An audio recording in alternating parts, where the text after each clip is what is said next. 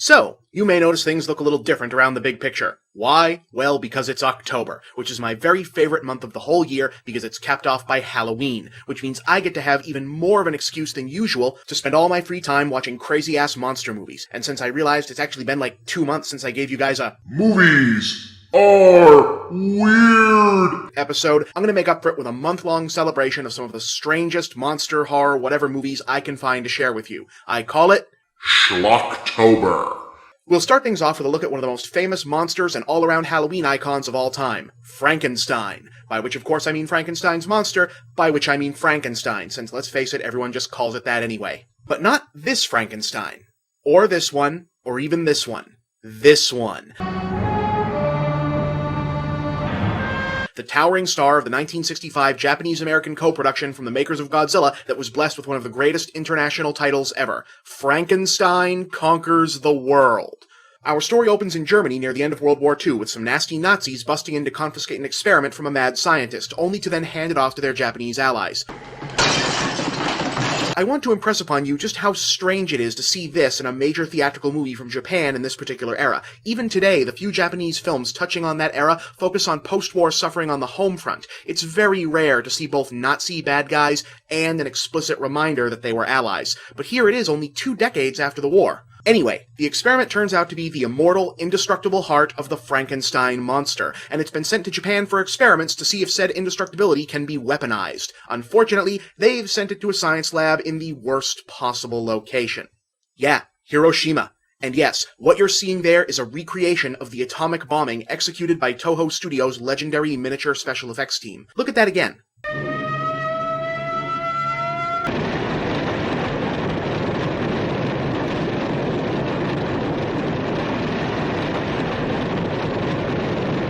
Hiroshima was always in the subtext of Toho's giant monster movies, but this is the first one where it was an explicit cause and effect. I mean, holy crap! This was only 20 years after the actual bombing. Can you imagine what it must have been like to have to stage and build that scene for a Japanese special effects team? I mean, having to reconstruct the buildings, to get the fire to look right, and looking up the reference photos. Yikes, that must have been some heavy stuff. Anyway, 20 years later, an American doctor played by Nick Adams, who made a bunch of Japanese monster movies a few years before tragically dying young, discovers a radiation-resistant feral child who allegedly appeared out of nowhere in the ruins of Hiroshima. You guessed it, the atomic bomb caused the heart to generate a new body. And if you're wondering how that works, since the original monster was made of a bunch of different bodies, stop being a party pooper. The radiation actually just keeps making Frankenstein, they just kind of start calling him that, grow bigger until he's a full-scale giant, because that's what Toho does, okay? And soon enough, he's crashing through the city, fighting with the army, trashing the countryside, and, messing with a party cruise for some reason.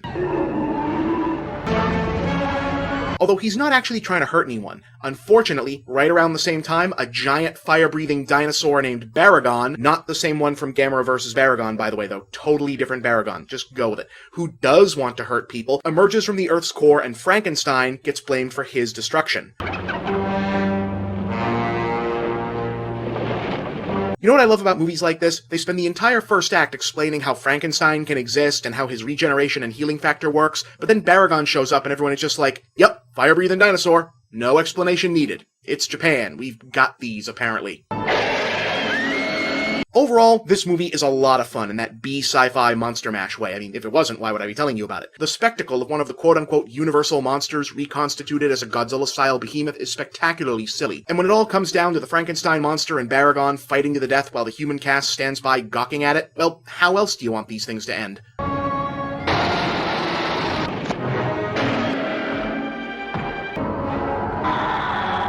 Actually, this particular movie doesn't really have much in the way of a proper definitive ending. Everyone finally sees the two monsters together, realize Frankenstein wasn't the evil one, Frankenstein wrestles Baragon to death, and then a totally unexplained earthquake sucks them both down into the abyss.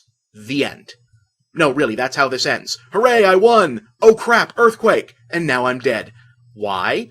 Well, funny story. See, an American company was actually putting up part of the money for this, and they were so in love with the giant octopus scene from Toho's earlier movie King Kong vs. Godzilla that they insisted that this movie end with a scene where another giant octopus shows up, out of nowhere, with no previous mention of it, on land, and drag Frankenstein out to sea.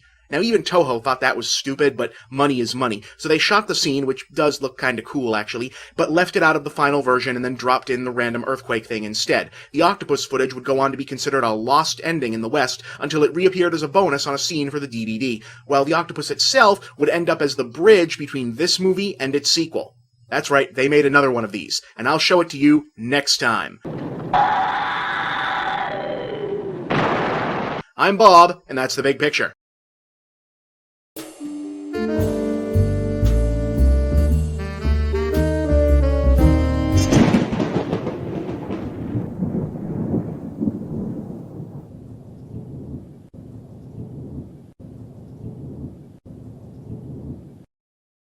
Last week, I introduced you to 1965's Frankenstein Conquers the World, in which the Frankenstein monster's immortal heart is shipped to World War II-era Japan, where the atomic bombing of Hiroshima causes it to regenerate the monster in giant size. After rampaging through the countryside and doing battle with the evil dinosaur Baragon, Frankenstein met his end in the form of a sudden, unexplained earthquake, or, in an alternate version, an even more sudden, equally unexplained giant octopus. The end? Of course not, it's a monster movie, and besides, the entire plot hinged on Frankenstein's Wolverine-level healing factor. The story picks back up 1 year later in Frankenstein no Kaiju Sandatai Gaira, which is literally translated as Frankenstein's Monsters Sanda vs. Gaira in English. But since this one didn't get released in the US until 5 years after it had been made and 6 years after its predecessor had been largely forgotten by most Western moviegoers, although it was such a massive hit in Germany that German translators just started calling every Japanese monster movie Frankenstein after that, it was redubbed to remove references to the original film and given yet another gloriously overblown title. War of the Gargantuas. As our story opens, a Japanese fishing vessel is attacked by, yep, that same damn giant octopus again. Hell, they built it, they're gonna film it.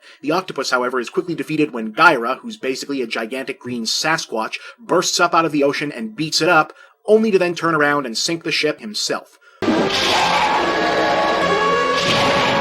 This is another part of the running subtext of Japanese giant monster or kaiju movies from this era. The monsters fight each other, but they often regard the humans in the middle of their battles either indifferently or with hostility. Some have speculated that this is partially representative of Japan's uneasy view of its own place in the post-war, post-imperial era, a small nation perpetually swept up in the Cold War clash of rising superpowers like Russia, China, and the United States. Anyway, the idea with Gaira is that some of whatever radioactive blood and cell tissue was left of the nigh-immortal Frankenstein monster from the previous movie has regenerated itself into a whole new creature. Except while Frankenstein was basically a misunderstood monster, Gaira is a nasty son of a gun who sets out destroying Japan and eating people pretty much the minute he gets to the mainland.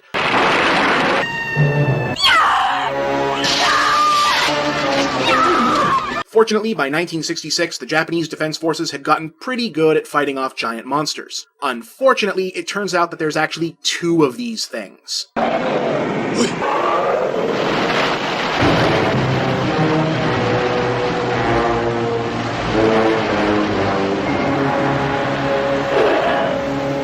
The brown one is called Sanda, and once he's pulled his green brother out of harm's way, things start to get complicated. We meet some scientists who claim they'd actually discovered and studied Sanda as a baby, but released him into the wild when he turned out not to be hostile to humans. In any other context, the idea that they either didn't tell anyone about this, or that they did and nobody really cared wouldn't make much sense. But since Baragon from the previous movie turned up in Godzilla movies later on, you kinda have to assume that this is happening in a universe where this sort of thing was happening in Japan every other week. In any case, Sanda, who, just so we're clear, also spawned from the remains of Frankenstein, is just looking to get him and his brother to safety, and since humans were nice to him back when, he doesn't want to hurt them either. He's the can't we all just get along monster. Gaira, on the other hand, really is just kind of a bastard, and when Sanda comes back to their campsite and finds out he's been eating people, they find themselves at something of an ethical impasse on the subject of peaceful coexistence versus predatory survivalism. But since the movie isn't called Polite Disagreement of the Gargantuas, said disagreement just gets bigger and bigger and bigger and bigger and bigger and bigger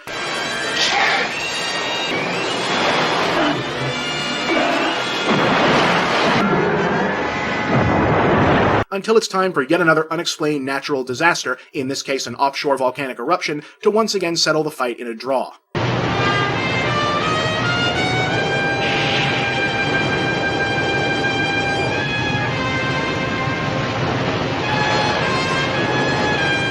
You know, it's sometimes easy for Toho's giant monster movies to blend together in one's mind, but several small details have helped War of the Gargantuas stand out as one of the cult classics of the genre. Aside from Frankenstein himself, who was more of an actor in makeup than a full-blown man-in-suit monster, Sanda and Guyver are the only Toho kaiju who have visible human eyes, allowing their actors to show a far greater range of expression that really adds to the already surreal effect of ostensibly human-shaped beings blown up to giant size. Also, and we're getting into some serious special effects geek territory here, the Gargantuas are only supposed to be about 98 feet tall, which is puny compared to Godzilla or Ghidorah, who are often said as being hundreds of feet tall. As such, the miniature buildings in this movie had to be a lot bigger and thus a lot more detailed than usual. As a result, the sets and especially the city destruction portions are some of the most striking that Toho ever put to film. This movie was out of print for a long time, but it was recently released on a double bill DVD with another classic Rodan and is well worth scooping up. Alright, 2 weeks down, 3 to go. Next week, Schlocktober comes back to America, and I show you what might happen if Beatrix Potter and Roland Emmerich made a baby. I'm Bob, and that's the big picture.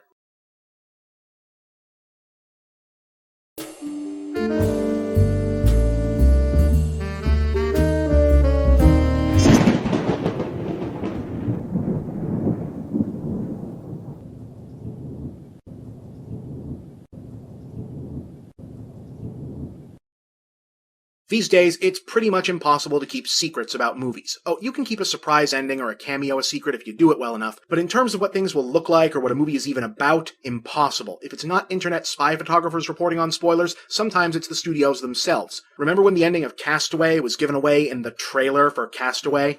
But it didn't used to be that way. Back in the day, the only thing you'd know about a movie going in was what the movie studio wanted you to know, which meant that if a studio knew they'd made a movie that nobody would want to see, they could pretty much just lie by keeping the bad parts out of the advertising. Case in point, here's the poster for 1972's Night of the Lepus. Pretty much all you can tell, unless of course you speak Latin, is that it's a scary movie probably about monsters. You've got people fleeing, you've got scary monster eyes in a dark cave, and you've got this amazingly ominous ad copy. How many eyes does horror have? How many times will terror strike? They were born that tragic moment when science made its great mistake. Now, from behind the shroud of night they come, a scuttling, shambling horde of creatures, destroying all in their path. Wow. Okay, I want to see that, right? And the trailer is more of the same. What is the terrifying mutant? We barely get a glimpse of the monsters, but we see lots of dead people, destruction, guns, scary eyeballs, and something busting up out of the ground. And look, legit famous actor people. Cowboy legend Rory Calhoun, Janet Leigh, holy shit, DeForest Kelly. Then you go to see the movie and learn almost immediately exactly what the Lepus is.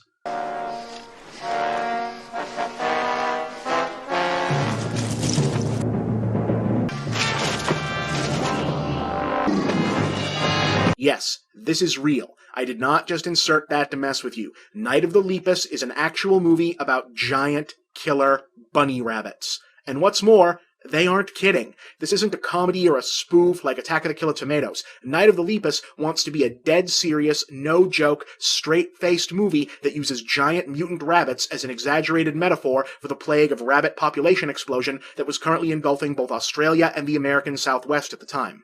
In fact, it actually purports to be based on an Australian sci-fi novel called Year of the Angry Rabbit by Russell Braddon. Except Braddon's book was actually a wicked political satire where giant rabbits were only one element of the mayhem. Lepus pretty much just takes the giant bunny concept and builds an allegedly serious monster on a rampage story around them. For those of you keeping track, that means this project went through the steps of buying the rights to the book, adapting the screenplay, greenlighting, casting, shooting, and at no point did anyone seem to have stopped and said, "Wait a minute, why the hell are we making this?"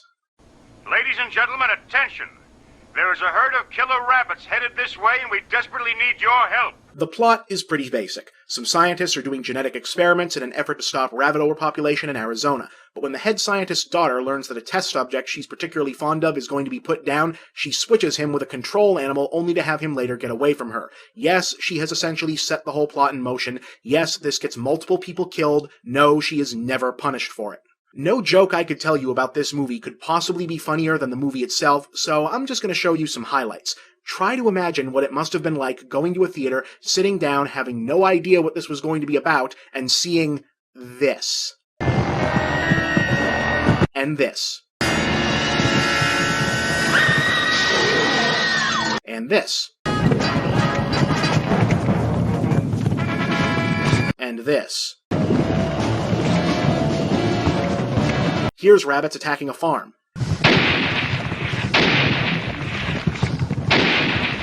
Here's giant rabbits that are not at all regular-sized rabbits crawling around in a dollhouse.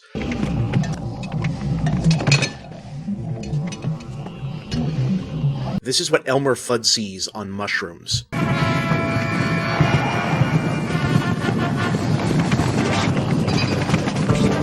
By now, you're noticing a basic problem here.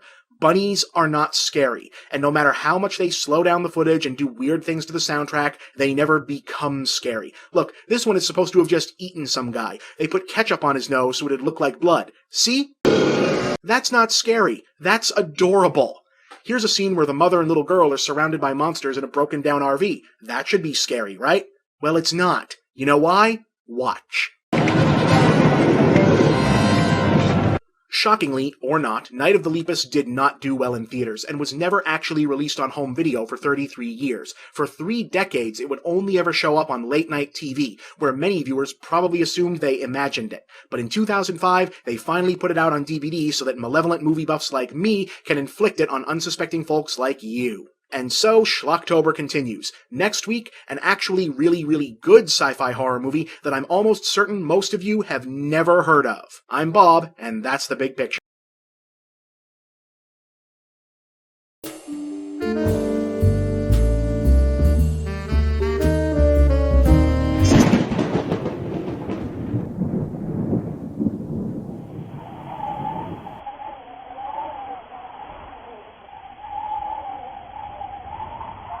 This week, I've got a movie most of you probably haven't seen and even fewer have even heard of, despite the fact that it was a big studio genre movie with a famous lead actress. Its title, Demon Seed. Released in 1977, Demon Seed is a sci-fi horror hybrid that tries to put a digital age spin on the rush of occult, haunting, and demonic possession movies that had been clogging up theaters in the wake of The Exorcist. A lot of movies, and at least one episode of The Simpsons, have tried to work this angle, i.e. having artificial intelligence standing in for supernatural being, but Demon Seed is probably the most interesting and definitely the weirdest. Holding the ignominious distinction of being one of 18 films based on a Dean Koontz book, and the much more noteworthy distinction of being the only good movie based on a Dean Koontz book. Unfortunately, hitting theaters right around the point where demonic attack craze was dying down in the same years Star Wars was shifting the sci-fi genre away from speculative future meditation and into a more fanciful direction, Demon Seed never quite got the recognition it deserved. But since now it's on DVD and I've got a web show, maybe we can change that.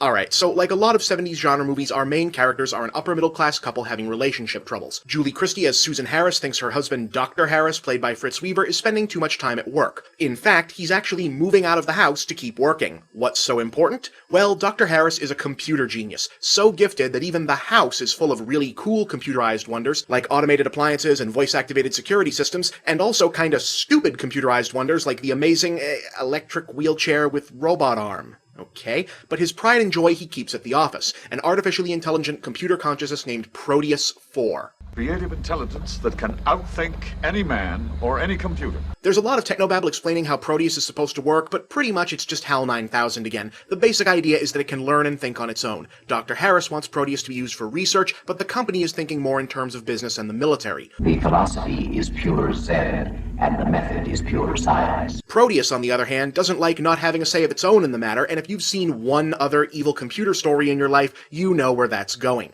Dr. Harris, when are you going to let me out of this box? So Proteus gets pissed that it's not allowed to access any of the laboratory terminals on its own, and instead downloads itself into the Harris home terminal and takes control of the automated security to hold Susan prisoner. For good measure, it also mounts a laser cannon on that stupid wheelchair bot and builds itself a mechanical monster to serve as watchdog. Geometry geeks, get ready to pee your pants.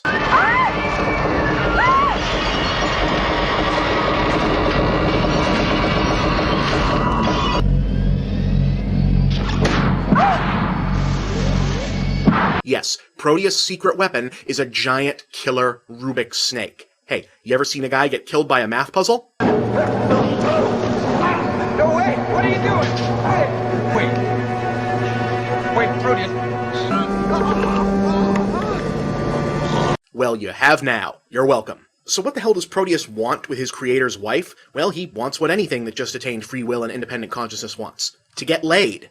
No, really. When you get right down to it, Demon Seed is a movie about a woman being imprisoned and sexually assaulted by her PC. Okay, it's not actually quite that lurid. What Proteus technically wants is a human body, and he sussed out the best way to do this is to imprint his programming on synthetic sperm and use Susan's womb to get the human side of the equation going, whether she likes it or not. So, yeah, maybe not quite as rape-esque as you'd imagine, but the whole sexual enslavement angle is where the film is aiming to get most of its creepy factor, and while it doesn't go quite as far as, say, The Entity, it's still all kinds of uncomfortable. By the time Dr. Harris figures out something is amiss and hurries home to stop Proteus, the computer's freak baby is already growing inside a weird-ass mechanical incubator. Susan wants to kill it, the husband wants to keep it and study it for science, and because, he's already been a grossly insensitive douchebag for the whole movie, so why stop now? They fight it out, and, well, I might as well just show you what happens.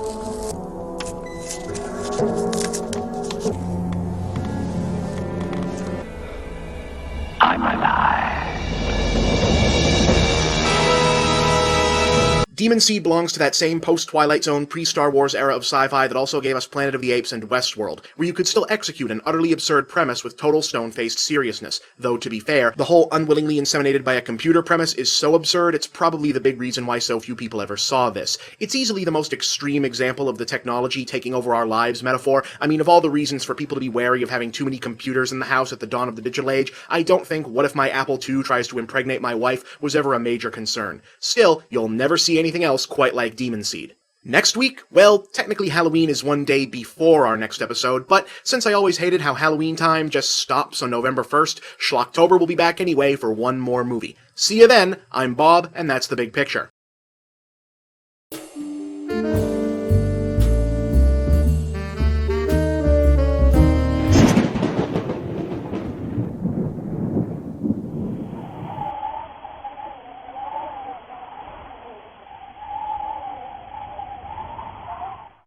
Yeah, I know, Halloween and the month of October ended yesterday. Well, so what? Ha! As though Movie Bob can be constrained by puny dates, or made unwilling to harsh his Halloween buzz by having to make an episode about something else over the weekend. I got one more weird-ass monster movie for you, so here we go. The problem with superhero movies is that the characters were often created as a reflection of their time. Superman is a personified champion of the New Deal, the X-Men were about the Civil Rights Movement, and so on. But by the time they get to the movies, much of the of-the-moment relevance has been lost to history. I mean, yeah, the Avengers is probably going to be awesome, but how much do these characters actually mean beyond just awesomeness in the current culture? I mean, just look at the world right now. Financial collapse, sketchy wars, obscene political corruption, environmental degradation, and a citizenry that's taken to the streets in anger over all of it. Where's the hero to react to that? Where's our champion for today's world? Ironically, he's almost 30 years in the past, 1984 to be exact, and yet somehow more relevant and every bit as entertaining as ever. May I present to you, the Toxic Avenger. Okay, here's how this happened. In the early 1980s, New York underground filmmaking fixture Lloyd Kaufman, the big boss of now legendary indie studio Troma, decided to shift focus from sex comedies to horror movies. The project Troma originally set about making was to be called Health Club Horror, a Friday the 13th style monster-stalking teenagers movie set in and around a fitness club but with a novel twist. In this movie, you'd be encouraged to root for the killer because the victims would all be bad people. In the story, a nerdy janitor named Melvin accidentally crashes out of a window while being harassed by the local gym bullies. Since this is taking place in fictional Tromaville, New Jersey, supposedly the toxic waste dumping capital of the world, it's almost inevitable that he falls into a vat of chemicals which cause him to mutate into a hideously deformed creature of superhuman size and strength, with one very interesting superpower. Melvin the monster can sense evil and is driven into fits of murderous rage in its presence. If you're a bad guy, he can just tell, and he's gonna you up. By the time the film was finished, Kaufman and company realized that what they'd ended up making was less of a horror movie than a sleazy, sick-minded, ultra-violent version of misfit superhero characters like the Hulk or the Thing. The film was retitled The Toxic Avenger and became a surprise cult hit in theaters and later on home video. In fact, it was so successful that despite being a cheap, depraved indie horror movie, it managed to spawn 2 direct sequels, with a third many years later, a Marvel comic book, and even that ultimate symbol of 80s pop culture success, an animated kids show with a line of action figures.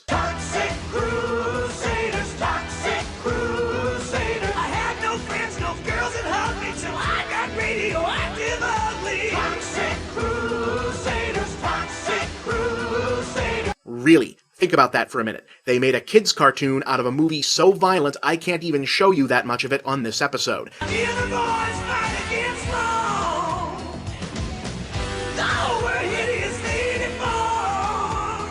That'd be like if today someone made a cartoon out of the human centipede and put it on the hub.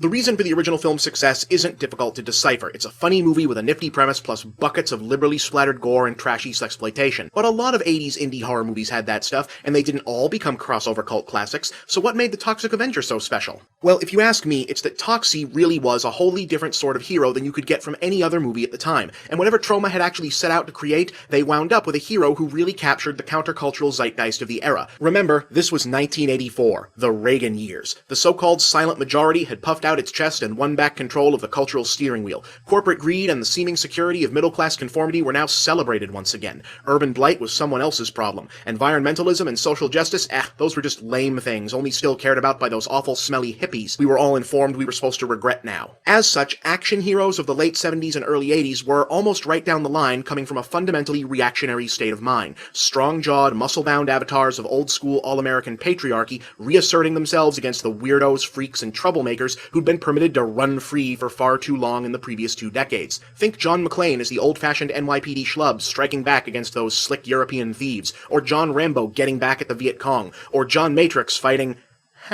awful lot of these guys were named John when you think about it.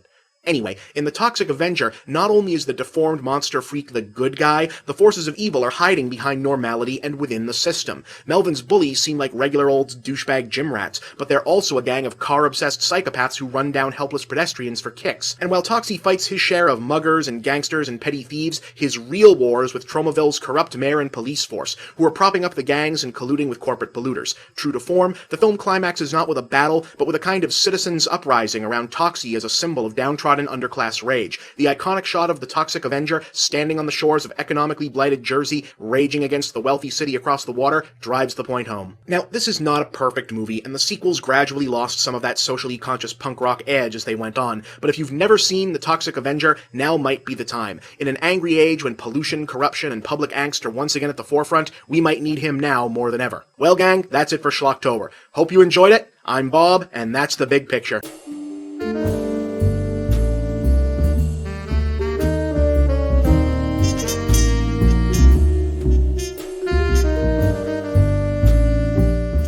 So, given that it's mid-September, you can probably surmise that I am currently in the process of assembling another collection of movies for Schlocktober. The culling process is always difficult because I end up with stuff I really want to showcase but maybe doesn't qualify for a full episode. Usually because what I want to talk about is some effect or more often some monster that's only one part of the film. That's where this week's show comes in. 5 movie monsters that just never scored the stardom of a Frankenstein or a Godzilla but deserve their time in the sun. These are Movie Bob's Forgotten Monsters! Number 5. The Baby from It's Alive. It's Alive is a movie that I think people know more by reputation than by actually watching it. It's the infamous first and best killer baby movie, and was considered to be in shockingly bad taste even in the cultural war zone of the 1970s, courtesy of subversive exploitation legend Larry Cohen. The premise, a seemingly normal middle-class couple's second child is inexplicably born with fangs, claws, and superhuman strength, and after massacring the entire delivery room staff at the hospital, save for its mother, the baby takes off on a feral rampage through suburban Los Angeles. What makes it memorable, even beyond the singularly creepy yet ridiculous image of the rarely seen monster itself, is that the film plays the scenario 100% straight. It also never fully reveals why the creature actually happened. The specter of environmental degradation is raised alongside nuclear power, and it's even subtly hinted that the fetus might have been aware that its parents had briefly considered terminating and developed its ferocity in self-defense. But the most unnerving suggestion is that it might not be a monster at all, but an early preview of what humanity will soon evolve into to survive in an increasingly dangerous world. The final scene still knocks me on my ass to this day. If you've never seen this, check it out. Number 4. Gezerah from Yog, Monster from Space. Okay, technically the Yog of the title is actually an energy force from space that possesses and enlarges common animals from Earth to do its bidding. The movie is actually called Space Amoeba in the original Japanese. Now, there's a giant turtle and a giant lobster in here too, but I'm all about the giant cuttlefish, Gezerah. I mean, just look at that thing. I think what I love best is you can see the poor guy wearing the suit has to move by shuffling like a kid playing the tree in a school play. Yeah, I know, he's unfathomably stupid looking, but you won't forget him anytime soon, I can promise you that. I mean, come on, admit it. You kinda want to see this movie now, which is actually one of the more interesting non-Godzilla monster productions to come out of Toho Studios. Number 3. The She-Creature from The She-Creature. For a time in the mid-1950s, there was this brief mainstream fascination with the idea of people supposedly regressing to past lives through hypnosis. The fad inspired a slew of trashy novels and cheap horror films, though this one was probably the most unique. An evil hypnotist uses his abilities to cause a young woman to regress, but instead of past lives, she dredges up past stages of evolution, which the hypnotist then brings into the physical world to kill people. Yeah, that thing looks like a stage of human evolution. It's mostly noteworthy for being one of the more interestingly designed monsters of the era. I mean, just look at that thing. It looks like it should be fighting Kamen Rider now, not chasing D-list actors around the drive-in 60 years ago. Number 2. The Stuff from The Stuff. Another great one from Larry Cohen. The monster in this one is Killer Gogurt, basically. Okay, actually, The Stuff is a horror satire about an ancient, primordial colony creature. Look, it's the Blob, okay? You get the idea. Whatever you want to call it, it has the ability to infect, control, and ultimately consume human bodies. And it's out to assimilate all of humanity via what turns out to be a pretty shrewd plan for a sentient goop monster, packaging and marketing itself as the next big thing in snack food. Mankind's only hope is a crusading corporate spy, played by a pre-Law and Order and pre-crazy person, Michael Moriarty. I'm honestly surprised no one has remade this yet. Number 1. The Mark Hamill bug from The Guyver. Yeah, I know, Guyver 2 Dark Hero is supposedly the better of the two live-action Guyver movies, because it's darker and serious and slightly closer in tone to the manga, and David Hayter is in it, but you know what else Guyver 2 was? Boring. Really, really boring. The first one is dumb, but they're both dumb. At least the first one has a sense of humor about itself, and you know what else Guyver 2 doesn't have? This, slightly compressed for time, scene of Mark Hamill transforming into a giant bug.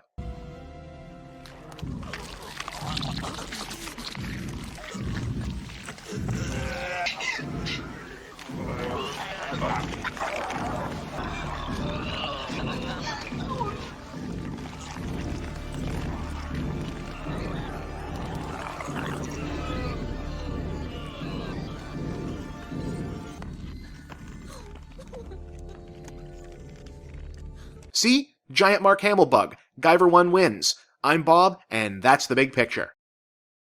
It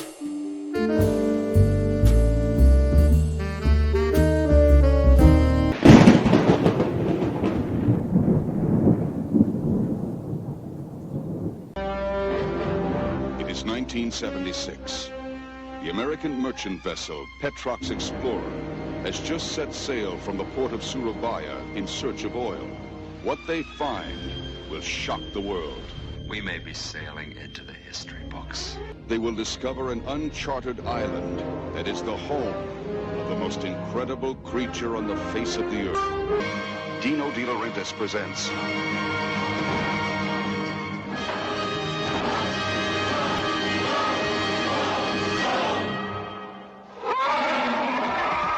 King Kong. Yes, friends, it's once again Schlocktober, the time of year when I put all other things on hold to bring you a month of obscure and or bizarre horror and monster movies because I want to, alright? And this year we kick off with arguably the king of movie monsters, Kong, the eighth wonder of the world. 1933's King Kong didn't necessarily start the 20th century's obsession with monster apes, but it definitely solidified it and turned Great Big Monkey into the referential touchstone of movie monsters for decades to come. There was a sequel, there were successors, there were rip-offs, but it wasn't until 1976 that someone just up and remade the thing. So goes the story, infamous Italian mega-producer Dino De Laurentiis had become fixated on topping Steven Spielberg's history-making hit Jaws, and somehow he concluded that the way to conquer the newest movie monster was to revive the most famous one, so he set about securing the remake rights to King Kong. What followed was one of the most notoriously bloated, out-of-control, gossip-fueled productions in Hollywood history. De Laurentiis and company went all out in grand 70s disaster movie fashion with a big cast, opulent sets, and an army of lawyers on a mission to enforce Universal Pictures' dubious claim to own the copyright to any associations of the name Kong with depictions of gorillas. Funny side note to that, Universal would ultimately lose that argument legally in 1982 when they sued the upstart American arm of a then little-known Japanese outfit called Nintendo for calling their new arcade game Donkey Kong. The American lawyer who successfully argued the case for Nintendo was rewarded with a $30,000 sailboat named Donkey Kong and exclusive worldwide rights to put that name on any other sailboats he might wish to own in the future. That lawyer's name was Kirby.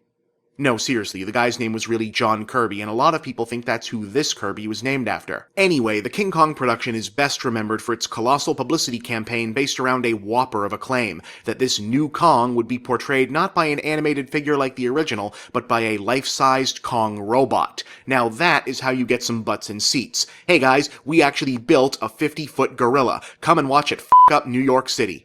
Unfortunately, they were kinda sorta playing fast and loose with a little white fib of... They were lying, pretty much. The giant mechanical Kong was really only built for a couple of stationary shots, barely functioned, and looked kinda terrible. The vast majority of Kong's performance is just rising star FX whiz Rick Baker stomping around in what is not one of his better gorilla suits on miniature sets, and the audience could pretty much tell. The film was still kind of a hit, but it quickly became more well remembered for the giant robot debacle, the publicity, and De Laurentiis' hyperbolic self-promotion. Some were expecting it to kick off renewed interest in the then-flagging giant monster genre, but outside some overseas cheapies, produced to cash in on the hype like China's Mighty Peking Man, Korea's Ape, aka Attack of the Giant Horny Gorilla, and Italy's Yeti Giant of the 20th Century, it didn't really pan out that way. At the time, even Kong's one-time rival Godzilla was on his last legs, though in a final irony, the US posters for his then swan song Godzilla vs. Megalon aimed to cash in on the new Kong by depicting its monsters also fighting atop the... Oh yeah, there's also that. One of the reasons you don't see this movie or its original poster around all that much lately is that since they'd opted to move the story to the present, it was decided that instead of recreating the Empire State Building scene from the original, the new Kong would climb the relatively new World Trade Center towers. And yeah, the whole big shootout helicopter fight just isn't as much fun to watch anymore. So that happened. To be frank, the movie just isn't very good. It's trying to be a big airport-style disaster movie with all the characters and human drama, but they're all so dull and underwritten it feels like an eternity until Kong shows up. Also, they opted not to try creating any dinosaurs for this version. Instead of a tyrannosaur, Kong just fights a snake, which means there's nothing else interesting for anyone to do on that island other than keep looking for Kong. You might be wondering why I chose to lead Schlocktober off with a mediocre movie I don't much care for. Well, it's because that backstory is kind of interesting, firstly, but mainly because I needed it as background context for our next two movies. Come back next week and find out what they are. I'm Bob, and that's the big picture.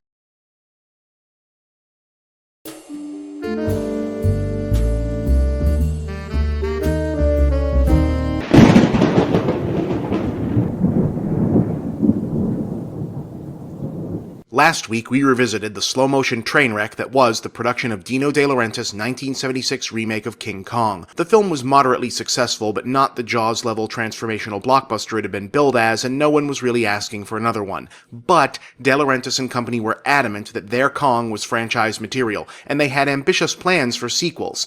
Except they didn't actually get one made until 1986 with a smaller budget but a bigger idea. This time, Kong would be the hero, and get the girl. They called the sequel King Kong Lives, which I guess is one way to get the whole wait, didn't King Kong die in the first one question out of the way. It turns out the fall didn't kill him, it just injured him badly enough to put him into a coma. Linda Hamilton has the human lead role as a doctor overseeing the operation of keeping Kong alive because science. Anyway, the project is running out of time because Kong's heart is failing, and while they've constructed a giant mechanical heart to replace it, he's going to need a blood transfusion to survive the surgery, which is problematic because as far as anyone knows, Kong is the only one of his species.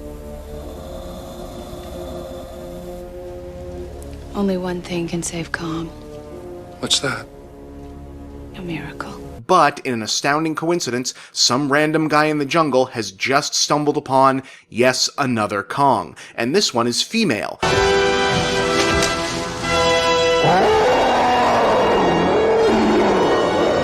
The movie calls her Lady Kong. Why not Queen Kong? Because that was already the title of a British Kong parody that Universal and De Laurentiis had sued to keep from opening stateside a few years ago. But yes, this is going where you think it is. King Kong Lives is a love story with giant monkeys. So, they fly Lady Kong to the States and set her up as King Kong's blood donor so they can commence with the operation. Just take it easy! You are dealing with a lady! And yes, if you're gonna make a movie about giant gorilla heart surgery, you might as well go for it.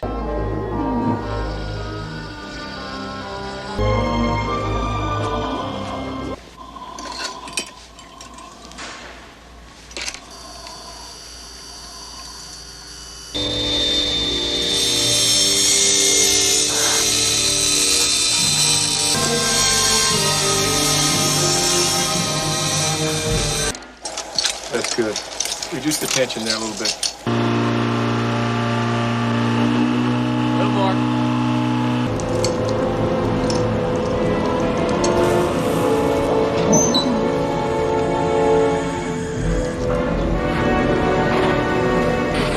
More suction. I've got it. Clamp that, please. Higher on the band. Leader clamp. See, wasn't that cool? Alright, at this point you kinda have to stop asking the movie to explain anything, but somehow the transfusion makes Kong and Lady Kong psychically linked, and Kong is in love. That horny son of a bitch. He smells a female a mile away.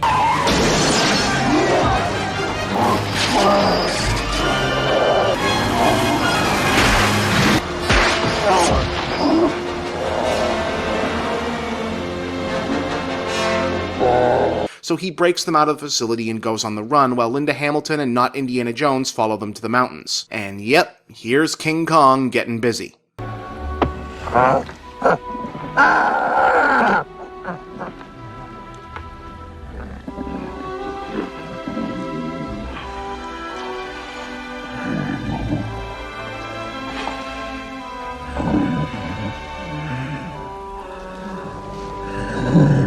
But then the mean army general, who will be our villain for the piece, shows up and tries to blow the pair away. They get separated and Lady Kong is captured, while Kong becomes the target of an organized hunting effort. Are those weapons loaded?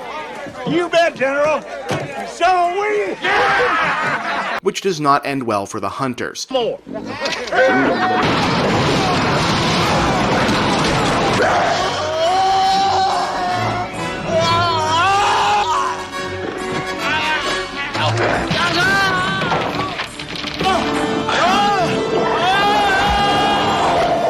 There's a ticking clock on all of this, by the way, in that Kong's artificial heart is unstable and Linda Hamilton is tracking its power levels, all of which is just so much setting the table for the big finale where Kong takes on the army to try and free his girlfriend, who's also pregnant, by the way. Fire!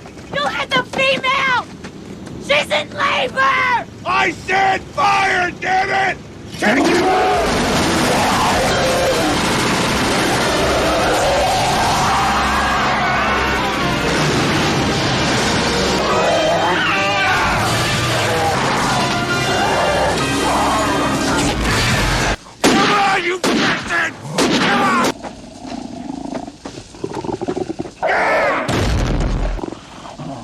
As our story ends, Kong saves the day but ends up biting it for real this time because of the stress on his heart, leaving Lady Kong and Son of Kong to book it for the jungle and sequels that would never come.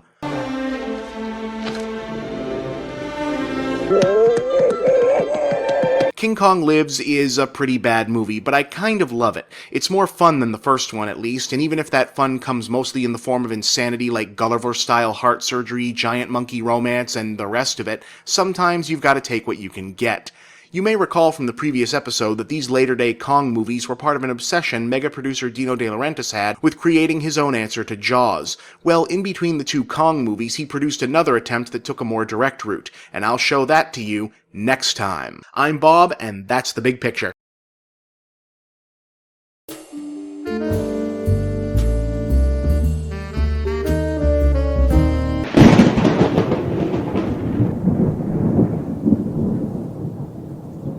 Schlocktober 2012's previous two movies covered the two King Kong films produced as part of Italian mega-producer Dino De Laurentiis' decade-long obsession with making a monster movie that was a bigger or at least equal smash to Steven Spielberg's Jaws. He wasn't the only person trying to do this, of course. There were a lot of crappy killer sea creature movies made in the late 70s for the same reason. And 1 year after the first of Dino's brand-name giant gorilla flicks debuted, he produced a straight-up Jaws imitator of his very own, Orca the Killer Whale, which, in my opinion, is both the best of the many Jaws clones and also kind of a genuinely good, if completely bonkers movie in its own right, taking what could have been the setup for a rote, generic animal rampage movie and pumping it up into a kind of epic operatic tragedy, in which this happens. I'm okay now!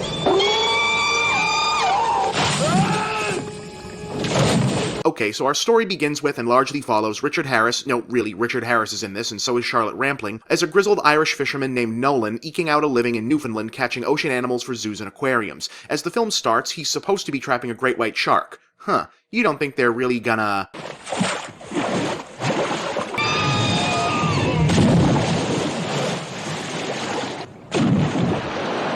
Jesus wanted us. Yup, Orca has just made the argument that it's better than Jaws because our fish can beat up your fish. There's only one creature in the world that could do that. A killer whale. What's weird about Orca is that it's a much more exploitation-style monster movie than Jaws was on a story level, but aesthetically it goes beyond looking and sounding serious to downright, well, highbrow. It features a lot of stunning nature footage of real orcas, and often set to one of the most haunting scores Ennio Morricone ever recorded. Seriously, a whole bunch of this movie looks and sounds like this.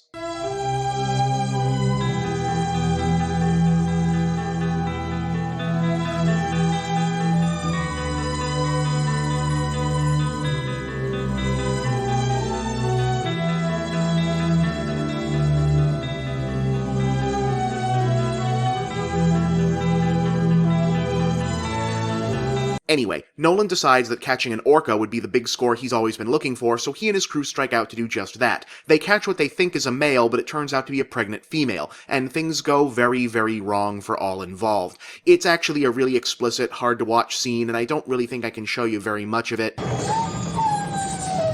She's losing so much blood.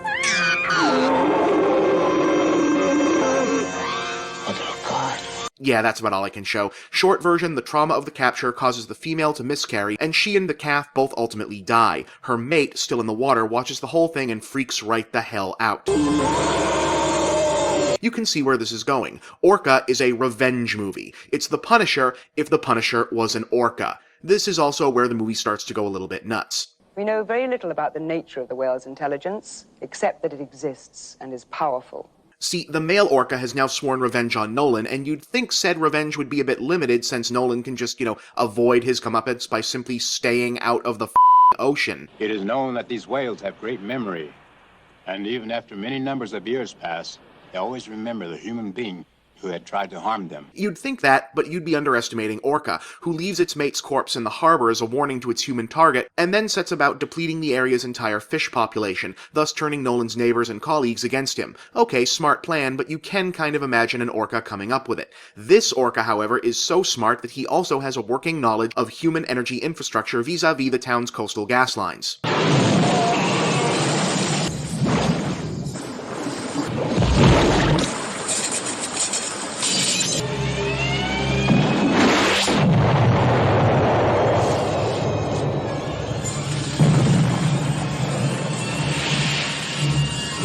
Yup, the Orca just blew up a building. This is a movie where that happens. Oh, and then Orca knocks down another building and bites off Bo Derek's leg.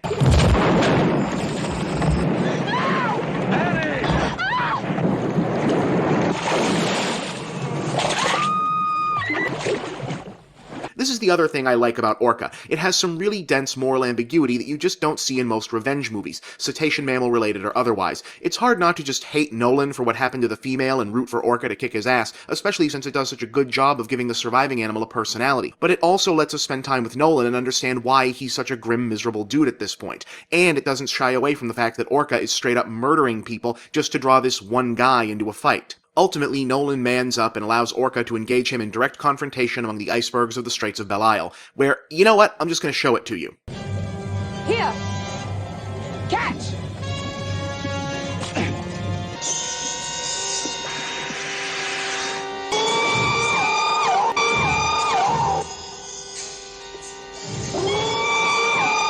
What in hell are you? Yeah. The movie really did just do the two mortal enemies stare down eyeball to eyeball close-up thing, with a guy versus a whale. What else can I say?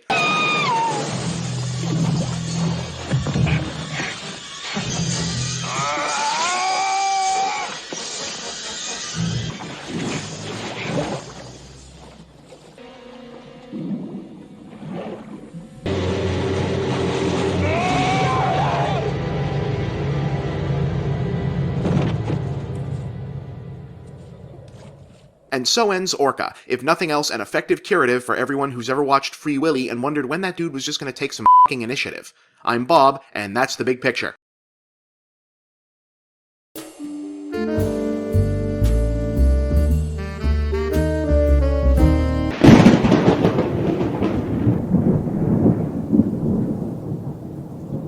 And Schlocktober 2012 rolls on. Some of you may have been wondering where the Schlocktober pumpkins went during last week's look at Orca. Well, funny story. Orcas are actually the natural enemy of the Cursubitaceae squash family. Yeah. So a lot of people don't realize that, since pumpkins don't tend to grow anywhere near where orcas tend to be, but when they do run into each other, let me tell you, they don't get along. So, yeah, that's what happened. Anyway, they're back now. Thus far, Schlocktober has been a little bigger this year than last year, with all 3 movies thus far being pretty well known and at least one of them being something of a major blockbuster in its time. Well, this week we're going obscure. Really obscure. If you've seen this before, hats off to you. 70 million years ago, the creatures known as dinosaurs mysteriously disappeared from the planet Earth. It was thought that they would never be seen again. But in the year 2000, the people of Earth were amazed and terrified by the greatest catastrophe ever known to mankind, the reappearance of the dinosaurs. The Earth is ours! Okay, some context is probably needed regarding Attack of the Super Monsters. In the early 80s, home video was almost as revolutionary as the internet would be a decade later. For the first time, you didn't have to watch something on TV's schedule, you could just push a button and start it up. Unfortunately, not everything you might have wanted to see was actually on video. This is why there were so many strange, cheap videos in the horror and children's section back then. Those audiences were starved for content, so you could release pretty much anything, especially if you could get it for cheap, like, say, a quickie import from Japan you could quickly dub and remarket however you wanted and turn a profit. For example, this was how American audiences first experienced Hayao Miyazaki's Nausicaa Valley of the Wind. Really.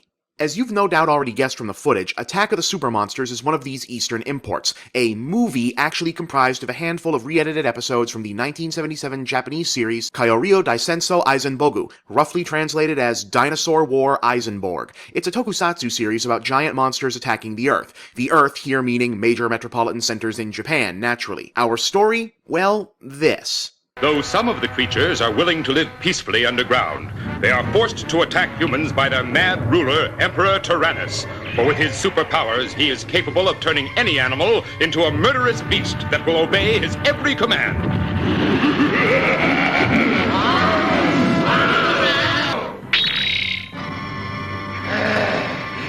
I obey!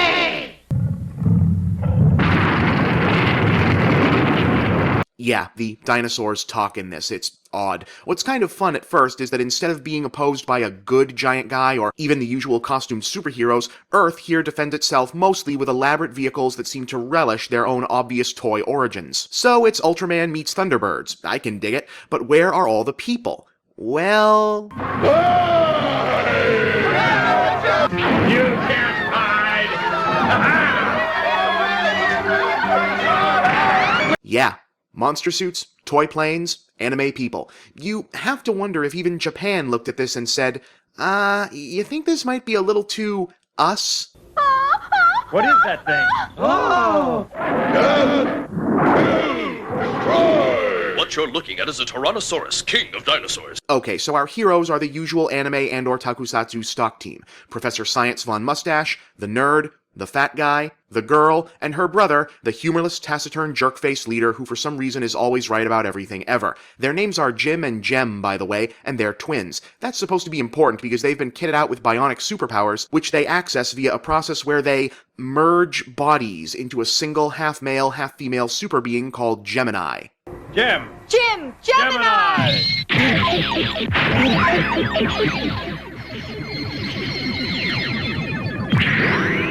Gemini! Okay, so that's kind of bizarre on its face, but is it just me, or does the fact that they're siblings make it just kind of icky? Like, ew. You know what I mean? Yeah. Little too intimate, kinda, is all I'm saying. Sorta gross. Anyway, fusing into borderline incestuous composite gender Superman only lasts for about 3.5 minutes, and for some reason also changes their plane into a 7-year-old's idea of a much more effective plane, and they invariably dispatch the monster of the day so efficiently you have to wonder why they didn't just do that in the first place. And since this is an episode compilation movie, you get to see this play out with very little variation about 4 more times before a brief non-ending. The only real notable moment being the one-time Gem kinda sorta stands up to Captain No Fun here. It was his fault. I don't appreciate your telling me what to do with my money or my blouse. You're too soft-hearted. I'm going to have to talk to Michael about this myself. Over my dead body, you will. Almost. Oh, you may be my brother, but I hate you. Stop it right now. I'm sorry, Jim, but we can't afford to be acting like spiteful children now. We have a job to do. But otherwise, it's a lot of this. Oh my gosh! The super monster known as Ashtaroth controls the rats with the vibrating hum of the armored plates on his back, causing them to become bloodthirsty fiends. You puny humans! You can't hurt me!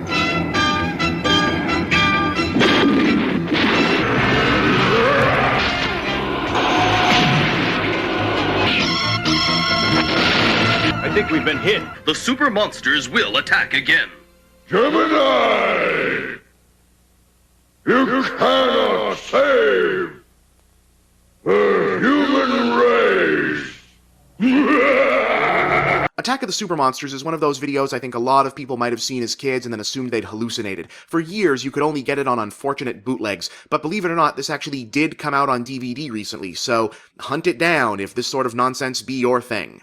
Next week on Schlocktober? Well, that would be telling. I'm Bob, and that's the big picture.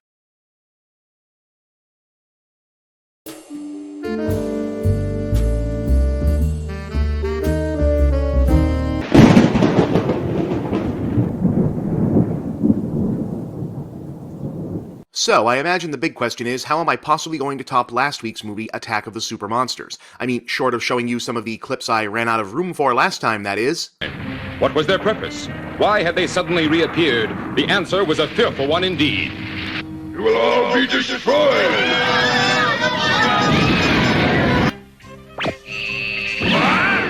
Then you will all die! I'm going to ram it and blow him to kingdom come. We'll be killed! You won't, my friend. Farewell. Whoa! Jerry! Nope, not gonna milk it. Could milk it, not gonna milk it.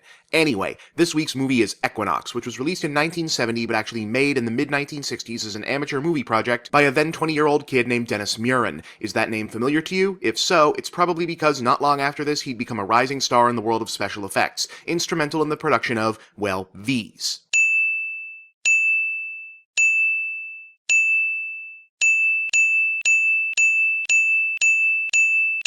Yeah, he's kind of important. But back then, like so many others, he was just a young guy who'd grown up obsessed with old sci-fi and monster movies, part of the nationwide army of pre-digital movie geeks united by fanzines like Famous Monsters, which really did function like a pre-internet internet in terms of networking. And in 1965, he and some of his like-minded pals, including Jim Danforth and David Allen, started making a $6,500 homegrown monster movie called The Equinox, A Journey into the Supernatural. Our story, a pair of college-age couples go exploring in the woods and find a mysterious book, the reading of which appears to open a gateway to another dimension and flood the area with various monsters. And yes, that's very much the same basic story as the much better known Evil Dead, made under very similar circumstances about 15 years later. There's some confusion as to how aware the makers of Evil Dead were of the relatively obscure Equinox at the time, but other than the setup, they aren't terribly similar. Actually, plot is kind of being charitable with Equinox anyway. It plays like exactly what it is, a fan film, a bunch of young folks making a movie in tribute to the movies that had inspired them. In this case, it's a Ray Harryhausen monster flick on a budget, functioning mostly as a test reel for special effects techniques they'd been studying all those years. There's a big King Kong type guy.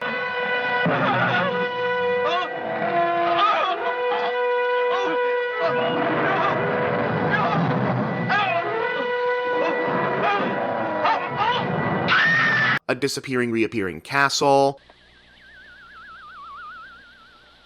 What's a castle doing in this area? An octopus that tears up a cabin.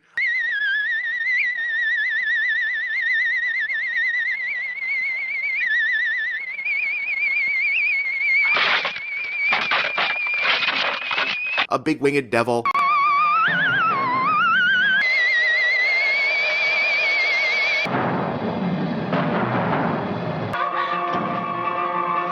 And even a giant.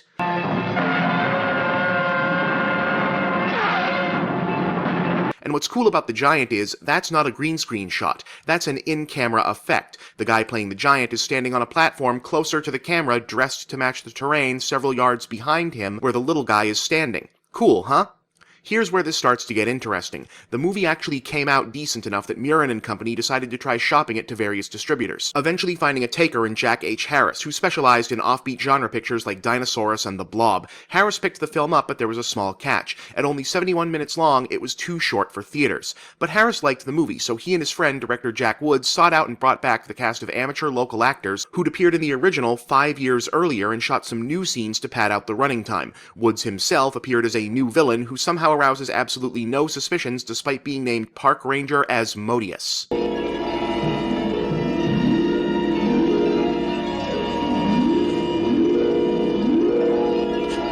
The reshoots make the movie pretty strange, honestly, a weird mix of more innocent 60s monster fandom and more lurid, aggressive early 70s satanic horror aesthetics. But the monster movie stuff was still a lot of fun, and it earned the film a proper place as a late-night TV staple throughout the 70s. In the 80s, it was re-released to home video as The Beast, but after that it pretty much disappeared from the cultural radar save for magazine articles and documentaries about its creators, who'd all gone on to make big names for themselves. David Allen went on to become one of the industry's top stop-motion animators, while Jim Danforth became protege to his idol Ray Harryhausen and a sought-after creator of matte paintings. But in 2006, specialty DVD outfit par excellence The Criterion Collection brought the film out of mothballs for a lavish 2-disc set that included interviews, commentaries, retrospectives, and for the first time ever, the original uncut 1967 version of the film, which for the record is the better one. Definitely worth seeking out for fans of obscure early work of present-day legends.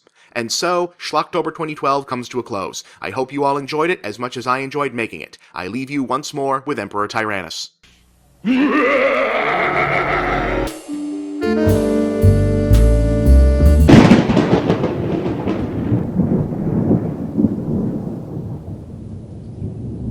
It's autumn at the Escapist, and that means Schlocktober returns. And no discussion of schlock filmmaking would be complete without talking about infamous B-movie mega-producer Charles Band and Full Moon, the direct-to-video powerhouse of the 80s and 90s that he tried to turn into the independent film version of Marvel Comics, complete with direct merchandising and movie-to-movie continuity. And it might even have worked if the internet fandom-generating machine had existed at the time, and also if the vast majority of movies they ended up putting out weren't, well, not very good. I could probably get several episodes out of the history of Full Moon, but Schlocktober is about movies. So let's talk about my favorite Charles Band Full Moon movie franchise, which also happens to be the most successful and enduring thing pretty much everyone involved ever put out. Puppet Master, a movie series that has spawned something like 10 sequels to date, depending on how you count. The original Puppet Master from 1989 is a weird animal. It almost feels like they wanted to make a haunted house movie, but monsters would be cheaper than ghosts, small monsters would be cheaper than big monsters, and small monsters that were supposed to look like puppets would be cheaper than convincing ones. I don't know if that was the case, but that's kind of what it looks like. Anyway, the movie is set in a coastal hotel and opens in 1939 with a mysterious Geppetto-like marionette maker named Andre Toulon doing his thing, which happens to be making puppets that he can somehow bring to life. A pair of Nazi spies show up looking for him, apparently because Hitler wants to weaponize whatever magic Toulon is using, but the Puppet Master hides his creation in the walls and commits suicide, apparently taking his magic to the grave. 50 years later, a group of psychic investigators converge on the hotel to look into its supposedly haunted history, but really it's because one of them is evil and wants to find Toulon's secret to use it to become immortal. But the puppets are still there, and they get out and kill everybody. That's kind of it. Look, it's just not a very good movie, honestly.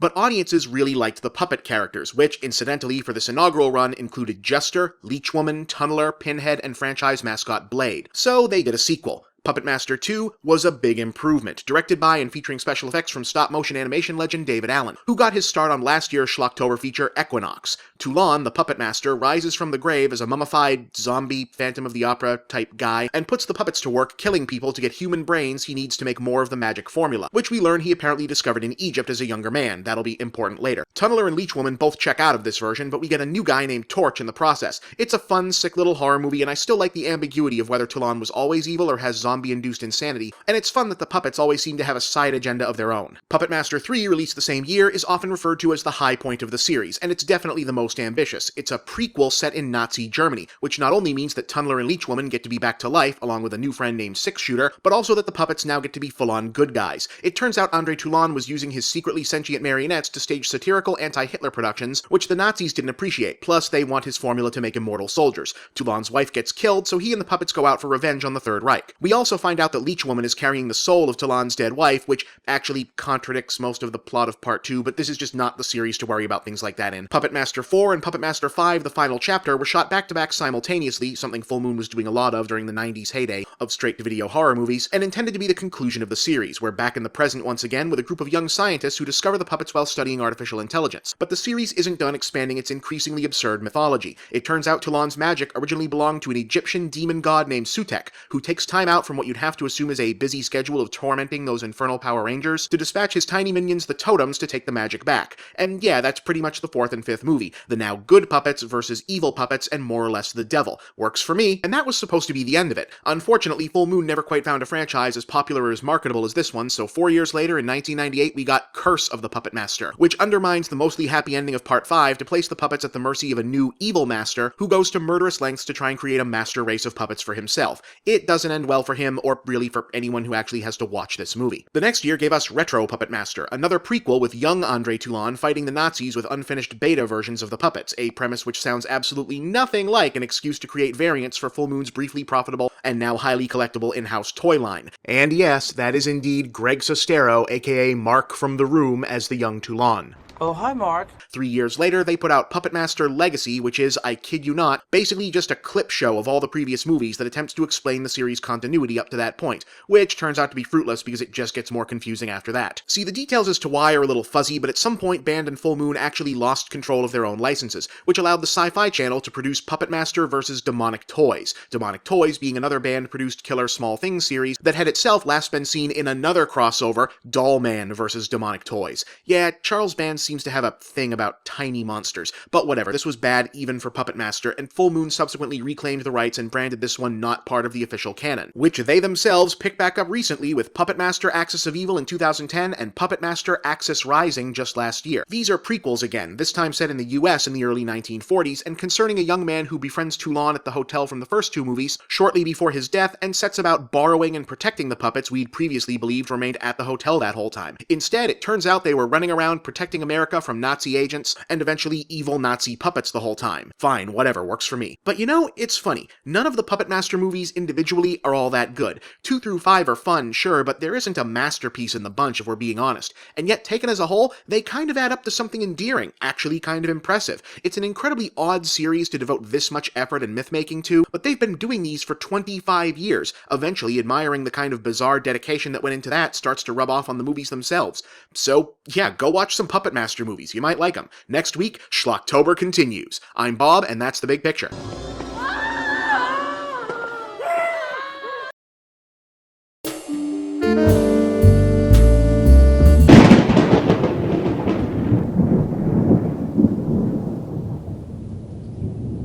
This year, Schlocktober happens to coincide with the arrival of a new season of The Walking Dead. The cultural phenomenon wherein a comic that was really, really okay became an AMC TV series that is also really, really okay. The series has been lauded by some for its richly developed characters and admirable sense of scope given the limitations of a television budget, but criticized by others for supposedly skimping on zombie action. That's the funny thing about zombies as monsters, though. They work as a threat you can put in the background while focusing on human drama, because once you've seen them, you've kind of seen them. Also, they just aren't the scariest monster by design. They just aren't, I'm sorry. The idea behind a zombie is creepy, and they're often gross looking, but they don't have the immediate credible threat thing happening like a werewolf or the alien or whatever. I mean, unless there's a lot of them, or if you goose them up with enough extra bits or implausible speed that they aren't really zombies anymore, but that's a whole other show. That might be why one of the places they've turned out to work best is in horror comedies. They're kind of silly in their fundamental conception to begin with, and they're an easy shorthand for grotesque parody of humanity just by standing around. Of course, today everyone's go-to zombie comedy is Shaun of the Dead, or maybe Fido if we're being too cool for school, but way before any of our recent zomcoms, the Asian cinema market was digging a 1998 Gore and Gags underground hit from director Wilson Yip called Bio-Zombie.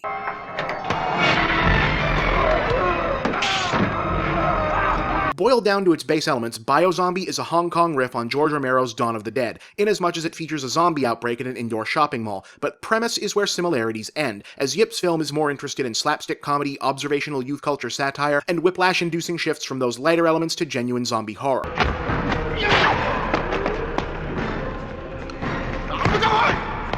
Zombie and zombie-esque movies have often been a place for young auteurs to prove their mettle, like Sam Raimi or Peter Jackson, and Yip followed suit. Bio-Zombie was his first significant hit, and 1 year later he directed Bullets Over Summer, which launched a dramatic career, that now includes several high-profile collaborations with Donnie Yen. Amusingly, Bio-Zombie also functions as a time capsule of Hong Kong youth culture just after the 97 handover. For example, apparently the Game Boy camera was a bigger deal there than in the West.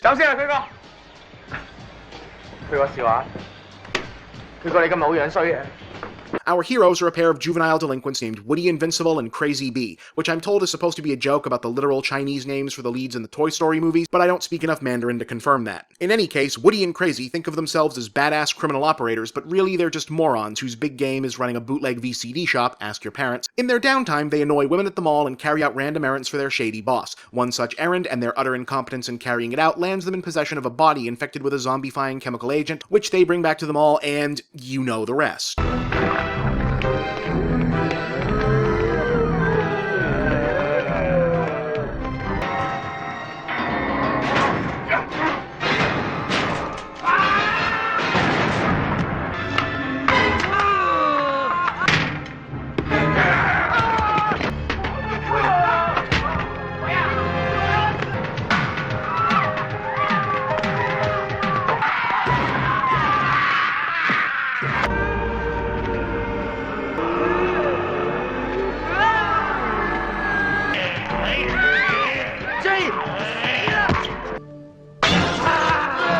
What's interesting about Biozombie is, despite how wild it eventually goes with its undead slaughterfest, how oddly restrained it is beforehand. This was likely more a function of budget than pure dramatic inspiration. A non-stop gorefest in the vein of Planet Terror would almost certainly be outside the economic realities of low-budget, late-90s Hong Kong filmmaking, after all. But whatever the cause, the film takes its time getting to the showpiece stuff. Almost the first full half of the movie is just a day-in-the-life comedy about Hong Kong youth. And as a result, we actually get to know our otherwise stock zombie movie protagonists, including Woody, Crazy, two girls named Jelly and Roll, a dweeby food court sushi clerk, and a bickering husband and wife combo, before all the fighting starts.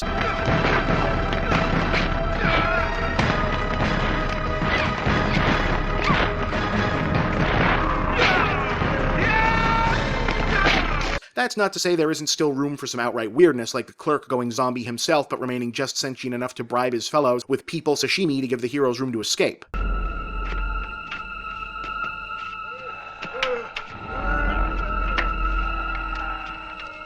It's also interesting, at least to me, to see the familiar zombie scenario play out in a non-Western and indeed non-American setting. Most zombie flicks aping the American model tend to devolve into gunfight generators, because the American mindset can turn pretty much any crisis scenario into a gunfight generator. But in Biozombie, it's mostly about finding a way to escape the encroaching horde with whatever hand-to-hand weaponry they can grab, which makes for a different kind of battle and allows for this fun, then topical House of the Dead reference. Love you!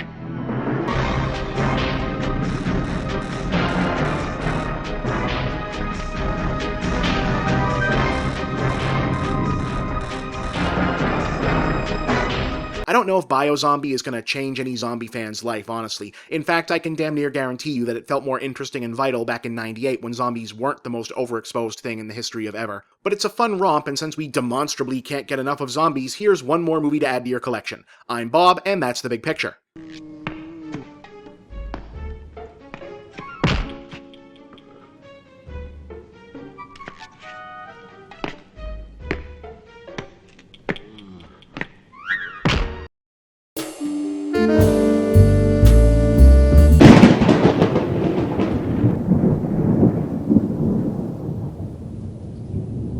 Zombies. Are you sick of them yet? The Walking Dead started its 4th season this past weekend, and it feels like every other week is bringing us some new movie, book, comic, or video game featuring reanimated corpses as the main antagonist. Zombies seem to speak uniquely to the early 21st century zeitgeist. After all, in a world paradoxically seeming to grow more crowded as we get less dependent on population size for basic mutual needs, what's scarier than being surrounded by endless waves of other people? Plus, they let us work out the age-old colonial/expansionist fantasy of overcoming the savage horde without being, racist about it. So there's that. Hard to believe, then, that only 3 decades ago, during what many consider the last great period for Western horror filmmaking no less, zombies were kind of considered passé. Oh, they turned up. I mean, technically Jason Voorhees has been a zombie since Jason Lives, but back then it was ghosts, slashers, demons, and straight-up monsters time to shine for the most part. On the plus side, that meant when the 80s did deliver a zombie movie, it was often a pretty unique one. Case in point... Remember the good old days when guns killed people? You're just jealous, that's all.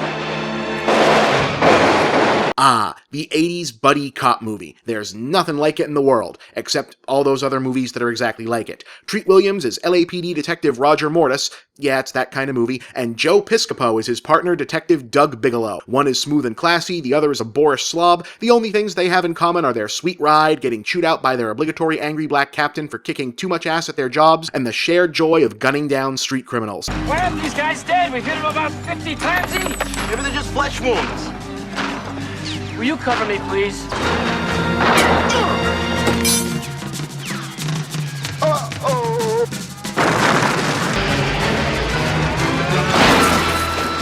As our story begins, their current case involving a string of armed robberies has hit an interesting snag. 2 of the perps they just sent to the morgue had already been there. The investigation leads to a shady pharmaceutical company that seems to have developed a machine for reanimating dead tissue, which they surmise is being used by somebody to create zombie criminals.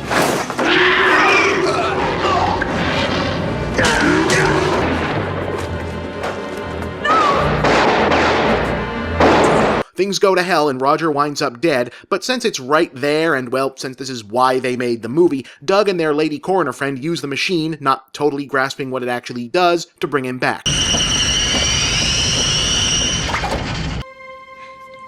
You're alive. Of course I'm alive. Oh my God. What is it? I'm not getting a heartbeat. And so we have our premise. Roger is now a zombie cop out to solve his own murder. Hey, you're hurt.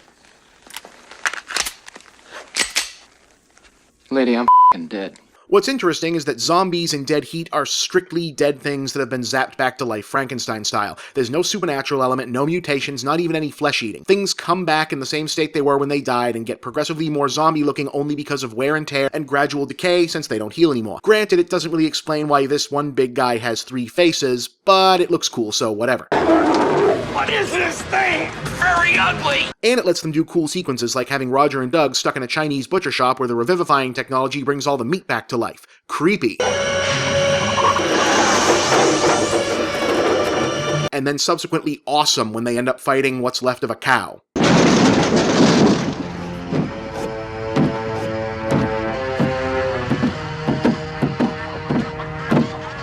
How do you fight this thing? Maybe we could drown it in A1 sauce. Oh no. Also fun, Roger doesn't really get all existential about the situation for very long. I mean, he freaks out a little bit,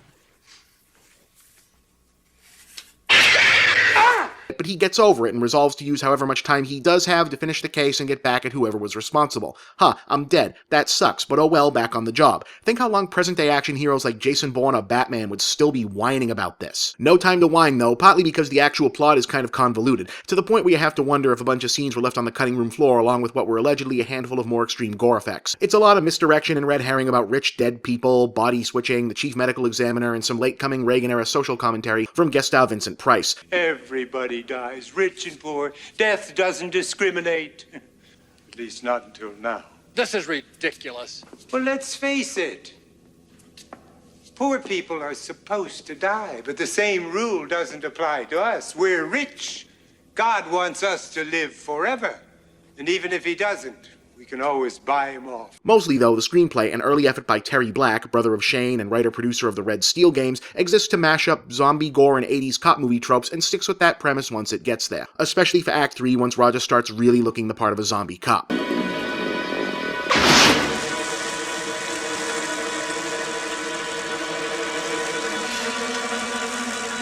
Jesus H. Detective Mortis, homicide.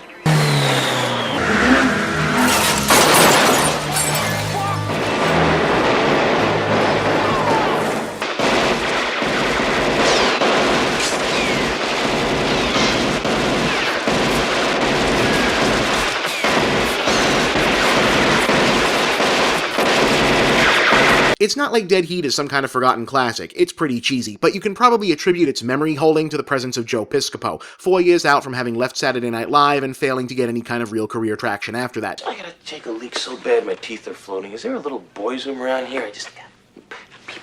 Well, whatever. 1988's loss can be your gain, since Dead Heat is yet another obscure minor gem just waiting to be rediscovered, even if the only parts that'll really stick with you are the gore and the walking cow carcass. I'm sorry, Roger. Please forgive me.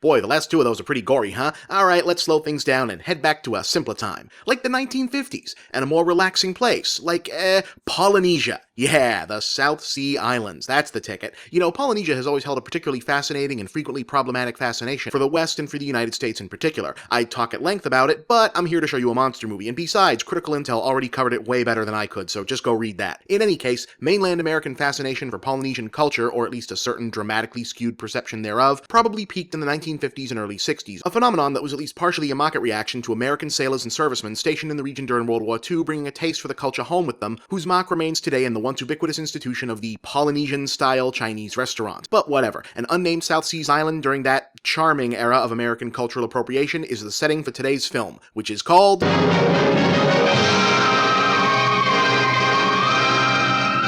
Yeah, one of these. We cold open on somebody in Hollywood's idea of an island tribe carrying out the execution of the tribe's now former prince, wrongly accused of having killed his father, the now former chief. What's the beef about?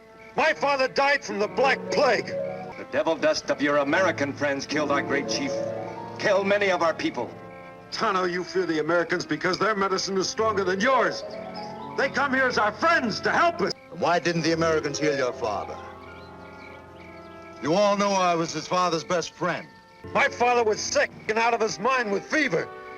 Tano gave him the poison because you wanted to become the new chief. Yes, the guys who are for some reason suspicious about Western interlopers into their lands are the bad guys. Boy, you really do forget just how long ago the 50s actually were, huh? Anyway, the prince swears vengeance. You can kill my body, but my spirit will never die. In death, I will be stronger than you in life. But they kill him anyway and bury him. That's a pretty dark opening. Even the dude's wife sells him out. Tell them the truth. That Tana and Morocco gave him the evil medicine that killed him. What medicine, my husband? That's cold. With that now in place, let's meet our heroes, which, since this is 1957, means let's meet our white people, a group of American scientists who pretty much just hang around being huge douchebags about stuff. Islands of romance, islands of beauty. How come they never talk about the malaria and the jungle rot, the fever and the heat, the stupid blind ignorance and those drums? I'll tell you who poisons their simple minds. It's Tano, their witch doctor. He's afraid of losing his patients to modern medicine. Wants to keep them steeped in their centuries-old superstitions. Why did I have to fall in love with a dedicated female scientist? She considers marriage some kind of prison. What do you expect from a pretty girl a few years out of med college? Wow. You know, other times you forget how not that long ago the 50s actually were. Yikes. What are they supposedly doing on this island? You mean they were peaceful enough until they dropped that atom bomb on the Nogassa Atoll? 1,500 miles from here. Who would have thought that a freak typhoon could come from out of nowhere and wreck all calculations? Well, the facts remain that the atomic fallout landed here, and that we trusty scientists from the International Foundation came running with our little Geiger counters to investigate. And what did we find? Plague. That's what's killing off the natives. It's not the fallout. Convoluted! If that was supposed to be funny and not just bending over backwards to make sure this could be about the atomic age and still have these be the unquestioned heroes, it'd be funny. But let's get down to the good stuff. The prince makes good on his "if you strike me down" boast, but all he manages to do is make a ridiculous-looking tree grow out of his grave. The natives think there's something obviously fishy about the tree having the executioner's knife still sticking out of its trunk, but our hero's reaction is, hey, you know what'd be fun? Let's dig it up and inject it with radioactive chemicals. Look, why keep this freak of nature alive? Your interest in it is morbid. Bill, it's purely scientific. And if you weren't so concerned with your natives and their silly taboos, you'd be helping us, not standing by doing nothing. And so the embodiment of tribal vengeance shudders to life as Tabunga.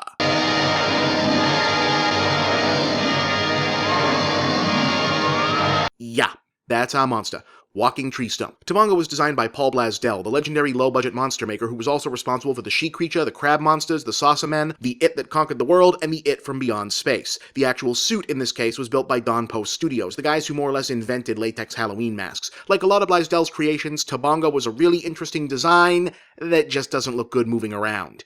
At all.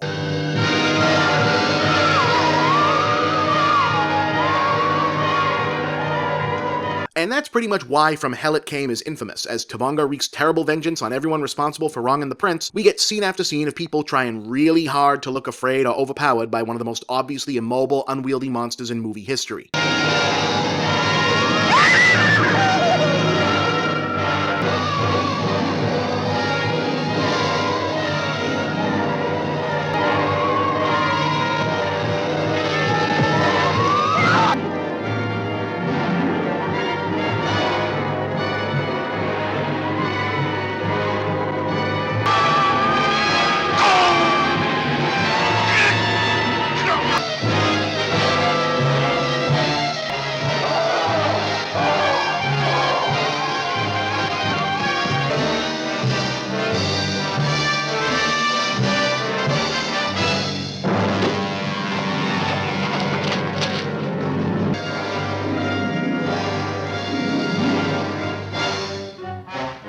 It's especially funny at the climax, once they've sussed out that Tabunga's weak spot might be that giant f***ing knife sticking out of its chest. Clearly, even Stephen Hawking would have no difficulty just rolling up and nudging the damn thing in there, but since we're pretending this thing is supposedly too deadly to approach, they opt to do it with a rifle.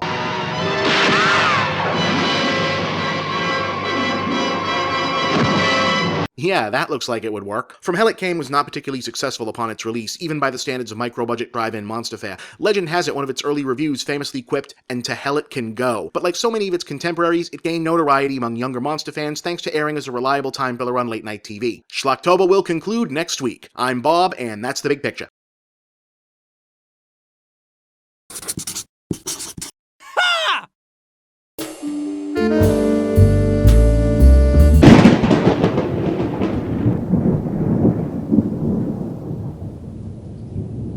When it comes to the legends of schlock cinema, there are names everybody knows. At this point, most casual film buffs can name-check Roger Corman and Ed Wood, Mystery Science Theater fans are aware of the iconoclastic Coleman Francis, and vintage erotica fans still celebrate the career of one Doris Wishman. But one name that often gets overlooked is Al Adamson, who was probably the last of the great drive-in hucksters, and whose 1963 to 1985 career nicely bridged the gap between the Sam Arkoff and Jason Voorhees eras of low-budget indie genre movies. Adamson directed and/or produced a slew of films with titles like Dracula vs. Frankenstein, The Blood of Ghastly Horror, Psycho a Go-Go, and Blazing Stewardesses, but he also had a canny eye for undiscovered gems, aka unlikely potential profits in his own right, and in 1970 he thought he'd hit pay dirt when he happened upon the purchase of rights to a bizarre 1956 feature from the Philippines called Tagani.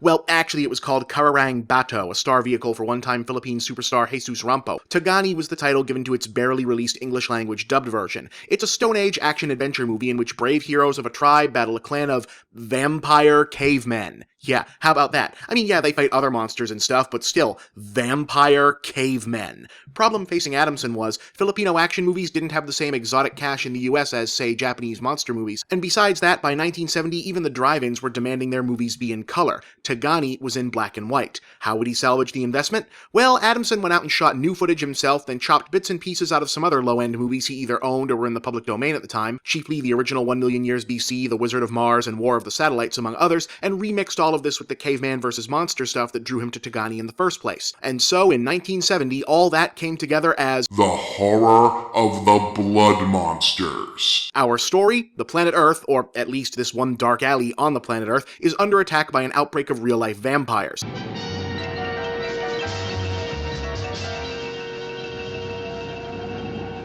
Somehow, NASA has determined that vampirism actually originated from a recently discovered far-off planet, and has dispatched an astronaut team led by the legendary but now very, very tired John Carradine to investigate and neutralize the bloodsucker threat. Oh, and it's actually never spelled out that this is why they're going to the planet, since the vampire outbreak thing doesn't really come up again, and it feels like maybe the vampires on Earth were like a last-minute addition among all the other last-minute additions, but you know what? It still makes more sense than Prometheus did. The infected blood of the vampire was carried to Earth millions of years ago by the Tibetan vampire men of a distant galaxy far beyond this solar system. Oh, and because drive-ins were also demanding sex scenes, one of the NASA guys borrows some technology to take home and mess around with his lady friend. And, blue. Right now, I'd like some relaxation. In any color.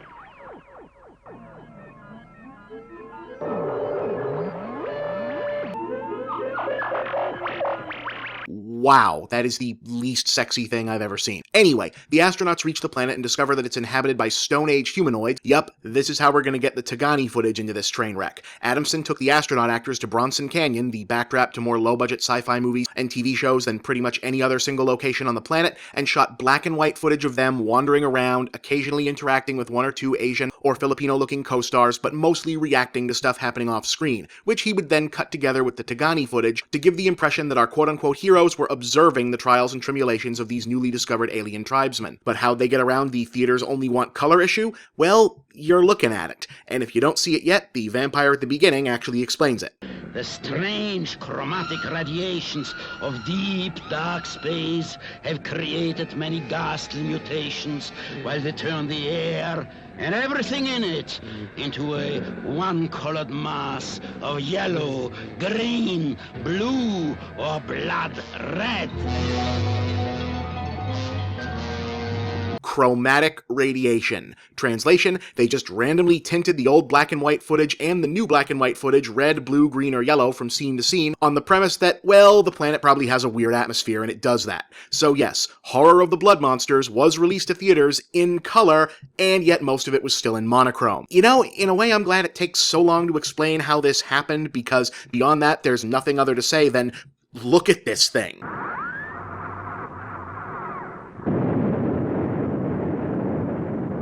Are you seeing this? They look like some kind of prehistoric monsters. Seriously, are you seeing this?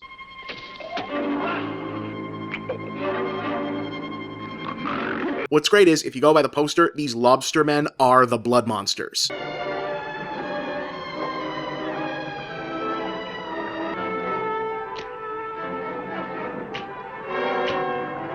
Keep in mind, all this insanity with the cave people is the reason they went to all the extra effort to make this movie.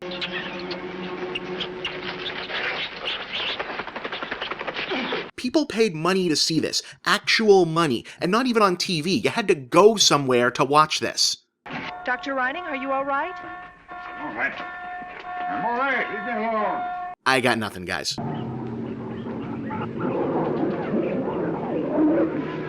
I got nothing for that either.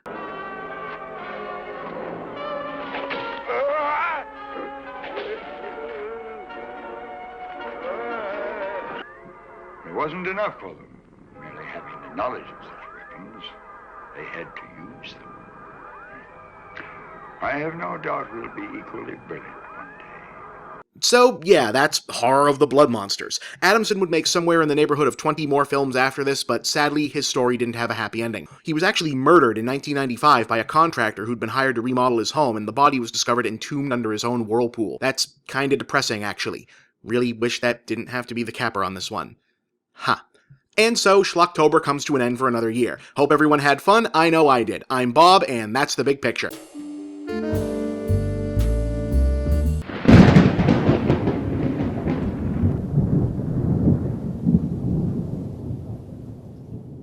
And here we are once again with Schlocktober, that special time of year when the big picture brings you an entire month of episodes dedicated to some of the most bizarre monster and or horror films ever made. A tradition which coincides with my desire to lighten my fall workload with a month's worth of non-topical episodes that can be produced weeks in advance by only the purest happenstance, I assure you. So, this past summer, the American box office was rocked by the return of the king of the monsters, Godzilla, which dominated theaters and thrilled audiences nationwide for exactly one weekend, after which the film did respectable but steadily declining business and took significantly longer than initially expected to reach the magic $100 million number given its initial impact, possibly due to mitigating factors like boring enemy monsters, an uninteresting main character, the trailers having misled audiences about the prominence of Bryan Cranston, Godzilla being largely absent from his own movie, and the only interesting character having almost less screen time than Godzilla. But hey, it was pretty good overall, and maybe the sequel will be better. But either way, it was never going to match the impact of the original. Inoshiro Honda's 1954 classic was a grim allegory for the devastation of Hiroshima and Nagasaki, but it was also a massively entertaining genre flick and a massive hit worldwide. Godzilla was the movie that proved Japanese cinema, particularly science fiction, could have a global appeal, and just about every Japanese studio rushed to get their answer to Toho's kaiju flick into theaters during the kaiju boom of the 60s. The X from Outer Space was Shochiko Studios' big stab at a Godzilla-style hit, and it remains an interesting example of the uneasy transitional period where kaiju features were still developing the unique rhythm that would set them apart from more conventional Western science fiction. Roughly half of the film feels like a typical American space flick of the same era. The main characters are some astronauts who spend a lot of time sitting around in a spaceship. Sano, radioactivity is increasing. It must be solar flare activity. Doctor, cabin radiation level? Normal level. And then a lot of time hanging around on a moon base. That's an apple. Does everything grow like this on the moon? Yes. With no atmosphere, the sun's ultraviolet rays pour right into the dome. Which sometimes looks like it might get interesting, but then doesn't.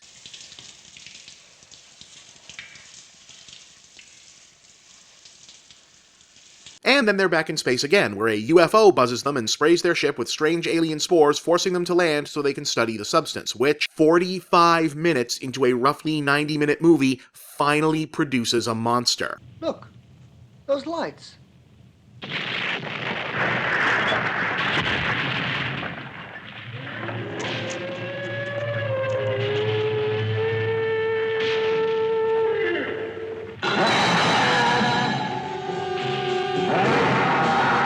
Yep, that's what we're stuck with in this one, and why anyone remembers this movie. Gilala, the giant space chicken. The least threatening-looking kaiju ever. But at least there's a giant monster stomping around now.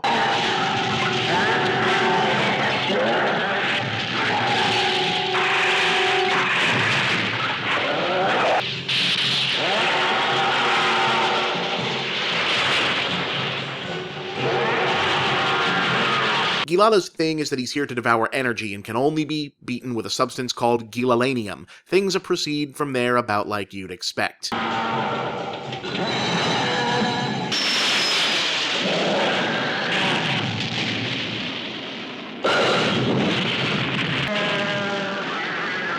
He's shrinking. And then the good guys win. The end. Gilala, where is he now? On an endless journey. Like I said, the disconnect between Gilala looking like something that would have made Rita Repulsa decide to just take that week off, and the movie insisting that it's some kind of Day the Earth Stood Still serious exercise in speculative fiction is the main thing people remember this movie for, but they do remember it. So in 2008, just over 40 years later, Shochiku actually produced a sequel to this in the form of a geopolitical satire. Really.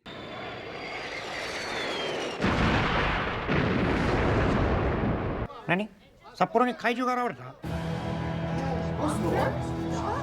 A monster?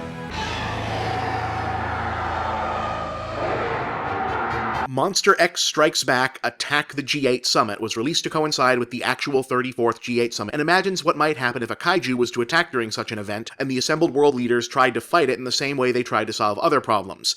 Poorly. The US president wants to fight the monster to look tough, Russia doesn't want to feel left out, the German prime minister is worried about being perceived as weak because she's a woman, the French president is trying to sleep with his interpreter, you get the idea. My name will be written in history as the president who destroyed the monster.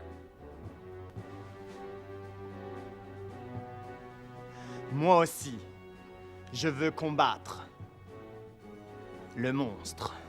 The summit is thrown a curveball when North Korean interlopers stage a coup because they want to launch nuclear missiles at Gilala, which has already been determined will just spread spores and make more Gilalas all over the world. But, you know, North Korea.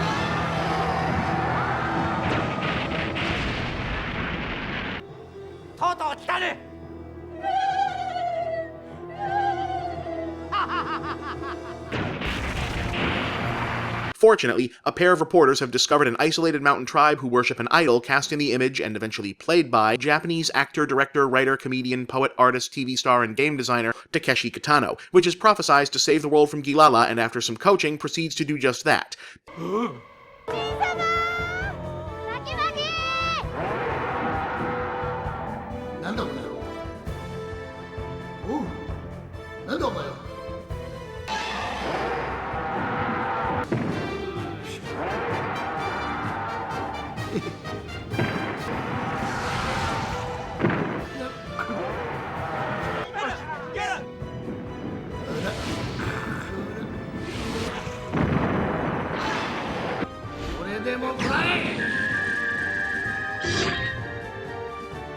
And so endeth the saga of the X from Outer Space and Gilala, a movie monster that continues to cause generations of audience to say, really? I wanted to start us off soft weird this year because I've got some real doozies lined up, just you wait. I'm Bob, and that's the big picture.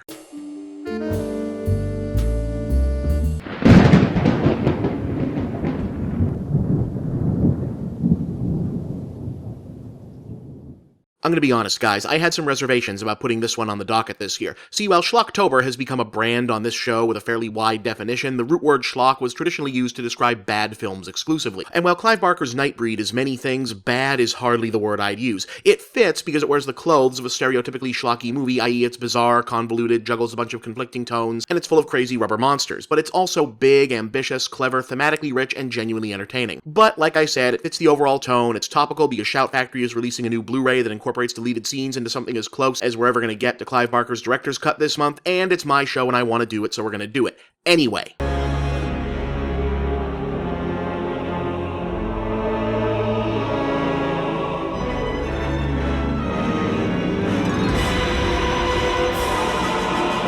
Nightbreed is a horror fantasy action adventure drama about a guy named Boone who's having weirdly specific nightmares about a hidden underground city of monsters called Midian. But what's frightening him isn't Midian itself, but a sense in the dreams that the monsters welcome him there and forgive him for terrible sins that he can't recall having committed. His therapist, Dr. Decker, played by David Cronenberg, yes, that one, tells Boone that what he's feeling is repressed guilt, namely guilt at being the unwitting true identity of a masked serial killer named Buttonface, who's been carving up whole families around town.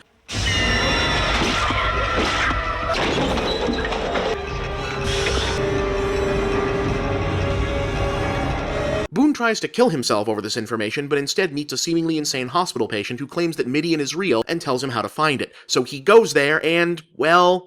It's true. Everything's true. God's an astronaut. Oz is over the rainbow.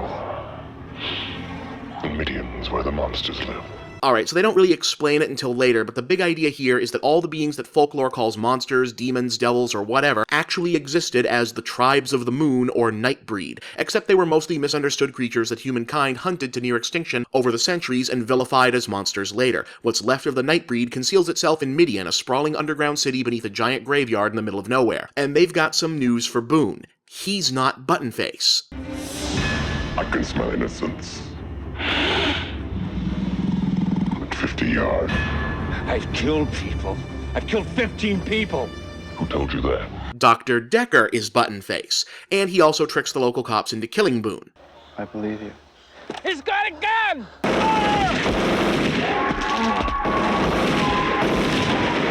But a bite that Boone got from an overzealous citizen of Midian lets him rise from the dead and reveals the eventual truth. He actually is Nightbreed. So he goes to Midian to be with his own kind. This is the kind of weird logic that makes the film not totally work. Even taking into account the fact that the studio butchered Barker's original plans, the script runs on a kind of dream logic that fits in with its dark fairy tale ambitions but is weirdly undercut by the film's deliberate matter-of-fact reality plus monsters, staging and shooting, though it's possible that the scope of what's being imagined simply couldn't have been achieved in the pre-CGI era. In any case, Midian and its god Baphomet are cool with Boone, but less so with his pursuant human girlfriend. Guess you can't take the heat. But it doesn't matter because the local cops discover that Midian exists and decides that it needs to not exist any longer. Because we're going out there with God on our side. And so we come to Nightbreed's exceedingly worthy reason to exist, a blowout third act in which monsters, freaks, and creatures of the night who are actually the good guys... Stay down! This is our home! Must fight for their lives and homes against normal humanity, as represented by an army of heavily armed, bloodthirsty redneck scumbags, a corrupt and brutal police force, and a drunken idiot representative of the priesthood, all being nudged into play by the evil Dr. Decker. Arm yourselves for war and let them go and take vengeance for the Lord on Midian. Sounds like we're going head-to-head with the devil himself. The Outcasts versus Normals business is about as subtle as a jackhammer, but the big battle is awesome, a horror version of the big, oh, F off humanity catharsis you kinda want from the X-Men movies but never get because we're supposed to root for the peace and compromise guy instead of the vengeance is mine guy. Come on! Don't look down!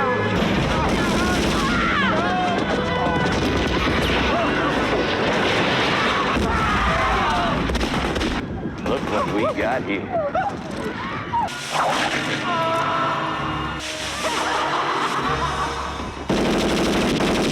Especially when Boone turns the tide by unleashing superhuman brutes called berserkers onto the battlefield. Go get 'em, boys!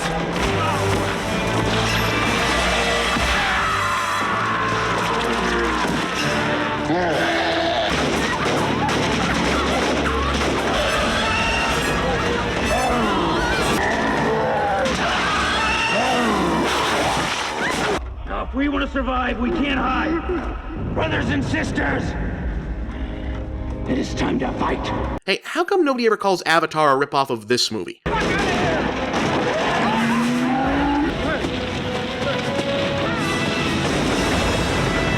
But though they win the day, including Boone's final defeat of Buttonface, Midian ultimately cannot be saved. Officially anointed by Baphomet, Boone is charged with leading the Nightbreed to a new safe haven in an ever more threatening world. And to further set up for sequels that would never ever come, Crazy Priest decides Buttonface is his new god and uses Baphomet's blood to revive Dr. Decker in a stupid to-be-continued climax that no one involved in the project ever really thought was a good idea. Nightbreed is one of those utterly fascinating passion projects that doesn't really work but gets an A for effort for what it was trying to do, especially given the sorry state of mainstream horror at that moment in time, and how obvious the hatchet job done by the studio was. What's most surprising today is that even after all the cutting, how loudly one of the film's implicit metaphors, i.e. coming to terms with homosexuality, comes through. You don't need to know anything about Clive Barker's own life to get the subtext of a troubled young man seeking out his forbidden true self in a persecuted underground community that at once frightens yet comforts him, and then having to protect that community from a pack of intolerant normal bullies and brutish thug cops. What chance have we got? They're armed. So am I.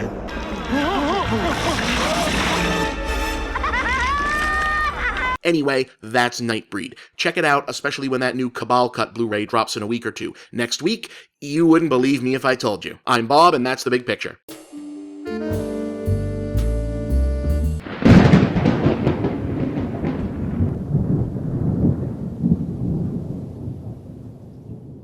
In the preamble to this year's Schlocktober, I gave you my brief overview of Kevin Smith's Tusk and why I wasn't fond of it beyond all the normal reasons not to be fond of Kevin Smith movies. See, for me, Tusk fails not because of its bonkers let's transform Justin Long into a walrus premise, but because it's dishonestly bonkers. A movie about that would be an incredible find if it had been made sincerely, by some half-mad outsider auteur who'd sincerely and earnestly believed he was making something worthwhile out of it. But when it's just Silent Bob and his various hangers-on making the artificial version of that, based around a joke premise they thought up during a podcast, that's just the schlock appreciation version of an adult trying to imitate the way a toddler draws with crayons and expecting it to be just as cute. No, you want the real version of what Tusk was trying to be. You want the God Monster of Indian Flats, an ultra-obscure 1973 horror, western, socially conscious thriller hybrid from the early works of quixotic American artist and sculptor Frederick Hobbs, wherein the God Monster of the title is a killer mutant sheep.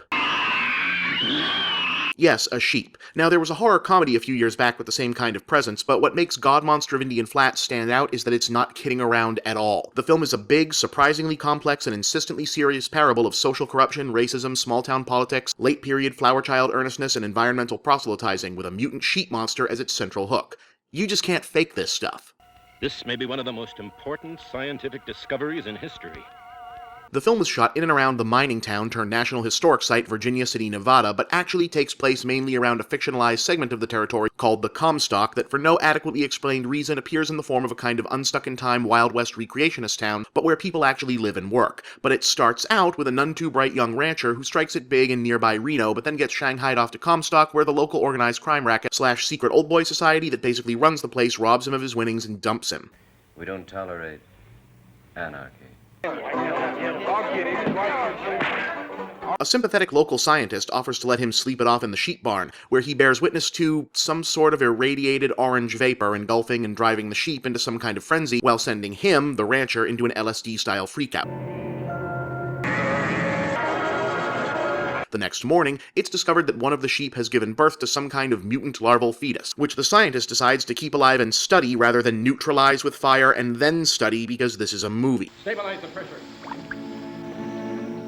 Pressure is stabilized at 79.6, Dr. Clemens. Said studies eventually suggest that the orange mystery vapor was some kind of ancient toxic gas released from the town's long-ago closed mines and may be tied to legends of a terrible monster that once roamed the area. But that isn't the actual main storyline. The film cuts back to the lab every once in a while so we can see the thing getting bigger, but the majority of the film is actually given over to a sort of isolated small-town political mystery conspiracy thriller that you want to call Chinatown-inspired, except Chinatown actually came out a year after this. In this main storyline, an interloper from the big city named Barnstable is trying to buy up land around town, but the corrupt Mayor Silverdale and his lackeys in the Comstock Old Boys Network want to keep it for themselves. My property is definitely not for sale. Nor, may I venture to add, is that of my associates in the Comstock Historical Society Trust. My client is a far-sighted and progressive man, Mr. Silverdale. He was one of the pioneers in the space exploration program. We must all move with the times, sir. So they use the occasion of a local Old West fair to try and frame Barnstable for accidentally killing a dog. That's right. Lie down. Lie down, dead dog. Shot my dog. Murderer. Whose fake funeral becomes the occasion for more conspiring. Telling you, you can't beat a German shepherd for obedience. Who could sell his property to a man like Barnstable? How nice. A sort of instant hate. My grandfather, the one who brought the railroad across these lands, once said to me, Charles, events have a certain logic. followed by a confrontation between the interloper and the mayor's dirty work henchmen,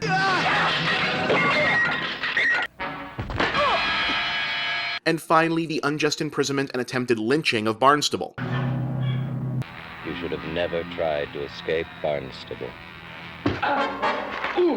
Gee, I can't imagine what this movie about a decaying small town literally stuck in the past resorting to murderous, racially tinged violence in order to prevent change arriving from outside is trying to be about, huh? And it just goes on with the pseudo-surreal cowboy town conspiracy business for so long you'd be forgiven for thinking you'd put on the wrong movie. You haven't restored the past up here, Silverdale. You've destroyed the present. Until an errant grenade tossed during the lynching brawl damages the science lab and the god monster finally breaks free.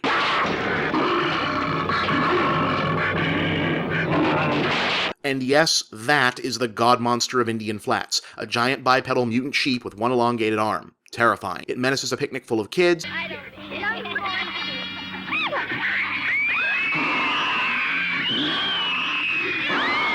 It gets dance hypnotized by a hippie chick. Down the mountain where you'll be warm and safe with me. It blows up a gas station.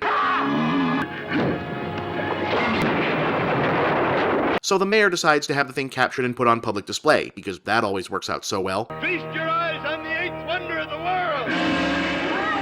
As part of his own secret scheme to raise the town himself and hand it over to a new modern mining corporation and Wild West theme park developer. And the Sun Mountain Railroad will run again on golden rails built by a new bonanza! The townspeople do not take this so well. He sold us all out! It's a trick!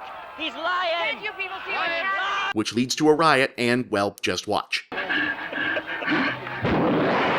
Tonight, violence in the name of justice controls the masses. It always has. Do you hear me, Barnstable? I've beaten you. Say this for God Monster of Indian Flats, it's ambitious as hell, and however bewildering Hobbs' stab at genre film as surrealist, socially aware art piece a la the Andy Warhol Dracula and Frankenstein films of the same period is, the scale of the production is also pretty damn impressive, and the non-mutant sheep parts have an authentic boomtown gone bust aesthetic that speaks to the filmmakers and other participants actually having roots and backgrounds in communities like this, as opposed to the over-designed visual condescension one is apt to see when Hollywood filmmakers try to depict such places in caricature. Either way, that's the God Monster of Indian Flats. Next week, we head across the Pacific. And then also back to Los Angeles. It's a little complicated. I'll see you then.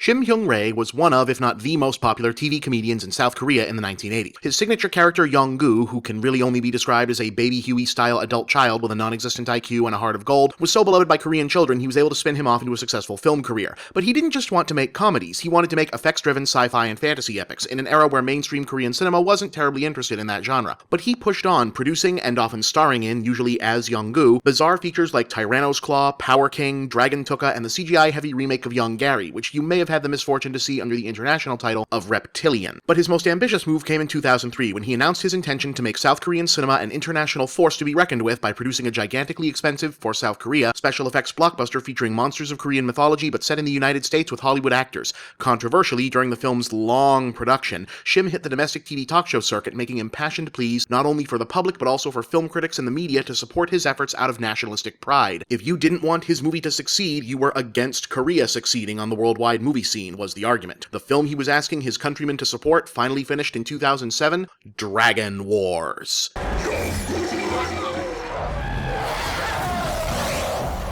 Dragon Wars is one of the dumbest, sloppiest, most incoherently assembled major feature films ever produced. The kind of film that recognizable actors who somehow wound up in it, like Billy Gardell, Robert Forster, and Craig Robinson, probably leave off their resumes. About 70% of it is some of the most inept attempts at big-scale filmmaking you will ever be privileged to see. But that remaining 30%, that's also stupid, but also seriously some of the coolest shit you will ever see.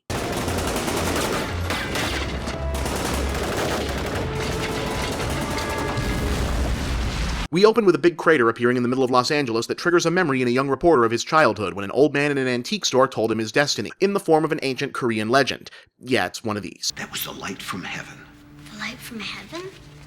So, in feudal Korea, a princess was born who was destined to be a willing human sacrifice to a benevolent serpent creature called the Amugi, which would allow it to evolve into a full-fledged dragon. Until that time, she's protected by bodyguards in the form of a warrior wizard and his young apprentice, who falls in love with the girl and decides to prevent the sacrifice from taking place. Complicating matters further, there's an evil Amugi called Baraki that wants the dragon evolution sacrifice for himself and has a whole army of followers backing him up.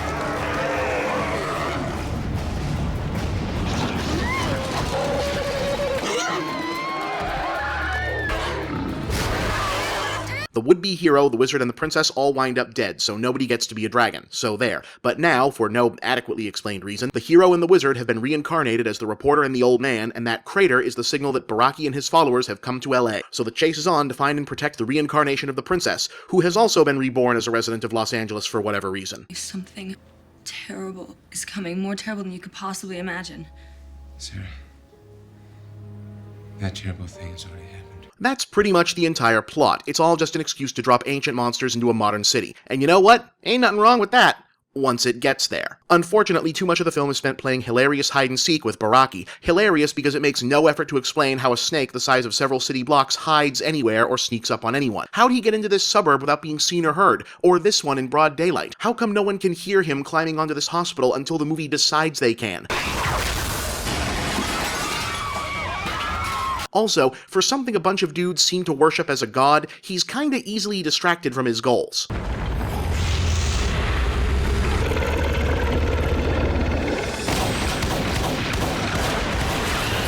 Go!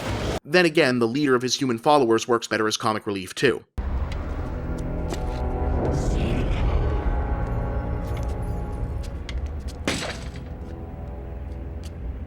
Somebody tell me what the hell is going on!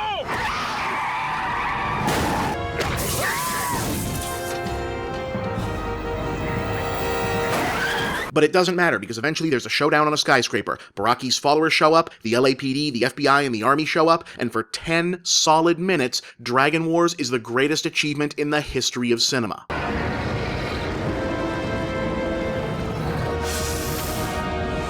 You got a snake constricting a building while fighting helicopters.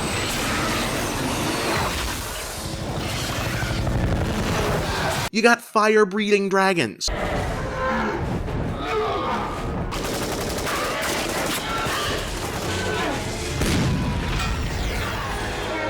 You got magical knights riding dinosaurs. You got giant frog tanks, I guess you'd call those.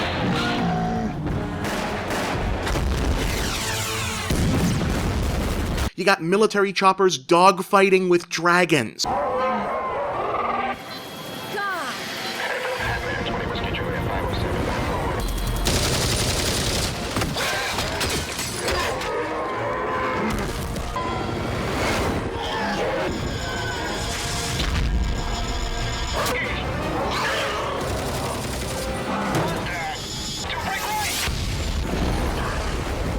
You got the army in a shootout with the frog tanks and the knights riding dinosaurs.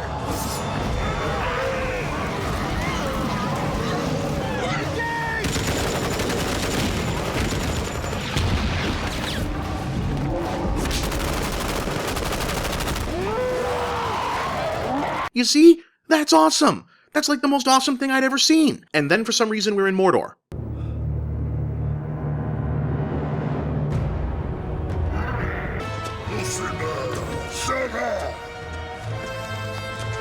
Seriously, I have no idea where this final battle with Baraki and his minions is supposed to be taking place, but the good Amugi finally shows up. Wait, were both of these things just wandering around LA sight unseen?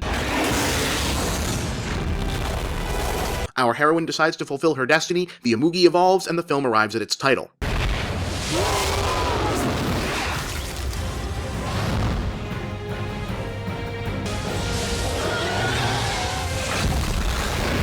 Dragon Wars, or just D-War in its homeland, was a massive blockbuster in South Korea, but failed to register as anything more than a cult curiosity in the United States, despite a big theatrical rollout. Shim Hyung-rae, meanwhile, revived Yong-gu for another crossover attempt, this time a mafia parody with Harvey Keitel called The Last Godfather. It also failed at the US box office, but was successful in Korea. He's been pretty quiet since on the international scene. This is not your land today! You have awakened them! But yeah, so that was Dragon Wars. Next week? Oh, just you wait for next week.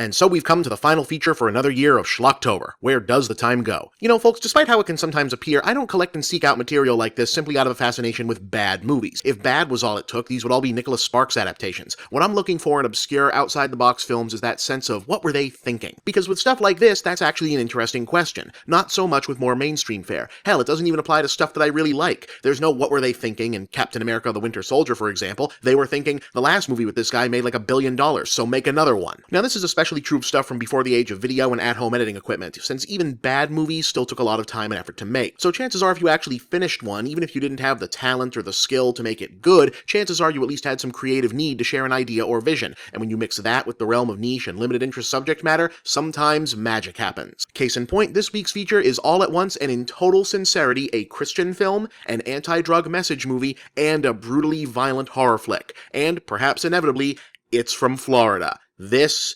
is Blood Freak.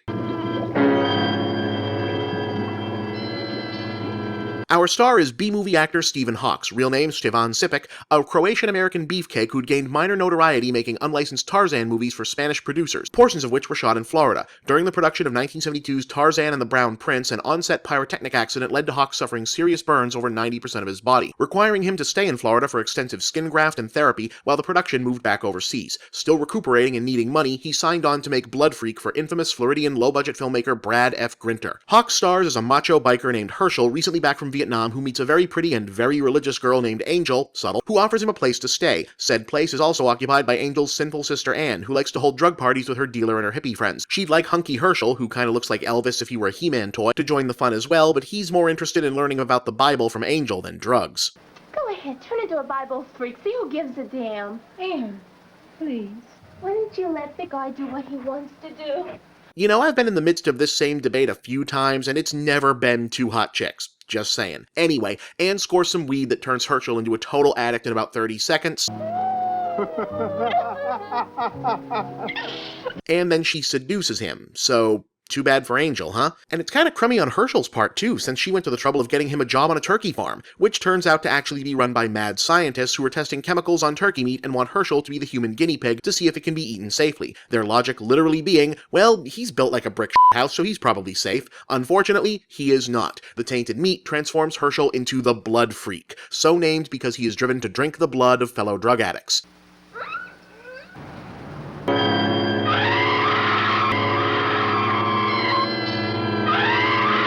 Alright, you know what? Not a bad idea for a monster movie. Except... Yep, you ain't seeing things. The Blood Freak is a half-man, half-fowl were-turkey. Unless you think they're joking around, the director himself occasionally interrupts the movie to speak directly to the audience about how serious the film's intentions are. Any man who could refuse such temptations from such a girl as this, he would have to be much less a man than Herschel. How bad is that? But remember that the paths of life are predictable, and we repeat them again and again. Right on. So, the Blood Freak goes around abducting drug users to drain and drink their blood.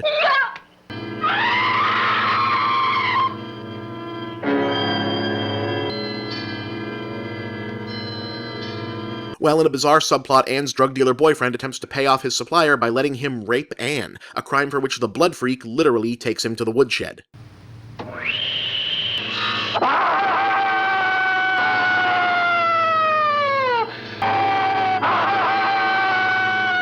Now, that's actually a pretty decent gore effect, helped by the actor supposedly having a prosthetic leg. Eventually, two of Anne's hippie pals hunt the turkey monster down and attack him with machetes. But instead of the kill, we see a real turkey being beheaded, which I won't make you watch, and then an arty cut to this.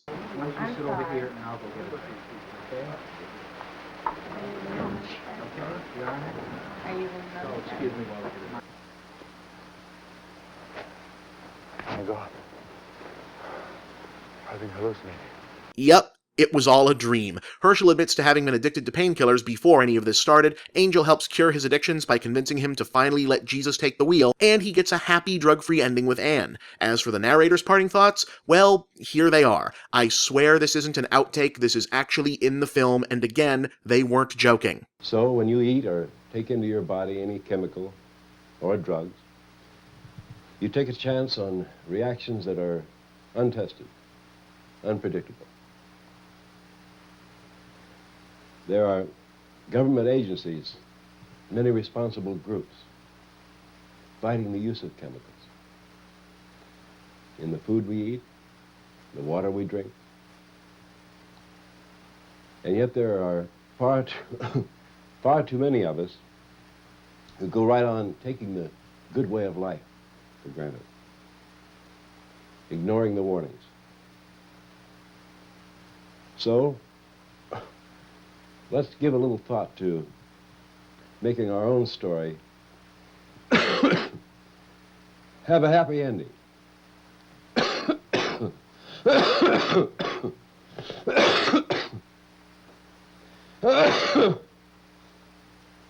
Wow. But the story didn't end there. Remember that fire that nearly killed Hawks on the set of that Tarzan movie? Well, he claims that his life was saved by a lion who'd been trained to pull him to safety for another scene in the film. So when he retired from acting, he dedicated his attentions to running small-scale big cat sanctuaries in Florida. In 2004, those activities made international news headlines when a 600-pound tiger escaped from the actor's property and was shot by police, an act he described as unnecessary and murder. In 2012, more animals were confiscated from him over permit violations, but as of 2013, it appears he has regained them and hasn't made any further news. In any case, that's Blood Freak, and so concludes Schlocktober. Happy Halloween, everybody!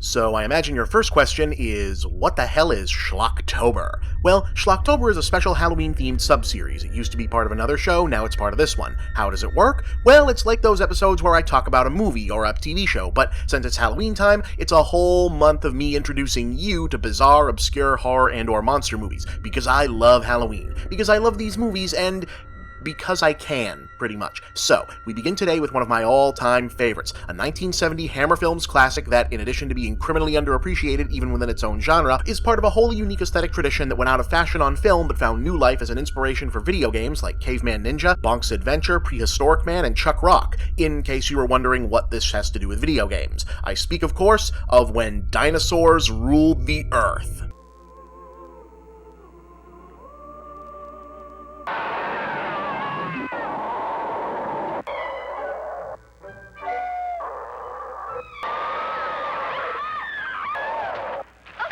I told you this was going to be fun. Anyway, this is technically the sequel to the better-known 1 Million Years BC, though plot-wise it's more like a remake with a bigger and better mandate. Whereas 1 Million had both impressive dinosaur scenes and a fur cave girl bikini that turned then-unknown Raquel Welch into a Hollywood superstar, this one follows up with, well, more dinosaurs and way more supermodels wearing pretty much nothing.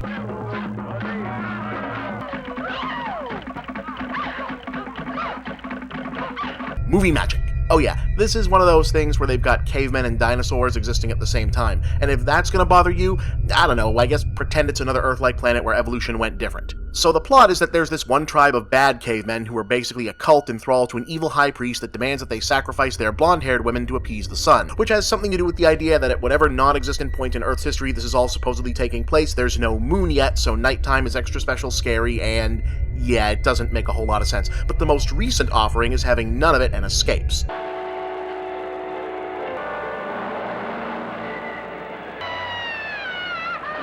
This is our heroine Sana, played by 1968 Playmate of the Year Victoria Vetri, incidentally. Yeah, it's not a subtle movie. So, Sana gets rescued by fishermen from a marginally more evolved caveman tribe that lives by the beach and invites her to come chill with them because, well, one imagines that's self-explanatory. And folks, this is why these movies rocked. Because just when you're starting to think, you know, I've kinda had my fill of gorgeous women and or supercut dudes chilling on the beach in deerskin swimwear, some shit like this happens.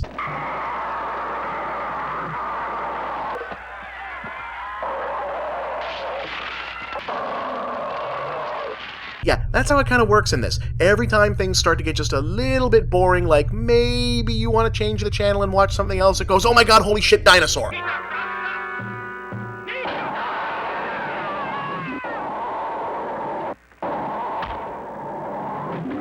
But this is also where the quote-unquote drama comes in. See, Sana has won the affections of Tara, the most eligible bachelor of the beach tribe people. But Tara is already desired by Ayak, a woman already of his tribe who becomes murderously jealous of Sana so that this can happen.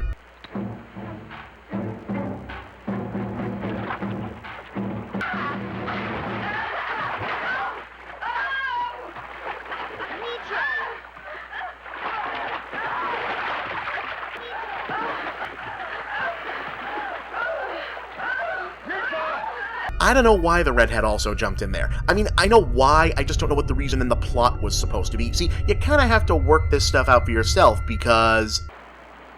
Wendy. Nebo, Ayak, Akita, Tara Udala, Akita. Yeah, there's no actual dialogue in this movie, but there's a ton of talking using an imaginary primitive caveman language created just for the film, because apparently a cast of totally modern-looking actors sharing the screen with animals that human beings never interacted with in reality is fine, but if anyone speaks English, that's gonna break our suspension of disbelief. In any case, the evil tribe shows up looking for Sana, so she takes off and almost gets eaten by a giant plant. Just go with it. But Tara mistakenly assumes she's dead and gets all depressed. The two lovers don't get reunited until after he has an unfortunate encounter with a winged dinosaur.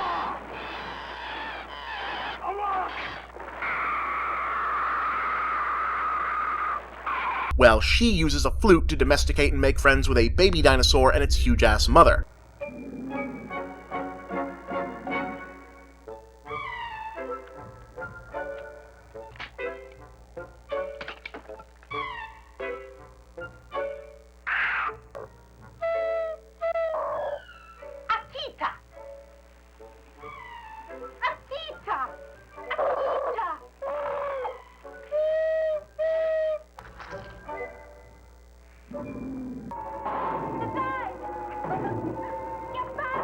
Which comes in handy when she needs to call in some backup.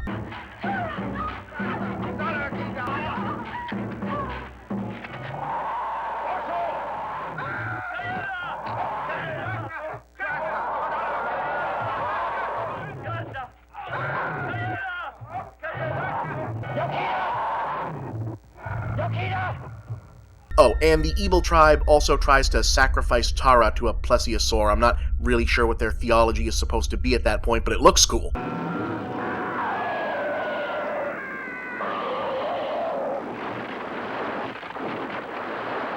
Ultimately, the whole thing gets decided by a giant earthquake tidal wave combo that, in addition to somehow creating the moon, I don't know, kills off all but 4 of the main cast, leaving them to, I think, combine their gene pool from the two tribes and begin a new lineage of humanity, which, I mean, I've heard less likely scenarios.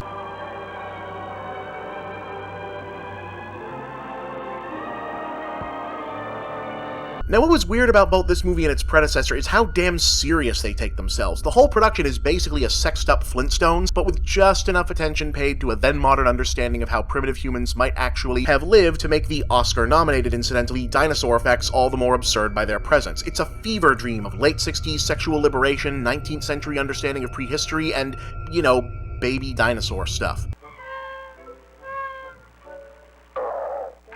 It was also pretty much the last good movie in the genre. Hammer eventually decided that the girls were a bigger draw than the monsters and made a couple more of these on lower budgets but without dinosaurs. That's sad, but not as sad as how things worked out for the featured cast. Victoria Vetri never got another role as big as this one and largely dropped out of sight until not long after 2010, when she was arrested for the attempted murder of her husband, for which she is now serving a 9-year prison sentence. Imogen Hassal, who played Ayak, died only 10 years later in 1980 from an apparent drug overdose. Incidentally, the movie is kind of hard to come by these days. It was only released on DVD once as part of a Best Buy exclusive 2-pack, which was quickly recalled once it was discovered that it contained the rare uncut version featuring actual full nude scenes. Today, that first run is a collector's item. Do I have it? Of course I have it. So yeah, if this was your first Schlocktober, I hope you enjoyed it. Next week, we go overseas and things get even weirder.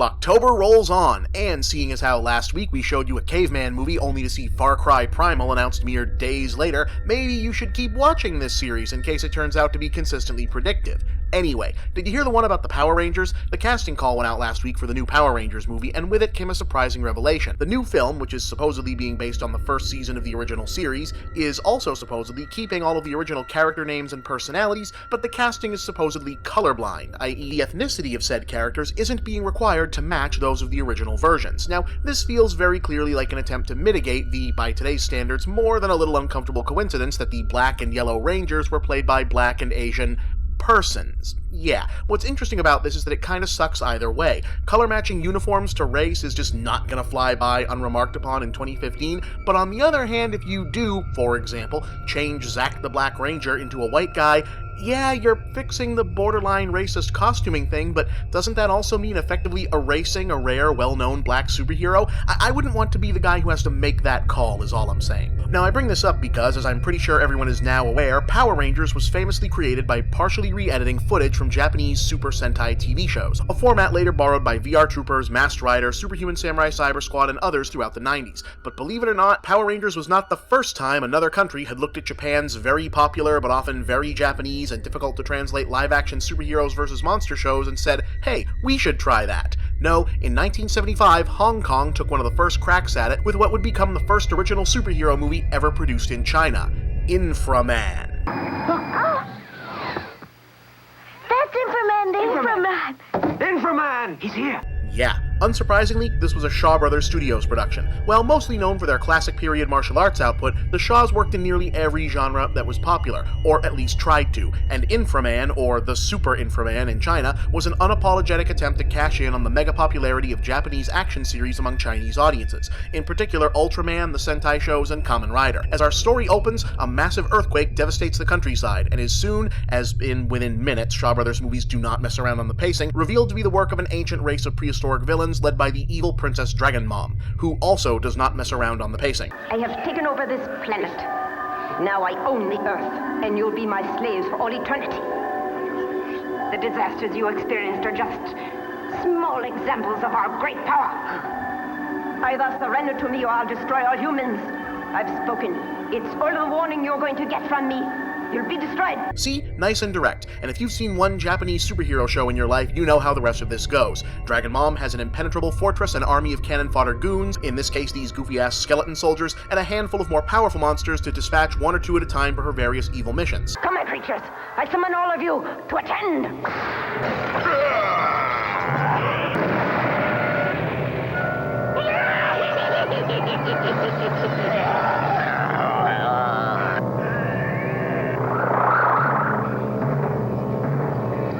Silent, all of you.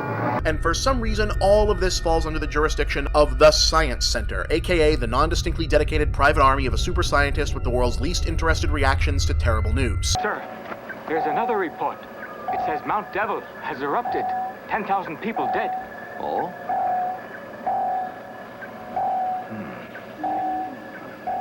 It's weird. His solution? Take the toughest dude on the team and RoboCop him into the cyborg superhero Inframan, which works even though it mostly seems to involve sticking random crap from Radio Shack to his skin until he turns into an off-brand Kamen Rider. And then we're off to the races. You are now Inframan.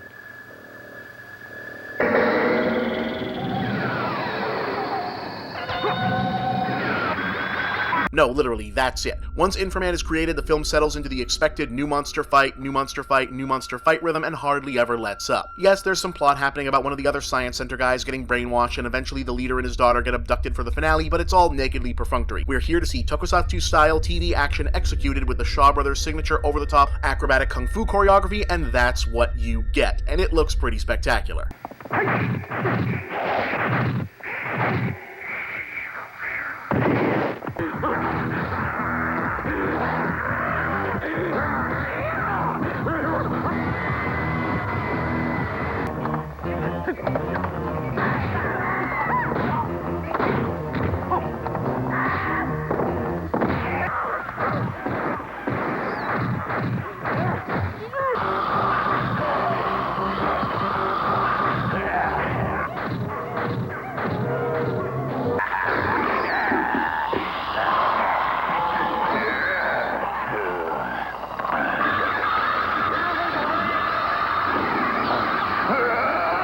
including a bit that answers the common Ultraman quandary, why not just grow to giant size when the monster is still small?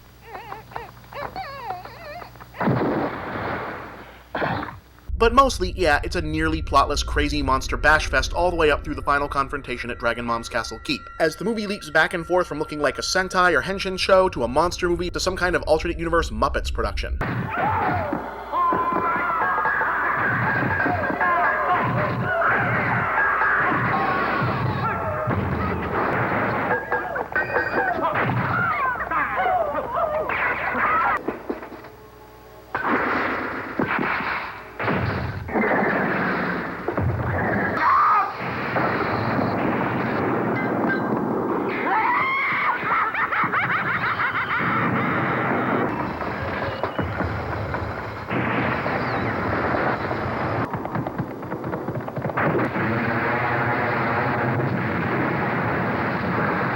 Inframan was a big hit in Hong Kong and even earned itself a US release, rare for a Chinese film that wasn't explicitly a kung fu movie. Even a young Roger Ebert gave it a positive review. Watch and see how simple it is. You'll understand. And yeah, that's Inframan, a gonzo must-see providing you're into that sort of thing, which I of course am. Now next week, a new milestone as I present the first fully animated film in Schlocktober history. Whatever could it be?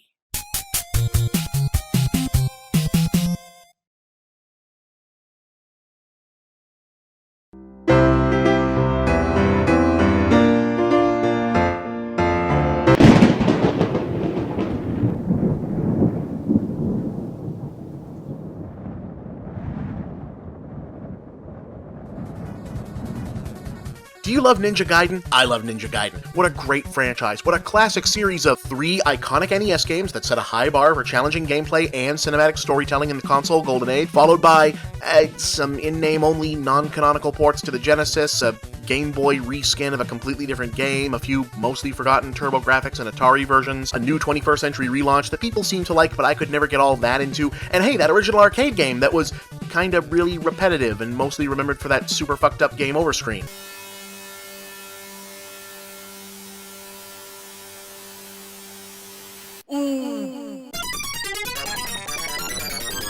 But yeah, turns out there was also a Ninja Gaiden anime, produced in 1991 at the height of the original series' popularity, and for some reason it never even saw a cursory US release. Now that always baffles me. Gamers are constantly hard up for adaptations of this or that franchise, but then the stuff doesn't bother to leave Japan. Hell, I still remember in like 9th grade when my friends and I discovered that first Street Fighter movie. That was a big damn deal at the time.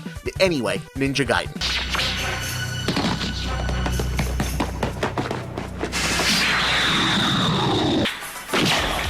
Yeah, okay, so the movie, which is kind of being generous with the definition of movie, it's an OAV that barely runs over 50 minutes, but whatever, seems to take place after the events of Ninja Gaiden 2, The Dark Sword of Chaos, but kind of fudges with the characters and incorporates some story elements similar to the plot of Ninja Gaiden 3, The Ancient Ship of Doom, which supposedly took place between Part 1 and Part 2, and oh god damn it, what does it say that the series often credited with introducing long-form narrative story structure to the 8-bit era can't keep its own goddamn continuity straight? In any case, we're in 1980s anime New York where Ryu Hayabusa is doing his ninja thing while operating a store as his daytime cover. The store in question is Ryu's Japanese Shop.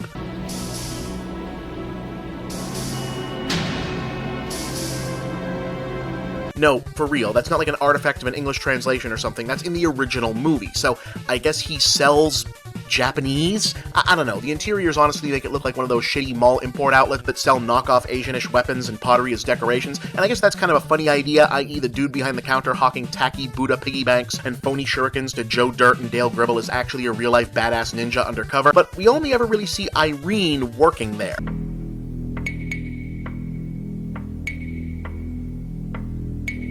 Oh yeah, remember how Irene Liu was a tough-ass CIA agent in the games? Well, here she's been demoted to generic love-struck anime waifu. She's all mopey because Ryu can't stop doing ninja stuff and commit to a real relationship, and I'm gonna assume that you've seen at least one anime before, so you already know where that's going. こ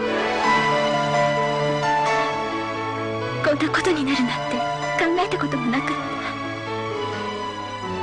ずっと一緒にいられると思っていた。 Whatever. The storyline here is that a famous scientist claims to have discovered a cure for cancer, but he isn't talking about it to anyone. This is being investigated by Irene's BFF Sarah, a reporter who has a super secret weapon for sussing out stories like this inasmuch as she's sleeping with Robert Sturgeon, aka the Special Forces guy from Ninja Gaiden 2, who has now traded that job in to become a private detective alongside his buddy, some guy named Jeff. そういや、俺も聞いたっけな、ロバート。 As it turns out, the mystery doctor is hiding a secret, human bioengineering experiments, and also Ryu is investigating this too because said experiments are the source of the mutant henchmen who keep bugging him on the street and messing up his Japanese shop.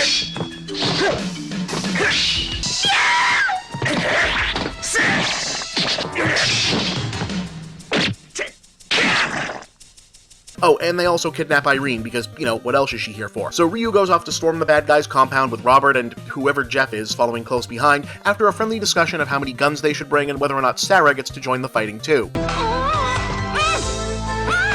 Aw, man, that's not cool, Ninja Gaiden, not cool. What is cool is the bad guy base turns out to be guarded by werewolves and fishmen and all kinds of human-animal hybrid monsters. Alright, weirdly, Ryu disappears from the action to go skulking around in the shadows for most of this, so the big blowout combat stretch of this ninja movie is mostly Robert and Jeff exercising their Second Amendment rights all over the monsters.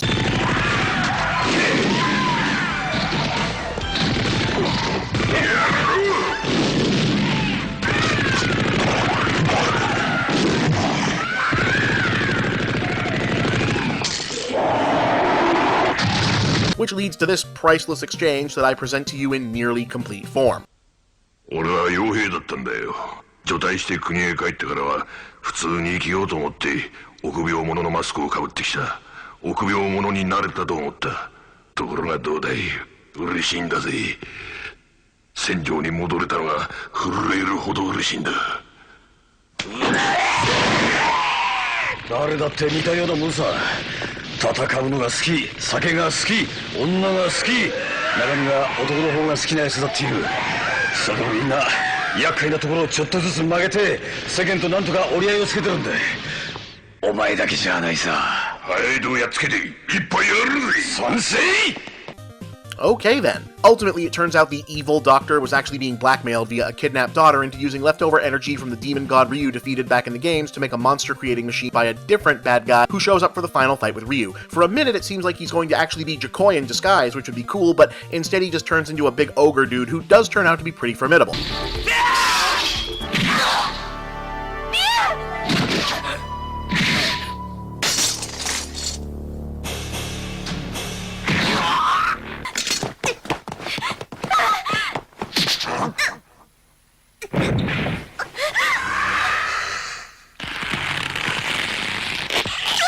Oh, now you done it, dude. You don't ever put your hands on an anime dude's girlfriend. Come on. That's my...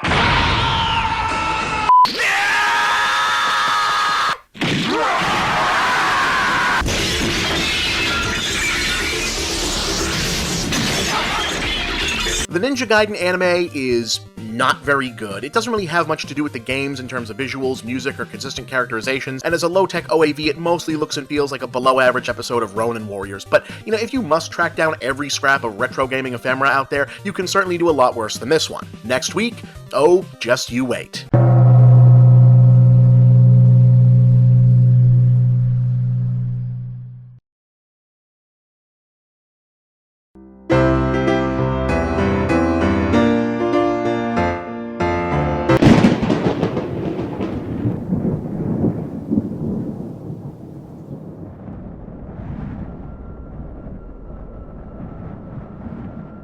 And so we come to the final installment of the first ever Schlocktober on Screw Attack, which I'd say has overall been pretty damn successful. And you know, when I first saw October coming up again this year, I wasn't 100% convinced I'd bring the series back, even though everyone kept asking me to. Maybe a new-ish show deserved a fresh start, untethered to old traditions, right? Plus, more substantively, I was starting to wonder if my backlog of cinematic oddity was starting to run dry in terms of what could actually turn into a month of episodes. But then I remembered that stuff like the Manitou exists, and I know I owe it to you all to keep on going.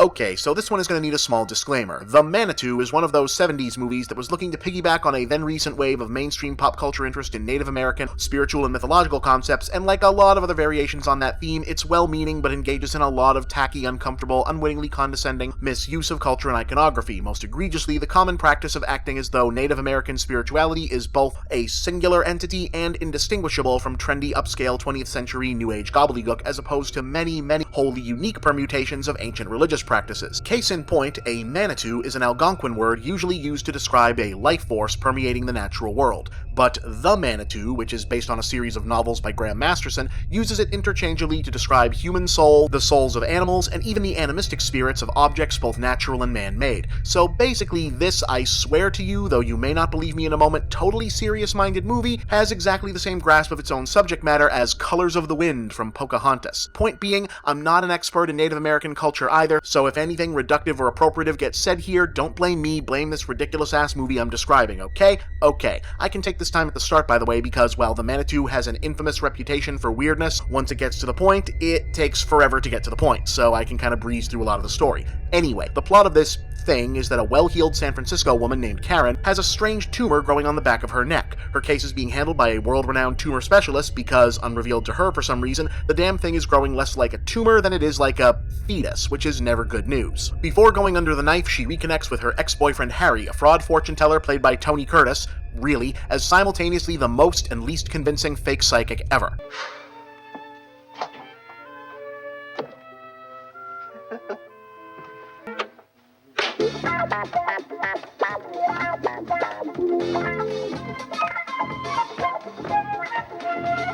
But during Karen's surgery, a strange invisible force disrupts the operation.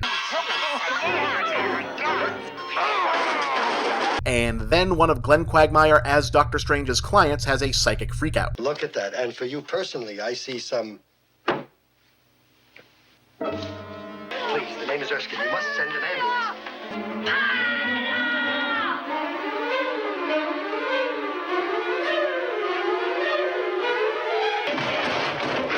Surprisingly, Harry is that rare person in a horror movie who has actually seen a horror movie before in his life, so he immediately puts two and two together and figures out that Karen is afflicted by some kind of evil spirit. After consulting with some actual psychic friends, a seance, and Burgess Meredith, because of course he's in this, it's determined that Karen's condition is similar to accounts of possession from Native American folklore. So Harry seeks out the help of a medicine man named John Singing Rock. What does a white man want with Indian magic? Don't you immediately like this dude? My fee will be $100,000 to the Indian Educational Foundation. And you? Well, I need some tobacco. I'm running a little low. That's distinguished character actor Michael Ansara, by the way, who frequently portrayed Native Americans even though he himself was of Lebanese Arab descent. If his voice sounds familiar to you, it's because he also performed the voice of Mr. Freeze in a bunch of Batman stuff. In any case, it's through John Singing Rock that the Manitou reveals its true intention. It's The Exorcist, but with native spirituality instead of Catholicism, and it really does try to make that as interesting as it sounds.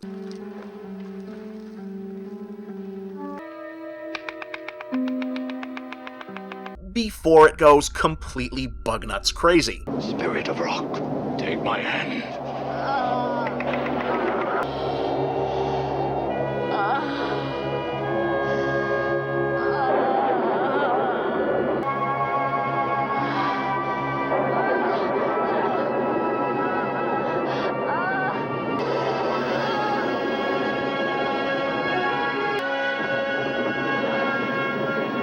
Yep. That scene is pretty much why anyone remembers this movie, and that is our big evil monster for the proceedings, a malformed Native American little person. Meet Misquamacus, a 400-year-old evil medicine man reborn to wreak havoc on the modern world with his vaguely defined power set of throwing fireballs, conjuring ghost dinosaurs,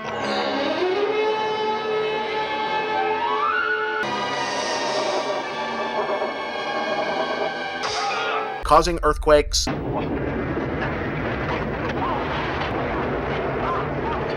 and freezing hospital wings.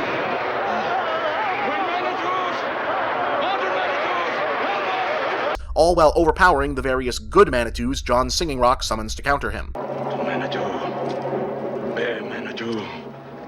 Hold Misquamacus. River Manitou. Help your brother. Hold Misquamacus. Hold him. But Harry discovers Misquamacus' kryptonite. He has trouble manipulating technology, because he's from the pre-electronic age. Now that could set up an interesting idea, magic versus science, modernity versus the ancient world, but what it means in this movie is just pick up a computer and fucking throw it at him. Okay, so they decide to turn on all the high-tech equipment in the hospital so that Singing Rock can call on their newfangled technology Manitou to fight Misquamacus, since I guess if the spirits of Bear, Mountain, and Wind aren't doing the trick, the spirits of Apple II, Fax Machine, and Mr. Coffee will. Except it doesn't. Send Misquamacus back!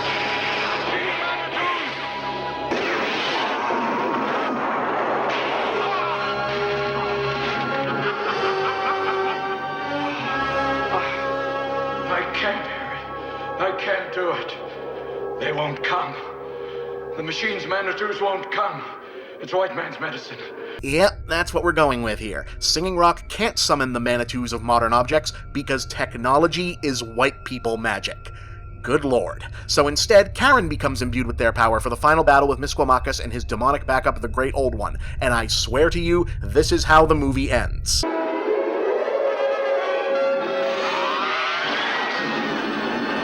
Topless lasers versus meteorite battle, because why the hell not?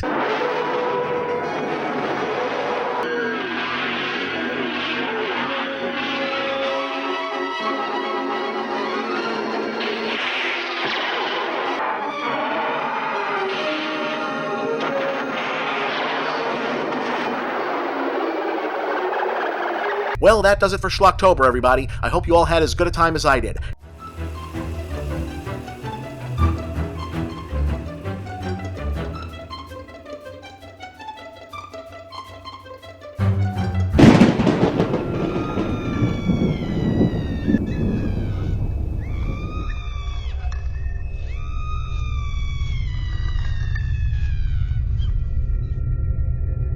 Schlocktober. It's about weirdo, obscure Halloween-type movies. We do it for a whole month. Enjoy it! So, has this thought ever occurred to you? You may have said to yourself, there are so many horror movies about one marquee killer who has a unique gimmick and or signature weapon for branding purposes, why don't they just do one where it's a whole team of murderers, each with their own signature-looking weapon? You know, like a slasher movie Super Friends. And you know, that's not a bad idea. In fact, it's such not a bad idea that someone indeed already made a movie out of it, and they called it Neon Maniacs.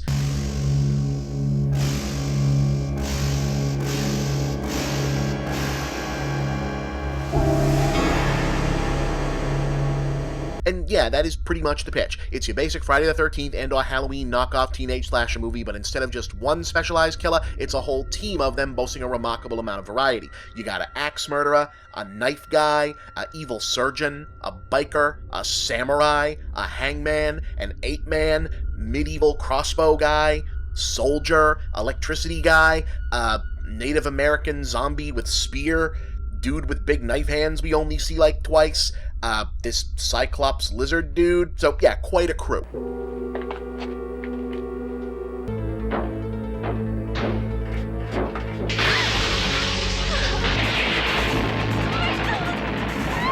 Our story supposedly takes place in San Francisco, with the Neon Maniacs emerging every night from a bunker under what we're supposed to accept as the Golden Gate Bridge, their presence being for some reason foretold by a set of officially licensed tarot cards. From there, they proceed to a nearby park and slaughter a group of teenagers.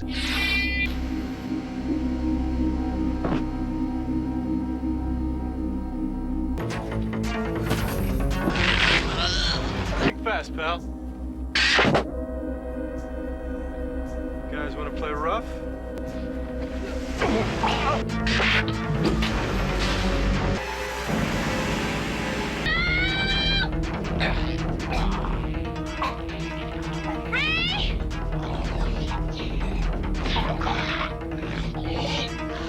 Inexplicably leaving only one girl named Natalie alive.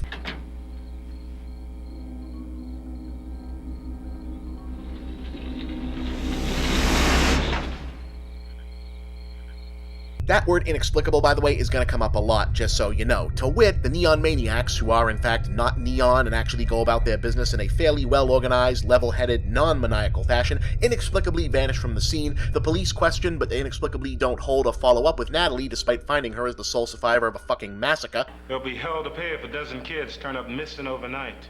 We sure can't tell anyone her story. What do you think, Lieutenant Devon? Let's see what the sunrise brings.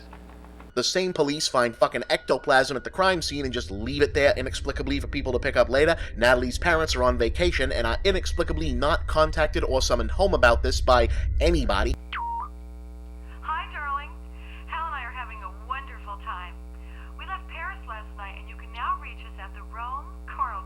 And Natalie herself inexplicably just tries to go back to school like nothing happened, even though everyone already knows about it and has questions. I'm Donna, Raymond's sister. What the hell was that bullshit you handed the police? And where's my brother? I'm sorry, Donna, but your brother is dead. Liar! You're a liar! Let's go, goddammit! Let's go! Yeah, Steven. And she's plagued by nightmares where it rains blood.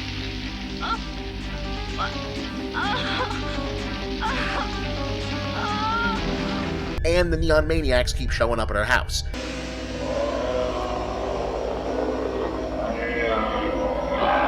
Most of this inexplicability can probably be chalked up to budget. It's very clear that the production could only afford whatever absolutely needed to appear on screen when it comes to anything other than the monster makeup and the gore effects. So continuity, narrative cohesion, fuck that shit, man. That's for rich folks. Doesn't quite explain this, though.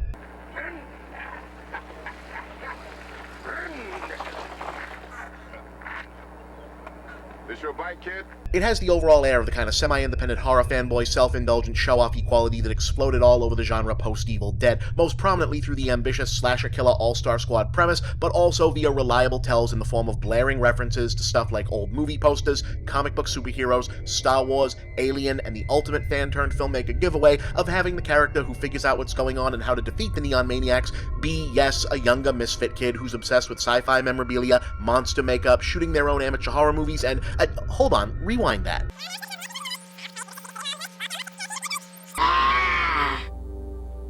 Paula, it's way past bedtime. Okay, Miles, just testing the makeup for tomorrow's shoot. Holy shit, yeah, it's a chick, believe it or not. In this one, the fanboy, wish-fulfillment, self-insert character is a girl. That's pretty cool, right? Anyway, her name is Paula, and not only does she believe Natalie, for really no reason, but whatever, she finds the Neon Maniacs' base of operations and discovers what their secret weakness is.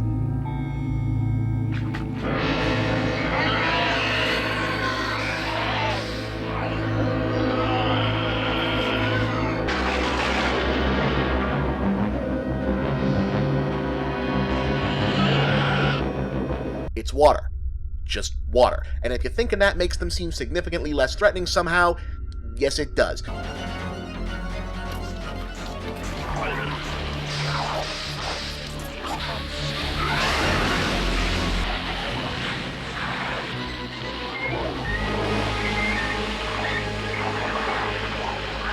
Incidentally, yes, we really are expected to somehow accept that Paula is a kid when she is clearly the same age as the allegedly teenage main characters. Anyway, the group decides through no discernible logic that even though they know where the Neon Maniacs live, that there's a giant body of water right next to it, and alternately that they're coming after Natalie, whose house is equipped with a literal swimming pool's worth of their kryptonite, they should load up on squirt guns and take the monsters on when they attack the big school costume dance because...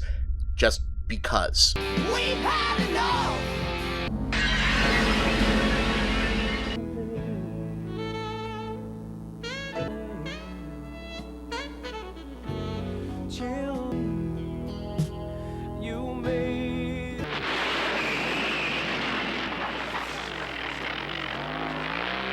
Hey, I need your attention. Wait a minute.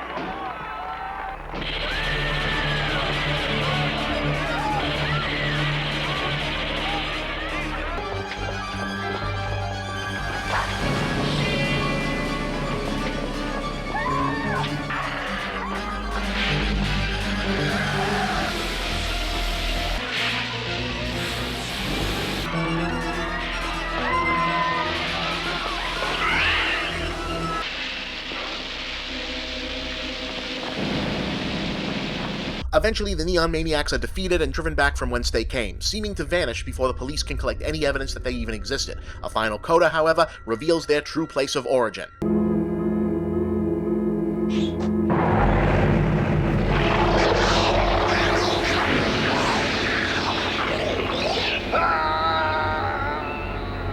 Another dimension in the back of a random truck.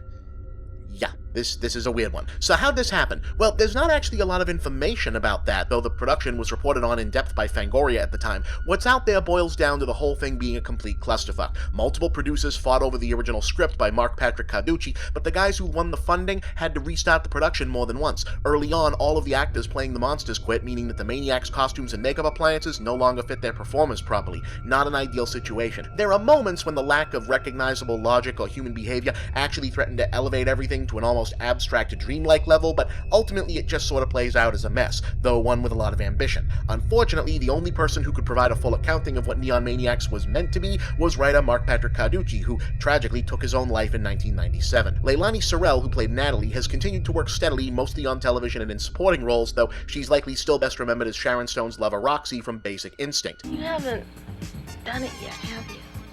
So was that a crime or something? No. How can you stand it? Donna Locke, who played Paula, is one of the great mystery personas in cult horror. Neon Maniacs was her only screen credit as an actress, and there's no record of what happened to her afterwards or where she came from in the first place. Sounds scary. Who's the girl? Oddly, the most successful veteran of the film is probably Andrew Divoff. He played the surgeon maniac in one of his earliest roles, and later became a horror star in his own right as the title character in the first two Wishmaster movies. Spare me, child. Behold my true face. Oh my god. Yes, the shit just hit the fan, didn't it? Should you see Neon Maniacs? It's definitely unusual, though it's kind of the sort of movie that is better as a tape playing on the background in the party than as something you sit down and actually watch. But sometimes we find the really unusual ones here on Schlocktober. I hope you enjoyed this first episode for this year. Next week, well, that's going to be a surprise.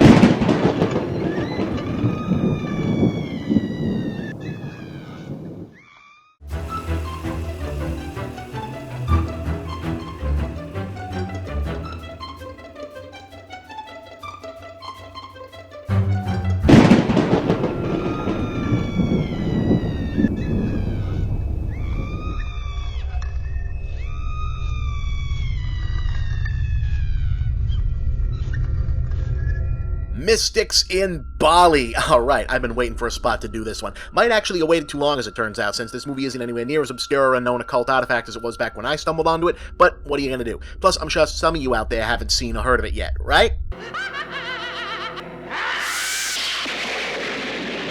Alright, so background. Mystics in Bali is an Indonesian horror movie from 1981. Appreciating its existence requires a bit of historical and cultural background in that regard. See, things were not going great for Indonesia in this period. The country's politics have been dominated by the US-supported authoritarian New Order administration under military strongman General Suharto since 1968, and by the 1980s, the direct investments from Western powers that had been artificially propping up the economy under the Suharto regime had begun to drastically slow. In response, the regime forcibly encouraged domestic employment through elaborate limitations on foreign labor and products. What this meant for the film industry was that while Indonesian audiences were demanding the latest blockbusters from Hollywood and also China, Hong Kong, Japan, Australia, and other nearby territories, any studio that wanted to distribute such a product was required by law to produce at least one domestic film for every 5 foreign films they imported, and as you can imagine, this led to a brief boom in the production of low-budget movies packed with sex, violence, gore, and explicit rip-offs of popular worldwide movie trends. Some of them later turning out to be just bizarre enough to later become trashy cult classics like Lady Terminator, Virgins from Hell, The Devil's Sword, and so forth. And Mystics in Bali is regarded as one of the holy grails of this particular cycle, mostly because the Indonesian government actually ended up banning this one, and it only accrued an audience later on unlicensed VHS tapes circulated internationally. So, what's it about?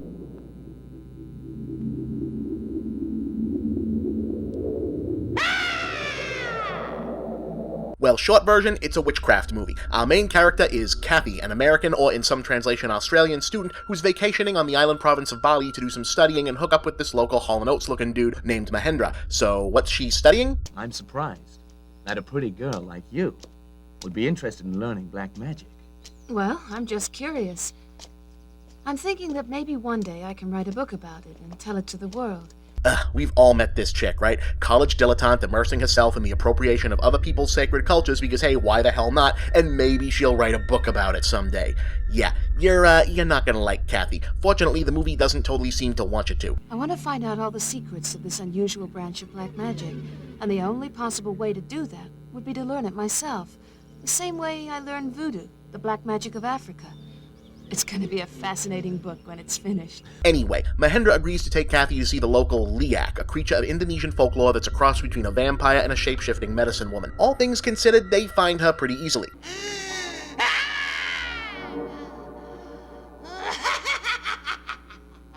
Who's there? The master certainly knows that we're here now, Kathy. Let's go over. And she agrees to train Kathy in Balinese black magic, provided they bring her a blood sacrifice the following night.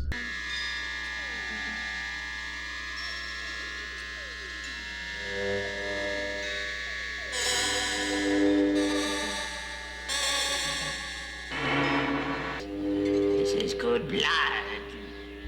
Now, I need you to take off your skirt. What are you gonna do?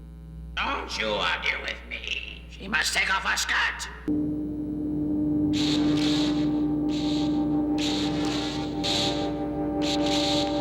Okay, the freaky cackling hag conducting business via prehensile tongue is creepy, but what's bothering the hell out of me is where did these two fucking idiots get bottles of blood to give her? Well, whatever, despite the fact that Kathy immediately breaks the one don't show anyone the magic tattoo rule, the Liak starts meeting her for nightly lessons in the dark arts like morphing into a pig.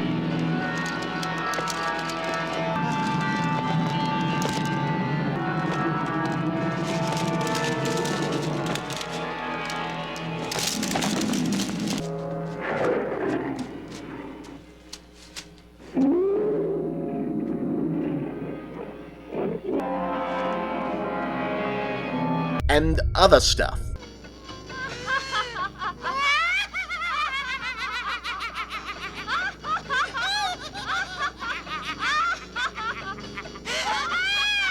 Now, there isn't a decent dub or proper subtitled version of this movie in circulation, and it has barely any plot coherency to speak of otherwise, so this all gets a little hard to follow, but Kathy is also having sessions with the Liak Queen, who at first seems to maybe be the same Liak as before, but younger because of the blood, but is eventually clarified to be a separate rival entity, for reasons that don't really affect the plot in any way, shape, or form. Anyway, the Queen teaches Kathy how to turn into a snake, and then takes her out to a fancy dinner.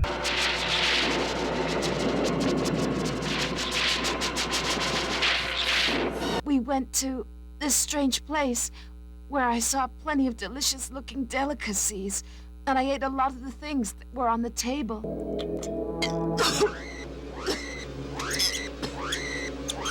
Because snakes, you see. At one point, all three women turn into floating fireballs for a fight wherein the older Liak and Kathy defeat the Queen and claim the throne, whatever that does. Cool looking sequence, too bad they never tell us which fireball is which or what the fuck was even going on until the scene is over.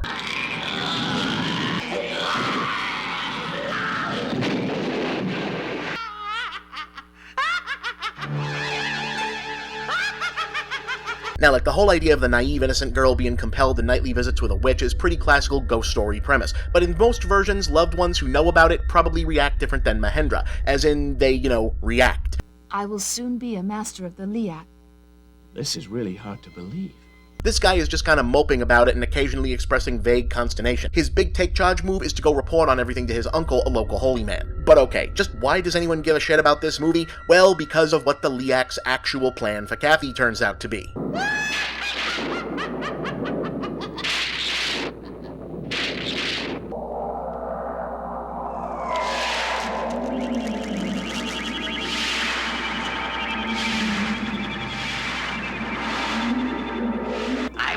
Borrow your head for a short time, and then I will attain total power.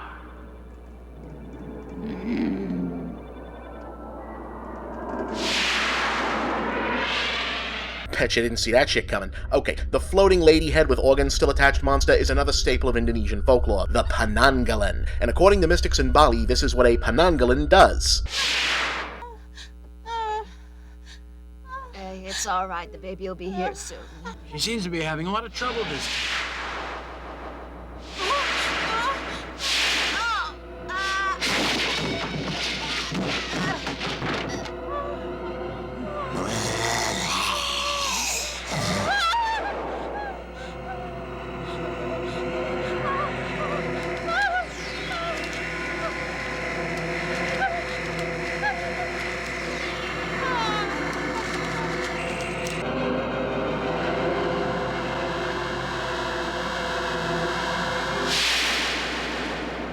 Well, that certainly took a turn. So obviously this can't go unanswered, so Mahendra, his uncle, and some locals opt to bust out the good magic to try and neutralize Kathy and destroy the Liak. And also, this lady shows up.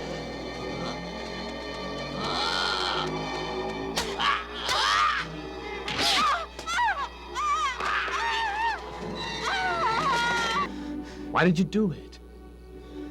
It's because I still love you, Hendra. Although you left me for another woman, Hendra.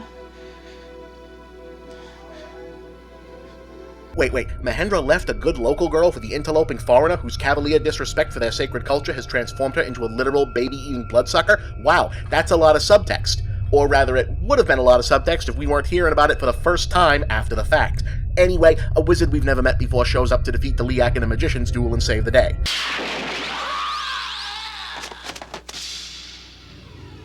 Oh, I see. It's you again.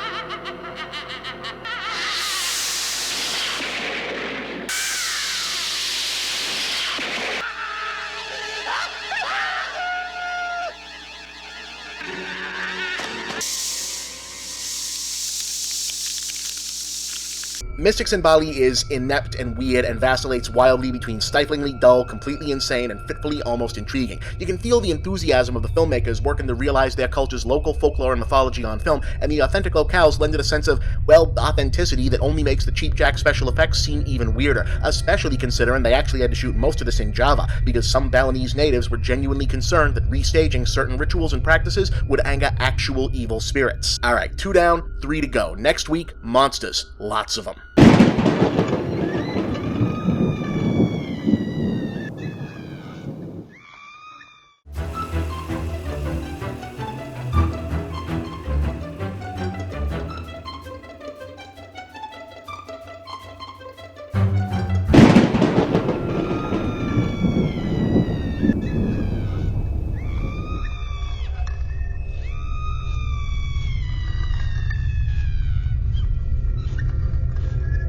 So the new Power Rangers movie looks kind of bad, huh? I mean, just kind of dour and angsty, and look, Power Rangers was never precisely my thing, but what I know of it suggests it's always been kind of the opposite of that, yes? I don't know, it feels kind of like Hayam Saban set out to launch his own Avengers and wound up with something like his own Fant 4 stick. But mostly this thing looks like it's trying to ride the YA sci-fi misfit dystopian thing. I mean, watch the trailer and try not to think of Jumper, I Am Number 4, Maze Runner, Mortal Instruments, Divergent, and did no one tell them that that whole cycle turned out to have hugely diminishing box office presence and that all the movies have been pretty much terrible? Hell, by the 4th one, everybody even stopped pretending that Hunger Games was any good. I guess the idea must be to appeal to a new generation of potential fans, but isn't the show still on TV and still really popular with what would be the current generation as basically the same thing it's always been before? But whatever. The main thing that's always nominally interested me about the Power Rangers franchise is the odd and often awkward attempts to reconfigure cultural artifacts as uniquely grounded in its Japanese origins as the Super Sentai Tokusatsu shows into something like an American superhero series. The end result frequently emerging as a bizarre clash of dueling pop culture idiosyncrasies that's also very much on display in this week's Schlocktober presentation, The Guyver.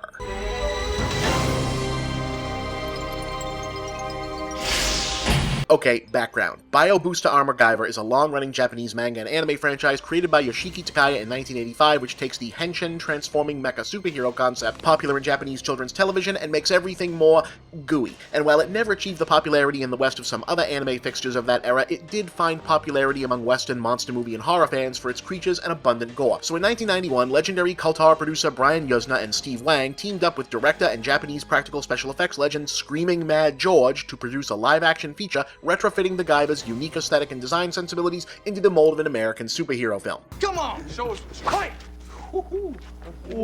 We open with the scientist Dr. Sagawa attempting to smuggle a mysterious device away from his employers at the sinister Kronos Corporation and into the hands of a dogged CIA agent played by Mark Hamill, because Batman the Animated Series was still a year away, so this is what Mark Hamill was doing. Unfortunately, no longer young Skywalker is too late, and Sagawa is confronted by said corporation's oddly small army of hired thugs, whom he attempts to fend off by transforming into a fish monster.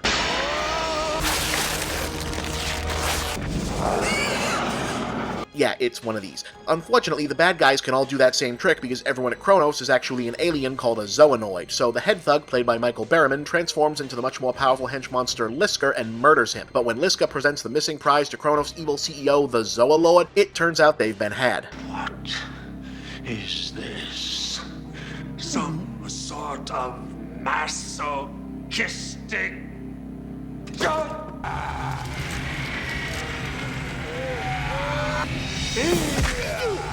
The Zoonoids are dispatched to find the device, reasoning, as does Mark Hamill, that it will fall into the hands of Sagawa's largely unaware daughter Miski. Fortunately for her, Miski is an Asian woman in a sci-fi movie, which means the mayonnaise-bland white karate student she's dating is almost certainly a superhero, and she'll be just fine. Sure enough, boyfriend Sean soon locates the device the Zoonoids were seeking himself, and after running afoul of the world's least threatening street gang, finds himself transformed into the Guyver. He's sick or something!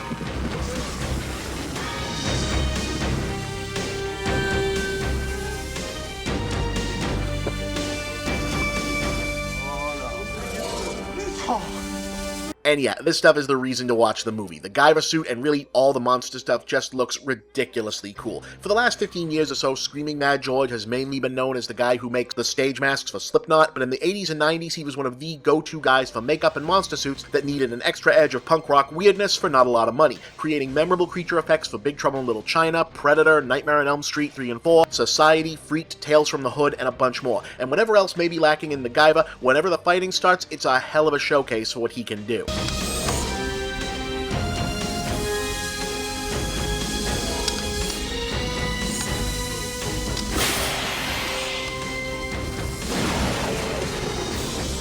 Speaking of which, the next big fight scene breaks out shortly thereafter when the Zoonoids manage to successfully abduct Mark Hamill and Miski, pausing briefly for the featured Zoonoid played by stunt cast Jimmy J.J. Walker to accidentally wander onto the set of a monster movie for a gratuitous Linnea Quigley cameo.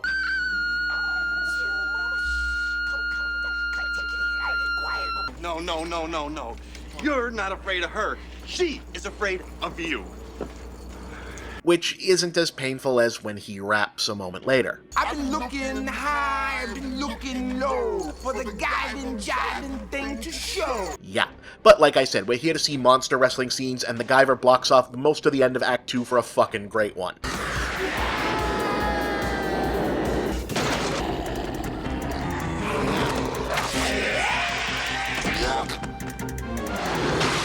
Take him!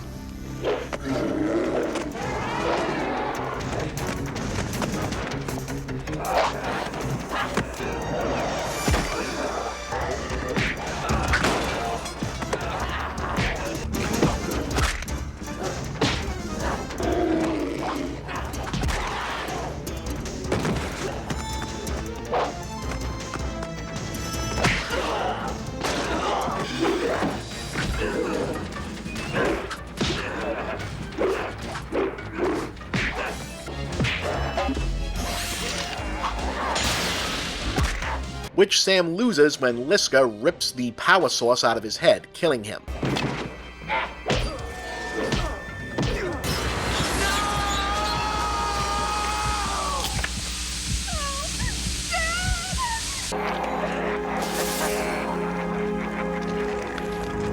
Yeah, didn't expect that, did ya? Everyone disembarks back to Kronos so Zoalord can monologue some plot exposition. In times past, they were known as werewolves, minotaurs, vampires. Can you imagine these lovely creatures in the White House? Reanimators Jeffrey Combs can do a cameo. Sir, Mr. Palkus, this is genetics. We'll probably see him again this year, and Miski can steal the unit back.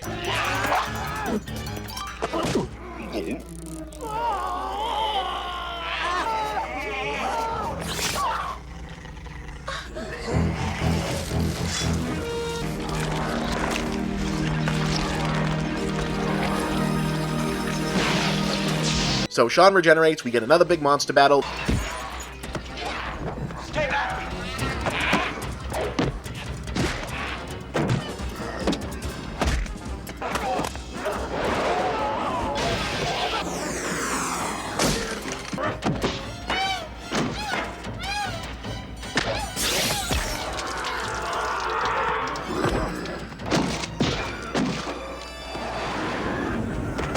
The Zoonoids kill Mark Hamill by making him go all Gregor Samsa on everybody.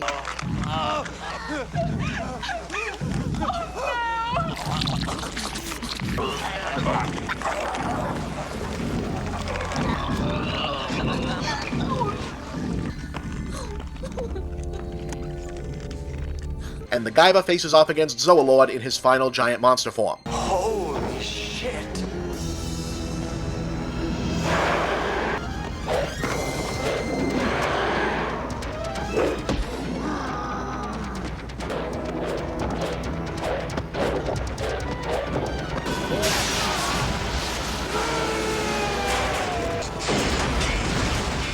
Good stuff. Yeah, the Guyver is basically just Kamen Rider with a lot more monster gore and a lot less riding, but if you're in the right mood, it's breezy and a lot of fun. They did do a sequel to this, which we're all supposed to say is better because David Hayter was in it and it was supposedly closer to the manga, but that just ends up meaning that it no longer has a sense of humor and features significantly less interesting monster designs, so it's kind of a slog. The original was not a major success in the US, but did surprisingly well in parts of Europe, where it was retitled as Mutronics. In fact, the German Blu-ray release is the only way to get an uncut version, which I recommend. Alright, next week, more Halloween fun.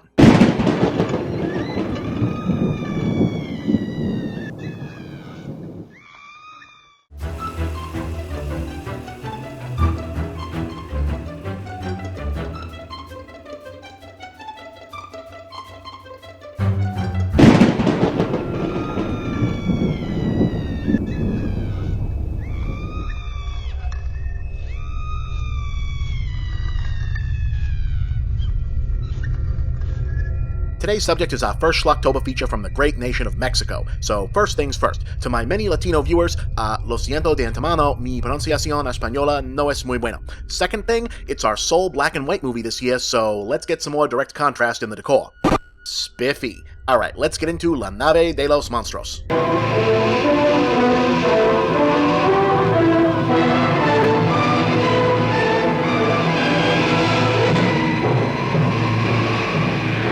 La Nave de los Monstruos, or The Ship of Monsters, was one of the most popular science fiction films produced at the very tail end of what's known as the Golden Age of Mexican cinema, a period from roughly 1936 to 1959 where the nation's film industry was not simply thriving but effectively dominating the entirety of Latin American and Spanish-speaking movie culture. It's also completely and utterly loco.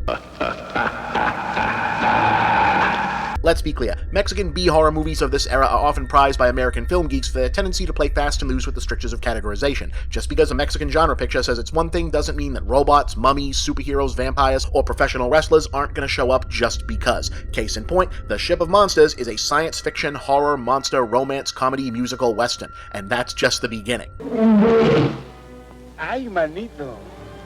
Qué feo te hicieron, parece que te hicieron con lacha. Our premise is that the planet Venus has been imperiled with extinction following the death of the last living Venusian man. From the looks of the Venusian women in the film, I'm gonna assume the cause of death was happily and from exhaustion. Anyway, the Venusian High Regent dispatches a pair of astronauts named Gamma and Beta, played by Ana Bertolopé and Lorena Velasquez, on a mission to travel the galaxy collecting male specimens of various alien species to bring back home and, I guess, figure out who or what might be biologically compatible. I mean, I guess somebody had to do the legwork on that one. After all, this is information James T. Kirk is really going to need someday. In any case, the collection of alien males gathered up and frozen by Gamma, Beta, and their simply delightful-looking robot, Tor,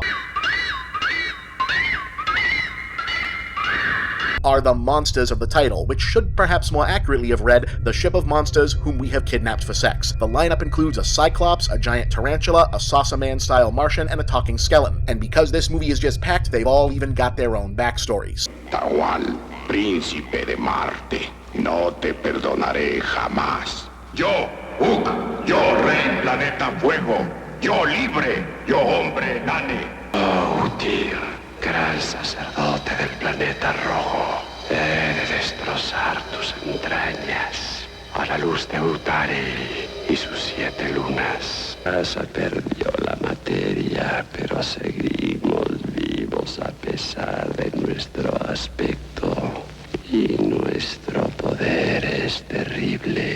But the mission is complicated when a malfunctioning engine forces the spaceship to make an emergency landing on Earth in the small town of Chihuahua, Mexico, where the ladies head out to explore and stumble upon our hero for the piece, Lalo Gonzalez as Laureano, a bumbling singing cowboy and rancher prone to tall tales who's surprisingly willing to accept that Miss Mexico 1953, Miss Mexico 1960, and their pet robot have simply wandered away from a passing circus. Also, Mexican movies in 1960 much more forward about certain subjects than Hollywood movies of the same era. ¿Usted es soltera, casada o qué? No me vaya a decir que eso qué. Soltera. You see, that wouldn't have been asked about out loud in the Martin and Lewis version of this same movie. Anyway, the ladies at first want to abduct Laureano as part of their men's stable, but they start questioning the mission and getting jealous over him when he introduces the pair to a strange human concept called love. Y para eso necesitan ir con un señor que les dé permiso. Pues se puede hacer sin permiso, nomás que no está muy bien visto en estas regiones. Speaking of which, Thor falls in love himself with Laureano's jukebox. Ay, mamacita, qué lindos bulbos tienes. Sure, why not? It also turns out that Beta has been keeping a secret of her own.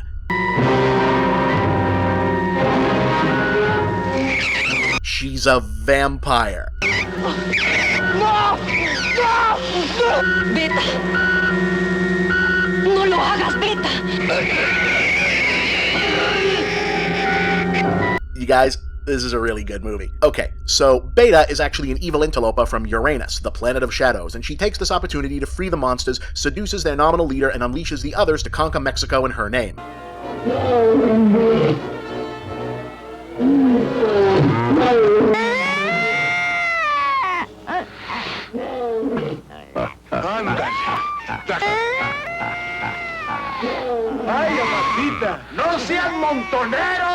If they can stop fighting over her first. Y me siento orgulloso de estar a tu lado.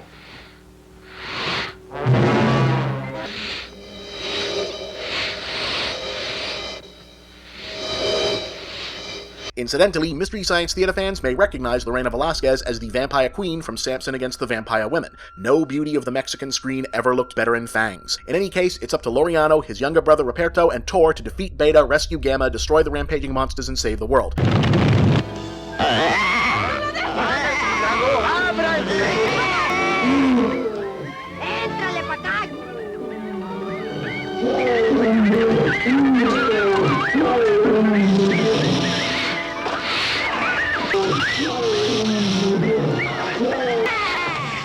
¡Cuidado, Gavita! ¡Se caen estos pilotones!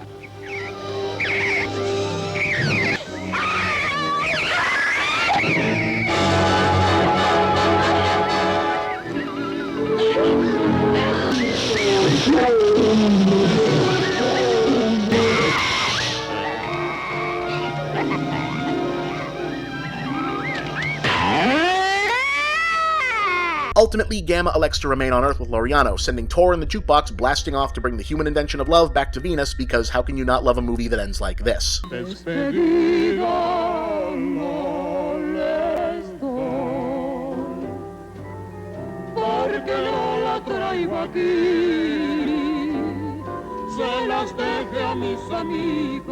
La Nave de los Monstruos was a big hit in Mexico, widely distributed throughout second-run theaters across the country well into the 70s, and still popular among Mexican monster movie aficionados to this day, with no less than Guillermo del Toro himself sharing his appreciation on social media this very year. So why doesn't it have a higher profile stateside? Well, one reason might be that it didn't feel Mexican enough. Foreign film appreciation in the United States has a bad habit of regarding the national cinemas of other territories through a prism of stuff we just can't get here, cultural fetishism, i.e. largely ignoring Japanese movies if they don't feature samurai, kaiju, or underage schoolgirls being menaced by octopi. And since Ship of Monsters doesn't prominently feature crime-fighting luchadors, Aztec-themed monsters, or other elements thought of as Mexican genre movie staples by many Western fans, it may indeed have been overlooked. Ahorita vengo.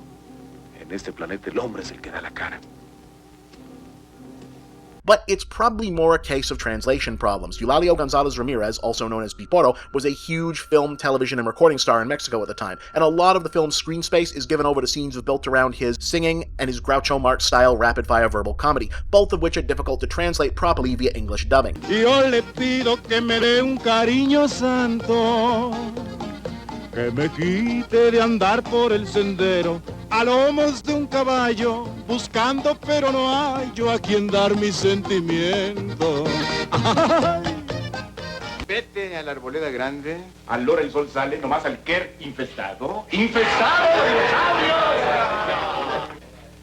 Bueno, dinosaurio chico, si antes te da el pobre animal si hay poco pasto. Pero eso sí, dinosaurio fino, sin hueso y con una pluma primorosa. Decimos al señor cura que nos vamos a casar y nos da su bendición. Ah, les recomiendo una cosa, que no se van a portar mal porque les pica un animal. Y ya. ¿Y luego? As a result, the film is criminally underseen in the US, and the only official release was part of a Lionsgate Mexican cinema collection so specifically targeted to Latino audiences that they didn't even bother to include English subtitles. But unofficial fan subs are out there and are absolutely worth tracking down because Ship of Monsters is a total undiscovered blast that deserves a much, much bigger fan base. Raza de vampiros, habitantes de las sombras, uranitas, por fin será nuestra la sangre de la tierra. Okay, one more to go, folks. Next week is Halloween and our final installment for the year. What's it gonna be? Tune in and find out.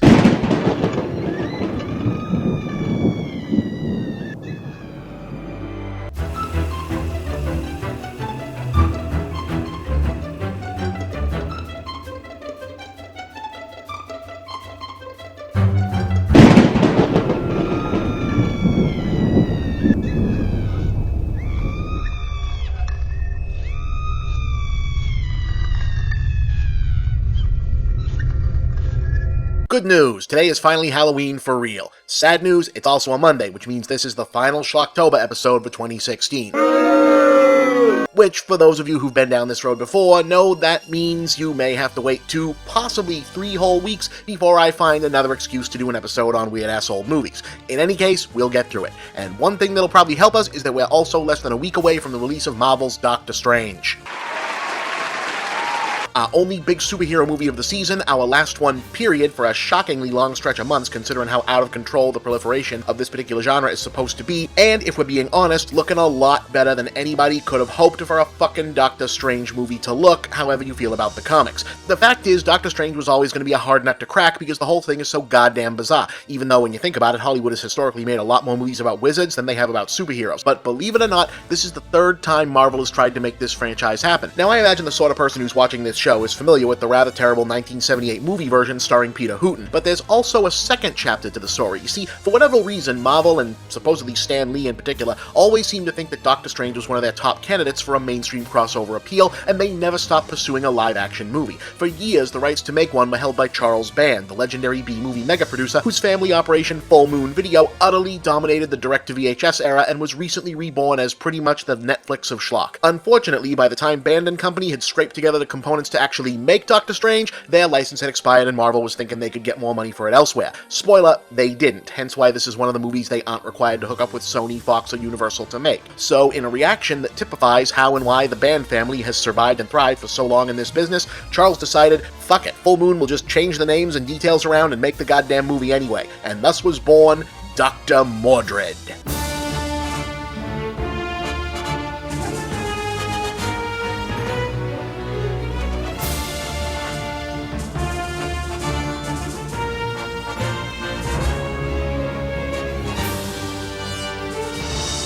Yes, Dr. Mordred is basically an unlicensed Doctor Strange fan film. Reanimator's Jeffrey Combs has the lead as Anton Mordred, a respected doctor who is secretly a powerful sorcerer who has a magic amulet, lives in a secret sanctum in New York full of magical artifacts, monitors the world for evil, travels to alternate dimensions, answers to a powerful cosmic entity, battles a fellow student of magic turned arch-nemesis, and is charged with protecting the mortal realm from incursion by demonic forces. In other words, if they had Disney's lawyers to throw around back then, Marvel probably could have sued them over this shit and won. I mean, he even does the astral projection thing.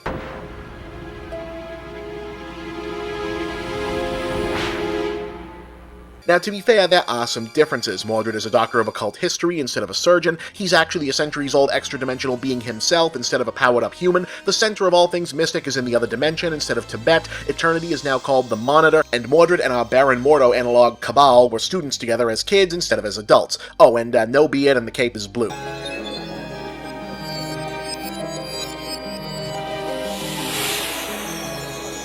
Monitor, contact me. I am here.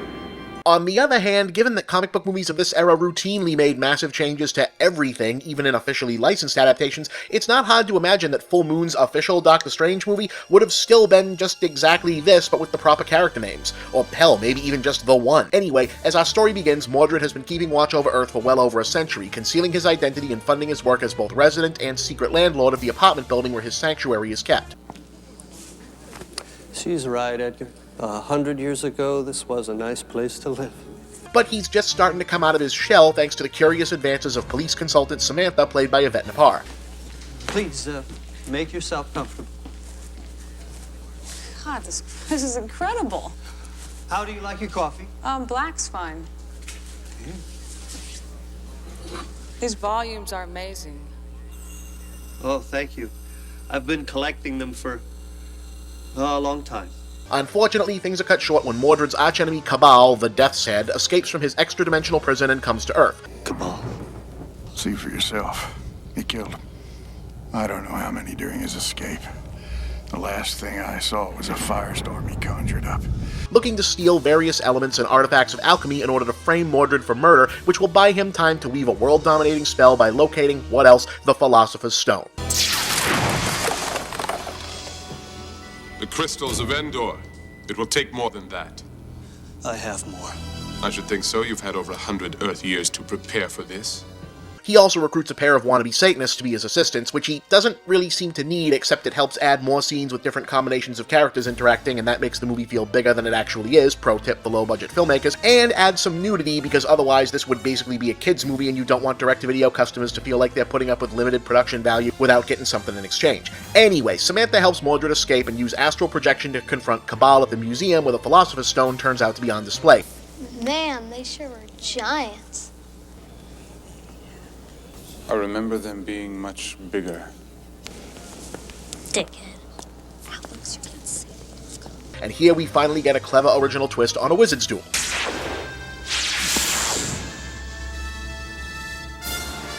thought as much. You realize you have no power over me in this state? No, but I can cast a spell.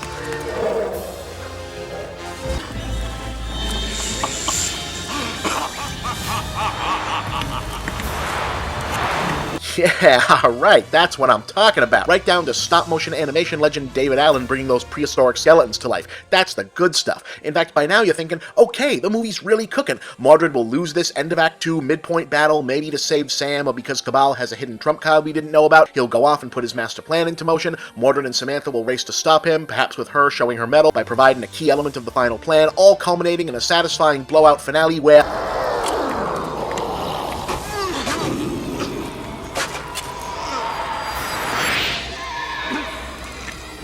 or not.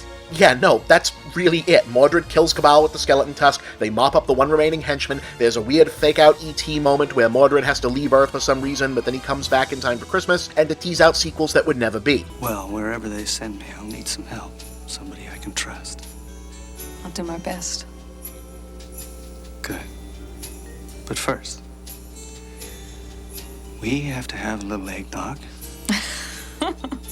Weird, right? I mean, it technically tells a complete story, but it feels like it stops just when it should be getting started. It's not like the movie is too long either, it's only 74 minutes, and that lack of a strong finish probably explains more than anything why the same studio that made 10 Puppet Master movies, 5 Trancers, and even a crossover between Dollman and Demonic Toys somehow never felt compelled to make even one more movie about Dr. Mordred. Still, this is a charming, low-tech little movie in its own right, and in 1992, easily the best anyone could have hoped for from an actual Doctor Strange movie. It has a good score, the design work for Mordred's costume and the layout of his inner sanctum is especially rich and detailed, with a clear level of effort and care being put in. If you know your Full Moon movies, you know Charles Band was always eager to turn even the most limited horror premise into a sprawling comic book mini-epic, stuffed with lore, continuity, crossovers, and goofy world-building, so it's fun to see him and his crew start from that point for a change. I wish you well.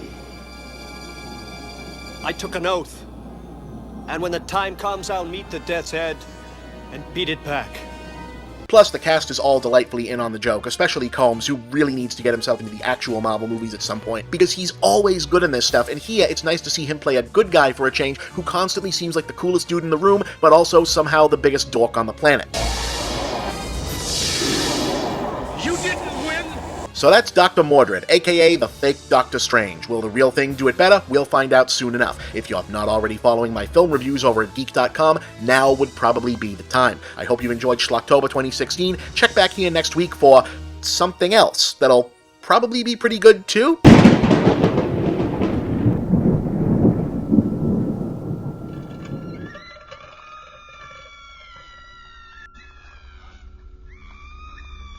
Is it Halloween month already again? Weird. I'd always figured living through the actual apocalypse would be like slower, more excruciating and methodical, you know? Anyway, earlier this year we lost one of the great film artists of the 20th century, George A. Romero, the man who revolutionized an entire subgenre of horror by stripping out what had previously been mildly to not so mildly racist subtext, in the West at least, and replacing it with a mid-60s leftist social consciousness, ironically ensuring that zombies would stay popular exactly long enough for AMC to reimagine them as a weirdo, vaguely right-wing prepper fantasy. Time is a flat circle and all that. Anyway, while there's no stopping Romero from being vainly remembered as the zombie guy, the fact is most of his other horror films were also pretty damn great as well, and this week's movie is not one of the very best, but definitely one of the most interesting. Monkey Shines, an experiment in fear.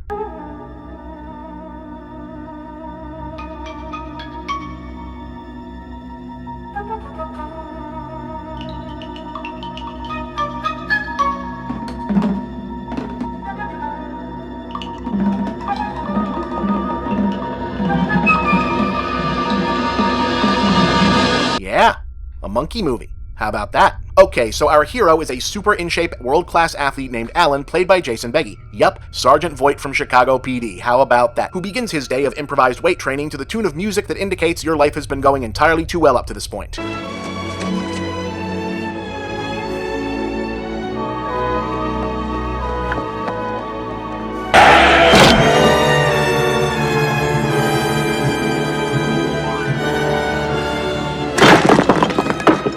Yeah, consistency of tone is kinda not a thing in this one. In any case, Alan is now quadriplegic. However, lest you think that Monkey Shines is yet another horror film that exploits a character's disability in order to ratchet up the tension by way of their limitations making them somehow more vulnerable, not exactly. I mean, there's a little of that, but the film is mostly aiming to be a psychological horror film about how the world around us starts treating a person different once they've become disabled. Mary Ann Hodges, I've been hired by your mother to come and stay with you and take care of you. Thank you.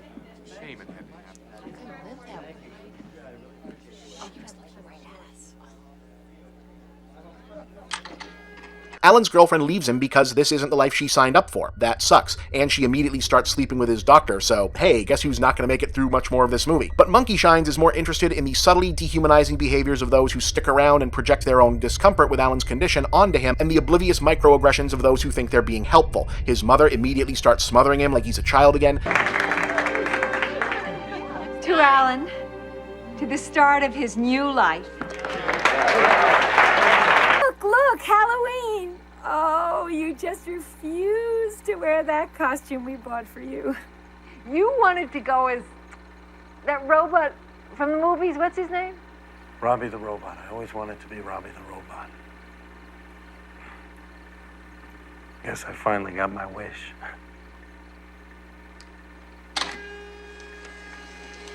His live-in nurse is an obnoxious know-it-all whose pet bird is free to fly around and piss him off, and once his other friends and relations have given their obligatory tough break mans, he's mostly left alone in this scenario. And as an extra kick in the balls, his surgeons aren't sure about his potential to survive a risky surgery that might restore his mobility. Soon enough, he tries to get out of it the only way he thinks he can.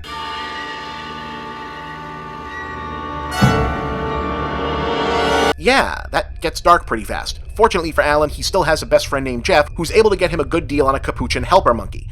Mostly because Jeff is a drug-addicted mad scientist who's been conducting experiments and transplanting human brain tissue into capuchin helper monkeys. One human brain. Double, double, toil and trouble. Fire burn and cauldron bubble. You have got to get smart on this, sugar. So Alan now has two new pals in the form of monkey trainer Melanie and Ella the monkey, with whom he forms an immediate powerful emotional bond. Tax collectors getting closer. Hey, she turned it on all by herself. That's the story of, that's the glory of love. And as long as there's the two of us, we got the world and all its charms. And when the world Beard is history. That deal? What? I don't know. Aww. He also bonds with Melanie in a more explicitly romantic sense, which Ella is not happy about. And did I mention Alan is having monkey POV nightmares?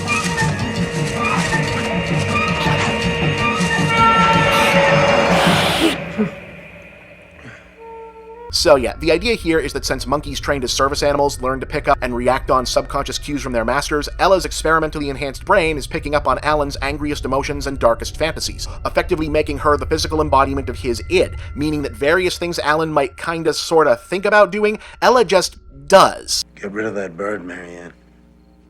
Get rid of that bird, or so help me. You what?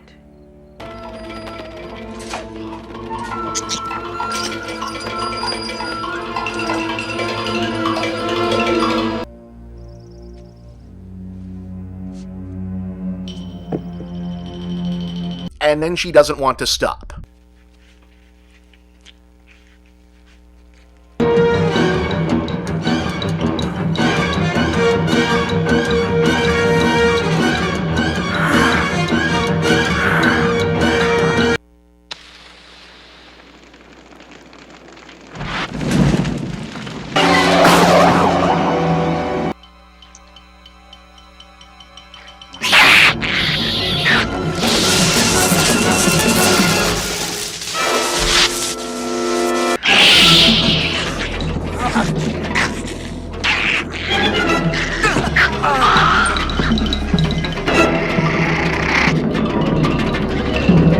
Oh, and since she still has the survival instinct of her own, that means Melanie has to go too.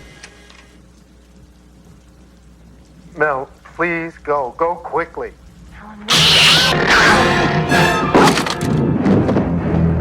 Unless Alan can summon the strength to shut down what is effectively his own dark side.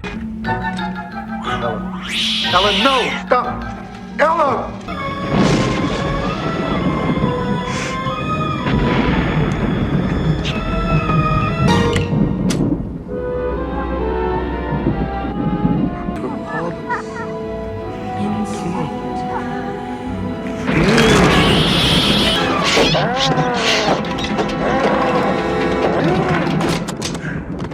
So in case you were wondering, no, they didn't hurt the monkey. Ella was portrayed using a well-trained capuchin with a trainer on set, judicious prop effects and clever editing, and all those angry, panicked monkey noises you hear are actually coming out of voiceover legend Frank Welker, the voice of... holy shit, yeah, and that's not even most of them. Also, a frequent performer of realistic animal sounds. So now you know how they do that. The lights, Ella.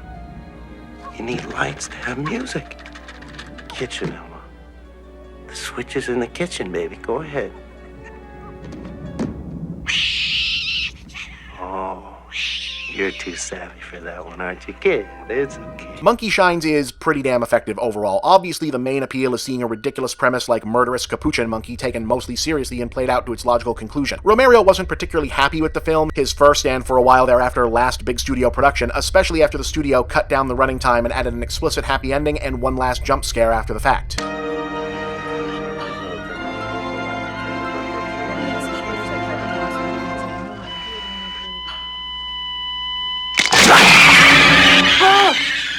Alright, that was our sort of normal episode to kick off the season. Next week, we're going to Hong Kong.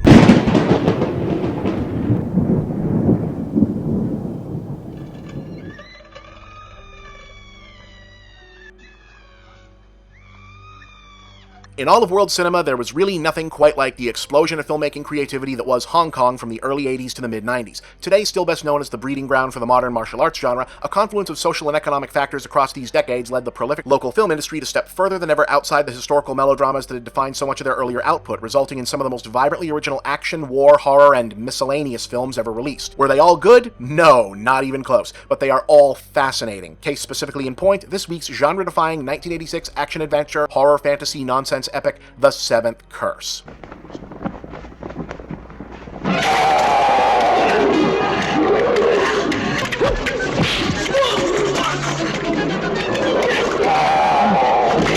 But first, very briefly, this film was never widely released in the West apart from home video and as such has been subject to multiple English translations of varying quality. As I am not a fluent speaker of Mandarin or Cantonese, it is possible that I may have not properly interpreted certain plot details or misunderstood certain cultural references. While I have made effort to mitigate this through research, I nonetheless hope that any errors on my part are not taken as a sign of disrespect for Hong Kong or for Chinese culture. Nobody can say I don't put the work in. Anyway.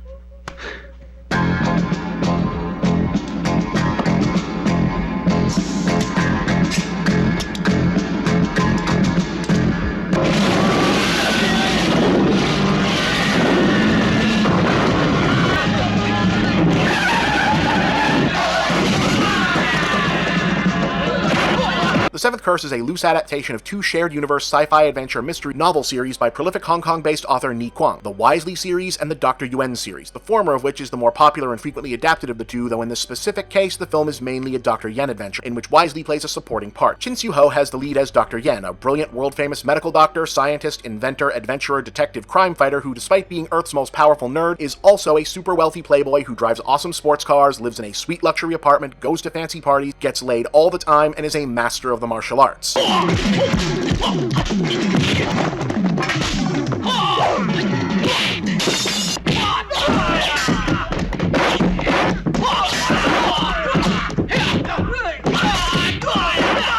Yeah, in case you were under the impression that it was only white dudes who kept creating characters exactly like this. Chow Yun-fat does the special guest star thing as Wisely, who is pretty much the same guy, but also he knows about ghost stuff and is somehow even more awesome. Since this is Hong Kong in the mid-80s, we open with a heavily armed police shootout wherein outmatched cops call in Dr. Yen to take point on a mission because in this universe that makes sense. 一向都有心脏病，为什么一定要找我？是这样的。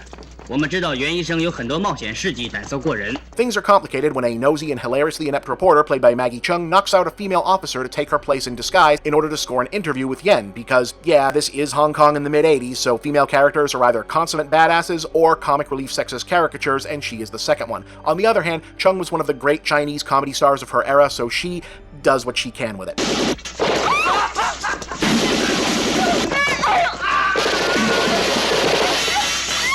In the main plot, Dr. Yen is being plagued by a mysterious blood disease that turns out to be a curse related to an adventure several years ago in the uncharted jungles of Thailand. Oh yeah, in Hong Kong movies of this era, Thailand is basically Asian Transylvania, where he rescued a native girl from being offered up to the zombie god of the evil worm tribe, who require human sacrifice in order to... just watch.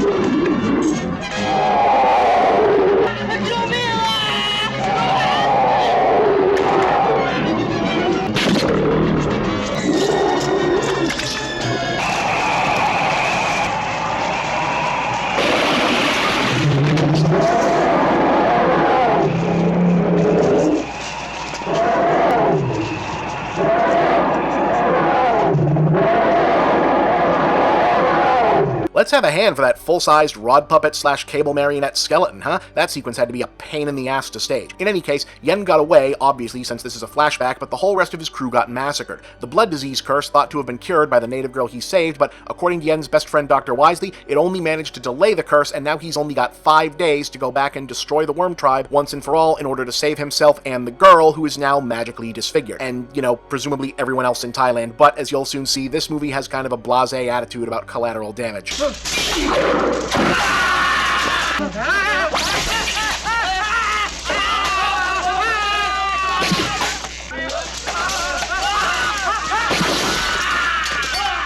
Also, Maggie Cheung is coming along because she's Wisely's cousin. What? And he can't go right away, and her daddy's rich, so she... 不太平。总而言之，他有一张没有限额的金卡给我用就行了。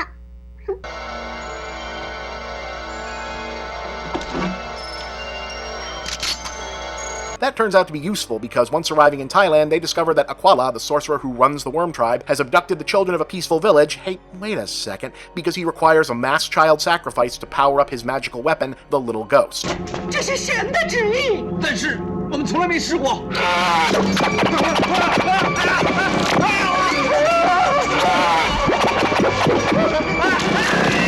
Our heroes aren't super concerned about this for some reason until they get wrapped up in some booby traps and Maggie Cheung gets captured and now it's a rescue mission.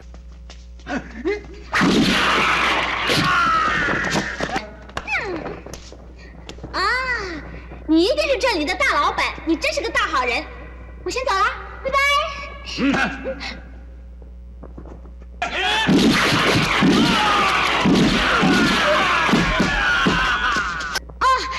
我是来采集标本的。哇，你这么英明神武，我替你拍张照啊！去你的！ Though she ends up briefly possessed anyway, Wisely and his wife Sue, who I think is also supposed to be some kind of good witch herself maybe, finally show up, sure, because there aren't too many characters in this already, and set about curing her while Yen and one of his Thai buddies set off to steal magic ashes to cure various curses from some Buddhist monks.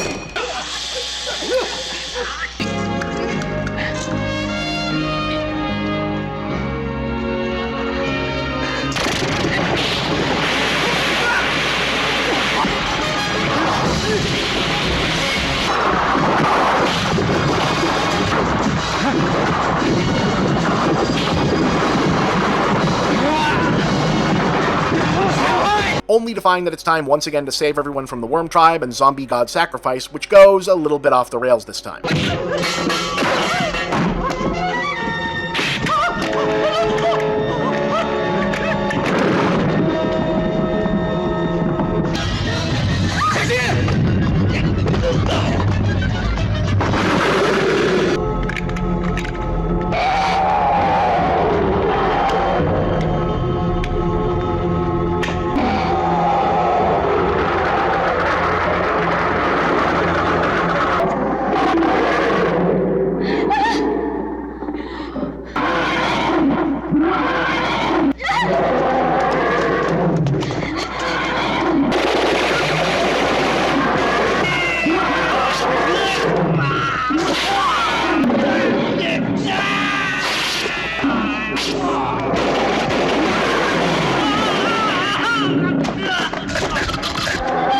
Fortunately, Sue shows up having gained control over Little Ghost and sicks it on the monster.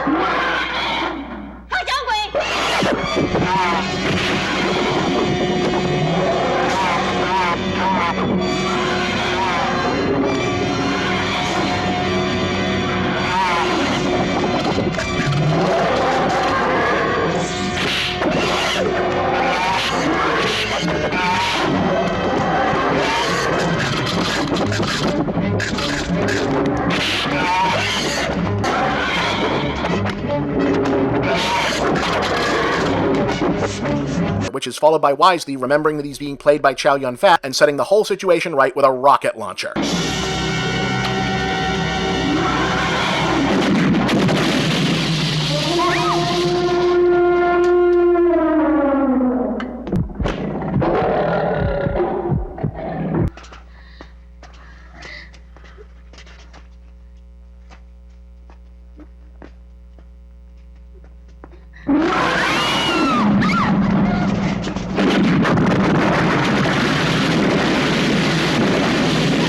So that happened. Seventh Curse was written and produced by notorious Hong Kong schlockmeister Wong Jing, the ultra-prolific mega-producer responsible for City Hunter and Future Cops, and a career turning point for cinematographer-turned-director Lam Ngai Kai, aka Simon Nam, still probably best known to Western audiences for The Story of Ricky, and in Hong Kong cinema history for the adults-only hit erotic ghost story, filmed the same year as Seventh Curse but not released until 3 years later, which helped make a superstar out of Amy Yip and kickstarted the softcore supernatural craze in the country that culminated in the infamous Sex and Zen. The film is somewhat typical of Hong Kong supernatural thrillers of its day, inasmuch as it's completely out of its mind and seems to be making shit up as it goes along, but the sheer scale of it is really something else. This was about 10 years prior to Hong Kong's handover from British colonial to mainland Chinese rule, and the Hong Kong film industry spent that decade expending resources like they thought the world was coming to an end. Definitely worth seeking out for fans of bizarro world cinema. 哎，傻瓜，我还以为追不上你呢。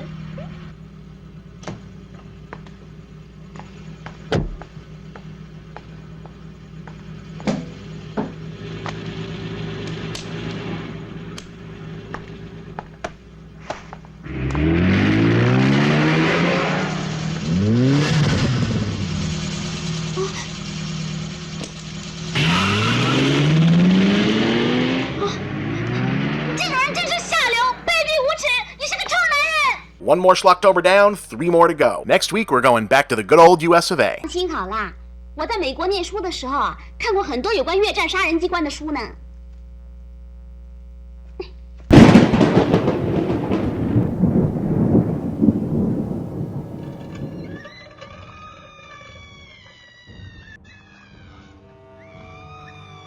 It is the 3rd week of October in this year of our Lord, 2017. Anyone feeling particularly patriotic right about now?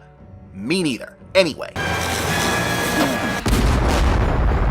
Tying horror films to holidays is one of those things that feels really strange until you think about it for a little bit. One of the most reliable things you can do in a horror movie is prod at people's boundaries and openly violate cultural taboos, and to be effective at that you need to identify and exploit culture and shared mythology that a broad audience can recognize, and given that most notable holidays tend to be tied to religious or national identity, their iconography is an obvious choice because you generally don't even have to be part of the group celebrating to cue in on why it's a big deal. Even most non-Christians get that the idea of a killer Santa Claus is a transgressive perversion of something associated with children and innocence.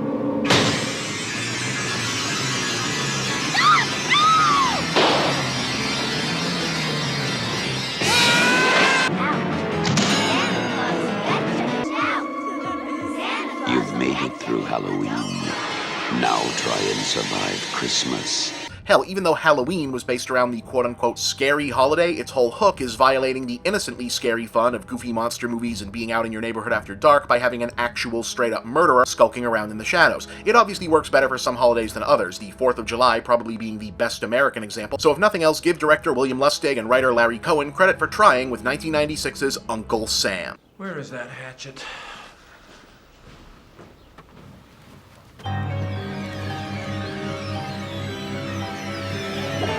So we open in Kuwait about 3 years after the first Gulf War, or as we called it in 1996, the Gulf War, with some American soldiers belatedly discovering a helicopter full of bodies seemingly downed by friendly fire several years earlier, which of course they'd prefer to cover up. Friendly fire? These things happen in war. Unfortunately, one of those bodies is not quite dead.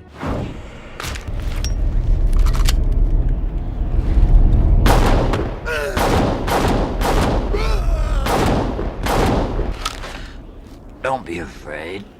It's only friendly fire. News that the remains of this particular soldier, Sam Harper, will now be returning home are met with mixed reactions by his family and hometown. His nephew Jody is devastated because he grew up idolizing his war hero uncle and adopting his military-loving, ultra-patriotic views. How come? Well, I grew up during Vietnam, and many people thought that was an unjust war. Many young people, like myself, protested the war. In fact, some people left the country for a while. My Uncle Sam said you guys were cowards. Just so we're clear, yes, our killer Uncle Sam is our main character's actual uncle named Sam. But on the other hand, Jody's mom and Louise, aka Sam's now ex-wife, are actually pretty glad to finally confirm that he's dead, because Sam was a sadistic asshole who abused his wife and only joined the army so he could kill people legally. Something they've elected to keep from Jody, which, in case the metaphor was still too subtle at this point, will turn out to have been a bad idea on their part.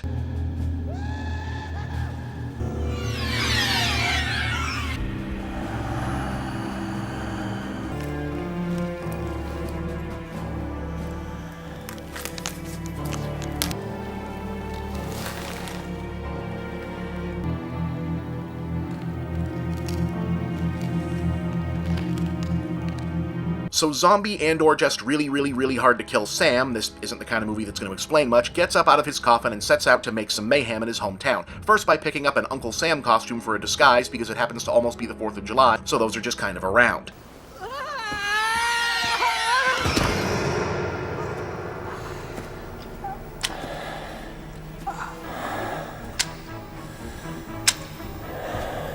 I hope you got an eyeful.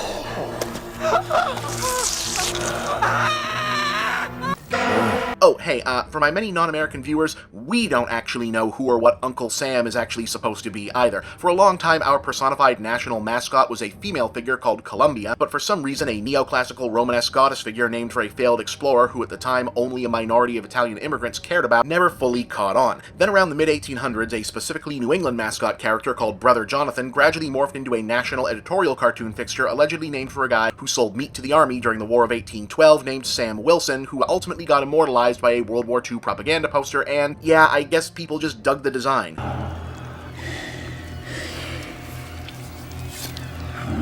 In any case, this Uncle Sam's thing is that he's driven to hunt down and slaughter the insufficiently patriotic, starting with some teenage flag burners. Yeah! Oh. Yeah, come on, swing it! Oh. Stop, please! Hey!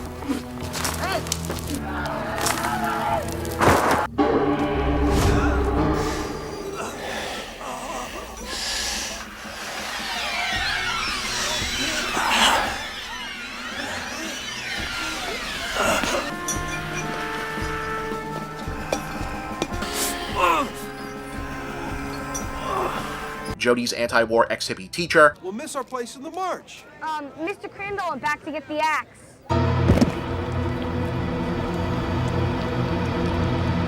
A lawyer who helps his clients cheat on their taxes. Where you shoot, you should get a job working at the post office. You know, pal, you should take it easy. Don't give me the silent treatment, you. Some more disrespectful teenagers.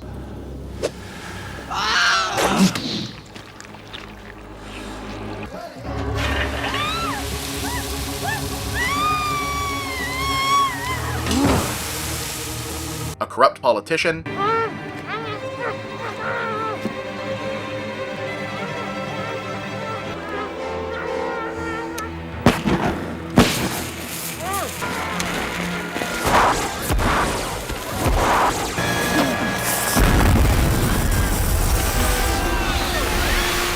And his wife's new boyfriend.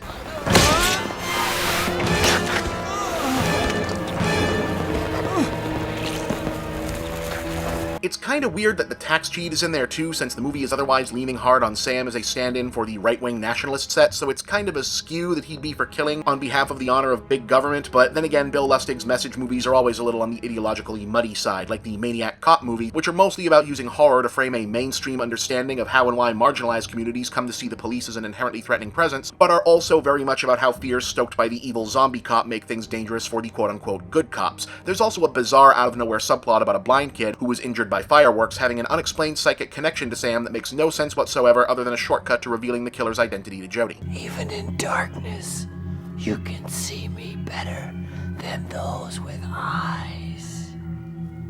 Did he tell you who he is? Well, he didn't need to. He's your uncle, Sam Harper. My Uncle Sam? But he's dead. I never said he wasn't. But on the other hand, the scene where Jody's mom and aunt finally decide to have the talk about who Sam really was and what he did to them is played 100% straight and pretty affecting. Your Uncle Sam wanted everybody to be afraid of him, especially me. He hurt me so badly that I was afraid that one day he might kill me.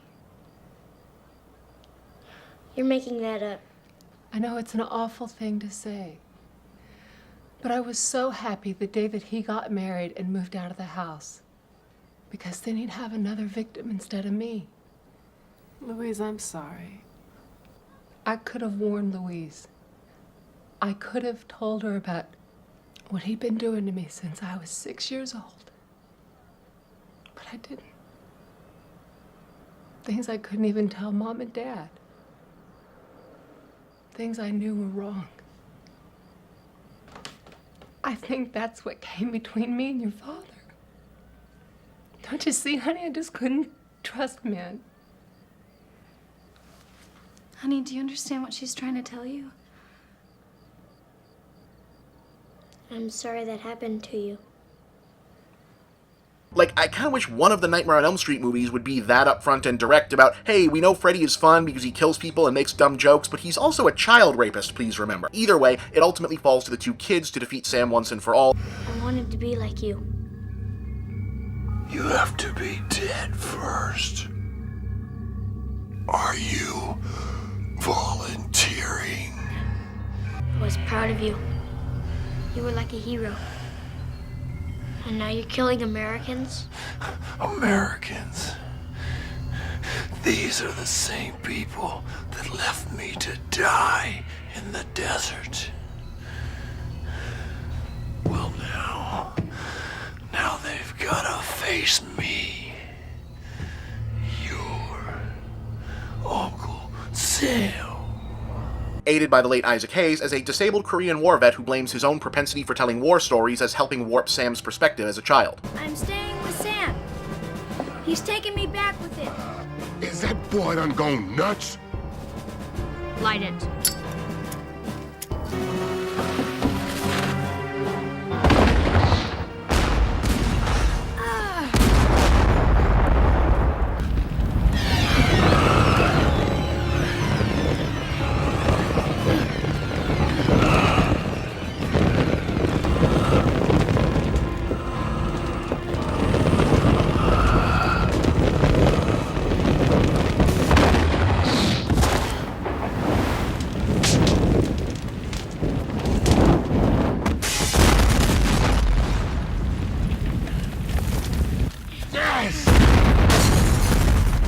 Uncle Sam is cheap and silly, but definitely has an effect taken as a whole, and if nothing else, the overriding message about watching who you hero worship and being wary of cheap appeals to patriotism feels more relevant right now than, well, than it's felt in a long time, let's put it that way.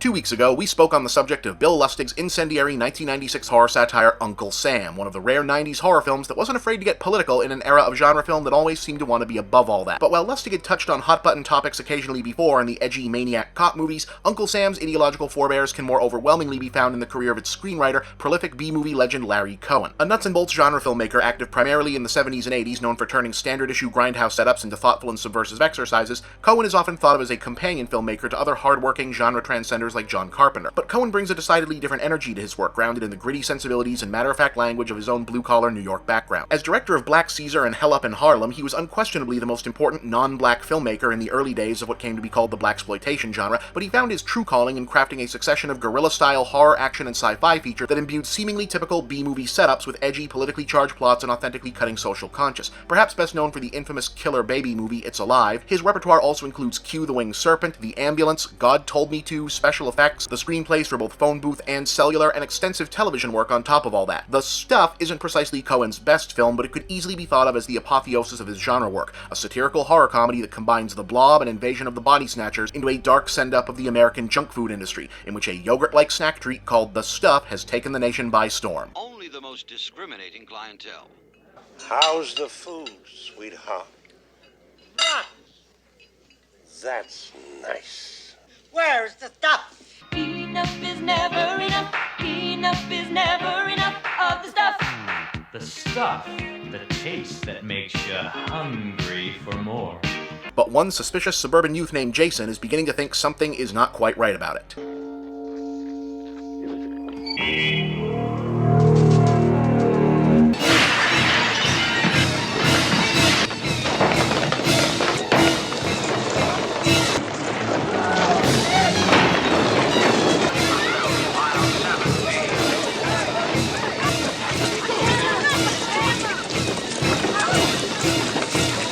However, despite this being a movie from 1985, young Jason is not our main character. Instead, we're following Michael Moriarty, a once sought-after character actor who did several films with Cohen and is probably best remembered as Ben Stone, the original pre-Stam Waterston District DA on Law & Order, as an ex-FBI agent turned industrial saboteur named Mo, who's hired by a secret cabal of CEOs representing powerful ice cream and dessert companies to discover and steal whatever the secret is that's letting the stuff push them out of their own market. And it's scenarios like that and dialogue like this that keeps people coming back to Larry Cohen movies. We don't want to know how you do it. Just, do it. I understand you guys don't like me. Heard it on the tap there. Someone said I've been fired from the FBI, and that I've been blackballed, and that I was obscene. Someone here said I was obscene. Somebody here. Who said I was obscene? How the hell did you know that? Well, while you were at the Metropolitan Opera last night, I just happened to be walking through your hotel room, and I dropped this in your pocket. Well, you know, Mr. Rutherford? Yes, sir? I don't think you're quite as dumb as you appear to be. No one is as dumb as I appear to be. The investigation introduces him to Andrea Marcovici as a commercial producer responsible for the stuff's marketing campaign, but who doesn't know much about it otherwise, and the FDA administrator who approved the stuff, but also appears to have been bought off with the stuff, which apparently you should not feed to your dog either.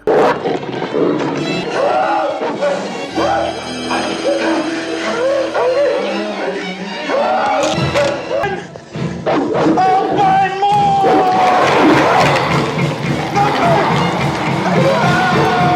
The mystery ultimately leads to a ghost town in Virginia where the stuff had been test marketed and hooks him up with Garrett Morris as Chocolate Chip Charlie, a self-made cookie kingpin who is put out of business by the stuff and helps discover its terrible secret. Okay, lethal hands, kill the door. Watch out for spinners. I always knock first.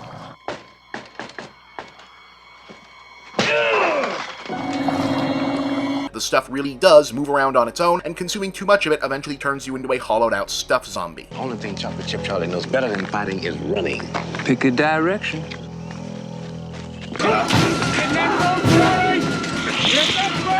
a hole in that sucker! Get in the boat! Awesome. No CGI effects here either. The stuff effects were all done with models, composites, and trick photography. Even the set piece sequence where Moriarty and Marcovici are attacked by a whole blob of it in a motel room after he convinces her that she's been unwittingly helping something sinister. I'm gonna burn it.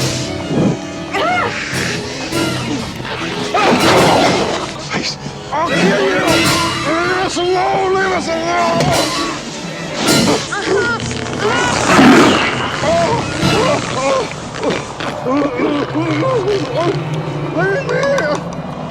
Look, I'll burn the hell out of it. That shot was done using a set that's actually the interior of a huge box that can be rotated in midair, with the camera and everything but that one actor and the industrial foam playing the stuff bolted into place, so that to the camera it looks like they're both sliding up the wall when you play the footage back. The same rig was actually used to do the similar shot from A Nightmare on Elm Street. In any case, with Chocolate Chip Charlie dispatched to alert the FBI, the other heroes rescue Jason from his stuff-addicted family.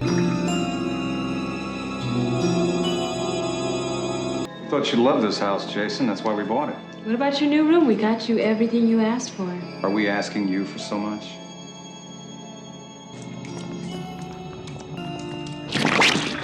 We don't get tired now that we've been eating properly.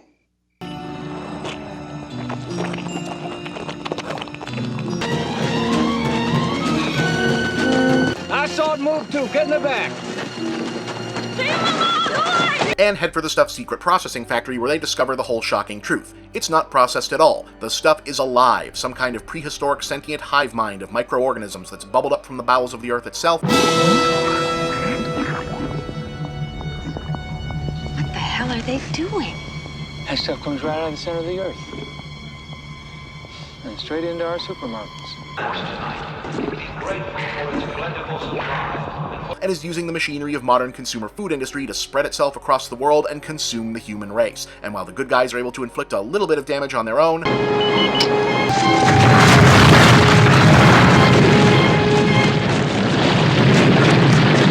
they're going to need backup and decide to get it from the only folks who'd both immediately believe such a ridiculous story and be equipped to do something about it. A castle? I know the man who lives here. I know everything about him. He doesn't know me.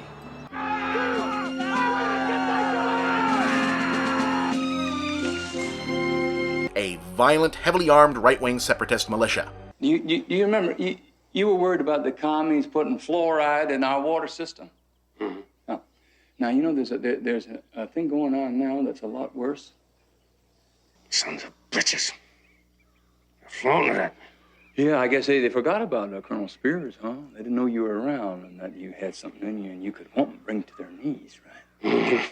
Hoo boy, this whole subplot. Yeah, so in 1985, we didn't really grasp what these guys were eventually going to become. We just thought they were funny. But hey, someone else from Law & Order, huh? Oh. Well, this is disgusting. No show of resistance. They may not be armed, sir. Doesn't matter if they are armed. There is no match for the American boy. We have never lost a war. What about Nam, sir? We lost that war at home, Sonny. Still warm. This must have just happened.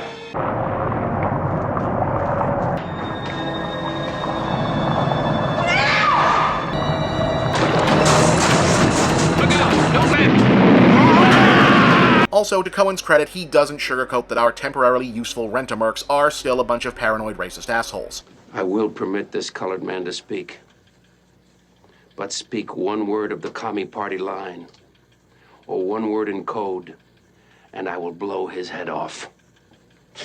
But they're paranoid racist assholes with their own radio station, of course, which the good guys can use to broadcast the truth about the stuff worldwide, though not soon enough to save poor Chocolate Chip Charlie. Charlie, are you all right? What's the matter? Charlie,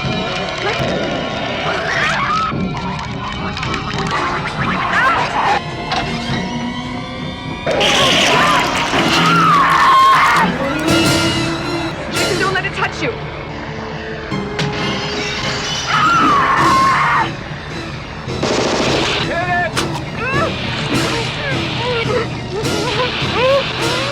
Get the girl out! Or it's implied to stop life from finding a way.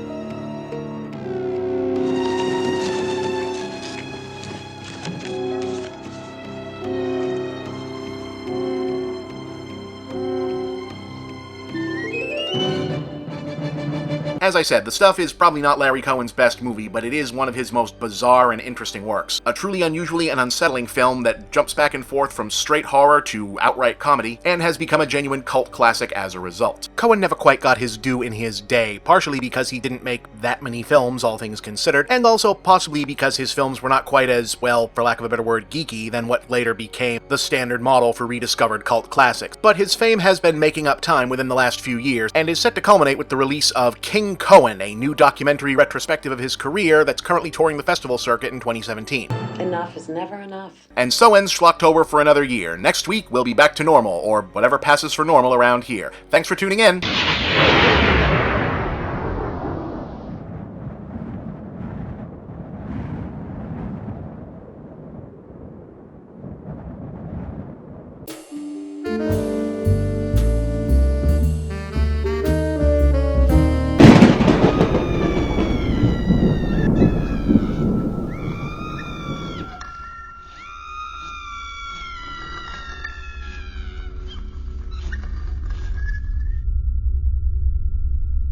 The Big Picture is back on The Escapist, and yes, that means Schlocktober is back on The Escapist. Yes, the yearly tradition in which my desire to do as much of my fall work in advance as possible translates to a full month of Halloween-themed movies are weird episodes for you, plus these delightful pumpkins, and that's pretty much it. Yeah, what, is that not enough? The show didn't even exist anymore a month ago. Anyway, since I'm so glad to be back home, I figured we could do a whole month of episodes about home. Kind of. A little. 3 are definitely about home, 1 is home-themed, and the 5th one, honestly, a bit of a stretch. Look, it only occurred to me that this was a unifying theme like an hour before recording this, so yeah. Anyway, this is Troll.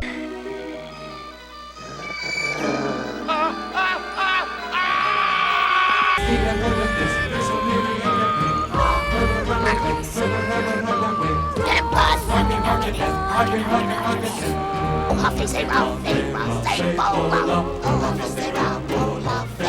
Okay, so these days 1986's Troll is mainly known as the movie that the infamously rediscovered cult classic bad movie Troll 2 was an in-name only unofficial retitled sequel to, which kind of sucks even if I wasn't really sick of the hipster Johnny-come-lately cool kid cult obsession that sprung up around Troll 2. Yeah, it's a memorably bad movie, but its legend has obscured the fact that the original Troll is actually, if not a good movie, a fun, unique, nothing if not ambitious B-movie that deserves to be better known in its own right. Shut that damn door! What is going on out there? I don't know, but I'm listening to that tree. Directed by special effects makeup artist and horror biz mainstay John Carl Buechler, yes, that's how you pronounce it, I had to look it up too. It was a production of B-movie legend Charles Band's Empire International Pictures, the precursor to Full Moon, and if any of those names are familiar to you, you know what to expect from Troll. A simple, spooky central concept with exactly enough resources to pull off on a budget that instead blows out into wild tangents of extra characters, big idea subplots, and needlessly elaborate internal mythology, i.e. the way Puppet Master goes from evil marionettes to actually they're the good guys and fought Hitler, and plus ancient Egyptian demon gods are involved, and also there were bad Nazi puppets. Anyway, Troll features an average all-American family moving into an apartment complex in San Francisco with colorful neighbors including a psychotic ex-soldier, Sonny Bono, no, for real, as basically Glenn Quagmire,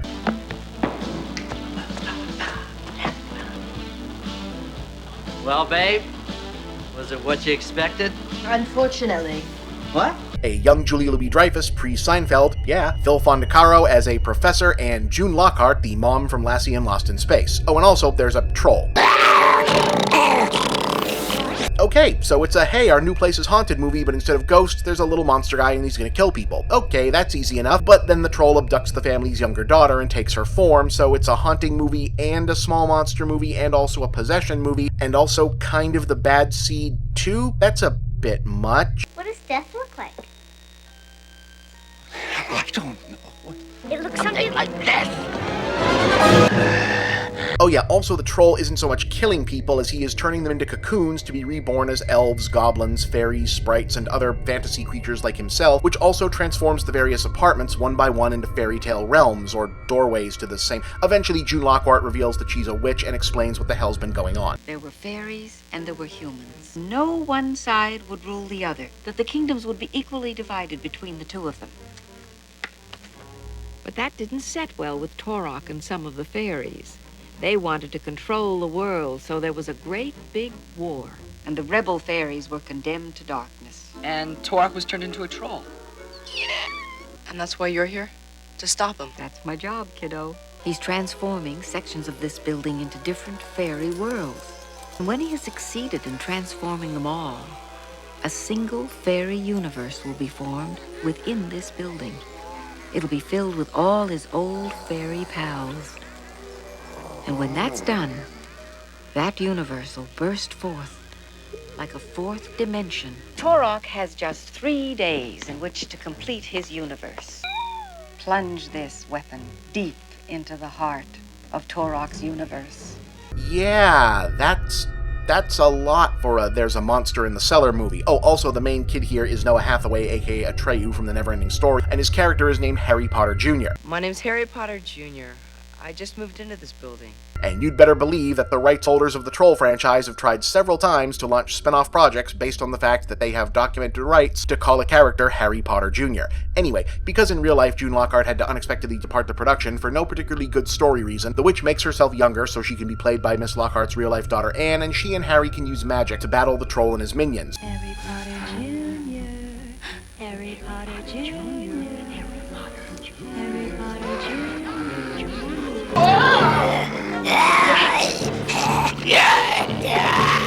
And because at this point Troll has added so much extra stuff that it's not even really about the troll anymore, our ending involves Lockhart being turned into a tree. Eunice, no! Go on. Get in there and save your sister. And Hathaway fighting a previously unseen giant ogre thing in the fairy world to rescue his sister.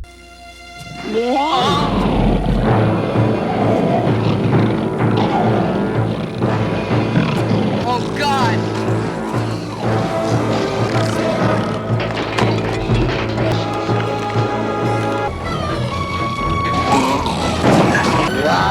No, not the girl!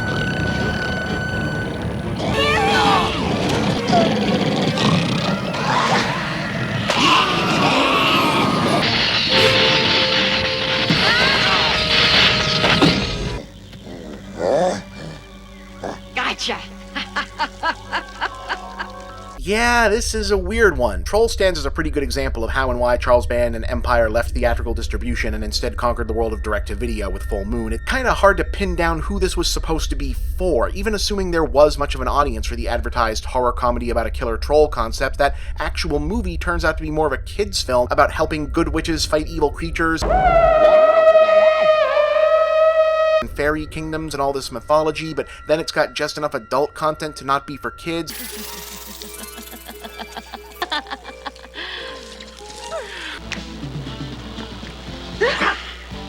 Feel like breakfast? Sure. There's some pancake mix in the kitchen. Then in the middle of it, there's these idiosyncratic "why is this in this movie" moments, like some not unexpected randomness from the great Michael Moriarty.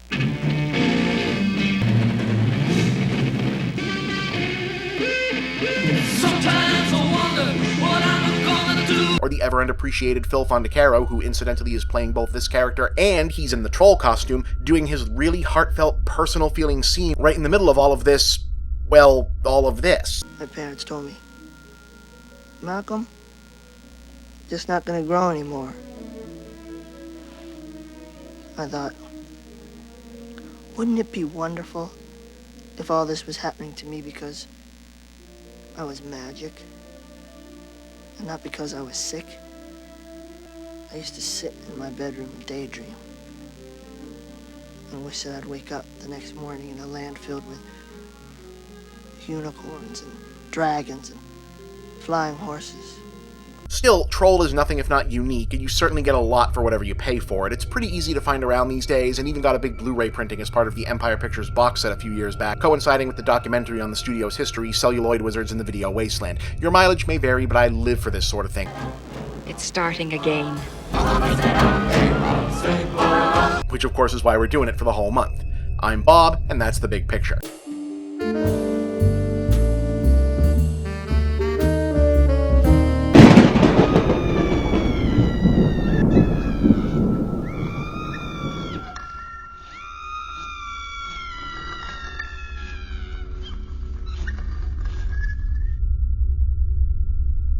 I feel like if Peter Weller had been in more movies overall, he'd have the same sort of half-ironic, half-sincere fandom today that accrued the likes of Velo 80's leading man, character actor Limbo occupants Nicolas Cage and Jeff Goldblum. Though I guess if you're going to be remembered for only two roles, RoboCop and Buckaroo Banzai ain't half bad, but there is a third weird-ass Peter Weller 80s performance to make it a hat trick, and it even predates the other two. Our subject for this week, 1983's Of Unknown Origin, in which the actor famous for his mastery of stone-faced understatement gives us his version of losing his shit over the course of about 80 minutes.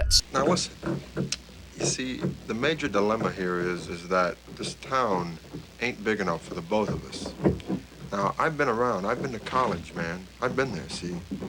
I've tried dope, I've tried these things, and I just want you to know who you're dealing with. Our basic setup, Weller is a well-off yuppie dad living in a meticulously modernized apartment on the top floor of a New York City brownstone that is 100% absolutely really in the real New York and not obviously Montreal. He did all the renovations himself, which he's very proud of. He's married to Shannon Tweed, making her film debut, and if you're a dude my age, chances are she was a really important part of your adolescence too. And even though her dad is some rich guy she and the kid are off to spend a ski vacation with as the movie opens, he's also proud to be paying for all this nice stuff himself thanks to a slick corporate job and a big promotion coming up, which is why he's not joining them on the ski vacation. But no sooner are the wife and kid gone than does it become clear that Dad is not alone in the house.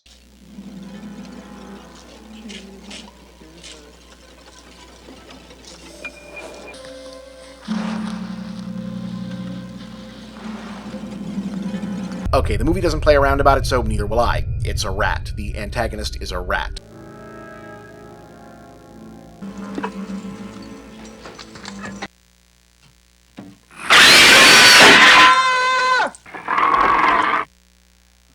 A slightly bigger, slightly more aggressive than average rat that's decided to move into the apartment and mess around with things while this guy has an important work deadline. On one level, it's a haunted house movie with no poltergeist and instead a known physical creature that behaves more or less the same way a poltergeist does in such movies, but requiring fewer special effects.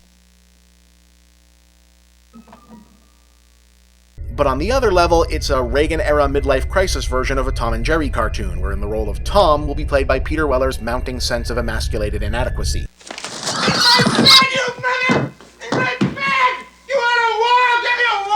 See, again, the rat in Of Unknown Origin is not a mutant or a lab experiment or a possessed or gifted with some special persona of its own. In fact, the movie goes out of its way to reinforce that it's just a regular, kinda biggish female sewer rat that seemingly came indoors to nest and not much else. It's a pain in the ass because it's a rat and the apartment is small and full of expensive, tightly organized stuff, so it does a lot of damage just by burrowing and scurrying around the place, but it's still only a rat. Maybe you're spending 20% of your time thinking about him, but he's spending 100% of his time figuring out ways of how to outsmart you. Over 1/3 the entire population of the civilized world destroyed by rats. Not bombs, not guns, but rats. It can wriggle through a hole no bigger than a quarter, swim half a mile and tread water for 3 days, eat through lead and concrete with these teeth that are like chisels. So this guy really should just stay focused on his work, call an exterminator, etc. But it's the 80s, he's a corporate master of the universe type guy, he's got to prove to his kinda out of his league super hot wife he can handle all the home stuff and be a big tough problem solving man too, and he manages to piss the rat off and we're into a low-key man versus nature battle of wits that begins to consume his life and attention, causing his work to suffer, health to deteriorate, sanity to degrade, and ham-fisted literary illusions to emerge. You son of a bitch!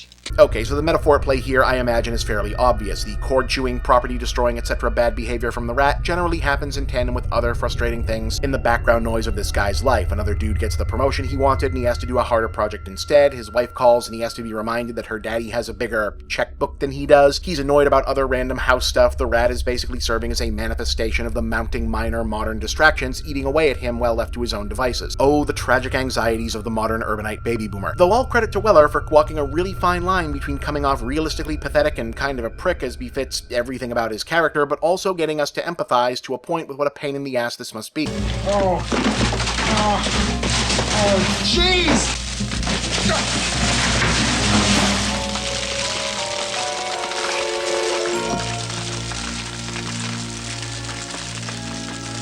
Though still, again, it is just a rat. The main scary things it does is take out a stray cat Weller brings in to try and kill it, and a pair of attack scenes that turn out to be nightmares, until Weller messes with its brood and reaches full homemade caveman weaponry levels of losing his shit, and at that point, yeah, sure, it's on.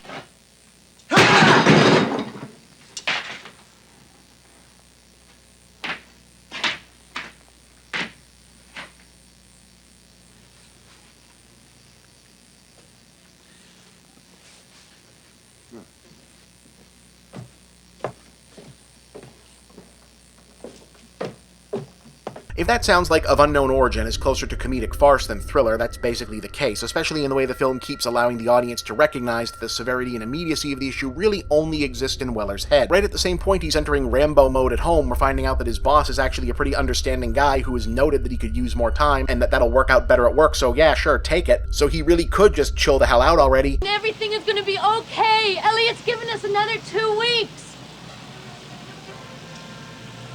Leave us alone!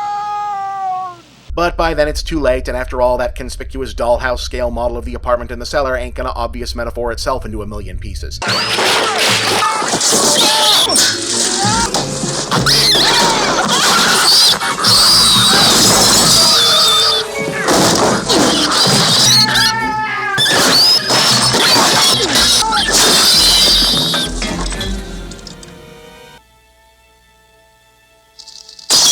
Of Unknown Origin was the North American directing debut of Greco-Italian director George P. Cosmatos, who'd helmed classy European big star vehicles like Sin, Massacre in Rome, The Cassandra Crossing prior to this, and transitioned to an eclectic, successful career in Hollywood as a go-to fixer for troubled productions afterwards, most notably Rambo First Blood Part 2, Cobra, Leviathan, and Tombstone. He's also the father of Panos Cosmatos, the director of the recently well-received art house horror features Beyond the Black Rainbow and Mandy. So what you gonna do with that thing? I'm going hunting. Crazy evil! You exceed the cosmic darkness. He does quite a lot with a little in this one, considering its strange premise, limited location, and looks to have used a real rat whenever possible. It's an odd film and definitely more unusual and occasionally gross than scary, but underseen and definitely worth checking out. I'm Bob, and that's The Big Picture.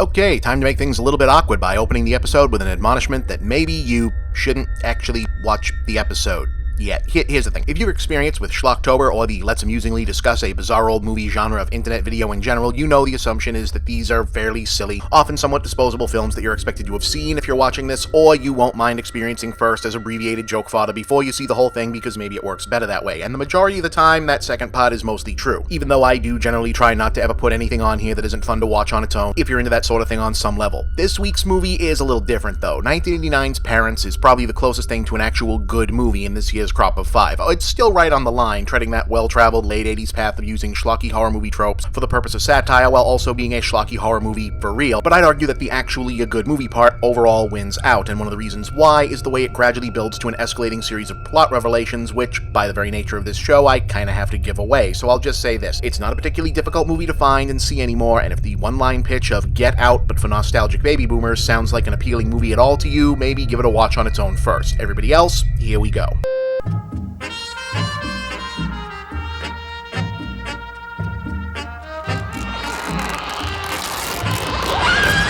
Directed by Hollywood jack-of-all-trades actor Bob Balaban, Parents is set in 1954 and concerns a suspiciously sitcom-perfect all-American family moving to a new suburb, told primarily from the perspective of their 10-year-old son Michael. Mary Beth Hurd is the mom, Randy Quaid is the dad. And if you ever needed to be reminded that this guy was at one point a really great character actor, he does such a good job slipping into the role of so ordinary something must be wrong 50s dad guy. There's one dark place that we have to be very careful in.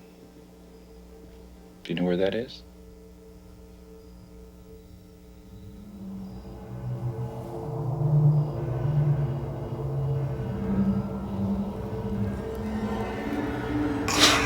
That even now, it's easy to forget that everyone knows Randy Quaid turned out to be an actual crazy person. And actually, is he still at large? Like, are the cops still chasing that guy and his wife or whatever around the US-Canada border? I feel like I kind of lost track of that story. Anyway, little Michael is having a tough time of things. He's afraid of the dark. You're not scared of your room, are you? It's dark. He has nightmares.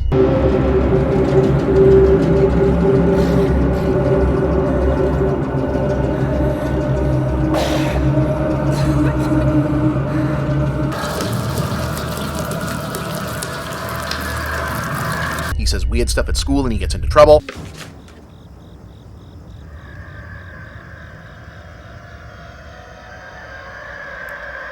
He can only make friends with other weird kids. Where are you from? I'm from the moon. Huh? But mostly he spends a lot of time quietly observing the adult world and finding everything about it frightening and suspicious. I'm so proud of you, Mr. Supervisor. What are they doing? Changing. They change when they're alone.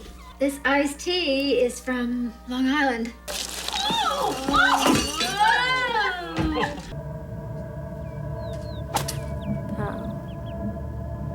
So the main gimmick here, I assume, is somewhat obvious. Grown-ups in the grown-up world are scary and mysterious is a generalized childhood sense memory that a lot of people share, the overriding sense that something is sinister going on in the spaces you're not supposed to go, the conversations you're not allowed to hear, and the social situations you're not going to be a part of has been the fuel for plenty of childhood POV scary stories. But the 50s setting and the filmmakers all being of relative age to have been roughly in Michael's shoes in this era naturally means that Parents isn't planning to stop with remember feeling like your parents were kind of scary or weren't grown-ups in general kind of scary when you were a kid.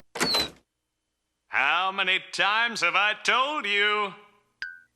Early morning is Daddy's special bathroom privacy time.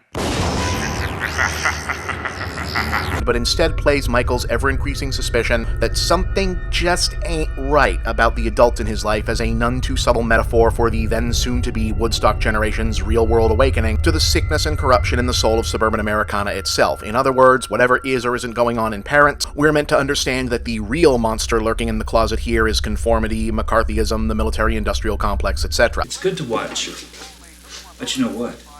Other people are watching you. At school, at home.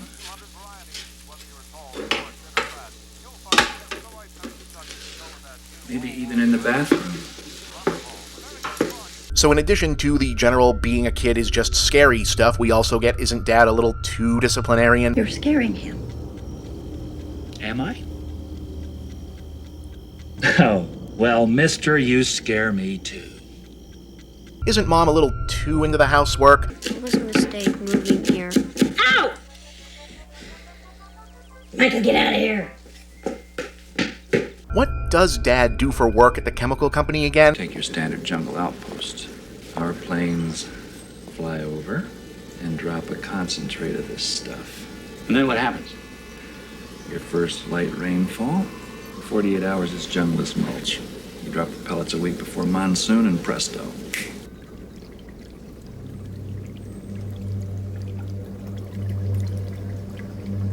The obligatory suggestion that puritanical 50s attitudes about hiding the realities of sex and sexuality from children made them regarded as something frightening and alien when they did encounter it and thus messed them up. Thirsty. You're doing it up. It's okay.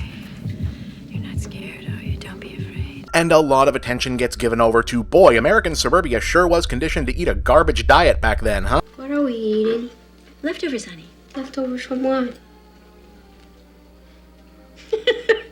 From the refrigerator. We had leftovers every day since we moved here. I'd like to know what they were before they were leftovers. Well, before that, they were leftovers to be. I'm not artificially stretching the build here either. Parents really does play more like a dramatic satirical thriller than a shocker with a slow build to what's really going on, before Michael even gets a coherent handle on what he specifically thinks he's supposed to be afraid of.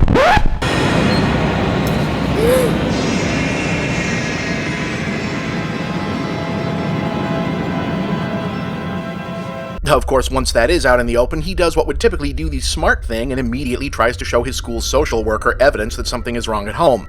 It doesn't go well.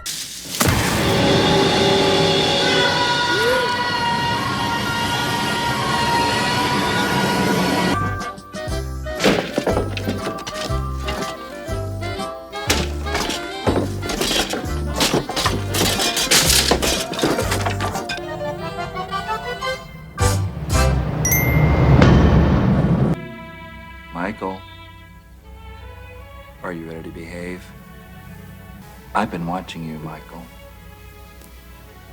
You're an outsider. You're not like them. You're like us.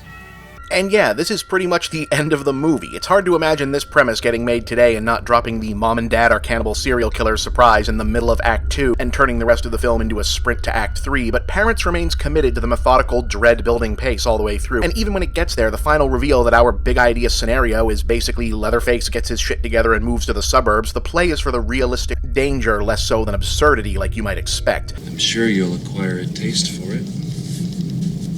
Your mother did. I learned to love it.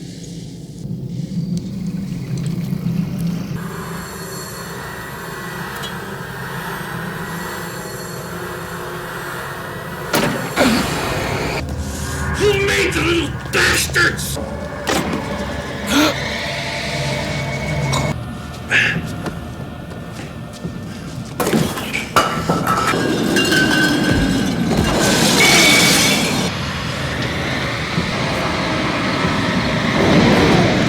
Parents is a pretty fascinating relic of its moment, though it's easy to see why it didn't connect on original release. It's a hard sell without giving away the game, which the advertising of course very much did. And interestingly, its approach to the 50s satire angle avoids the cartoonish overstatement popular in similar fare like Cry Baby or Hairspray in favor of a more matter-of-fact realistic approach. It feels very much like Balaban and screenwriter Christopher Hawthorne are working through some real dark stuff in their own memories, rather than just riffing on pop nostalgia. The result doesn't fully come together and certainly wasn't a crowd pleaser back in '89, but today it remains one of the more unique horror films of its era that a lot of people still haven't seen, so definitely give this one a look. I'm Bob, and that's The Big Picture.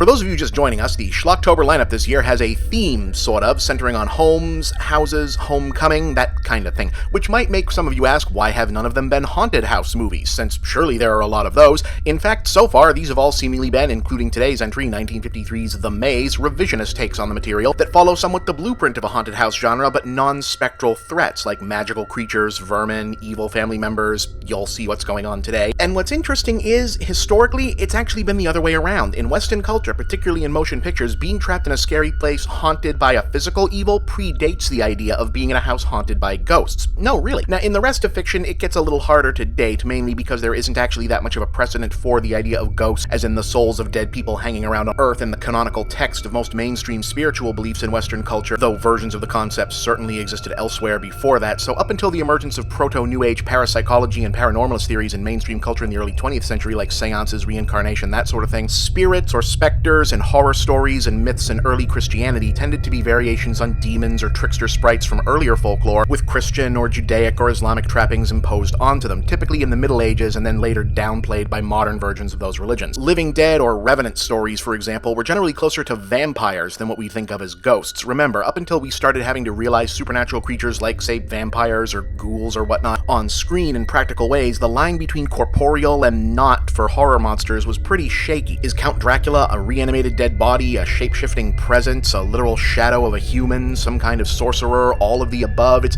kind of vague in Bram Stoker's text. Hell, even Frankenstein's monster is more of a vaguely inhuman, hard-to-describe alchemical conjuring related to dead bodies in Shelley's novel than a monster made specifically of sewn-together dead people, which was a solution that they came up with to realize the horror of it in a concrete way on screen. And while pop culture did embrace ghosts as we know them today pretty quickly once they caught on in the popular imagination, there wasn't really a live-action haunted house movie with an actual ghost in the plot, as opposed to a ghost that turns out to be a hoax or a prank, until The Uninvited in 1944. So what was haunting people in old dark house movies like The Old Dark House? Well, sometimes you did get genuine supernaturalism from the likes of demons or witches or the devil, but usually it was other people, sometimes monsters or a mix of the two, given the gothic romance genre's affection for monstrously deformed or deranged relatives chained up in the attic tropes. The old dark house genre, which in case you've not guessed, The Maze occupied, prefigures haunted house movies and lays down the now familiar tropes in cinema history, the bulk of them descending from a 1927 silent feature called The Cat and the Canary, itself adapted from a stage play and effectively patient zero for not only old dark house movies and haunted house movies, but also slasher films, the serial killer genre, and basically the entire first and second season of Scooby-Doo Where Are You? In the film, which has been remade dozens of times and ripped off hundreds by now, a group of people are stuck in a creepy old abode, unknowingly being stalked by an escaped maniac called the Cat, who's using a network of secret passages throughout the place to catch them off guard. If you haven't seen the movie, you've probably at least recognized its signature moment, a sinister hand reaching out from a secret sliding panel above a sleeping woman, long considered one of the scariest sequences in motion picture history. But anyway, why the extended history lesson of the genre of this week's movie instead of jumping right into this week's movie? Well, because The Maze isn't actually all that interesting up until the very end, at which point it's magical, but you'll understand soon enough. The context, at least, was necessary. Okay, though.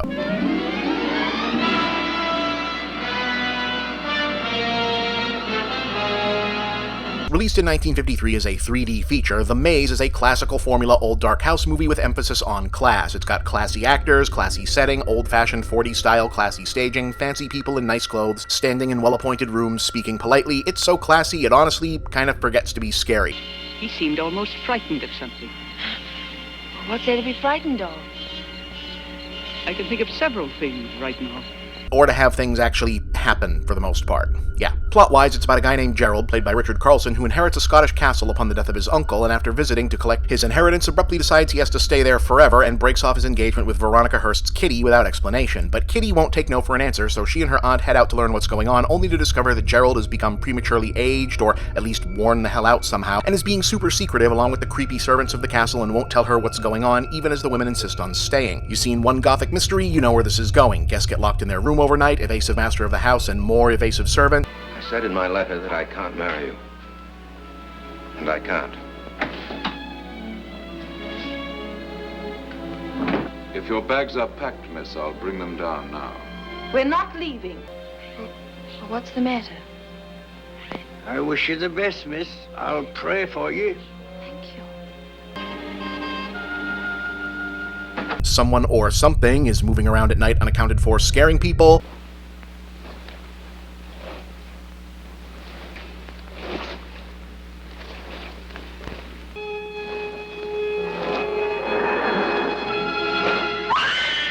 Oh, and there's also a labyrinth in the courtyard that doesn't actually figure in the plot as much as you'd expect in a movie called The Maze. The one real novel element to the piece, until later, is that Kitty's solution to solving the mystery of what's wrong with Gerald is to literally just be a giant pain in the ass about things. When it becomes clear that her simply hanging around and not leaving isn't going to do the trick, she invites a bunch of their friends over to also, essentially, defeat whatever malevolent force has seized her ex-fiancé with the power of social awkwardness. You know, we were out driving in the country and we suddenly found ourselves in the Highlands, so, well, we thought we'd drop in. Gosh, a marvellous place you've got here. So this is McTeam Manor. Well, my boy, what does it feel like to be a baronet? You know, it looks as if you might have some good shooting up here. We brought our guns, you know. It's a wonderful place, Gerald. I'm glad we came. Do you know, I've got the most wonderful news stories to tell you. Well, they'll sound much better over a couple of drinks.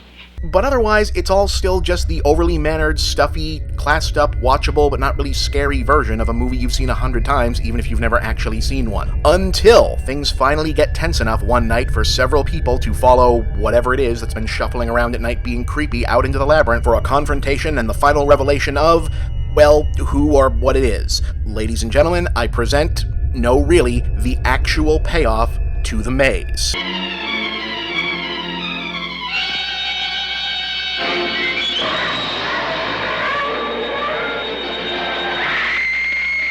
Yeah, I did not cut a different movie in here. This is how the movie really ends.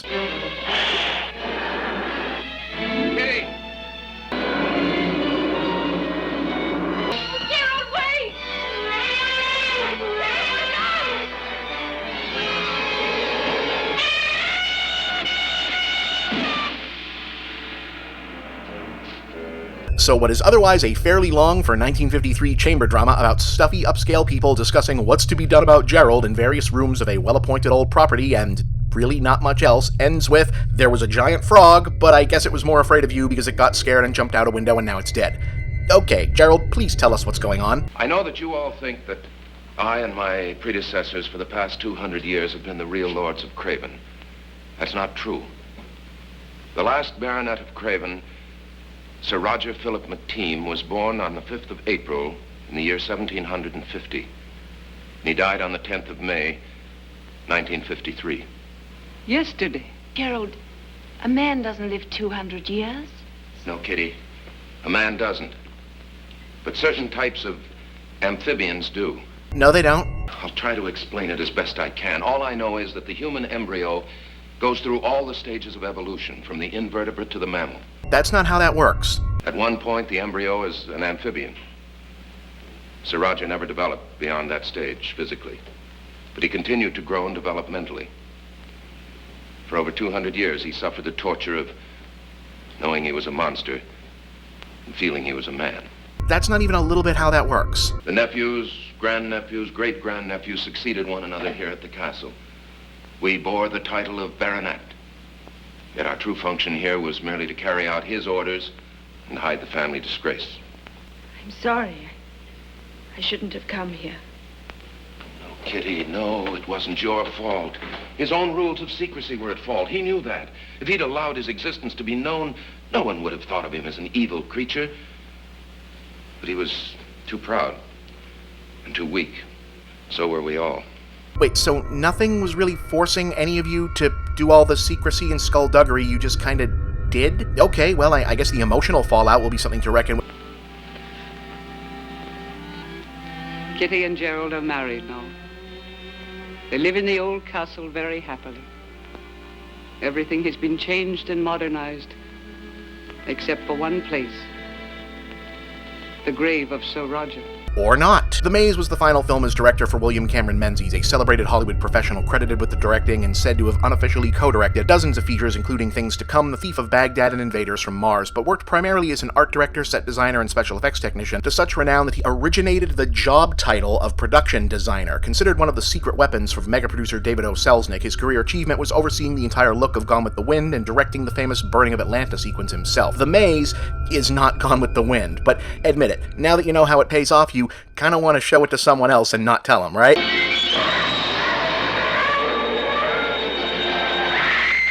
I thought so. I'm Bob, and that's the big picture.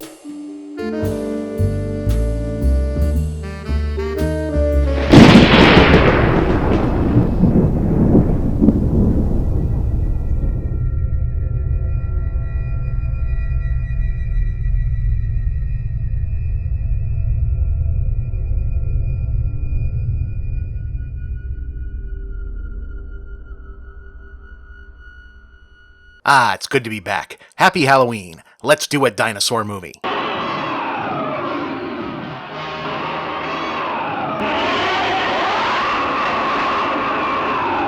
Dinosaurus, yep, that's the title, complete with exclamation point, was an independently produced color monster movie made in 1960 by maverick indie producer legend Jack H. Harris, a second-generation son of Polish-Jewish immigrants from Philadelphia who'd worked his way up from vaudeville child performer to publicist to distributor and producer and ultimately planted his flag as a force to be reckoned with in Hollywood as the man behind the out-of-nowhere surprise 1957 cultural phenomenon The Blob, and thus sort of the discovery of soon-to-be superstar Steve McQueen in the main character role. An eye for talent and an affinity for gently offbeat but appealing genre fare would continue to be Harris' trademark throughout his career, since he'd go on to put his name behind previous Schlocktober alumni Equinox, which launched the careers of multiple special effects legends, John Carpenter and Dan O'Bannon's Dark Star, enough said, and even John Landis' debut feature Schlock. So I guess the legacy on that one might be a little debatable at this point. Anyway, Harris did quite a few different movies in a few different genres over his lifetime, but he's best remembered for his late 50s, early 60s sci-fi movies, which makes for an interesting pop culture time capsule because they're very much of their time, but also very different from other films of their type from the same era, or at least of any one type. They feel very typical and familiar, but not all from the same place, and Dinosaurus in particular feels like a hodgepodge of early 60s entertainment options. It has the plot and characters you'd expect from a black and white drive-in feature. Well, what do you think, Bart? Well, thank goodness he's not alive. Say that again. But it's filmed in vibrant color and thus resembles less a horror movie and, given the genre elements, nothing so much as a bizarrely dark live-action Walt Disney feature of the same time. What in the world are you doing now? I'm going down to Davy Jones' locker for my mother's portable icebox, in which I had stashed all sorts of goodies for you guys to eat. Betty, wait, the water's not safe. Ain't love wonderful? What's happening? Well, they just dove in for a swim. That's dangerous. There's still debris churning around down there. Yeah. Ain't love strange? The title and staging clearly demonstrate that it knows its bread is buttered on the kiddie matinee side in terms of audience, but it also wants to entertain grown-ups, so there's uncomfortable comedy about the lead female negotiating her captivity with this caveman. Now, nice caveman. You just sit there and I'll go fix things in the kitchen. Oh yeah, there's also a caveman in this. I should probably do the plot. Okay, so Dinosaurus takes place on an unnamed Caribbean island where the unnamed locals are thrilled by the presence of American workmen from an unnamed construction company building a modern-style shipping harbor on their coast, because it's 1960, and that means colonialism is blue-collar and benevolent. See, very good. Soon big boats will land in our harbor. Then much happiness. The only guy who doesn't like the Americans is our villain for the piece, Hacker, the island manager who knows the arrival of bigger businesses to the island will interfere with his previously unquestioned petty tyranny. Come another step closer, boss man, or I'll... You what? I'll slash you to liver.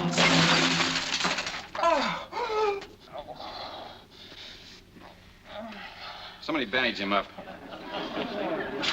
Anyway, the blasting for the harbor unearths a freezing cold underground river and the bodies of two perfectly preserved, frozen solid dinosaurs, a Brontosaurus, which amusingly was the correct name for that when they made this, then the wrong name for a while, then the right name again because paleontology is interesting, and a T-Rex. Is he alive, Senor Bart? No, he's not alive. Are you sure? Yes, I'm sure. Then why are his eyes open? Well, he just slept with them open, that's all. Yeah, that's how that works, sure. If nothing else, Dinosaurus is efficient as hell about getting us to this point. This is basically the entire conversation about what to do about the dinosaurs immediately after they found out that there were dinosaurs. Million-year-old dinosaurs? The same, Bart. I don't know what else they could be, but I'll tell you one thing. One look at them and you'll never forget them. You see? This ought to be worth a fortune. We must have blasted through the rock that entombed them. Some compressed gas caused the freezing, I guess. As island manager, I demand you bring those things up. Oh, tread lightly, Hacker. You don't demand anything around here today. Is the governor still in Washington? So far as I know, he is. And that leaves me in complete charge of this island. Well, we'll send him a wire and have him contact the Smithsonian. They'll send paleontologists down here right away. We'll bring the critters up and put them on the beach. You think the big crane will handle them? I think so.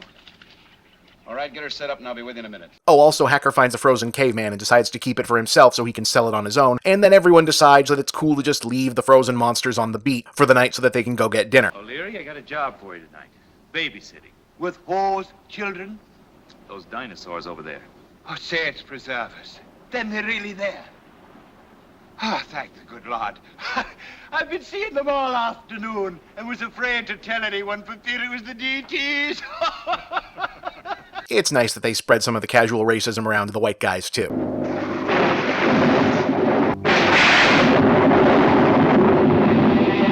Like I said, this is not a movie that wastes time getting to the point. The lightning wakes up the dinosaurs and the caveman, and we've got a people stuck on the island with monsters movie you'd expect, where the caveman gets into weird hijinks.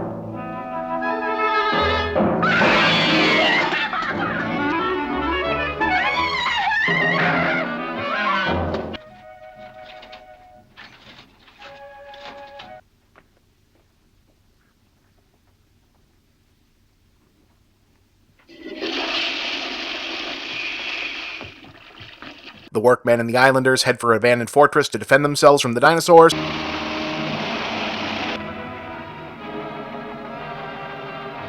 And the main characters get wrapped up looking for Julio, an irritatingly precocious, constantly imperiled, dinosaur-obsessed little kid who Hacker is the guardian to for some reason. There he is. Now get the kid out of the way. No! No, Kidnap! It's not right to kill! You are friendly. We are going to be friends. You and me. I know you don't know which way to run, and I wish I could tell you, but you see, I'm just a boy and I'm lost. The plot of such a film is, of course, perfunctory. We're here to see monster action, and Dinosaurus delivers the requisite kitschy but colorful fight scenes.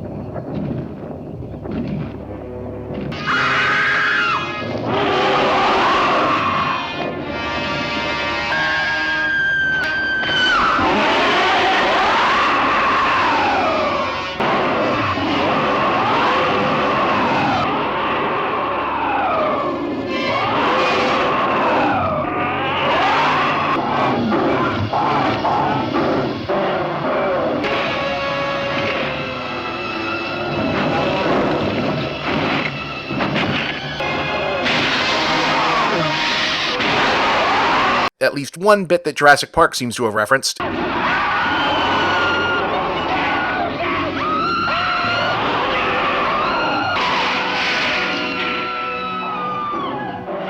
And it's big, probably the reason we made the movie showpiece, a battle between the T-Rex and the hero driving heavy machinery that some have suggested may have inspired the finale of Aliens.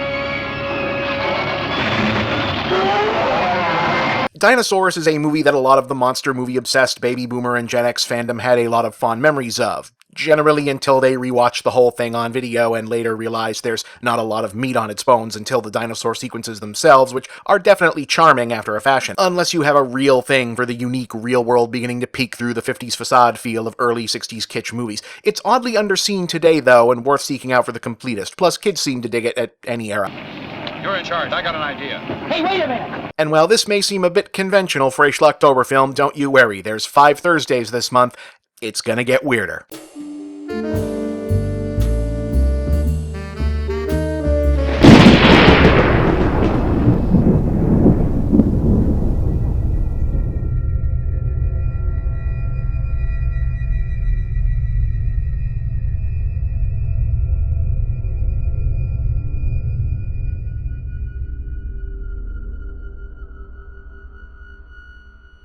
Alright, so here's one of those entries that's at once so difficult to explain in and of itself and also relatively obscure enough, in this hemisphere anyway, that my Schlocktober job is pretty much done by skipping to the fun parts and hitting play. Information out there about what this or other 80s Taiwanese sword and sorcery movies were, or the purpose behind them other than to make money, or their production history, or even what audiences thought about them at the time, at least in English or published on the English language internet. It was a brief and not well documented rush of production, that much is known. But it did happen, and this proves it.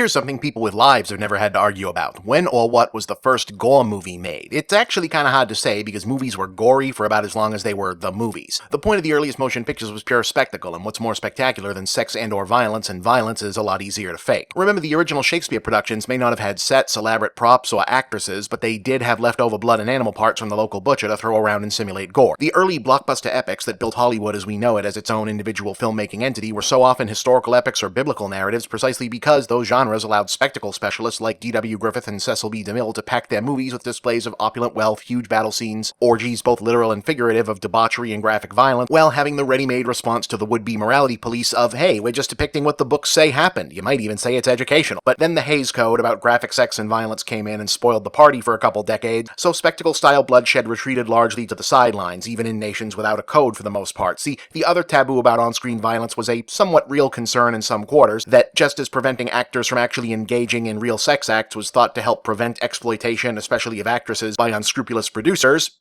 that people might go too far for the art and actually hurt someone on screen. And before you laugh at that, remember, in those old Robin Hood movies, when people got shot with arrows, the preferred way of doing that was to put armor and padding on the stuntmen and shoot them with actual arrows. And hell, more recently, there are a lot of not that long ago killer animal and jungle cannibal movies that people have mentioned for Schlocktober that are never going to be on the show because they were created using real stage-for-the-camera live animal violence that I'm just not going to show here. Anyway, gore movies started to creep back into the Hollywood mainstream when Hitchcock did Psycho, which had on-screen blood and a corpse and was really nasty for the time, but the dam really broke in the US side when some of the low-end indie people making what were then called the nudie movies, which was the campy transitional genre in between the roughies or stag films of the 50s and pre-war era and outright pornography, decided, you know, we've probably filmed every kind of breasts from every kind of angle, people might be getting bored, maybe we should throw some red paint around, call it blood, and now we're making horror movies. Herschel Gordon Lewis' Blood Feast from 1963 is generally considered the first of these gore films, and Lewis himself the godfather of gore.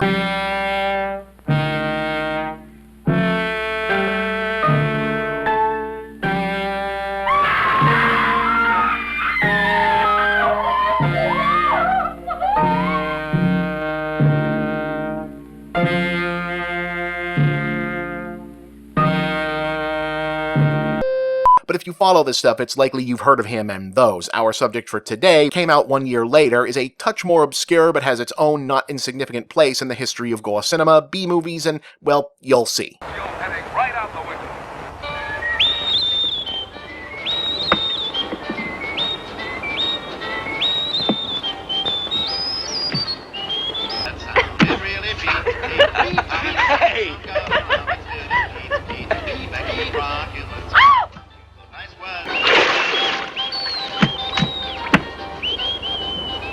You better give that to me, Fred! Stop it! Freddie! Freddie?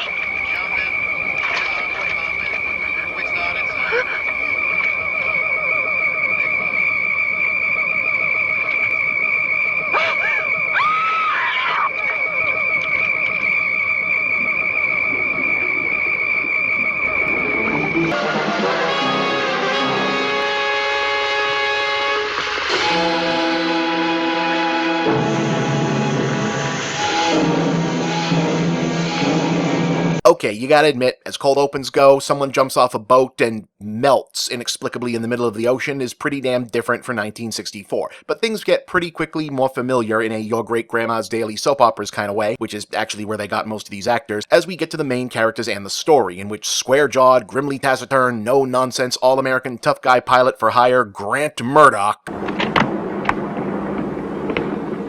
Now, wait a minute, lady. If this is some process service gag just to make me admit that I'm Grant Murdoch, you're gonna wish you hadn't pulled it. Total sploosh. Actually, yeah, gotta give him the sploosh. And whatever my equivalent of sploosh is, which I guess is just sploosh. Only with semen. Is hired to fly obnoxious over-the-hill actress and rampaging alcoholic Laura Winters and her overworked assistant from New York to Cape Cod, despite an incoming storm. He's reluctant, she's insistent, he could really use the money, so guess what happened?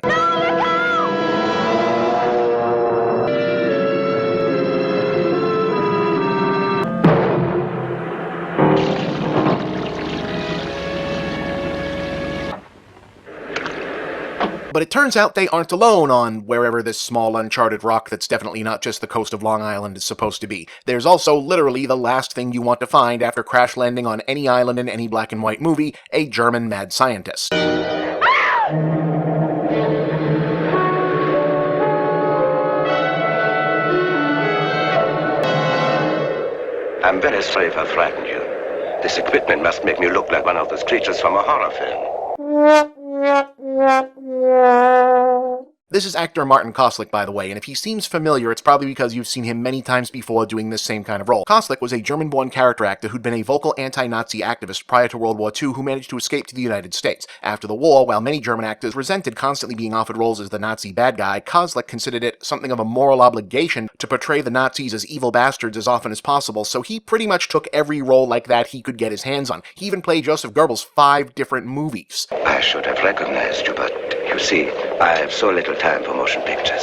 Skip it, Professor. I'm not big on marine biology either. Now, here he's playing a German-American scientist named Bartel who'd been drafted as a spy to infiltrate a Nazi bioweapon research during the war and is now on this island because, well, there's something in the water.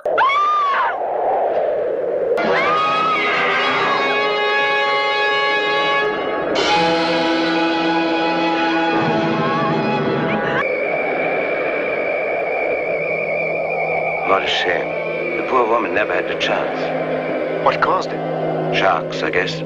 Okay, so what's going on? I told you there was something fantastic going on out here. Scientists certainly do not claim to know everything, only quacks do. But what you are about to do is extremely dangerous. How do you know? Oh, I would guess that these fish have been destroyed by some microscopic parasite. There's a possibility the same parasite could be transferred to your body if you should touch them. Yep, that's what's going on here. How cheap is the flesh eaters? The flesh eaters themselves are microorganisms, a cloud of water-dwelling, invisible to the human eye creatures represented on screen by bare minimum optical effects, throwing some dry ice and bloody props in the water and having the actors scream very, very loud. Although at least one of the low-tech effects used to visualize this is nothing if not extremely unique looking.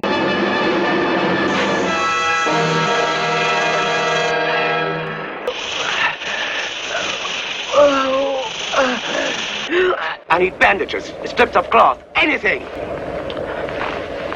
How'd they do that? It's a really old analog rotoscoping trick. They poked or burned holes into specific points on each frame of the original raw film of the scene so that when the subsequent prints are run through the projector, the full pure light from the projector bulb pierces right through clear celluloid. Effective, huh? It also helped make the good home video copies of this difficult to make for a while because you have to transfer it in a specific way to recreate the effect, and it's not like a lot of people were screaming out for this movie. In any case, the flesh eaters are of course the Nazi experiment Bartel was infiltrating. Now they're loose in the ocean, and he's got a big array of mad science stuff on the island, supposedly used to track and try to find a way to destroy them. Oh, and he's also evil, crazy, and wants to reclaim and weaponize them himself, and he's scheming to kill everybody, but you already figured that out. Oh, and since we're short one won't be missed person for a proper body count, an annoying beatnik shows up. Hey, I dig you all the loving. You are really with it. I mean, you know the truth when it comes sailing in. Hey! No! Listen, you fool, you're in danger! Danger! Man, you are so right. We're all in grave danger. Ah! It's the geek! The geek! Get away from me! Get away! I told them that love was the only weapon, but they wouldn't listen. He doesn't last long. Pretty kooky idea, huh? Yes, very kooky. And now we drink.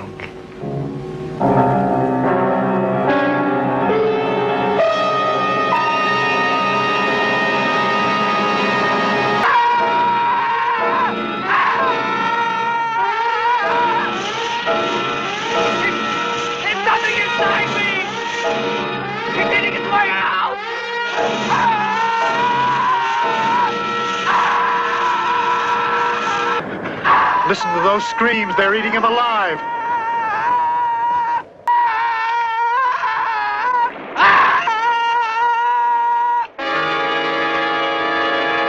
Also, the flesh eaters kill a random boat guy, and Bartel kills the actress because bad guy. So Bartel's theory is that electricity will stun the flesh eaters, and he can harvest them for his own purposes. Turns out, he's wrong. Like, super wrong.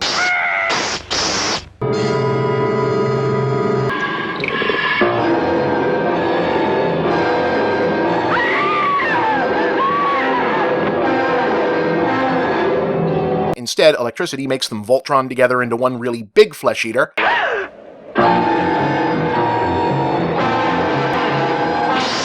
Fortunately, the actress was only mostly dead, comes back swinging for Bartel, and instead inadvertently discovers the monster's real weakness. Die first! You want to eat? Here!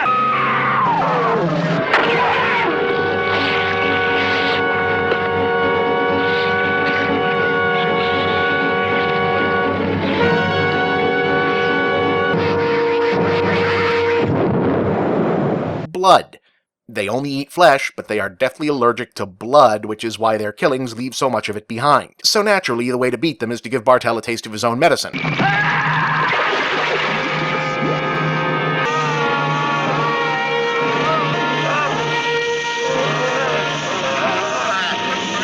Wait for the ones in the ocean to go supersize, and then go at them with a giant-ass needle full of hemoglobin to the, I guess, face?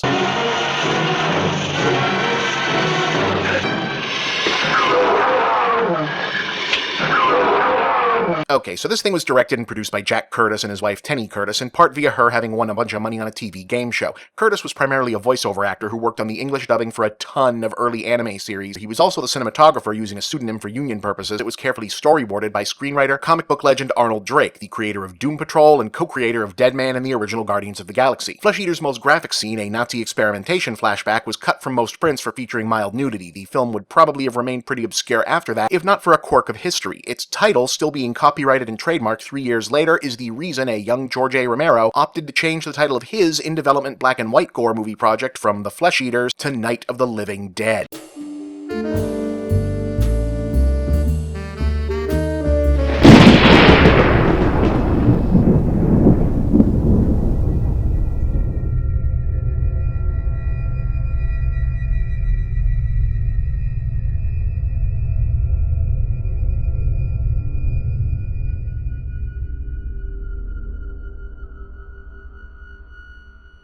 And Schlocktober continues, this week with a movie about a crazy guy named Jack. Are you talking about me? Because I'm Jack.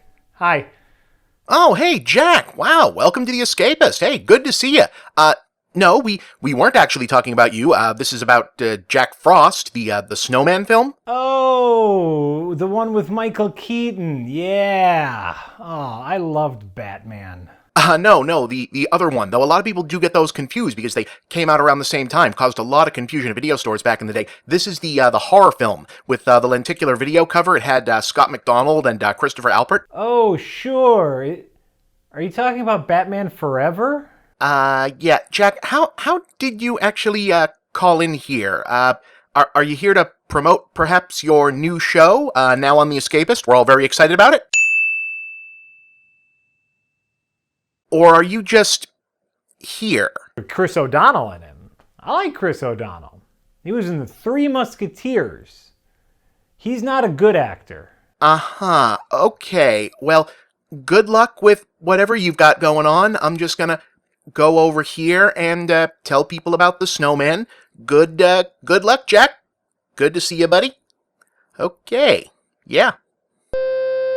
Anyway, this past year has brought a bunch of nostalgia in some quarters for the lost age of video rental stores, much of it centered around the now distant decline of Blockbuster as memorialized by stories of the official last Blockbuster on Earth and my own brother Chris Chipman's Talkbuster podcast. Now, one thing that the end of video stores has obviously brought about is the end of the specific connotation that a film going direct-to-video used to carry, since now the streaming scene is where a lot of first-run indie and art house scene not only starts but remains and thrives. But once upon a time, DTV was all but guaranteed to deliver you something cheap, not very good, but maybe unique and bizarre enough to stand out from the pack, often literally through the use of elaborate decorative packaging to stick out on shelves. 1997's Jack Frost was one of the last hurrahs for that kind of novelty, memorably employing a lenticular hologram cover to let everyone know that yes, this really was a horror movie about a killer monster, Snowman. And while anyone who happened to glance at the back of the box would have their suspicions that the actual film's monster would be nowhere near as impressive, how could you not at least give this a look to see what the hell they were thinking?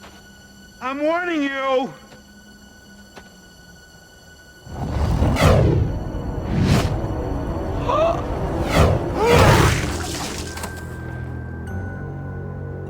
Gosh, I only asked you for a smoke. Written and directed as an independent feature by Michael Cooney, who later went on to pen the classy early 2000s ensemble slasher movie Identity, the original angle for Jack Frost was supposedly much more classy, old-school, minimalist, quasi-serious affair, still inspired around a haunted snowman, but with a gimmick more similar to Doctor Who's Weeping Angel monsters, i.e. you'd see a snowman outside, you don't remember building the snowman, you look away, then when you look back, oh, now the snowman's closer to your window somehow. Creepy idea, but apparently one that proved difficult to execute on a low budget and pull off decent atmosphere, especially since, though they supposedly chose to film during snowy season in order to save money on set dressing, it kept failing to snow. So, like many industrious horror filmmakers beforehand, the makers of Jack Frost evidently decided to lean into their limitations and just go the self-aware, bad-on-purpose route. Who are you? World's most pissed off snow cone. No! Established with an amusingly creepy, macabre opening credit sequence in which a voiceover fills us in on the backstory of our villain of the title, a notorious cannibal serial killer recently captured after a years-long 38-victim murder spree now being transferred on death row. In fact, right at this very moment, Jack is being taken to his place of execution. His story should end at midnight, but the fun's just about to begin. But there's an accident with a truck full of experimental chemicals, and, well, you figure out what happens. We can do this the easy way, or we can... This is gonna hurt.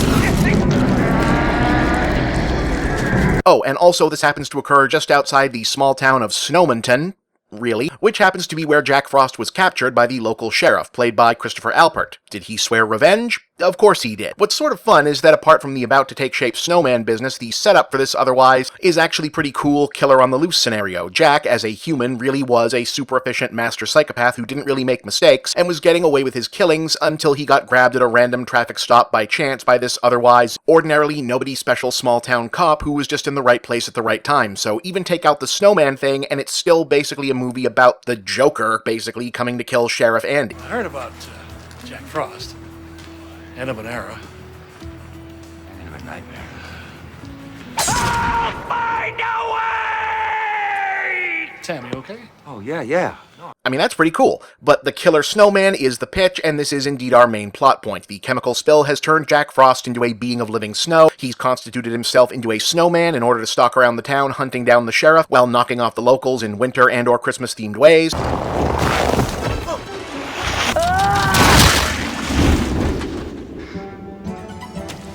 I didn't do it. Holy moly, right? Kill Billy! Isn't this Jake Metzner's old scarf?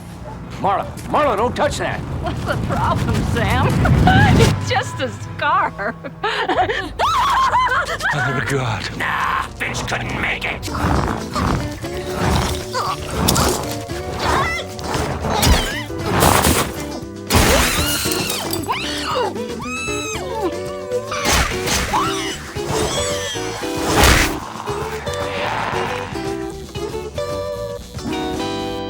The most famous of which involves melting down into water in order to attack a soon-to-be famous and then not famous again American Pie actress Shannon Elizabeth in the bathtub.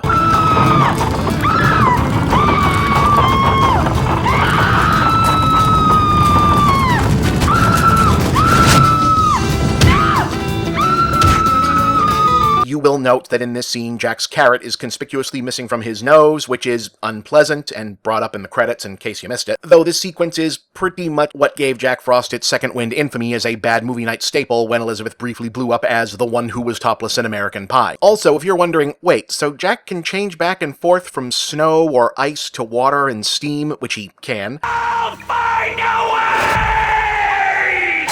You came back. All right, stand clear.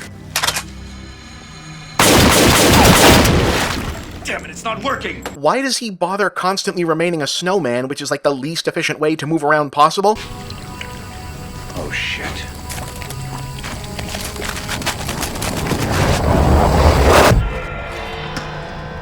Blow me.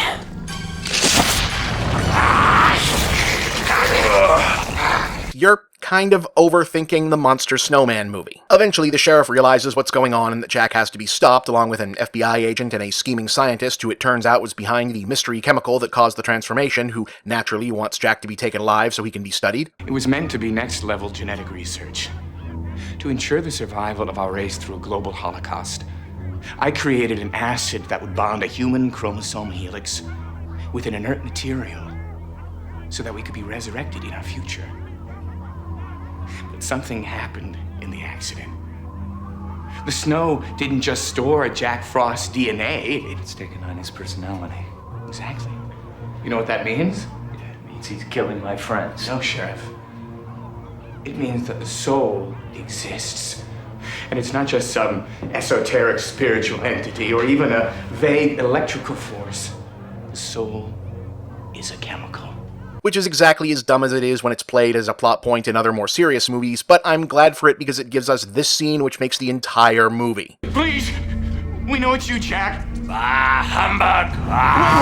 Wait! I can help you. Maybe turn you back. But I'm having so much fun just the way I am! Wait! Then tell me what it's like to have breached death, the dream of every man on Earth. You're immortal. How does that feel? Oh, it feels... Which is almost as good as how they eventually managed to discover Jack's actual kryptonite. Come on! I think your engine's flooded! Oh! What about the premiums, baby? Come on!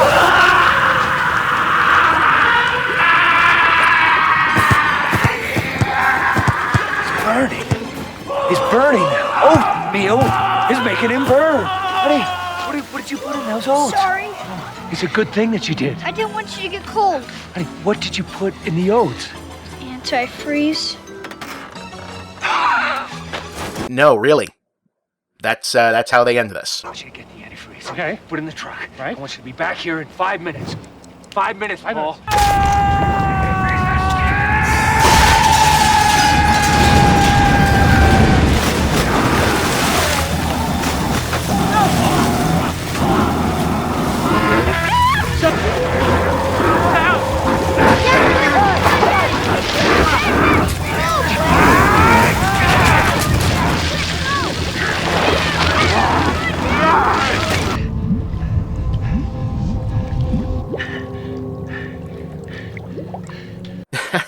Yeah, so Jack Frost in 1997 was a fun throwback to the glory days of tongue-in-cheek, direct-to-video B-horror movies, even as it's mostly a by-the-numbers affair built around a single gimmicky hook and carried by the clear sense of handmade, we made a movie because we wanted to make a movie enthusiasm. But in terms of getting noticed, apart from the eye-catching cover and obvious this can't be a real movie premise, it ended up becoming one of the last real phenomenons of the pre-Sharknado era thanks to a set of lucky breaks. Its arrival coincided with the internet bad movie review websites popping up to fill the void during the initial absence of Mystery Science Theater 3000, and this became the movie everyone had to review. And then subsequently, a family-friendly talking snowman movie starring Michael Keaton with the same title was released to theaters and then to video, causing an amusing several months of hilarious confusion for video store customers that became kind of a meme before memes was a thing. It actually did well enough to merit a sequel, which was also a bit of fun, and maybe we'll talk about some other time, and was going to get a third installment, which was rumored to feature a Godzilla-sized Jack Frost absorbing a building, but was likely derailed by the unfortunate passing of recurring star Christopher Alport, who played the sheriff and was perhaps better known for his one-off role as Pete Campbell's father on Mad Men. Alport was tragically killed in a freak 2008 avalanche at the Mountain High ski resort in California. Very sad, good actor. Jack Frost would fade back to relative obscurity in the 21st century dawned, and even cheaper movies generally needed to look more polished than it did to get attention, but it garnered new fans in recent years and earned a packed Blu-ray special edition from the specialty retailer Vinegar Syndrome last year, worth seeking out.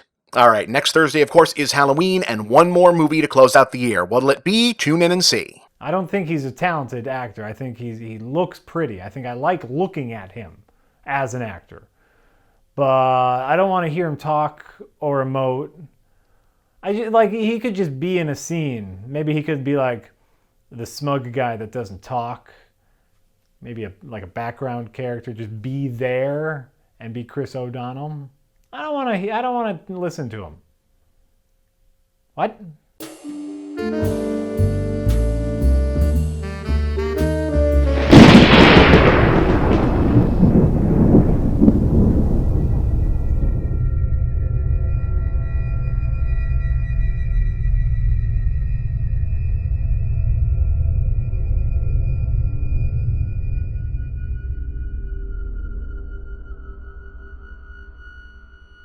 hang around the internet long enough and you're likely to hear the phrase Sturgeon's Law, a somewhat pessimistic axiom holding that, and I quote, 90% of everything is crap. It's a pretty good saying, one of my favorites, but fewer and fewer people as time goes on seem to know the history behind it, namely that Sturgeon's Law was originally called Sturgeon's Revelation, and that the Sturgeon in question was noted science fiction author Theodore Sturgeon, similarly obscured as the context in which he made his so-called revelation, namely as an off-the-cuff, exasperated reply during a debate on the literary merits or lack thereof of the science fiction genre, wherein his opponent, arguing that sci-fi did not overall deserve to be regarded in terms of serious literature, demanded that Sturgeon at least concede that a great majority, at least 90%, of what was then being published under the heading of science fiction was, well, crap. To which Sturgeon is said to have now famously replied, well, 90% of everything is crap. Well, you're not wrong. Not well known now by name today, Sturgeon was one of the most prolific sci-fi writers of the immediate post-World War II era, and for a brief period in the 1950s, the most frequently anthologized writer in the English language. Viewed as a core foundational influence on more famous peers like Harlan Ellison, Ray Bradbury, Samuel R. Delany, among others, and perhaps most infamously, the inspiration for Kurt Vonnegut's recurring author character Kilgore Trout, today he's most often cited for his contributions as a writer for the original Star Trek series, where he's credited with first introducing Pon farr, the Vulcan hand sign, and the phrase live long and prosper, among others, across the original series and tie-in novelizations. They weren't all winners, though. Sturgeon also wrote the 1944 short story that served as the basis for today's feature, Killdozer, which is famous for being a movie about a possessed bulldozer called Killdozer and absolutely nothing else. Okay, sweetheart. Destroy!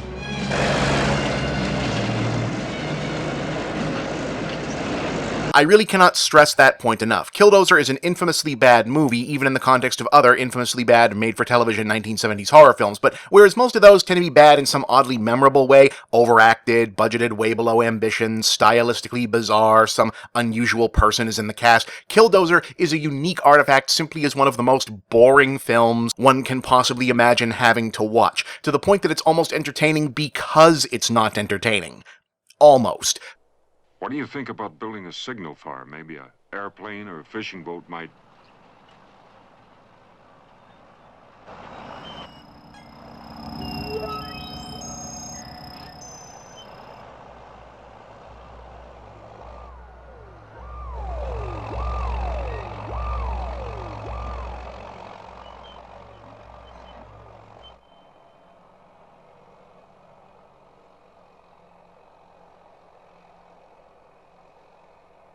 Sturgeon's original story, also adapted more faithfully to a Marvel Comics version in 1974, the same year as the movie, involved a group of construction workers building an airstrip on a small island who accidentally break the seal of a temple that's actually an ancient alien artifact releasing an energy-based entity that was part of a long-ago conflict that fought using powerful war machines. Said entity's function was to take over the enemy machines and turn them against their users, so it possesses the workers' bulldozer and sets about trying to kill them all because that's its programming. It's not really one of Sturgeon's best stories, but it is a pretty solid example of how to flesh out a basic idea like that into a full story. Complex background and origin for the big crazy thing happening, multiple characters to flesh out while they're figuring out what to do and not get killed, lots of details like what people call the bulldozer, and so on and so forth. The TV movie doesn't actually do any of those things. In this version, the setup is that a meteor of unknown origins crashes on the island.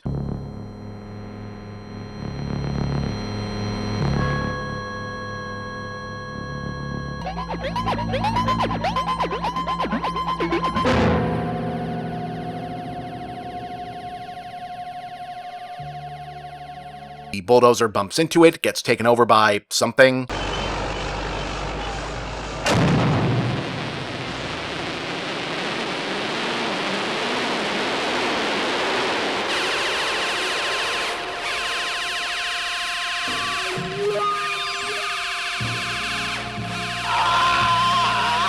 And becomes the Killdozer. Everybody run away from the Killdozer.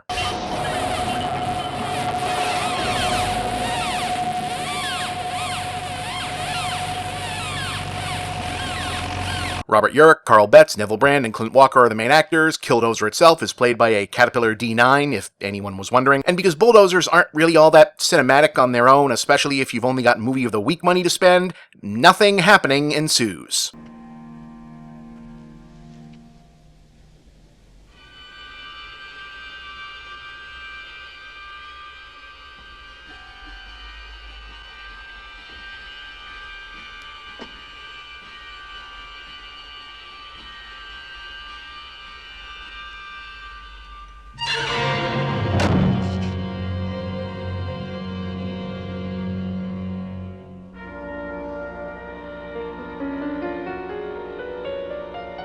No, I'm not even kidding. This is most of Killdozer.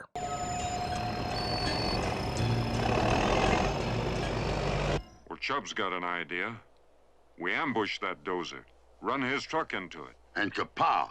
Fire won't stop steel. It'll take out the electrical systems and the rubber. Hey, that's beautiful.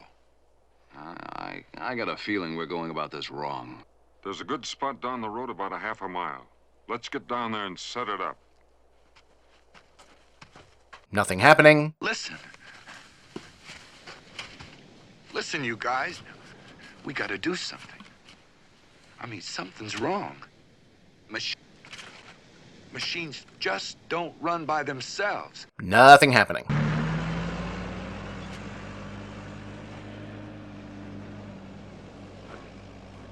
Still, somehow, not much happening.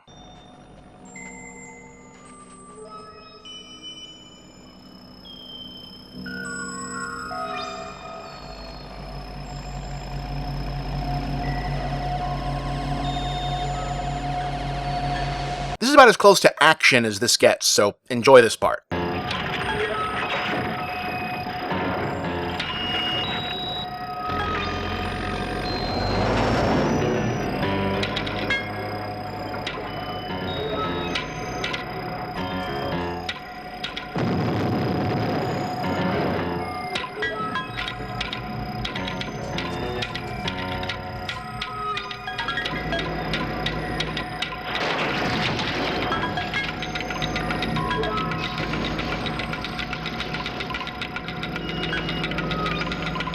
Nothing's happening.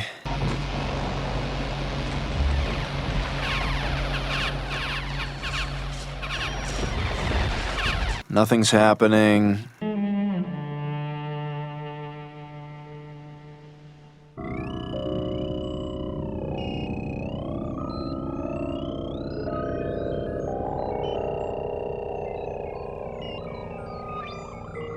Nothing's happening.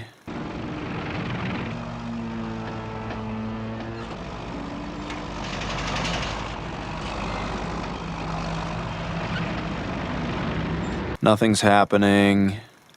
Electricity. Brilliant. I'm serious. Electrocution. We shoot juice into that big dozer. We got that generator. Looks damaged. Maybe, maybe not. We need a conductor of some kind. You're spinning your wheels, Kelly. No, I'm not. It'll work.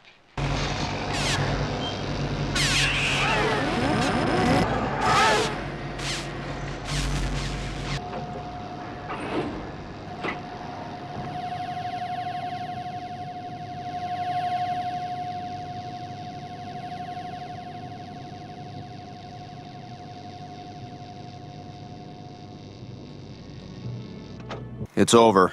A lot of people in the audience look pissed. I didn't even start out wanting to do that joke, guys. I scheduled this because, hey, I've never done Killdozer on this before, but it's been a while since I've watched it, and yeah, there's just nothing going on here, is there? It's kind of amazing. No attempt to make the bulldozer scary or invested with some kind of personality. No interesting death scenes, given that it's a TV movie. Inertly directed. The characters aren't memorable. I severely doubt that anyone would even remember the title that much, except that an alt-rock band named themselves Killdozer at some point. You pretty much just end up staring at this like, why did they make this? Who was it for? And why did they think even they wanted to see it?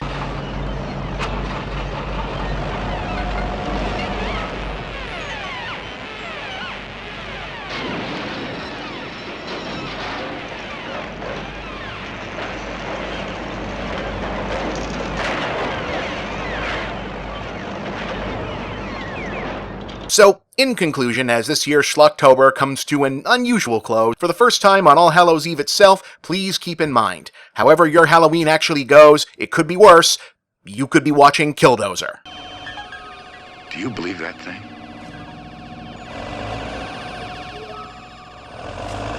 What's it waiting for? What's its hurry?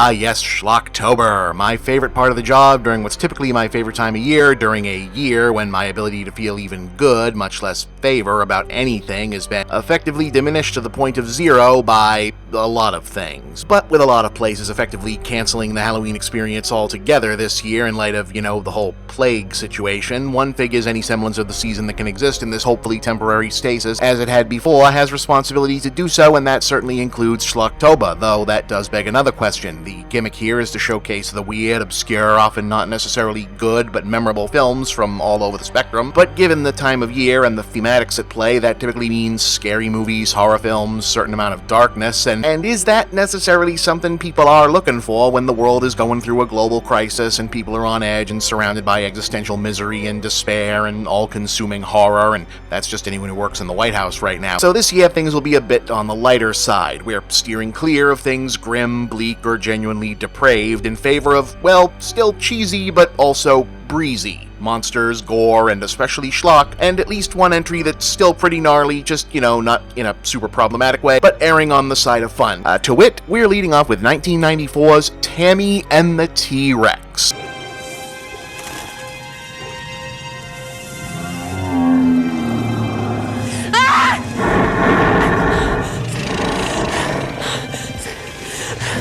What do you want? A movie that top-billed star Denise Richards, star of Blonde and Blonder, Cougars Incorporated, former Mrs. Charlie Sheen during the really bad phase of Mr. Charlie Sheen, and featured cast member of The Real Housewives of Beverly Hills seasons 9 through 10, spent years refusing to talk about having appeared in. So it's good. The kind of movie where when you get the opening credits back and they've misspelled the main character's name and printed the incorrect rest of the title, you decide it's okay to, just leave it like that. Dinosaur music inside my brain. Sometimes I feel like I'm gonna go insane. Dinosaur music inside my brain. Sometimes I feel like I'm going insane. I feel the rumble. Ooh, okay, so maybe this one is a little bit sad. Yeah, that's a very, very young, the late Paul Walker, as Tammy's would-be love interest Michael, who, because this is a 90s teenage movie, is a nice guy whose life is in danger, because the girl he's sweet on is also pursued by a psychotic stalker bully that no one's really doing anything about for some reason. Possibly because in this universe, people fight like this.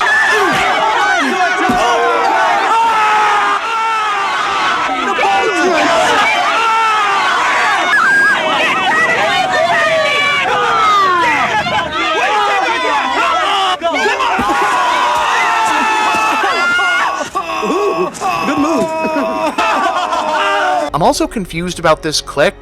Are these the popular kids? The gangsters? The punks? Are they the weirdos? Are they a gang? This is clearly an affluent Southern California suburb, and some of them look rich, but not all of them. But it doesn't seem to be the leader kid, so it's not like an evil snob and his group of paid lackeys. Anyway, their revenge on Michael is to strand him in what looks to be, I think, a big cat preserve, where he gets mauled by a lion and almost dies.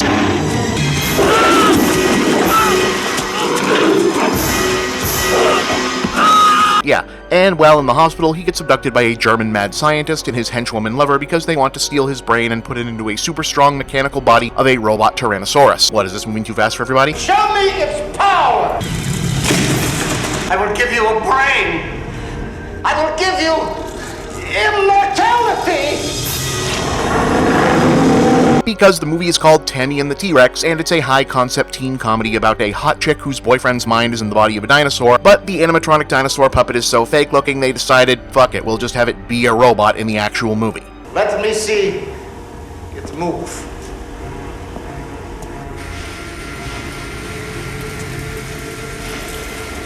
Okay, so here's how this happened. That whole random thing with the big cats, that's because this was thrown together on the quick by a longtime Hollywood side player named Stuart Rafel, who primarily raised and trained exotic animal performers for movies, sometimes his own, and was also responsible and or guilty of directing Mac and Me, around about 1993, a South American movie theater entrepreneur who had sold an animatronic T-Rex lobby prop he'd owned to a Texas theme park was apparently shopping the thing around LA, looking to rent it to any film producers who wanted to team up and bang out a Jurassic Park cash-in on the quick in between shipping stops, and Rafel said, yeah, sure, let's do that. Tammy and the T-Rex is what they came up with, since the guy didn't really have a script to make with the dinosaur, he just had the dinosaur and a let's make a movie really fast idea, and it's pretty much what you're picturing.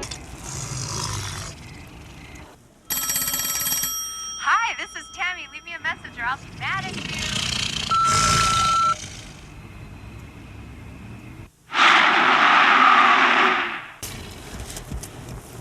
Michael gave it to me. You knew Michael? What is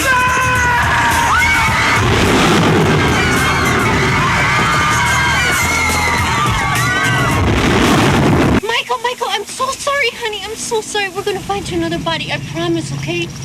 I promise. I love you so much. You stole the goddamn dinosaur! He's my friend and I'm keeping it! You see it, Sheriff? Yeah, I see it. Damn that broken ride. Bastard!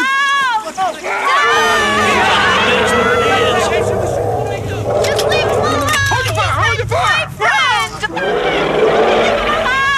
Except one thing.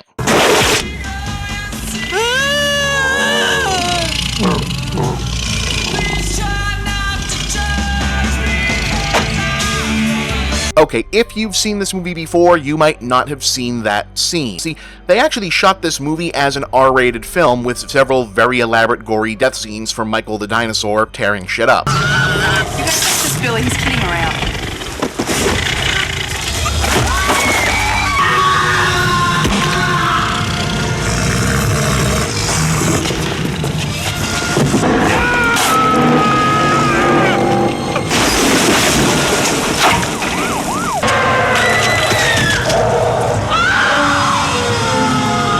But for its main release in the US, the producers took out all the bloody parts and marketed it as a family movie instead. As you can imagine, since what remains is still a bad-on-purpose comedy dinosaur movie, puns with slapstick aimed at older teenagers and excuses to gawk at the eventual star of Wild Things, in a manner that will lead you to run the numbers, which I did, and she was apparently about 22 here. It was not very good in this form, basically incoherent, and nobody really liked it. Like, it was an infamously bad movie that no one involved wanted to talk about. So, you want a little action?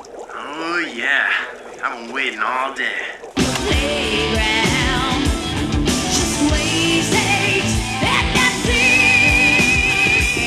All right, baby. I want you. No more. I need you.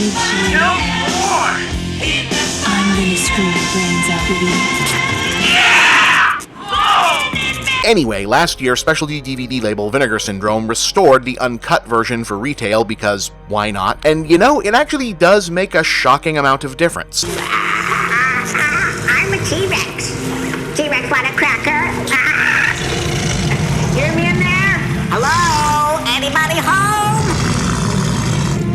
Like, the movie still isn't good because it's still Tammy and the T-Rex, but you can now also tell definitively that it was never supposed to be good, if that makes sense. Viewed in context as a purposefully stupid self-parody of exactly the kind of locally produced Hollywood backyard cash grab that it is, with the genuinely entertaining ultraviolence matched to the extended sex gags and recurring bits like Richards and her genre-mandatory 90s ostentatious gay black friend constantly entering scenes having just changed into preposterously elaborate new outfits. I mean, it's no Attack of the Killer Tomatoes, but it's basically working at what it wants to do. The two villains are actually a particular highlight. Ellen Dubin and Terry Kaiser. He plays Bernie in the Weekend at Bernie's movie. Right here. Watch this one. Watch this. We have to remember this one. Live! Live! Well, that's it. I'm sorry. I'm really sorry. I did all I could. Have great chemistry, and you know, the whole bad guy couple who suck at their job but are actually very good at their relationship is always kind of a really winning dynamic, and it's weird more things don't use it, right? Like, be honest, in terms of personality, Team Rocket kind of carry the Pokemon anime, right? Helga, chew my rope. Oh, Gunther.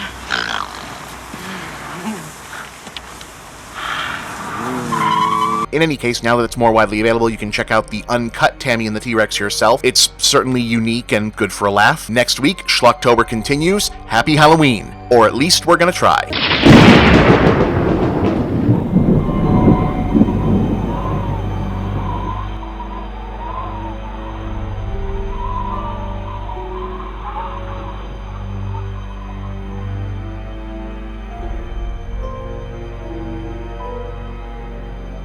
A few weeks ago, before the show was in Schlocktober period, we ran an episode about the accidental symbolism of seeing the ongoing COVID-19 pandemic cause 2020 to become the first year in over a decade where the Marvel Cinematic Universe had released no films to theaters, i.e. the idea of heroes that are supposed to watch over and protect people taking a year off, juxtaposed against the year where the institutions of government, healthcare, law, and basic institutional security all seem to do the same in real life. This was, of course, deliberately misconstrued by those incapable of reading for subtext, context, or metaphor, and probably also just incapable of reading, period, judging by the grammar and the feedback, as being a literal lament for not being able to watch superhero movies. But anyway, on the other hand, it does kinda suck to have lacked for the whole capes and fight scenes thing for a while, right? So let that be our somewhat awkward segue to 1968's The Batwoman.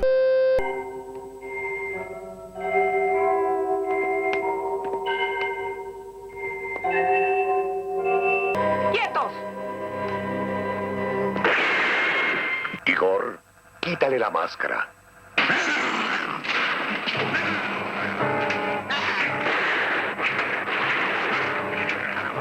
Okay, so obviously this is not an official adaptation of any version of the multiple DC Comics properties referred to as Batwoman. Rather, this is a Mexican wrestling or lucha libre action horror sci-fi superhero hybrid of the type that became enormously popular in Mexico and also South America, and parts of Europe, particularly Italy, in the 1960s and 70s as popular masked luchadors like Il Santo and the Blue Devil spun off their superhero-like ring characters into comics, which in turn became famously wacky films usually starring themselves. This in turn led to low-budget superhero films produced elsewhere, mostly Italy, because...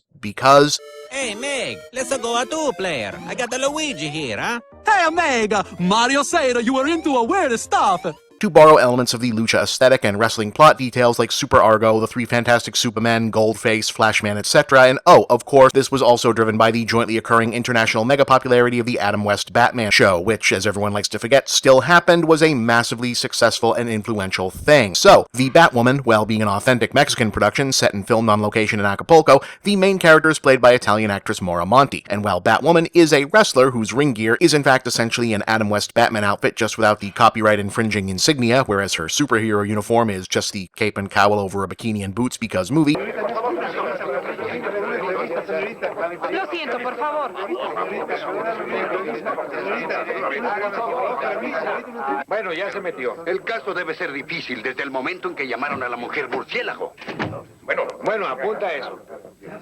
El resultado de la autopsia, inspector. Monty herself was not, and the wrestling element is mainly here as part of the film's plot, as we're informed, in addition to being a fabulously wealthy single woman, master detective and crime fighter as the film opens, Batwoman is also the queen of all sports. Dotada de unas cualidades poco comunes, en corto tiempo logró dominar todos los deportes.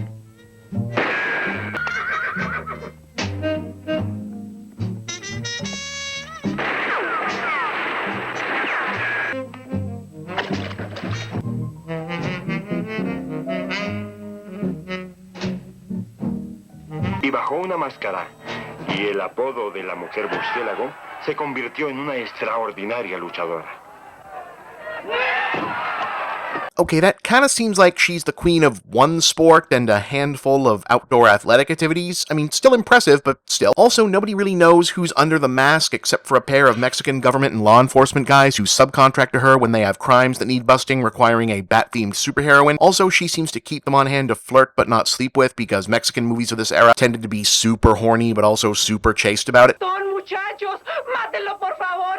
Hay un ratón, por favor, mátenlo. Está horrible, mátelo, mátalo.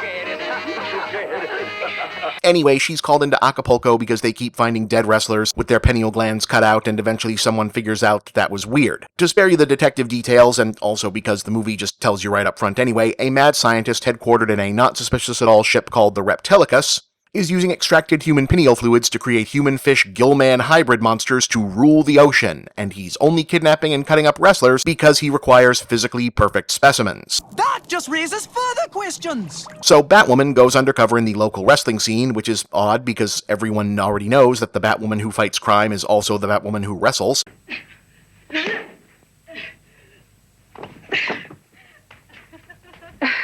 Te felicito, Esmeralda. Cada día aprendes más. Gracias a tus consejos. Hasta luego. Adiós. Occasionally engages the villains in battle.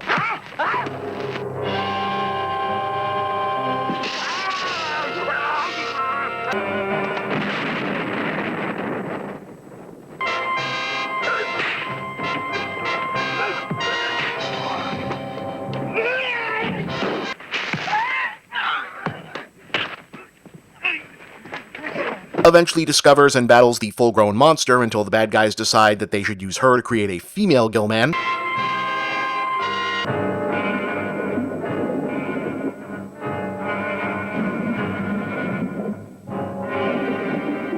Encendió una antorcha submarina. Lo va a quemar.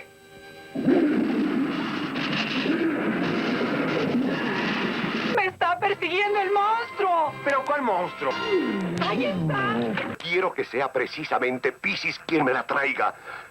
Y después, mi venganza será terrible, terrible. And otherwise people in this movie just kinda hang around on the beach, the hotel, and go diving a whole lot. De todos modos, ha llegado el momento de entrar en acción. Avisaré al inspector para que con un grupo de agentes allane el barco. ¿Y qué les vas a decir? ¿Que viste un monstruo con rasgos humanos y cuerpo de pez? Nadie te lo va a creer, Mario. Es verdad.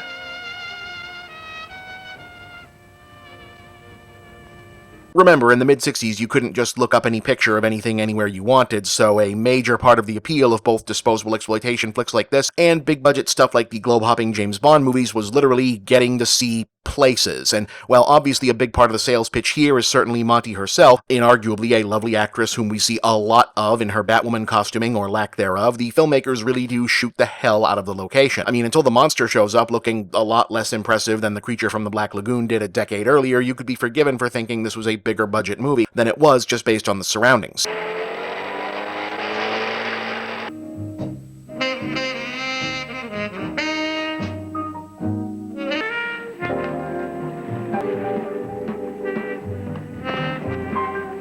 Otherwise, the Batwoman is pleasantly forgettable outside of the Axel Braun makes a 60s Disney comedy aesthetic that takes over any scene where Batwoman is just standing around in her sexy Halloween spirit knockoff cosplay, but there's enough going on and it's exactly silly enough to make for a good bad movie night staple, though an official release in the US is hard to come by. Vas a presenciar lo más grandioso del siglo. De las aguas del mar hace más de 400 millones de años, emanó el principio de la raza humana. Al surgir a la vida, el primer vertebrado, el pez. Partiendo de esa base haremos la regresión hacia los albores de la evolución y crearemos a imagen y semejanza de nuestros antecesores primarios, la humana criatura anfibia.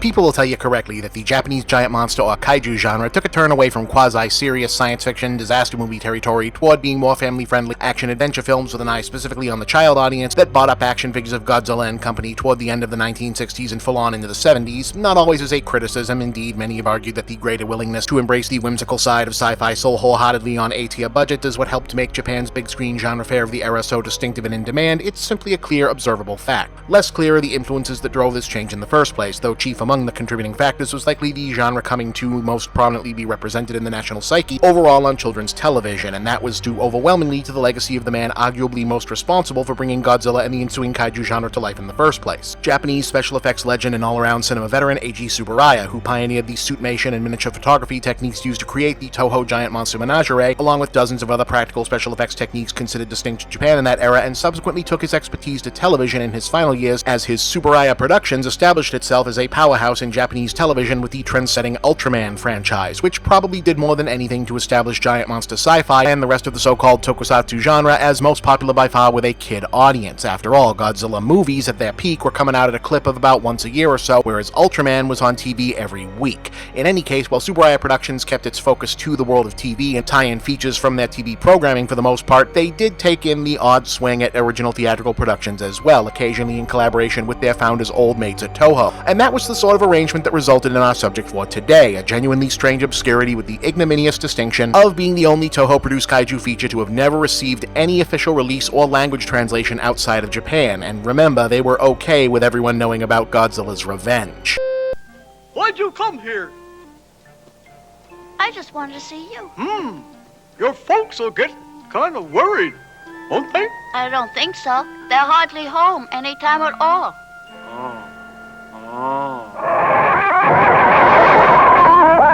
Guyver! Guyver? Himself! Let's get out of here! But yes, 1972's Daigo vs. Goliath is probably the most overtly kid-targeted kaiju production Toho signed its name to prior to the rebirth of Mothra movies in the 90s. It's brightly filmed, the cinematography is colorful, the characters are played for broad comedy slapstick, and the production design is packed with wacky Rube Goldberg props, amusement park gags, and a general toy maker vibe that feels heavily indebted to Western surreal absurdist family comedies of the period like Willy Wonka and the Chocolate Factory and Chitty Chitty Bang Bang, opening in media res with a hapless inventor failing to win an invention contest with a flying bicycle after explaining that he competes in such events in the first place to raise money for Daigo the Hungry Monster, which is apparently a matter of some controversy.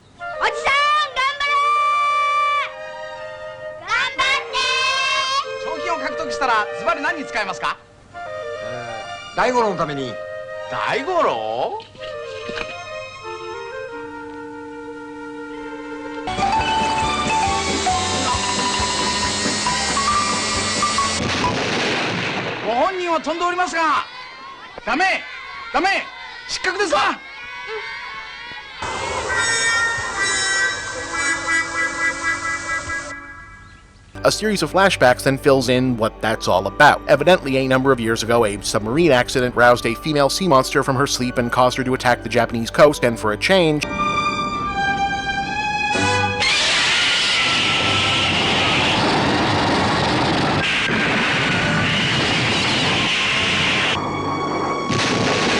conventional weapons were enough to kill one of these.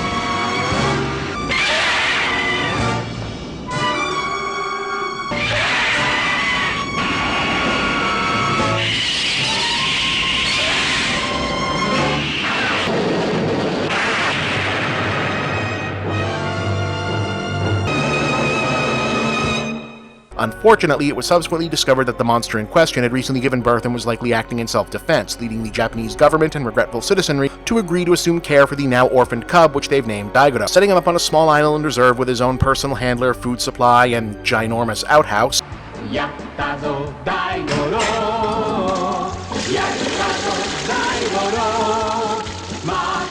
Okay, interesting place to decide to answer the mechanics of how one of these things takes a shit, but fine. Also, yeah, that's our star attraction for the 85 minutes this runs, so now you're probably getting a good sense of why there aren't 6 or 7 more Daigo vs. movies. Still, as far as the bipedal, pangolin, hippo, dinosaur story is concerned, happy ending under the circumstances? Well, no, because fast forward something like a decade, and this is a 70s kids movie, so it's actually kind of cynical.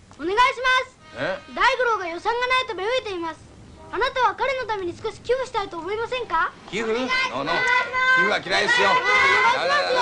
部長さん。してあげなさいよ。かわいそうよ。部長？あら失礼。社長さんかしら。社長だなんて。寄付なさいよ気前よく。ありがとうおばさん。おばさん？10円10円。In fact, it's by far the most interesting thing about it. For a movie that's tonally playing on the very simple, straightforward attention spans and moral conscience of the average 6-year-old, its presentation of the grown-up world of early 70s Japan is relentlessly bleak. The main plot driver for about 2/3 of the film is that society's desire to do right by Daigo has pretty much worn out. He isn't a novelty anymore, he's getting too big, and it's starting to cost the government too much to feed him, and public backlash against raising taxes even a little bit to do so is so strong. Oh, much like Godzilla vs. the Smog Monster from 1 year earlier, this was a message movie. ジェット戦闘機を1機減らせば大五郎は3年間暮らせるのです。あと何年この地球で生きていくことができるんじゃろう。100年、50年。いや、海の次に空を失えばもう生きていくことはできんのじゃ。That the discourse among pretty much everyone, save for an activist community of mostly children, has boiled down to, should we euthanize the one-of-a-kind living thing that we orphaned, or just start putting drugs into his food non-consensually that will stunt its growth? と言ってこれが病気で死んでくれりゃともかく薬で殺し、いやーとにかくね、成長を止めるという考えが一番いいよ。何が経済大国だい。動物一匹食わせる金をケチケチケチケチしやがってよ。私にはできません。私には。何も殺そうってんじゃありませんよ。これがもしお宅のお子さんだったらどうなんです。Because nothing says whimsical children's fantasy like allegories for austerity politics, and played in very stark terms via subplots about Daigo's morally conflicted zookeeper and his managers, and the wacky inventor's best friend, an alcoholic carpenter who becomes a fierce Daigo advocate who then goes cold turkey so he can give the money he saved to the cause, only to have his wife spend it out from under him. なんだよこれおい。お前は大工のカカだよ。 Anyway, that all gets upended because the other monster you've been expecting to show up because its name was in the title shows up, and yeah, you know where this is going, and we are in fact doing the full Rudolph here. ダメなやつだな。腹が減ってるからですよ、かわいそうに。我々のために必死に戦ってくれてるんじゃありませんか。さあ食べろ。さら。いいからどんどん食べて大きくなるんだ。 Hey, buddy, sorry we went all Harrison Bergeron on you back there, but there's kind of a mutual problem only you can solve, so we good? And let it not be said that the outlandishness of the rest of the film eases up at all during the finale, which, along with both monsters looking thoroughly ridiculous and not at all suited for combat,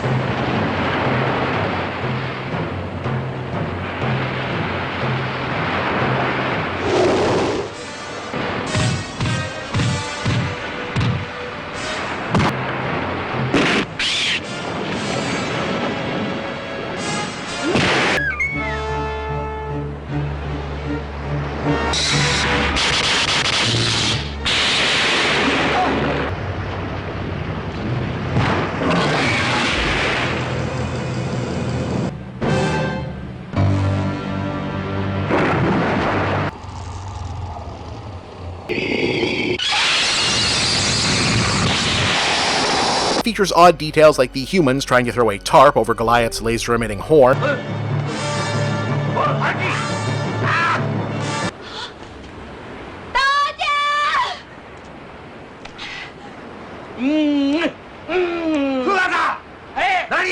and a kid-friendly solution for getting rid of him altogether.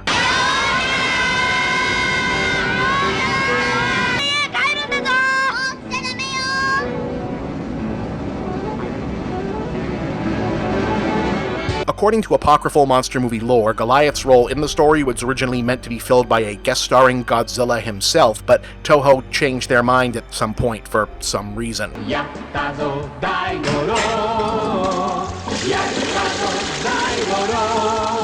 To date, the film is still not officially available outside of Japan, but it's easier to find than it used to be, and it's definitely an experience.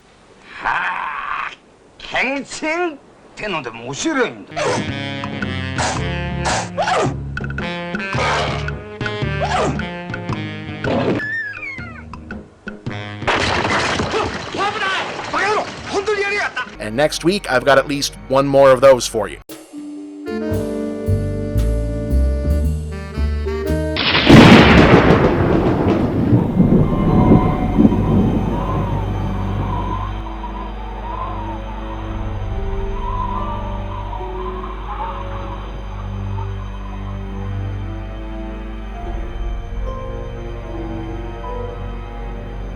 So, big last couple weeks, huh? Lot of changes. Hopefully a few more good ones to come, knock on wood. So let's close out the Schlocktober roster this year in a big extended way. Not simply with one movie, but an entire franchise.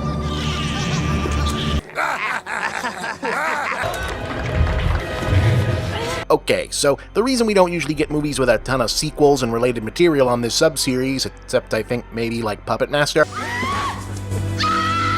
is because if they were popular and noteworthy enough to get that kind of spread, they probably wouldn't be obscure or unusual enough to make a good Schlocktober episode. But Attack of the Killer Tomatoes is somewhat unique in that while it's managed to generate a pretty decent amount of media, and I feel like most people are vaguely aware that it exists, or at least they've heard the title floating around in the ether, not that many of those most people ever actually saw much, or like any of it. It's this strange artifact of late boomer, early Generation X indie underground cult movie iconography that started out culturally ubiquitous without being tangibly omnipresent for an absurdly long time, given what it was, then got to be actually everywhere for a hot second at the start of the 90s when it seemed like anything vaguely memorable could be turned into a merchandising thing. We need Rambo! Rambo, the force of freedom! Here's a present, Havoc. Wow! Look out! Rambo, the force of freedom! Get Rambo and General Warhawk with their battle action weapons, each sold separately. And then, well, okay, it turned out maybe everything but this, and yet it's still kicking around, seemingly on the strength of No Way for Real, That Can't Be a Real Movie, still working after all these years. But okay, here's how this happened. While taking a film class in the mid-70s at UC Davis, a trio of friends, John DeBello, Costa Dillon, and Stephen Peace, shot a 15-minute spoof of 50s-style monster movies called Attack of the Killer Tomatoes, apparently with the initial intent of riffing on the Japanese horror classic Matango, which had been released in the US as Attack of the Mushroom People.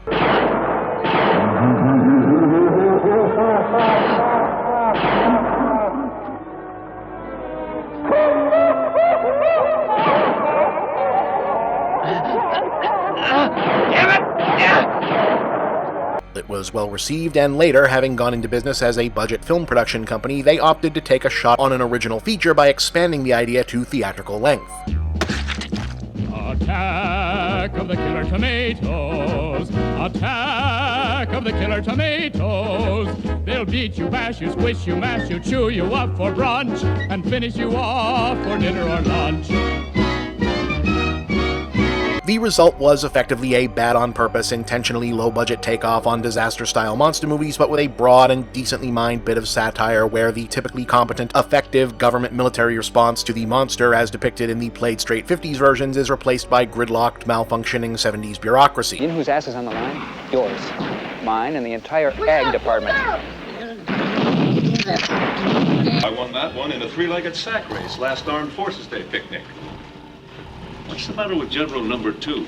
Oh, he was out all night on maneuvers. Let him rest. The Senate Investigating Committee is called to order.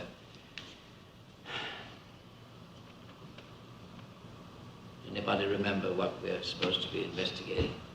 Apologize for the size of this room, gentlemen. It's all I can do on such short notice. Beyond that, it's basically a one-joke movie. Here's a stock scene from a monster movie you recognize, but instead of a monster, tomato.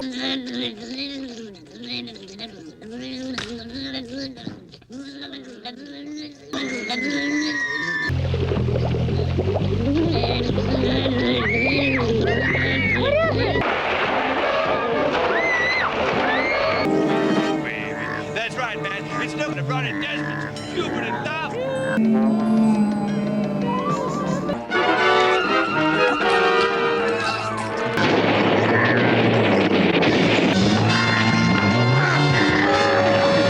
But they tell it differently enough in enough different ways that it doesn't wear out the welcome. They incorporated this actual helicopter stunt gone wrong into the movie because miraculously nobody got hurt, so it wasn't in bad taste to do so, which makes it look more expensive than it actually was, and believe it or not, this actually made it out before Airplane. And I would argue that the escalation reveal is kind of a legitimately brilliant joke.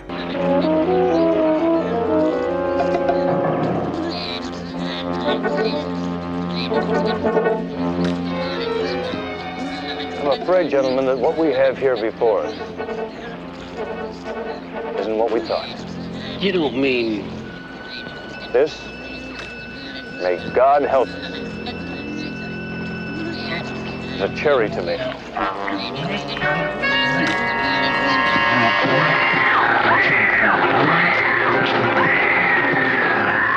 So it's basically an innocuous, fun, goofy prank of a movie. They finished it, they sold it, they released it into distribution where it did pretty good business on the drive-in and small theater circuit, particularly in the American South and Midwest, and in part because it could play as a midnight movie and a mostly safe kid matinee movie since it wasn't actually all that gory, adult, or even dark humor. Dr. Nokatafu, would you please explain the project to the general? What we have developed is, in essence, a half-man, half-robot, a very sophisticated combination of human intelligence and superhuman powers, which we are confident will result in the ultimate destruction of the enemy. You better bring your coat. There's a little Jap in the air. He needs nip.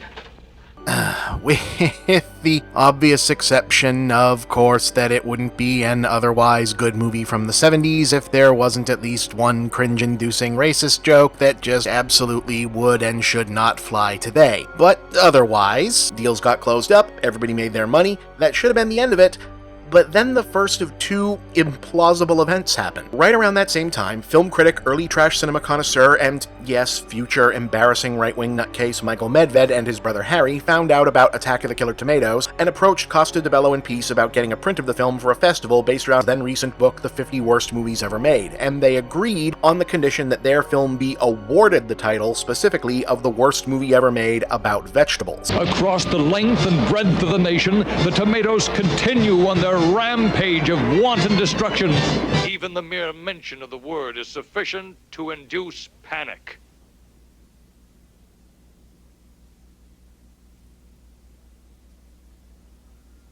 Tomato.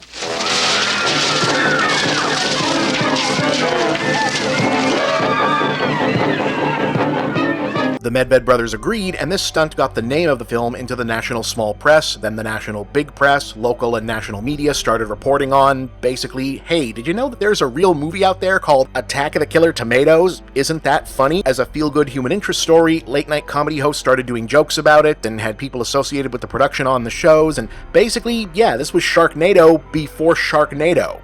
The campy, over-the-top sci-fi original movie is tearing through the Twitterverse with a bite. At its peak, more than 5,000 #Sharknado tweets per minute. The Twitter buzz around Sharknado surpassed even the Red Wedding. Hollywood stars, cult and bandwagon fans, and critics alike all had something to say. This one's pretty funny. Even Red Cross Oklahoma took to Twitter with, if it were to happen, it would be in Oklahoma. Why?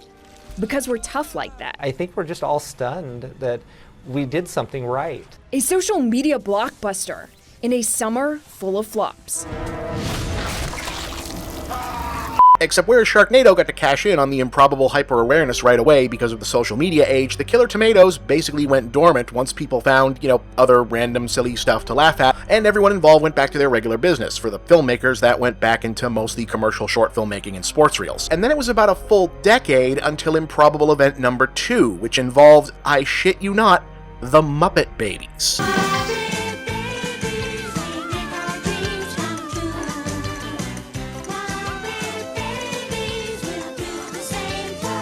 Okay, so to keep this at a reasonable length, one of the reasons the whole anything can be a merchandise powerhouse if you push it hard enough ethos became so prominent in the 80s is that when the Hollywood studio machine was rebuilding itself at the end of the 70s, it was doing so largely out of a crop of quick-thinking new young executives who, with the previous system somewhat in ruins when they were starting their careers, had to do their early breaking in the low-budget exploitation movie game under longtime B-list pros like Roger Corman and Sam Arkoff. Corman himself specifically had parlayed that into a solid midlife second wind as the head of New World Pictures, which had a pretty good success as a budget film label, but really solid success for a while as a television brand. One of its prized subsidiaries was the animation studio Marvel Productions, the rebranded name of the former DePatie Freeling Animation Studios, because that was the sort of business deal Marvel was striking back then, which in turn produced the original 80s animated shows based on various Marvel Comics properties, Transformers, G.I. Joe, My Little Pony, many others, and Muppet Babies, which had a gimmick of incorporating live-action movie footage into the characters' dream and make-believe sequences, and in 1987, the episode The Weirdo Zone made one of those movie references,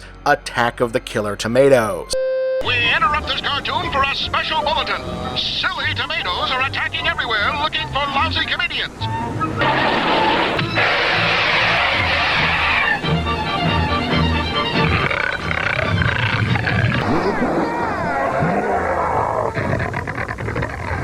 The silly tomatoes are taking over the planet, chasing people from their homes, invading the oceans,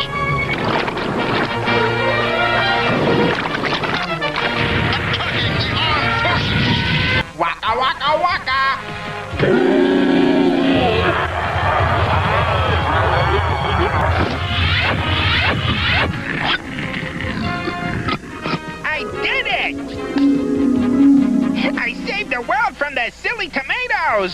Wow! That episode, in turn, became one of the better received of that season, and apparently generated an uptick in interest in whatever the movie with the big tomatoes was among the show's audience significant enough for the producers to take notice, and as one would expect from a company birthed by Roger Corman himself, their initiative was to call up the filmmakers and ask, "Hey, do you want to make a sequel?"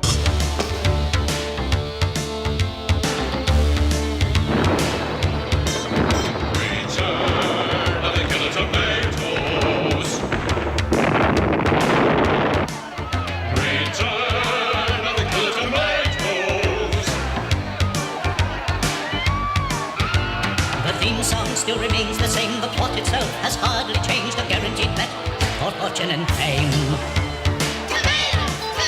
So 10 years later, yeah, they actually did Return of the Killer Tomatoes, which picks up an in-universe 10 years after the Tomato Wars, and is this time all about mad scientist Dr. Gangrene, played by John Astin, using mad science to evolve tomatoes into humanoid super soldiers, and also one would-be sex slave for himself named Tarabumdier. You wouldn't believe what she can do with 6 milk bottles and a tuning fork. That's Karen Mostal, later Karen Waldron. You might remember her from Cannibal Women in the Avocado Jungle of Death and recurring guest roles on Baywatch and Coach in the 90s, who instead escapes and joins up with the good guys, mainly the nephew of one of the heroes from the original movie. You wish sex now? Yes. No. Did you maybe fall down and bump your head hard? Maybe did your mother drop you when you were a baby? Do you speak much English? I speak perfect English. I also cook 815 international dishes, perform 637 sexual acts, and use all the popular home appliances. Shall I cook you something?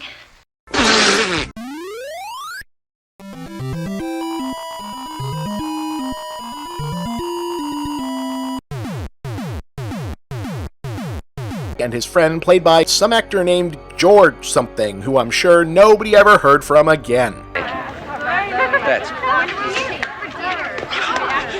I had a heck of a time finding you here. Told you I'd be at the shoe store. You think your buddy, you think your pal, your roommate Schmuck. here? What, you think that I'm going to leave you out in the cold? You Yes. think that I'm going to leave you out in the... No? All right. Well, then, how about, see those over there? That's Tiffany. There's room for another judge. No thanks. If I want a girl, I don't need your help. Okay, all right. Suit yourself. Suit yourself. Ladies, did I mention the Playboy centerfold opportunity? Whereas the original was more of a National Lampoon Zucker Brothers style genre spoof, this was more of a straight comedy, spoofing on Spielbergian 80s fantasy action tropes, common to the era: dorky hero, oversexed buddy, out-of-his-league damsel, even a merchandisable sidekick animal in FT the Fuzzy Tomato. Not nearly as inspired as the first one, but there's fun to be had, and the cast all seem to know exactly what kind of movie they're in. What do you really know about tomatoes anyways, huh? I mean, how would you feel if you'd been raised to be eaten? Wouldn't you rebel at the first opportunity? You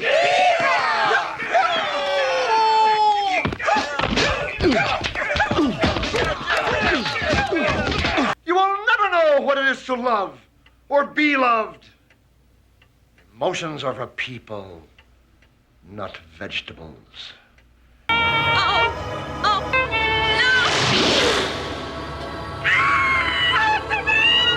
The driver is following us, or her. But I think you're imagining things. I don't imagine garbage trucks. The mouth, perfect. The eyes are never right. Professor Gangrene? What? This is real life. This isn't some game. Honey.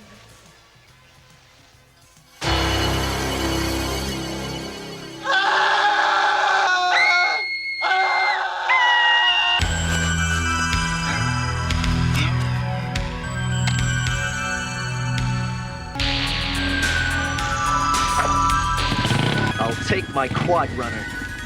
Well, if you take your quad runner from Honda of San Diego, I'll take my quad runner. We will each take a Honda quad runner from Honda of San Diego. They have excellent acceleration and superb rideability. And aren't they #1 in sales, Matt? That's right, Chad, not to mention great gas mileage. And did you know that... Do we have enough money to finish this turkey yet? Yeah, sure. Give them hell, guys.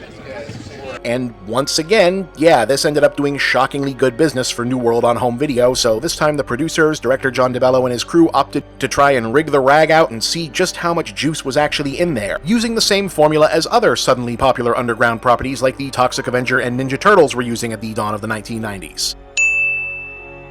Yeah, they did a cartoon and a line of action figures, mostly based on expanding the premise of Return to actually feature the giant tomatoes again, and this time giving them faces like they'd had on the posters and personalities, costumes, various powers, etc.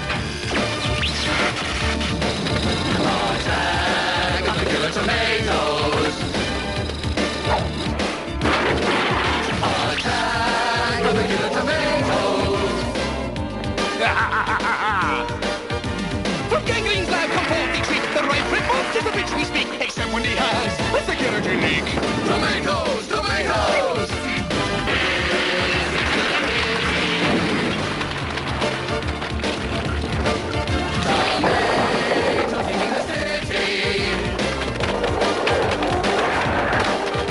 Kidnap and stalk these mutant fruits where will we find a brave recruits? Can we get rid of the tomato shoe?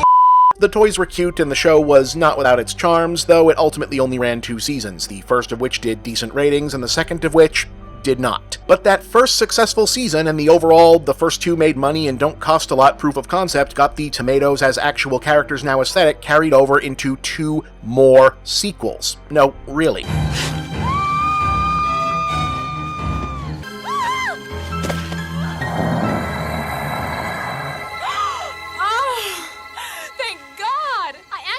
You were a killer tomato.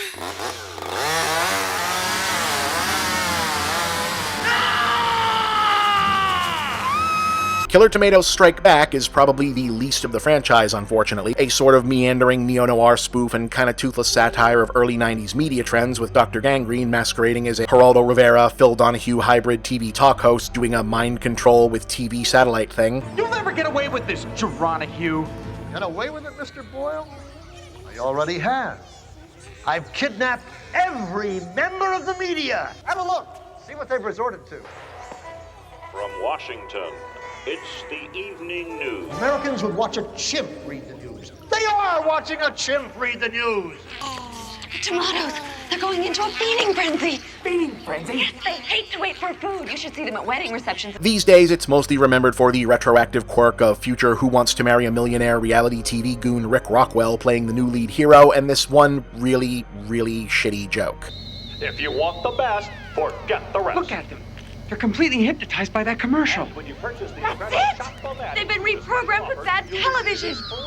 What would you pay for all this? Don't answer, because if you order before midnight tonight, we're going to throw in absolutely free a copy of K-Smell's biggest selling album, Mike Tyson's Greatest Hits. March 7th, Bone Crusher Smith. June 27th, Michael Spinks. August 1st, Robin Givens.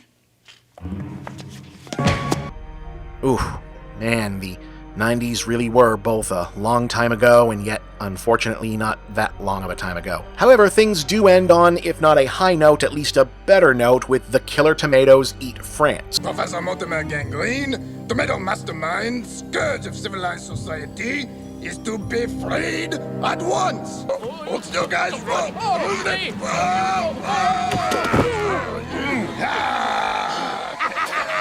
You wanna G1? Can't take him anywhere. Well done, lads. Well done. Potpourri, soup du jour.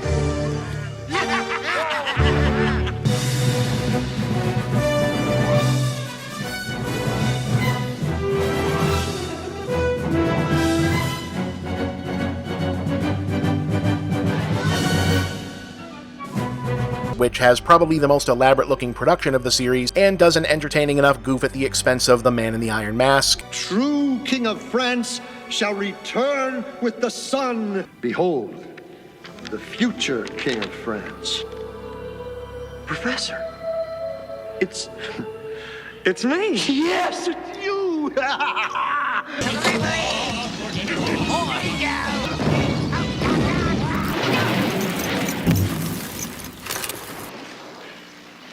Igor! No, I am Louis, but my friends call me Francis. Here, look. Streets run red, waters don't flow, sun don't shine, virgin weeps. King comes back. That's you. No wonder my last name is 17th. And other things vaguely French associated and also pulled from the animated series as a callback.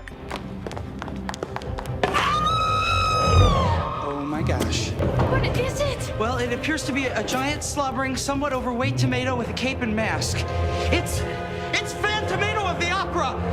Ah! Back off, you overgrown piece of produce! Ah! So as to go out with some pretty solid laughs overall. That is, of course, a big square and round thing, built by someone to remember something, sometime. Ah, the famous left bank of Paris. That is a big, tall building with lots of knickknacks and stuff. It's almost finished. This is Napoleon's tomb. None of it ever tops the first one, of course, but, you know, as far as I'm concerned, it's all just fun that this both exists in the first place, and it seems to have happened, for the most part, without anybody getting screwed out of any rights, or the creators hating each other for whatever reason, or, you know, the kind of disasters that usually befall these semi-obscure, bizarre success stories.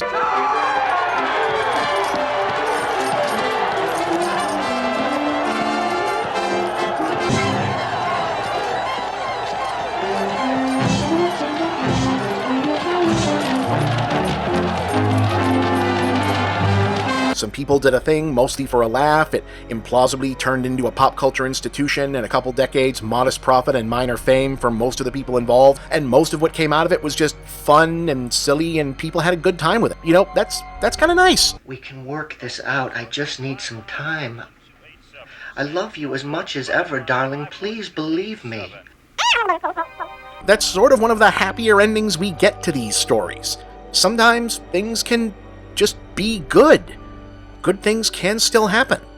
And I guess, I guess I felt like we needed to hear that again this year. More than ever. Happy Halloween, everybody, and thanks for watching Schlocktober.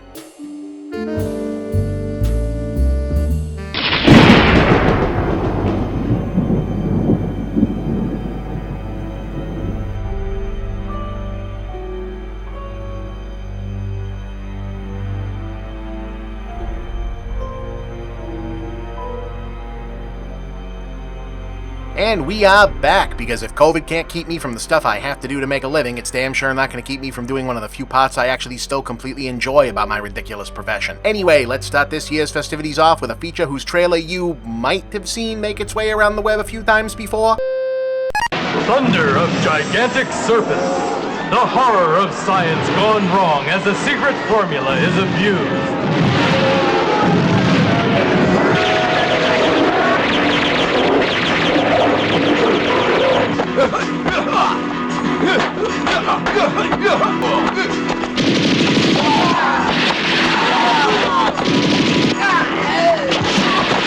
Thunder of Gigantic Serpent.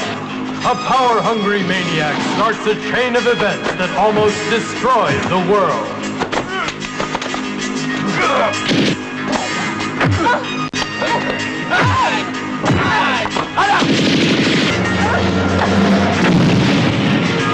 Thunder of Gigantic Serpent. A monster is unleashed and leaves a trail of devastation and death. Thunder of Gigantic Serpent. Can a lesson be learned from a terrible mistake?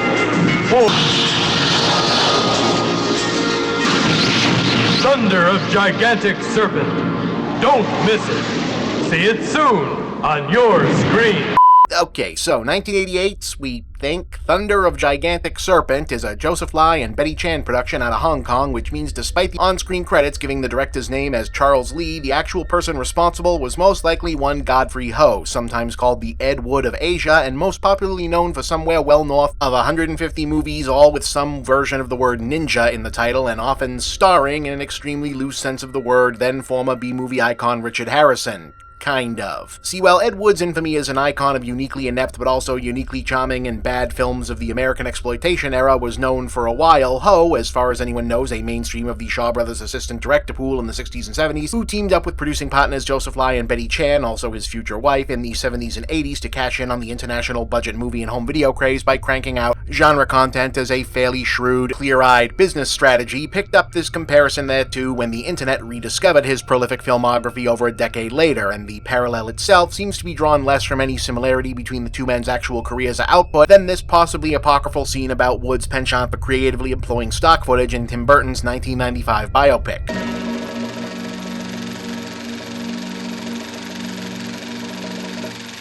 This is fantastic. What are you going to do with it? Probably file it away and never see it again. Oh, it's such a waste.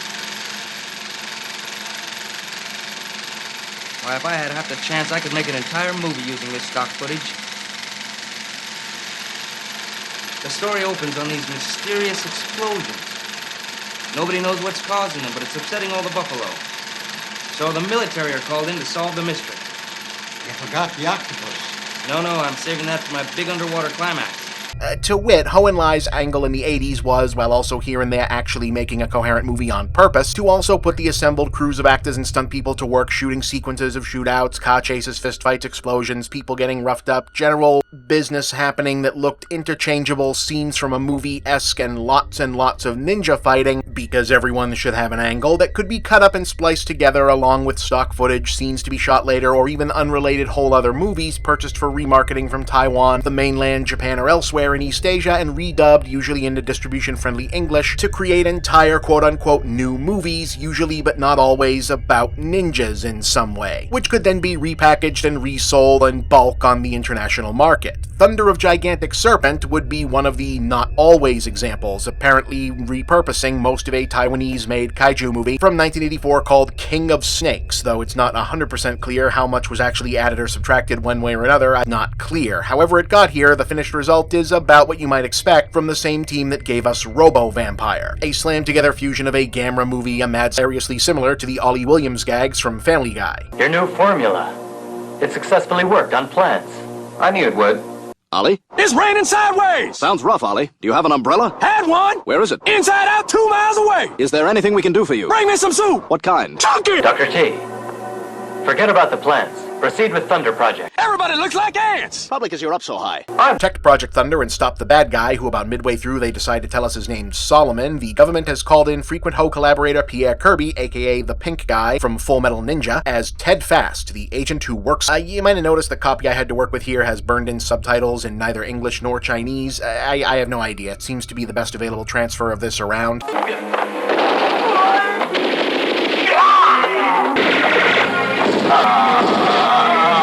Don't move.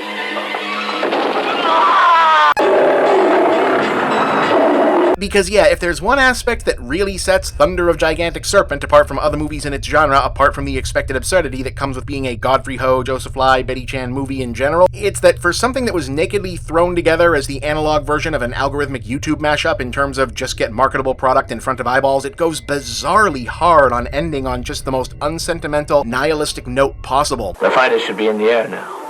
We're all gonna die. And then that's not even the real ending, because they sold these as action movies, so it still has to go out on Ted Fast in a showdown with Solomon for some reason nobody cares about. Anything else the assembled parties ever put their names on, Thunder of Gigantic Serpent is the true definition of schlock entertainment. It's weird yet compelling because it wasn't trying to be weird or compelling. It was designed just to exist, to count as enough of a monster. What's going on in there, Ollie? He came back! How is he? Man! Thanks, Ollie.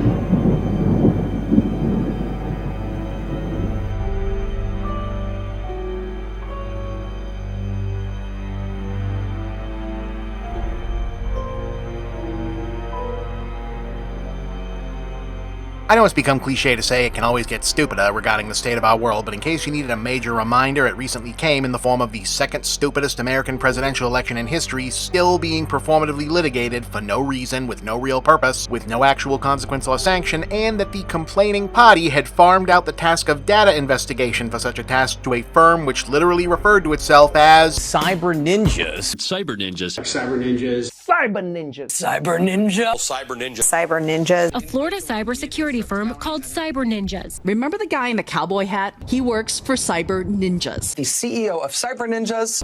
I know you guys want to paste me as like some bad guy in here. I'm involved in this and putting everything on the line with my company because I care about our country. Which, okay, is in fact funny just in itself, but also might have sounded vaguely familiar if you happen to be from the video store back shelves generation.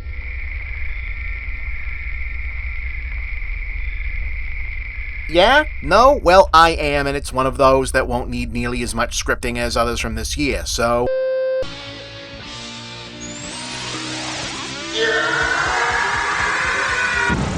Critics and sci-fi fans around the world are blown away by Cyber Ninja. Non-stop special effects, reminiscent of Star Wars. A sci-fi samurai. Deliciously original. Look out! Your worthless human soul has been woven into this fortress of demons.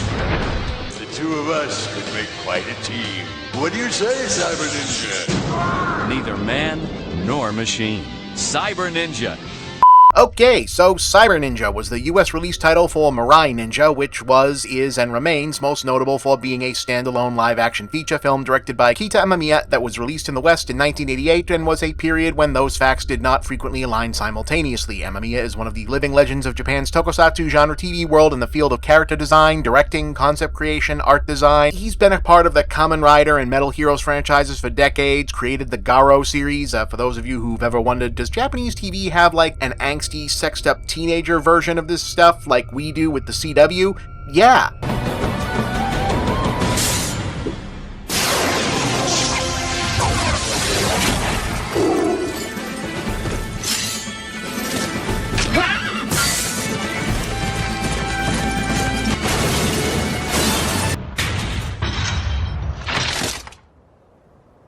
It looks like that. And he's also a prolific presence in the world of video games, having done monster, armor, and art designs for Final Fantasy, Clocktower, Onimusha, Shin Megami Tensei, just lots of stuff. Mirai Ninja was where those worlds first crossed over for him, and where he got to spread his wings into what became a successful run of bringing his unique design aesthetic and its useful marrying with tokusatsu tropes together in a run of slightly better known films like Zeram, Moon Over Tau, and Mechanical Violator Hokkaido. But it started here with Namco's 1988 arcade title Mirai Ninja. It means future ninja, or ninja from the future, basically. Which, unless you were on the bleeding edge of the import scene at the time, you probably didn't see when it was new because it was only released in Japan, but it was...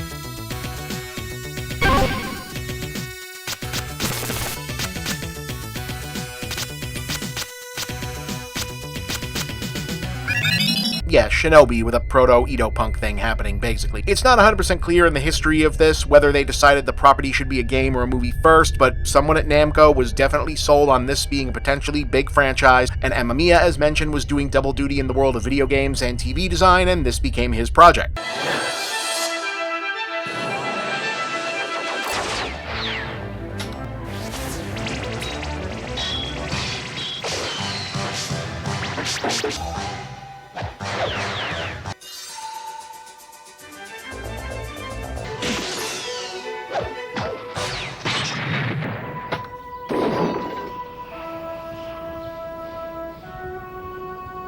In any case, our setting is future past Japan, and our story is, well, as the trailer mentioned, reminiscent of Star Wars. Yeah, though in this case, turnabout is kinda fair play. Sure, there's two clans at war, the evil one of which clearly has the upper hand because they also employ demonic cyborg robot monsters, and in general, just a lot more crazy weapons and such, and the story opens with the good guys taking a giant ass-kicking.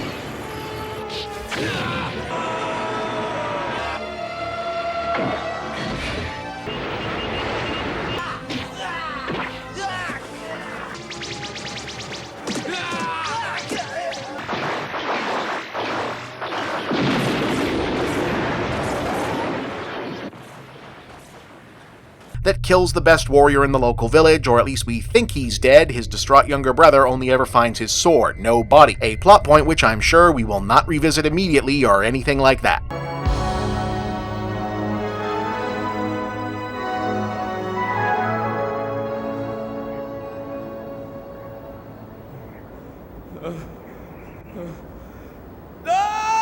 Zipping ahead several years, the good guys have regrouped to a remote village where it turns out we're doing a reverse on the Star Wars Hidden Fortress lift, and that it's the heroes who constructed a ginormous doomsday gun, and the mission that the main character will eventually go on to find the villain's secret base is all about telling their compatriots where to point the gun, since it turns out there's a countdown running on the villains collecting enough human blood to fill up an evil tree and awaken their dark master. Isn't that always the way? Oh, and they've also kidnapped a princess, but you knew that going in. You don't like my hospitality? How I detest you.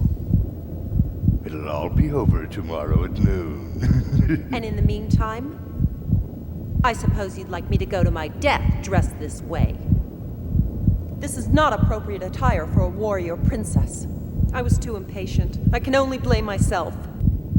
Now I see. Just as I've heard. A warrior to the end. Meanwhile, out in the forest, the villains are also preoccupied with attacks on their patrols by Shiranui the Cyber Ninja, whom we learn via awkwardly piecemealed out exposition over the course of the film, is a cyborg who is also a ninja built from the remains of a human. Hey, I wonder if it's any specific human who was one of them, but then turned against them for reasons, and now fights against them vigilante style, but is also mistrusted by the humans because he looks like a scary robot person. If you move 1 inch from that spot, I cannot guarantee your life 1 second longer. The crest of the crane. So you must be the one they call Shiranui. But it's of no real importance who you are. My job is to stop all non-humans from going past this spot.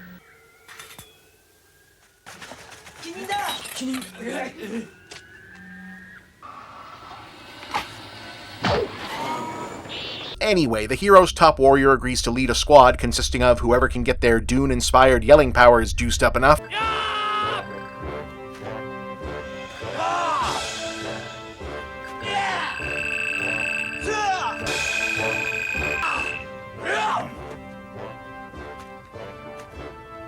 Find the right pitch, Paul. Take me with you! I'm not afraid to die! Take me too! No, me! I beg of you! I must avenge my brother's death. It's something that I must do!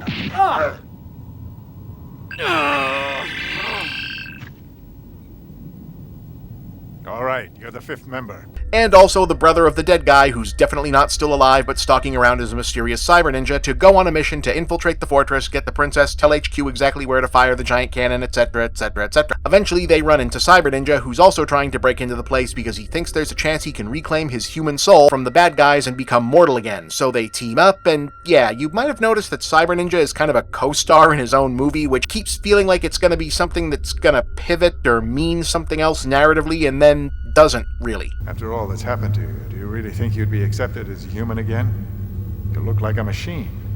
Even your kinsmen wouldn't know you. You've betrayed your own clan. Irumaru!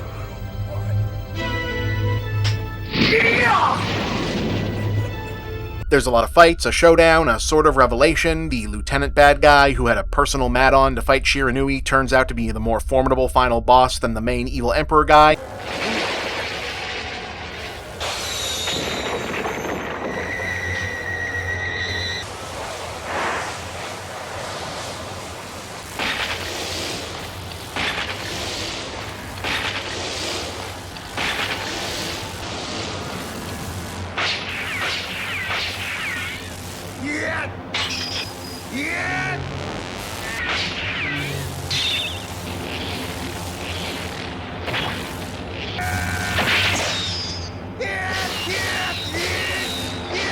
I don't think I'm giving too much away by saying they do take down the enemy fortress, though Cyber Ninja remains Cyber, so he can presumably appear in sequels that they did not eventually follow this with.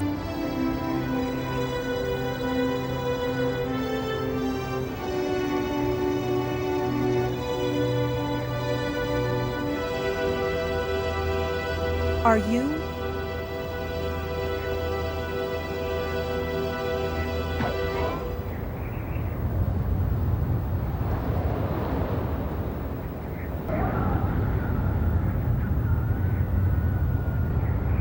He couldn't be.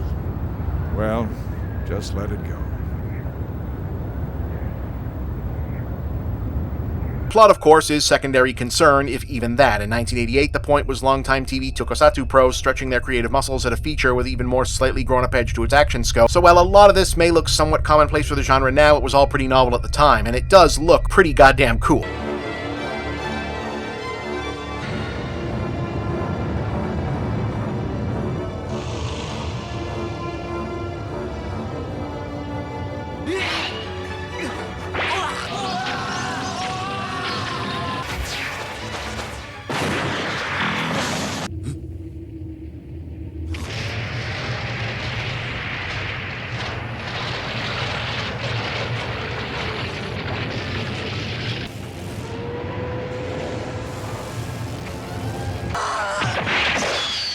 particularly seeing the extra suitmation detail added in the mechanics for how Shiranui's superhuman abilities work, and the various sci-fi weapons, and as ever, Amamiya's too much detail is never enough design approach definitely makes some arresting bonkers visuals. I mean, you can absolutely see why a US distributor made an effort to get this brought over, and figured that the visuals and the novelty and the word ninja alone would get people to take a look, even though the genre had been dormant and overseas popular for years and the game hadn't been exported either. I mean, a couple years after Power Rangers, this probably would have popped huge, but that was still a couple years off.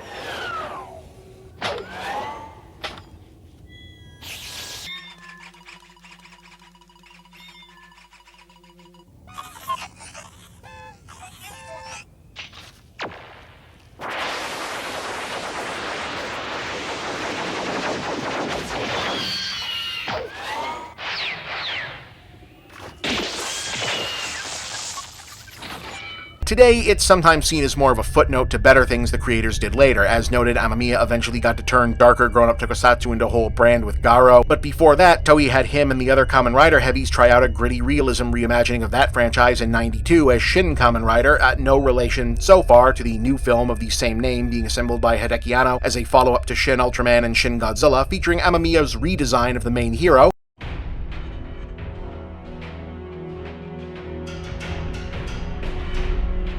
Yeah, that's definitely different. And he eventually broke global mainstream with the Zerem movies and their anime spin-offs both getting big play on the Sci-Fi Channel in the 90s, though for my money, the best of his output in that era remained Mechanical Violator Hakaider, a standalone feature that's sort of a good, evil, light-dark inversion spin-off of another Toku TV mainstay, Android Kikader, that recast one of that series' main antagonists into a dark anti-hero battling a dystopian fascist takeoff on a more conventional metal hero good guy. I am Hakaider, the one who destroys to bring justice.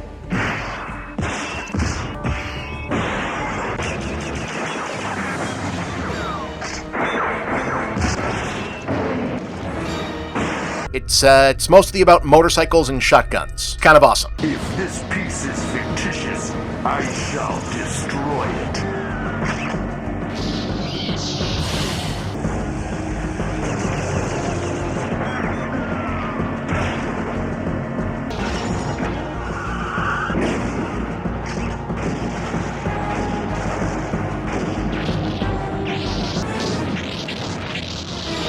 Most of these used to be somewhat difficult to find around. These days, not at much, even in the nice and legal sense. I think Hakaider was just sitting on Tubi of all places for free last time I checked. But Mirai Ninja and the English Cyber Ninja dub are actually the exception. The Japanese version never got a proper release in the US and only sporadically came out elsewhere under alternate titles. I think it's Robo Ninja in the UK, and Cyber Ninja has been out of print for years. The only reason I was able to finally do this episode about it now was somehow one of those sketchy dump whatever prints we think we own, budget DVD bin at Walmart companies put out a release of 10 movies as the Ninja Collection Volume 1 that happened to have what looks like a VHS transfer of the '88 Cyber Ninja dub as one of its entries.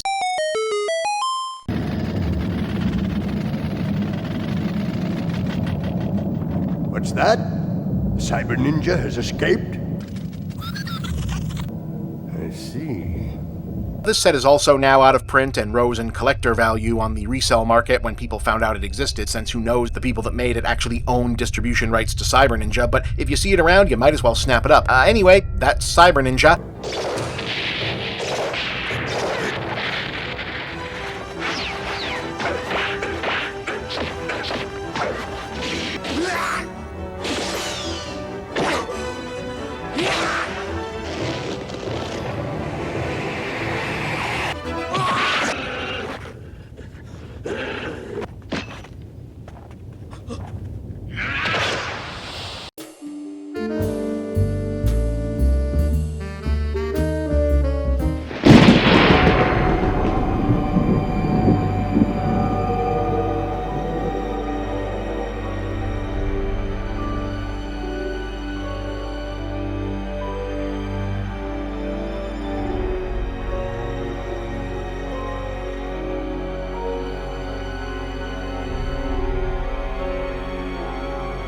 And so here we are again on the other side of Near Apocalypse, and so far what we've got to show for it is the return of the Cold War. Yay! But for all the 1980s comebacks we've reared up over the last couple of years, almost thought it'd be time to get further into actual 90s nostalgia by now, or even let early 2000s nostalgia be a thing, but guess not. I honestly never expected we'd flip open the tabs to a new multiplayer game trailer and see...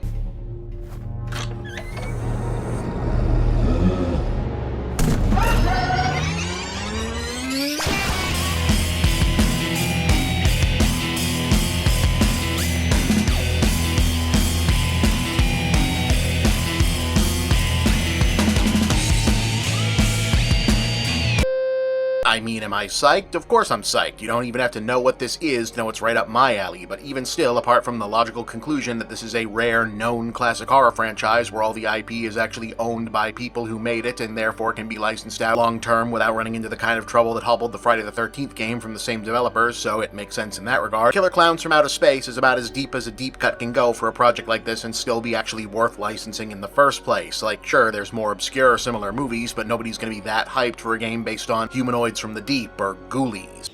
Humanoids from the deep. They began in the water. They're not human, but they hunt human women. Not for killing, for mating. Humanoids from the deep. Jonathan is having a housewarming party. Unfortunately, there will be some surprise guests. They have very bad manners. And they have no respect for privacy.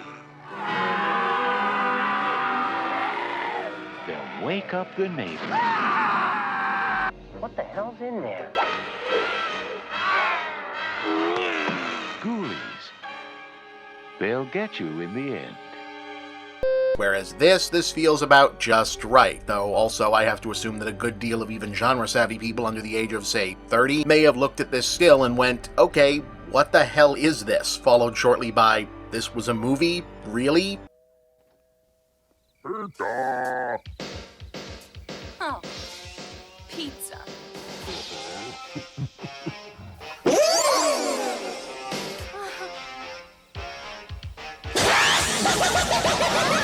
Well, yeah, really.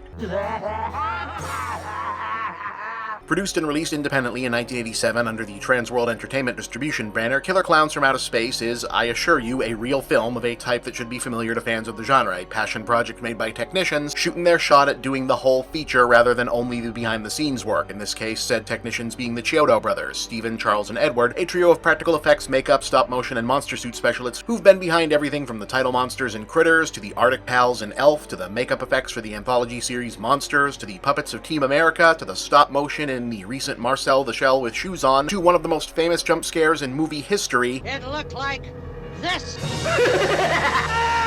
In Pee-wee's Big Adventure. With Killer Clowns, the brothers primarily took on the roles of writer, director, producer, with teams of fellow effects artists pitching in to bring their designs and creations to life in a sci-fi horror comedy that is, regardless, about 15% concept, 80% how much cool stuff can we think to do with this concept, and around 5% story, which, since this is an indie sci-fi horror movie from the mid-80s, made by devoted genre nerds, is inevitably a winking pastiche of 1950s B-movie cliches upgraded to a throwback-ish small-town for Spielbergian ironic effect, because that's what movies like this always were in the 80s.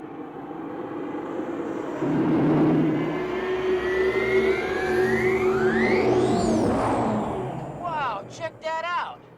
You see that? Yeah, I saw that.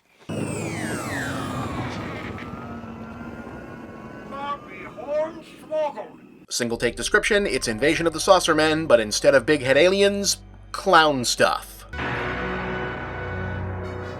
This is no fun house.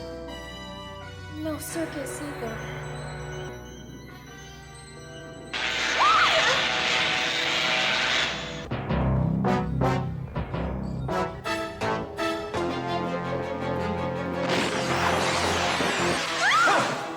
Are you okay? I think so. Popcorn, why? Popcorn! Because the clowns, that's why. The spaceship looks like a circus tent, the aliens look like clowns, they're here to trap humans in cotton candy cocoons for food supply. I mean, work the rest of it out in your head. If you can think of a what-if monster movie but clown visual gag, chances are the Chiodo brothers also thought of it and put it in this movie.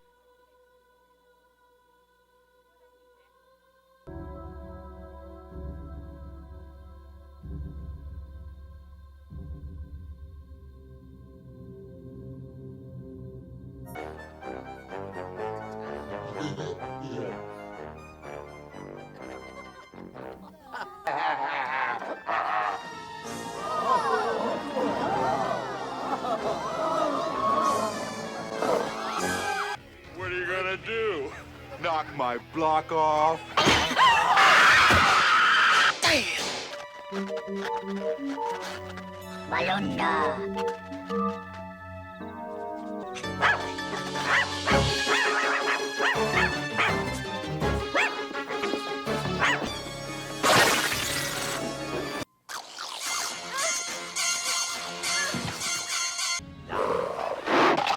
And your ability to enjoy Killer Clowns from Outer Space will rest entirely on exactly that. Do you find monster clowns doing monster clown things amusing enough in and of itself to watch exactly 80 minutes of it while a movie kinda pretends to happen around it?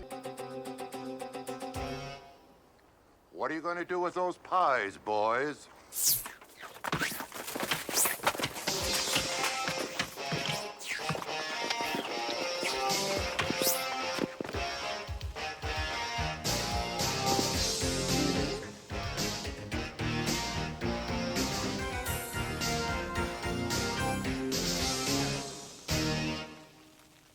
Yeah, no, this is 100% the platonic ideal of the monster effects guys making the whole movie. If your problem with every other film featuring a unique set of iconic creatures is that they didn't have enough scenes of that, Killer Clowns is your movie. There's the basic suggestion of plot, a likable enough set of protagonists and comic relief, some light gesture at satirizing the big idea style of sci-fi mythos of other invasion movies. Maybe they're the ancient astronauts, that came to our planet centuries ago. And our idea of clowns just comes from them. But overwhelmingly, this one is here to deliver the extended sequences where the Killer Clowns use evil versions of comedy props and cartoon powers to cause mayhem and murder, and look, you're either into this kind of thing or you're not, and if you are, there just isn't a better version of exactly this.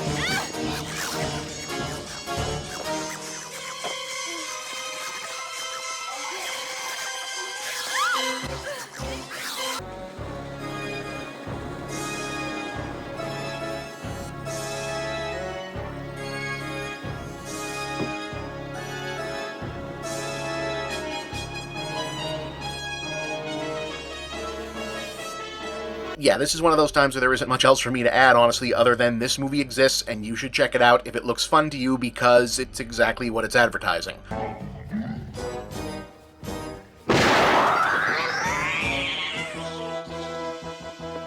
come you guys stopped here?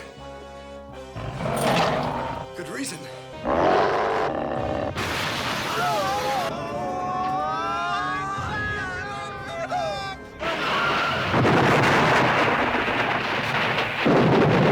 It was only a modest success, believe it or not, on its initial release, but very quickly attained cult classic status. You're shocked, I'm sure. I've loved it since I first saw it way back when, on TV randomly as a kid. It's gotten really big over the last decade, with the Chiodos licensing it back out for merchandise, toys, a whole big section to itself at Universal Halloween Horror Nights, and a dedicated line at Spirit Halloween this year.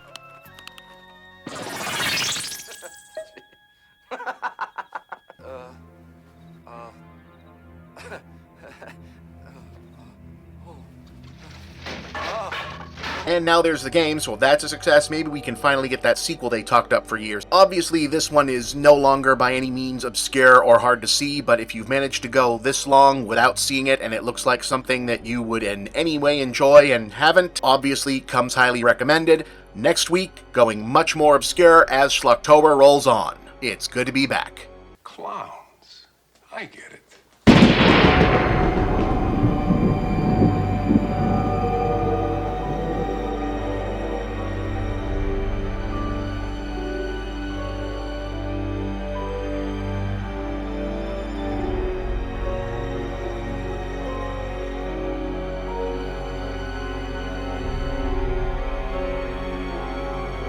Yeah, I'm not one to complain about the internet making my job slightly more difficult, because it is my jobs, plural, but I do find myself occasionally mourning the fact that everything being much more available in terms of obscure information means I have to work just a little bit harder to surprise people with this stuff instead of just being able to say, hey, this exists, ain't that weird?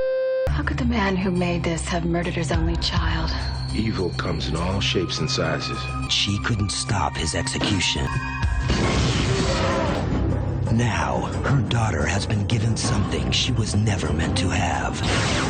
I know what evil looks like. I see it in the eyes of my clients, and I'm telling you, I don't see it in my daughter. You have the power, Zoe. What do I have to do? Cut my strings.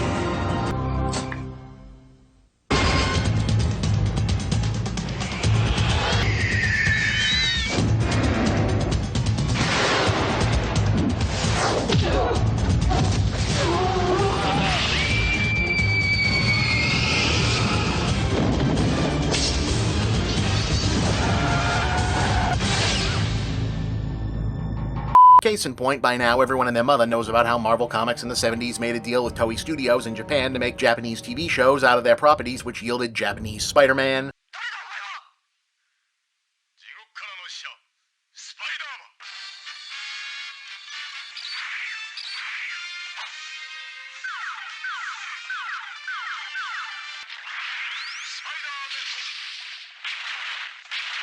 And almost yielded a Captain America show that instead mutated into an original series that became Super Sentai, aka the source material for Power Rangers.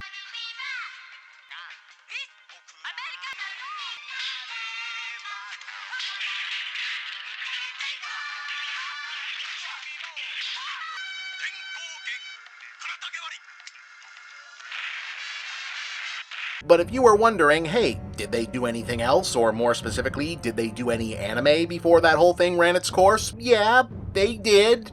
And it's weird. You better not play games with me or I'll bite a hole in your neck and suck your blood out. Remember, I'm the big, bad, bloodthirsty vampire. Don't! You're scaring me! Ah, don't be uptight. Come on, give me a kiss.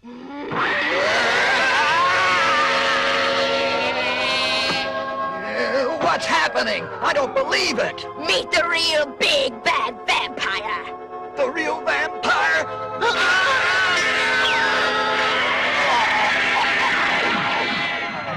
Alright, so for context here, 70s Marvel is kind of the reason that Marvel movies and TV at this exact point in time, right here and now, are weird and all over the place, because for whatever reason, that's the exact era they seem to be pulling just a ton of the current big Phase 4, Phase 5 stuff from. Wanda and Vision, Captain America and Falcon, She-Hulk, the multiversal cosmic batshit stuff, the political conspiracy Steve Englehart stuff, Eternals, just all the crazy nonsense they eventually paid off into the Bronze Age, and then Secret Wars, so I guess that all makes sense. Comics were selling huge, they had a whole TV show with the Hulk, the audience was basically, who knows, fucking everyone I guess, we broke the code, do whatever and see what works. As with every other pop culture thing from the 70s, as I continue to remind my Generation Z viewers, cocaine is a hell of a drug, it was everywhere, and that's what grown-ups did back when regular mental health prescriptions still had more of a stigma attached than they still do. Different, more serious discussion entirely. Anyway, a big thing that happened in that period for comics was the revival of the horror comics genre, which happened everywhere else with nostalgia reprint revivals for original EC horror type material, and at Marvel came in the form of stuff like Monster of Frankenstein, Werewolf by Night, and Tomb of Dracula, which, as the titles would suggest, put a smear of Silver Age superhero frosting over the basic Universal Monsters public domain staples that were pretty successful in their day, even if up until this year's splashy Disney Plus Halloween special based on Werewolf by Night, which was pretty damn cool if you hadn't seen it yet, they'd mostly been remembered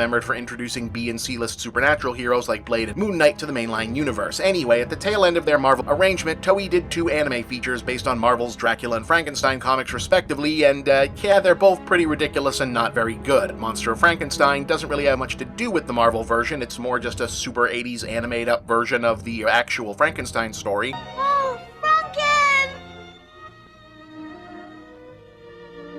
Emily!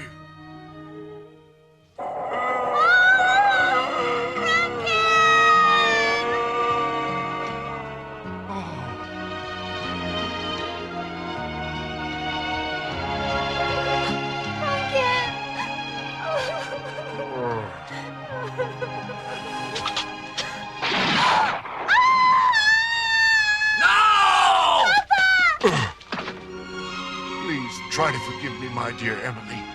I just can't go on.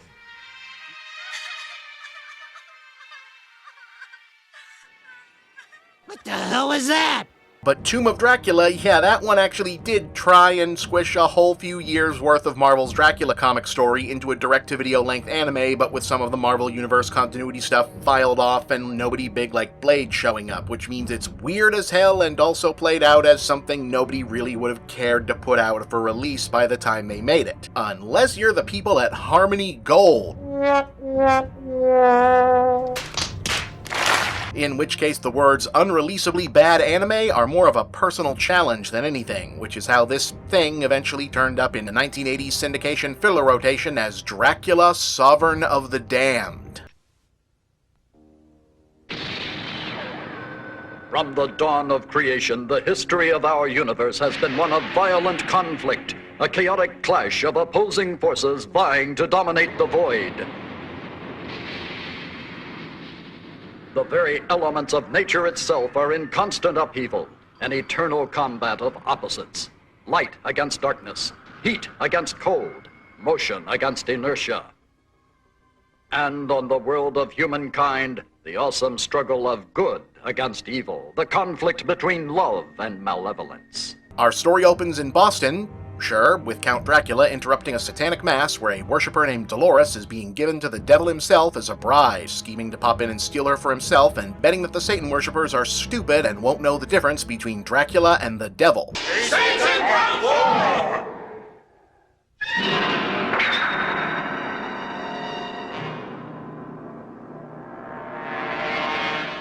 Behold, it is the living presence of Satan, ruler of disciples of the Black Mass, giver of immortality. We, thy true believers, have invoked thy presence here in order to present you with our offering of our mortal bride. Dolores, rise and step forward.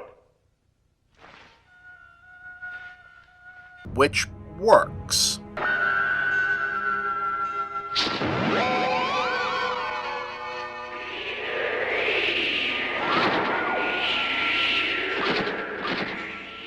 Behold, our offering has been found worthy in the eyes of Almighty Lucifer.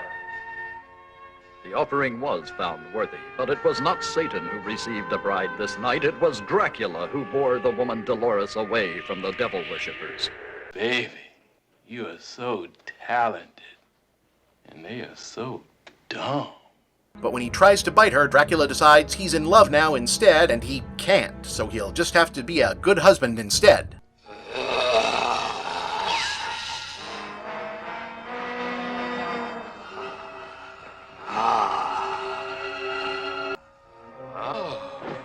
How can it be possible for a creature such as I to feel such a tender emotion as love?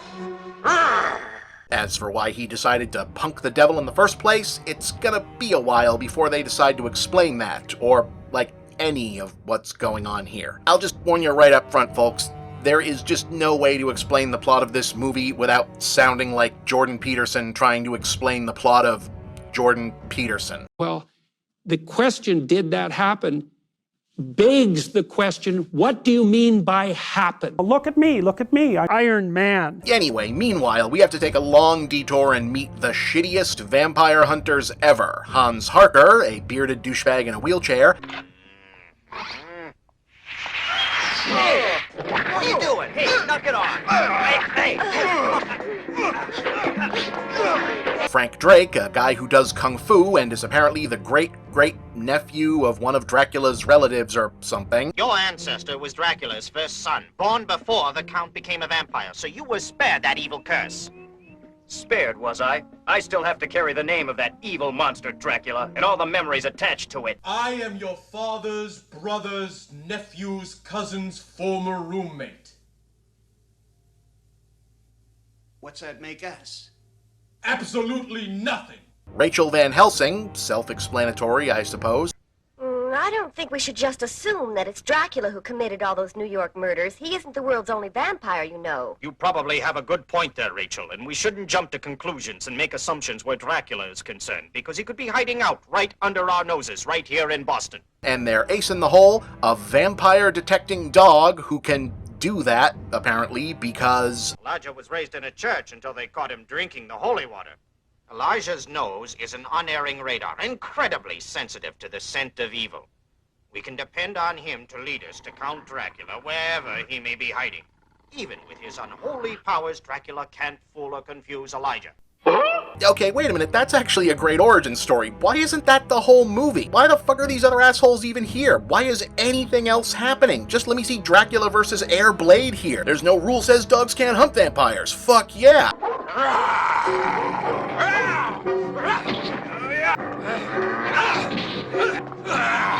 Anyway, turns out Dracula and Dolores went full Twilight and had a baby in the intervening year, couple of months, who knows, when we check back in on the main character and finally get some backstory. There's a shameful secret about myself which I have kept hidden from you all this time. My true identity is revealed in the mirror. I am not Satan. I am a victim of him who made me this loathsome creature, hated and feared by all mankind. I don't hate you, Dracula. What? And how do you do that? I don't know. Not very bright. If you knew this, why did you marry me? Oh, darling, there's an awesomely powerful bond of love between us that can transform us completely from evil to good. With love, Together we can conquer Satan. I think modern women don't really understand about Superman in the 1980s. It's almost unbearable. It turns out Dracula used to be good, but he kicked too much ass fighting off invaders when he was king of Transylvania, so when he died, Satan turned him into the Vampire King. Enemies joined forces with the sole purpose of destroying me. And they succeeded.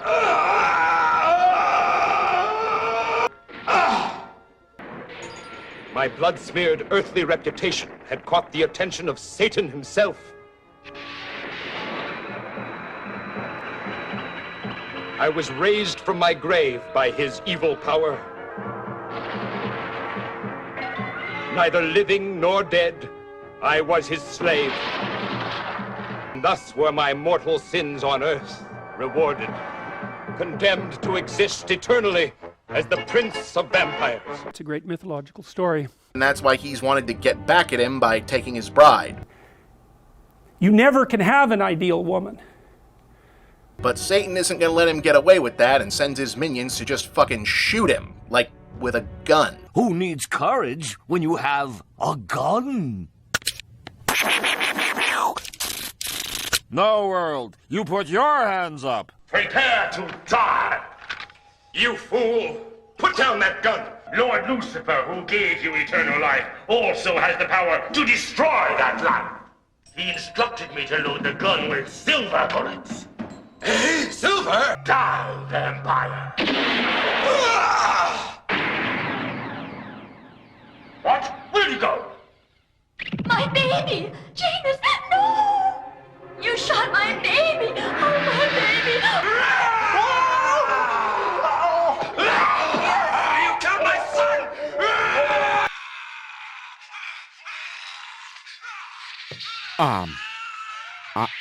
The movie is now only half over, and no, the vampire hunters haven't done a goddamn thing, really. We've got to get in there and destroy him before he gets away from us. You two settle down and quit panicking or we'll lose control of the situation and play right into Dracula's hands as so many before us have done. Just be calm, keep your eyes open, and we'll see how the situation develops.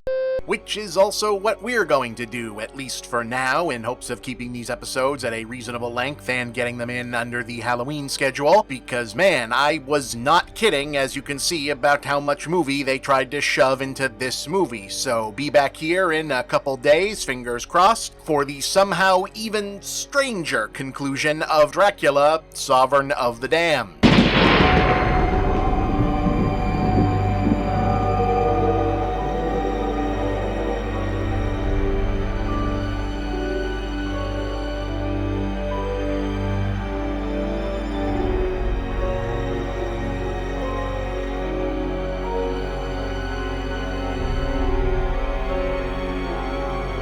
And we're back with the second half of the significantly more involved than I perhaps counted on, Dracula, Sovereign of the Damned, the 1980 anime feature adapted somehow both very loosely and much too directly from Marvel Comics' late 1970s Tomb of Dracula series and eventually scattered onto US Airways in a dubbed release by Harmony Gold. Dracula don't suck! Just to get everyone back up to speed vis-a-vis what the plot is supposed to be here. I'll just warn you right up front, folks. There is just no way to explain the plot of this movie without sounding like Jordan Peterson trying to explain the plot of Jordan Peterson. Well, the question, did that happen, begs the question, what do you mean by happen? Look at me, Iron Man. It turns out Dracula used to be good, but he kicked too much ass fighting off invaders when he was king of Transylvania, so when he died, Satan turned him into the Vampire King. My blood-smeared earthly reputation had caught the attention of Satan himself. I was raised from my grave by his evil power. Neither living nor dead, I was his slave. It's a great mythological story. And that's why he's wanted to get back at him by interrupting a satanic mass where a worshiper named Dolores is being given to the devil himself as a bride, scheming to pop in and steal her for himself, and betting that the Satan worshippers are stupid and won't know the difference between Dracula and the devil. Behold, it is the living presence of Satan, ruler of disciples of the Black Mass. Which works. Dolores, rise and step forward.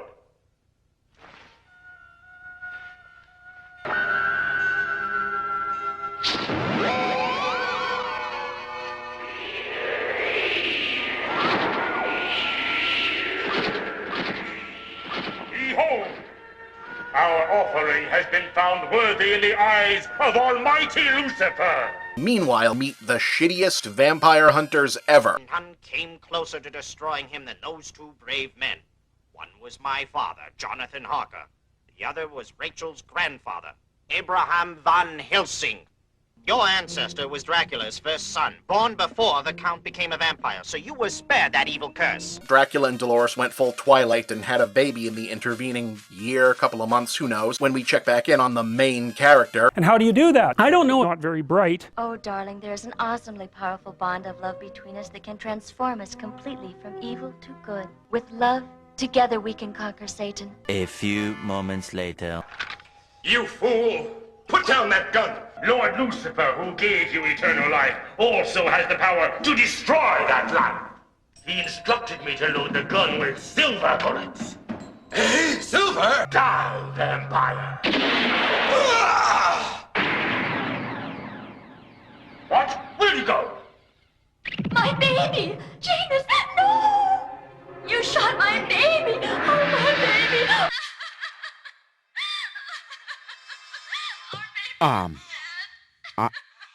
Here, Lois, take a look. You killed my son! And I guess that's where we left off. Mad Devil, dead baby, vampire stuff, movie not really even half over at this point, although the stuff actually happening quotient now kind of starts to pick up a little bit, in a manner of speaking, as we finally get to see the vampire Scooby Gang take on Dracula and confirm that they're completely useless and their entire presence in this story is just a giant waste of our fucking time. This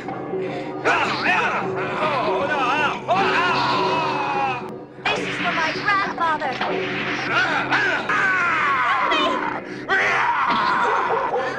Dracula gonna separate you into two groups. Ugly and dummy. You ugly, you ugly, you ugly, you a dummy. Monster!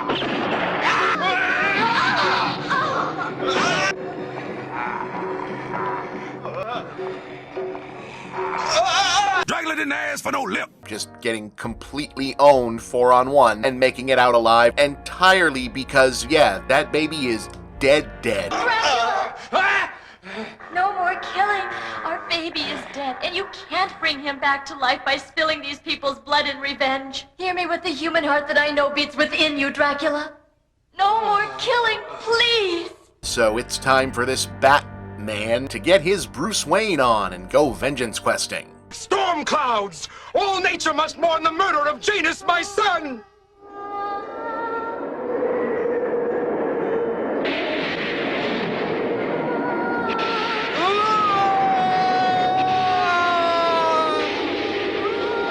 So since this thing isn't already theologically insane enough, God gets involved. Like, no, just God.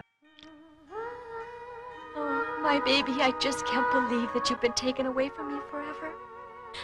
I see you so clearly, and I hear your sweet voice in all my dreams. Forgive me, my darling Janus, but I can't go on. Thou shalt not take thy life, Dolores. Heaven forgive me, but without Dracula or Janus, I have no reason or desire to live. You shall be granted a second opportunity. And resurrects Dracula and Dolores' dead half-vampire baby as an aged-up superhuman with heavenly powers named Janus. Yeah, this is the Marvel part, folks. Forgettable New Agey space Jesus guy in a 70s Marvel book? Wow, didn't see that coming. Whose mission is to kill Dracula. It just isn't possible you could be my son, Janus. Yes, it is, Mother. You have been revived solely for the purpose of destroying your own father! You have no idea if you're the corpse of a child. That poor tortured and tormented creature deserves your mercy. Is he not the vampire Dracula, servant of Satan? Okay, there's a couple of mysteries in that question. Mother, I have to kill him. Kill your father? I am only doing what I was created to do, Mother. I have no choice. No child ever had a more devoted father, and he has suffered so much. 500 years of hatred and torment. I'm sorry, Mother. Janus, wait! Please! Janus! That just raises further questions! But Satan also still wants to do that, and so do the vampire hunters. Either way, all they really manage to do is make him lose his vampire powers and become mortal again. Eventually. And also, fucking everyone else has powers, I guess.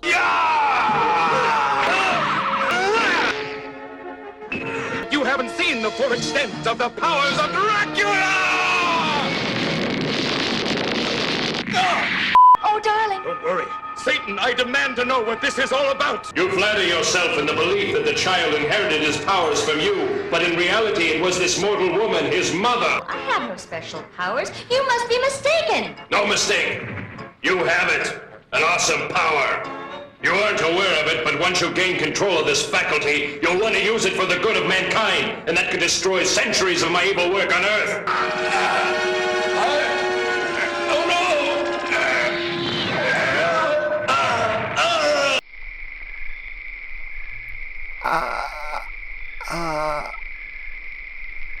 Why did he tell her that? Still not the end of the movie, though, but at least now you know where the anime Dracula eating a hamburger meme comes from. If I hadn't seen it with my own eyes, I wouldn't believe it. Count Dracula, sovereign of all vampires, exhibiting an apparent hunger for ordinary mortal food. Now's our chance to kill him if he's lost his powers.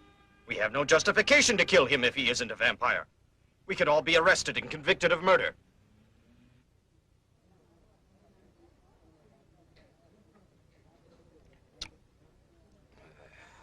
So Drac tries to get vampire women he knows of to bite him so he'll get his powers back. It doesn't go well. Relatable. Nobody wanted to board the Vampire Express. Hey, I found some wine in the refrigerator. Okay if I open it and pour us a drink, babe? Sure, you go ahead and pour yourself one. But I don't drink wine. Yeah, there it is! There it is! I know that voice. I had a run-in with Satan, and as a result, he took away all my powers and made me a mortal man again. Come to me, Dracula. No, Layla! You dare come to me for help when you were the one who betrayed me and turned me into a vampire, making my existence into a living hell. No, Layla! Yeah! I don't know if women swallow hydrogen bombs. Something's changed. Okay, yeah, I mean, that seems like a reaction he probably could have pre-gamed for, honestly. Not on Dracula's face! Ow! Crazy woman try to kill Dracula. Dracula gonna get the heck out of here. So instead, he jets off to Transylvania to battle another vampire king usurper guy who we've never heard of before this moment, by the way, to get that bloodsucker groove back, although, again, the movie really isn't super clear how many powers he's lost, at what point they come back, or why, because he's still throwing zombies around and whipping a fair amount of ass like this whole time. It will be a pleasure to have my followers witness your fall and humiliating defeat. On guard, Dracula!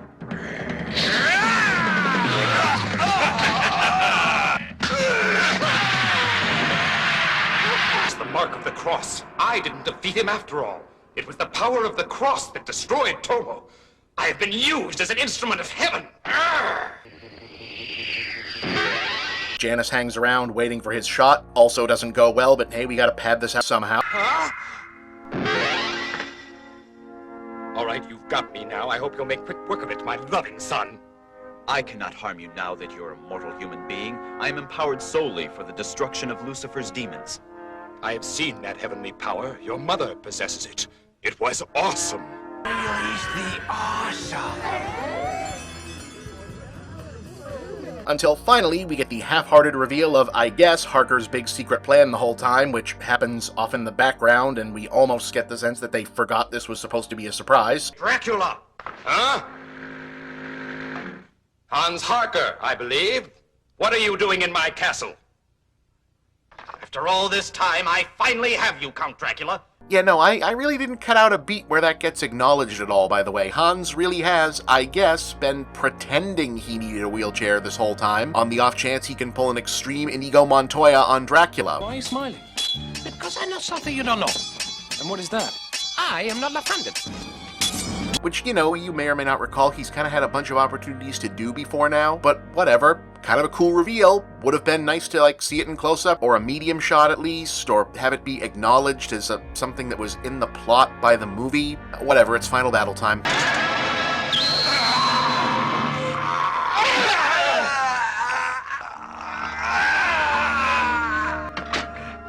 You have met your just ending, Dracula. That spoke is made of pure silver. What? Silver? I can't believe I've been so stupid as to be beaten so easily. We shall go to meet our judgment together.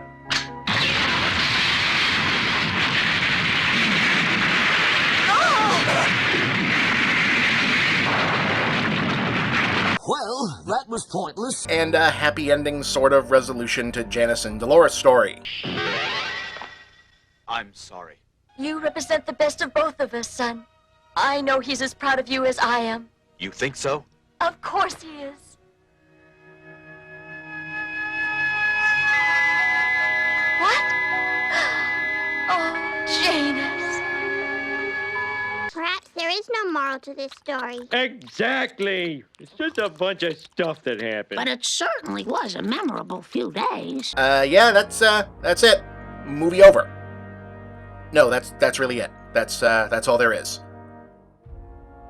No, guys, for real, that's it. That's the movie. I told you all the interesting parts at the beginning. That might have been a mistake. No, guys, there's no joke coming. That's the end. This is a weird one. And also very abrupt. And we don't know how to end these shows anymore, so we just do nonsense.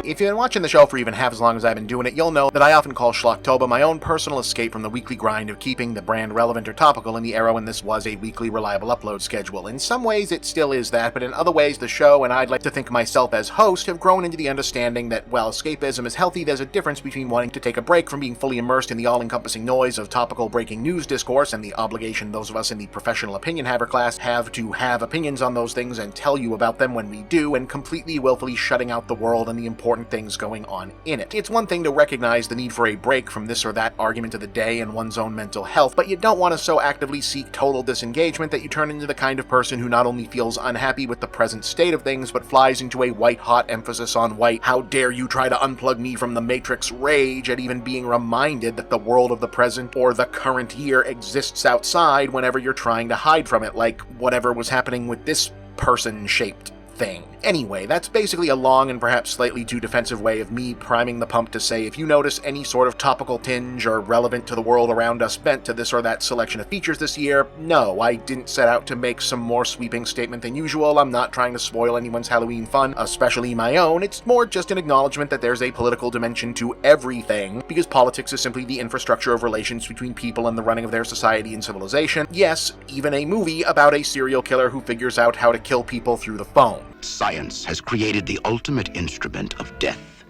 your phone.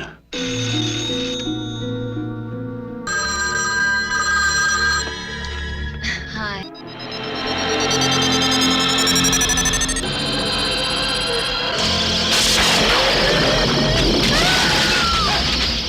You're telling me that a telephone killed the girl?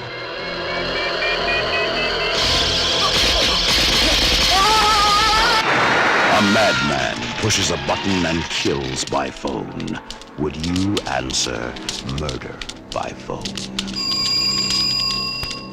Not only because in between the reason this movie exists and or hey, I got an idea for a movie scenes of what if you picked up the phone and instead of someone yelling at you or just being weird or whatever, your fucking head got blowed up, the plot filling the spaces is sort of a corporate conspiracy thriller about how telecom monopolies are bad and the industry-funded scientific studies will be used to cover up big business malfeasance, but we're mostly still here for the phone kills.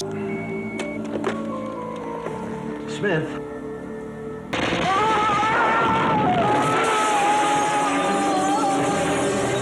No, the political dimension here is that Murder by Phone is a 1982 Canadian film, and in fact part of the tail end of a boom time in Canadian national cinema known as the tax shelter era, which was exactly what it sounds like. In 1975, the Canadian government decided that it wanted to supercharge the country's domestic film production business and instituted a policy whereby if you were a Canadian taxpayer invested money in making a Canadian-produced movie, you could take a write-off of up to 100% of that investment, yes, 100% as in all of it, on your taxes. Yes, even if the movie failed, the investors would still get their money back and the government would handle it. Money, money. Did it work? I mean, of course it worked. They let people write tons of taxes off so long as they dumped it into movies first. Thing is, if you're smart, or you think you're smart, you also want to make some profit back up front, so what kind of movies ended up getting brought to investors in the first place, at least at the beginning? Stuff that wouldn't cost too much to make, but could potentially hit a high return. Horror, budget sci-fi, gritty action, B-level copies of Hollywood blockbusters, lowbrow comedies, or sometimes interesting, provocative stuff that hungry young artists could smuggle in disguised as one of those. Hello, Mr. David Cronenberg, whose career as a filmmaker of note pretty much exists because of early films he got made under the tax shelter system. Within 5 years, the output of domestic movie production in Canada increased by a factor of 25. That's 25 times the number of movies, not 25 movies total. That explains a lot. But because the types of movies largely getting produced, not all, but many, were often of a disreputable character in the eyes of, for example, some Canadian film critics who'd previously held up the country's standard as an alternative to the Hollywood profit-driven system to the South as a kind of status symbol, it was heavily criticized in the media. One critic titled a review of Cronenberg's Shivers with, "You should know how bad this film is, after all, you paid for it," and thus not very strongly defended when the inevitable question of, is this really the best use of federal resources, honestly inevitably came up over the much more salient issue that letting businessmen use productions as tax shelters would lead to bloated cost overruns, poor management, outright corruption, and bad oversight all around. But some of the movies, actually kinda good. Not this one, though. Sounds pretty off the wall to me. I mean, a telephone killing people. I've told you nothing but facts.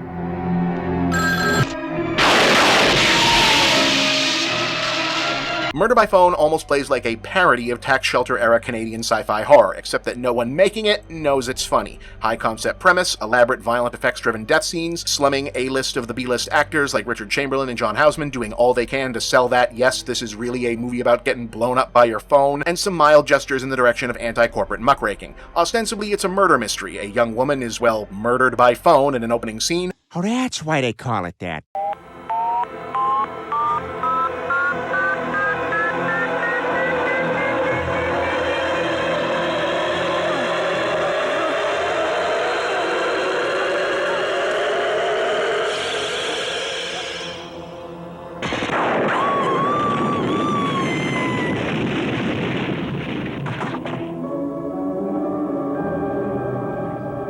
Her father reaches out to Chamberlain as his old friend Nat Bridger, college professor and environmentalist lecturer, to investigate because he thinks the reported cause of death, a healthy 19-year-old suffering a random heart attack, is suspicious. Drugs? Drugs? I'll have to say drugs, too. So he launches into detective work that mostly involves walking into the police station and the phone company and annoying people while pretending not to know things he mostly already knows. Thank you for letting us know. We'll have someone... It's already been repaired. I'm interested in knowing why. Well, you might try a letter to our service people. Well, I thought I'd try in person, as you can see. Perhaps your supervisor could give me a hand. I'm afraid this really isn't the right department to answer your question. Then I would like to speak to your supervisor. I'm sorry, Mr. Bridger. And let's not make a big deal out of this. Please, your supervisor. Once the phone company makes it belligerently clear, they 100% are covering something up. A young woman had a heart attack there. A witness suggested it might in some way be related to a telephone. I don't know, a malfunction or something. That'd be impossible, of course. Of course. Maybe I could just find out why the phone was replaced. Go home, Mr. Bridger. The law protects us from people like you. Yeah? And just what the hell protects the people from people like you? I've seen the telephones, Webb, so you know I know. I don't know about any telephones, Bridger. And what you know gets you less than bus fare. And after that, it's, yeah, basically a movie about watching a dude go through the extremely meticulous details of here's how easy it is to do amateur sleuthing via property vandalism, lying to the cops, illegally trespassing, and breaking and entering when you're a mild-mannered looking white guy so everyone assumes you belong there, in between the actually very entertaining phone that blows you up scenes. Hello? Dr. Markowitz? Yes? You're getting too close. Close to what? I don't know.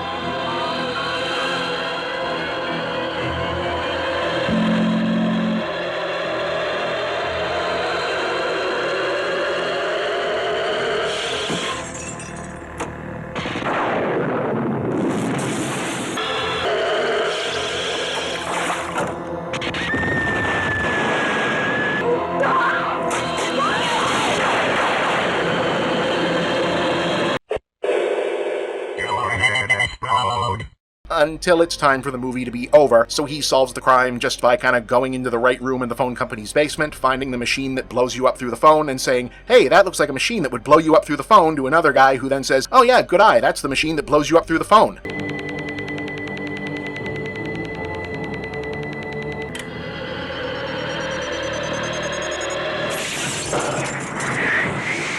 You could send a thing like that down the line? Sure, yeah. Use the receiver as a capacitor.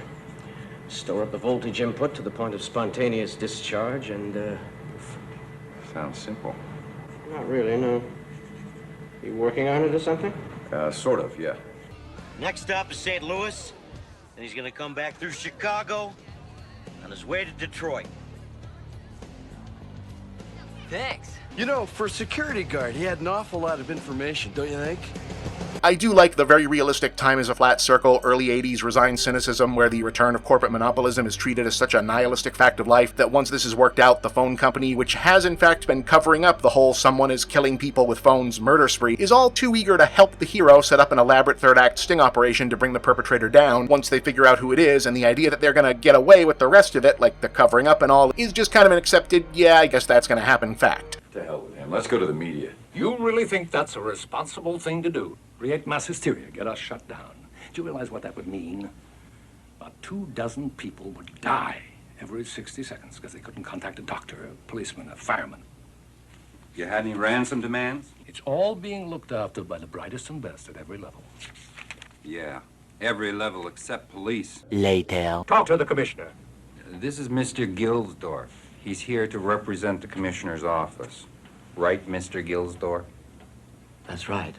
You know anything about electrical flashback? Of course. Odds are the call will come through on the main number, sometime just 410. From a local exchange? Yeah, I'd say you're looking at a 4-digit trace. This is going to take some time. God damn it, I started as a lineman. I know how long it's going to take. You damn fool. I'm helping you. I'm helping you get rid of the world's real garbage.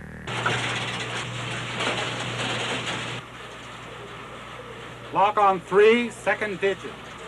Log on 3, second digit. You're stalling for time. You're trying to trace this call.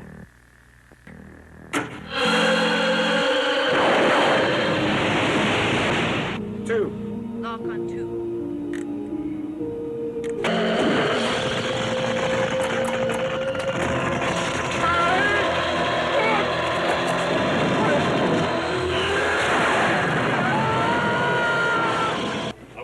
To bury this incident, Bridger. If it can be done once, well, there's nothing that you can paint or Bridger can publish which could be harmful to us for very long. Hooray! A happy ending for the rich people! And I have to imagine that it might be more funny in a surreal way for those of you under 25, 30 at this point to see what's otherwise what we'd now call a techno-thriller based entirely around a then cutting-edge analog world where the big buzzy new hotness is still Cable, switches, long distance, the electronic switching system. All the calculations are made from this room. Designed and built by our cybernetics branch in 1977 at a cost of $450 million. And everyone is still walking everywhere, writing stuff down, taking in-person meetings, and yeah, making phone calls to do all of this tech-related investigating. I mean, I actually lived in this period for almost half my life, and watching it now feels as alien as if this is taking place on fucking Middle-earth.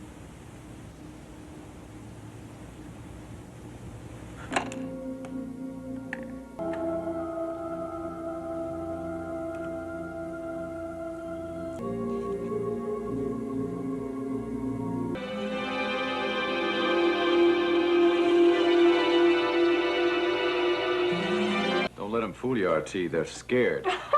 They're scared. They run the world and they're scared of what? Of you? Tough Nat Bridger? What are you doing? I'm taking you up on your offer.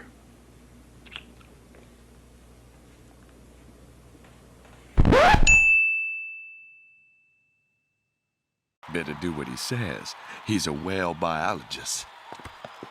It's also, it has to be said, extremely well directed for the kind of complete nonsense that it is. It's really well blocked and composed. There's all these ominous established ants-eye view of skylines, cool use of reflective skyscraper windows, effective background-foreground action, solid long takes for suspense, effective mid-saturation, high-contrast color palette, and it's got one of legendary composer John Barry's very few electronic synth scores as a bonus. I mean, I can't really salvage how stupid the premise is or how boring the actual on-the-page narrative of Richard Chamberlain casually sneaks around Toronto and asks people what they know about the phone that makes you blow up if you answer it, but it almost does. Some turkey must have taken a flamethrower to the receiver.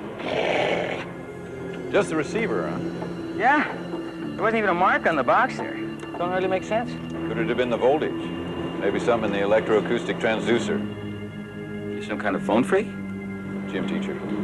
You can probably chalk a lot of that up to the director, Michael Anderson, who had a dazzlingly eclectic career before and after this. Like much of the cast, is basically working below his weight class, because this was the era when Cheap Jack movie producers understood that hiring seasoned but undervalued professionals who knew what they were doing was a smart way to save money during production, because you got better work back with fewer do-overs in a quicker turnaround. A British filmmaker who started out doing classy war movies and dramas, including the classic The Dam Busters, the first movie version of 1984, and taking over the troubled production of Around the World in 80 Days in 1956 before moving to Hollywood after that film ended up winning a Best Picture Oscar in the 60s to make thrillers and action movies like Naked Edge, Flight from Ashia, Operation Crossbow, The Quiller Memorandum, and The Shoes of a Fisherman. That one is about a Ukrainian former labor camp prisoner who becomes Pope and tries to stop a nuclear war between China and the USSR, by the way.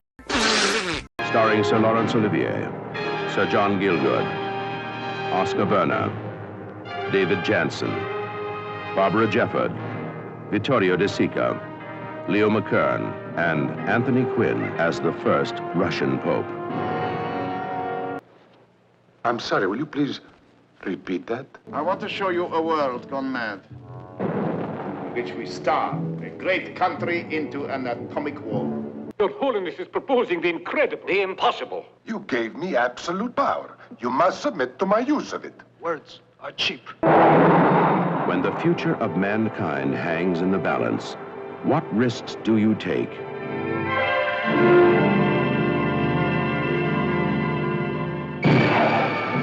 The answer rests with one man. A man who walks in the shoes of the fisherman. Oh man, I've been dying to see Maniac Pope 2. The first one was awesome. And then in the 70s, he went about as 70s as you can go. He did Logan's Run, Pope Joan, Dominique, Doc Savage, The Man of Brawn, and Schlocktober favorite Orca, the Killer Whale. In the 80s, he made two high-concept sex comedies, Second Time Lucky and Separate Vacations, The Jeweler Shop, which is an adaptation of a play written by Pope John Paul II. Holy Mother! It's the Holy Father! I am not worthy. And the high-concept sci-fi Millennium, the 80s TV miniseries version of The Martian Chronicles, and Murder by Phone. Throughout the 90s, he finished up with a handful of classy TV movies, a pair of family films, Summer of the Monkeys, which was generally well regarded, and the sequel to The New Adventures of Pinocchio, which was not as much. That, my friends, is the kind of life and filmography where everyone will gladly overlook the time you made a Canadian tax shelter movie about people getting blown up by their telephones. You should all be so lucky. I'll call you.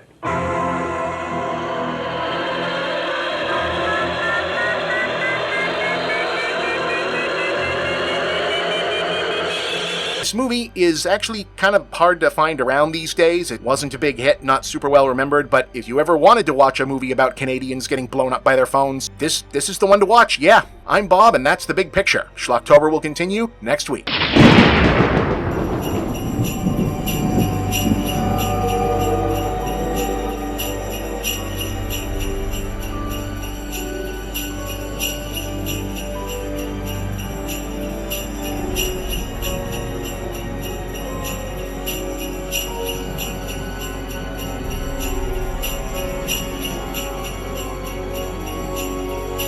So, let's just jump right into this. Being primarily an online film critic, commentator, guy who makes the word sounds into the talk box with the pictures over it on the internet machine, whatever you want to call this, kind of means you move from platform to platform over years, and unless you're talented enough, lucky enough, already rich and or well connected enough starting out to move up into the higher ranks of it, and I am none of those things, never have been, maybe never will be, right away, you pretty much look at audience turnover once every few years as a new crop of people file in and out of workspaces that need audiovisual distraction, and that's your job to provide. Basically, I get older, they stay the same age.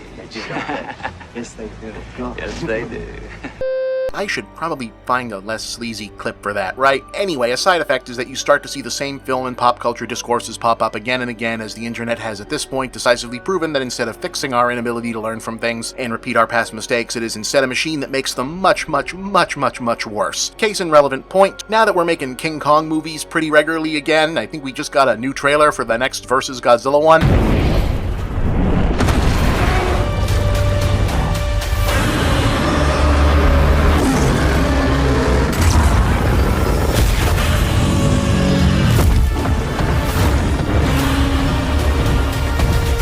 Hey, yeah, that looks pretty good. Every year or two we get a fresh round of people on the internet realizing with shock and horror that it's possible to read King Kong as a metaphor for stuff.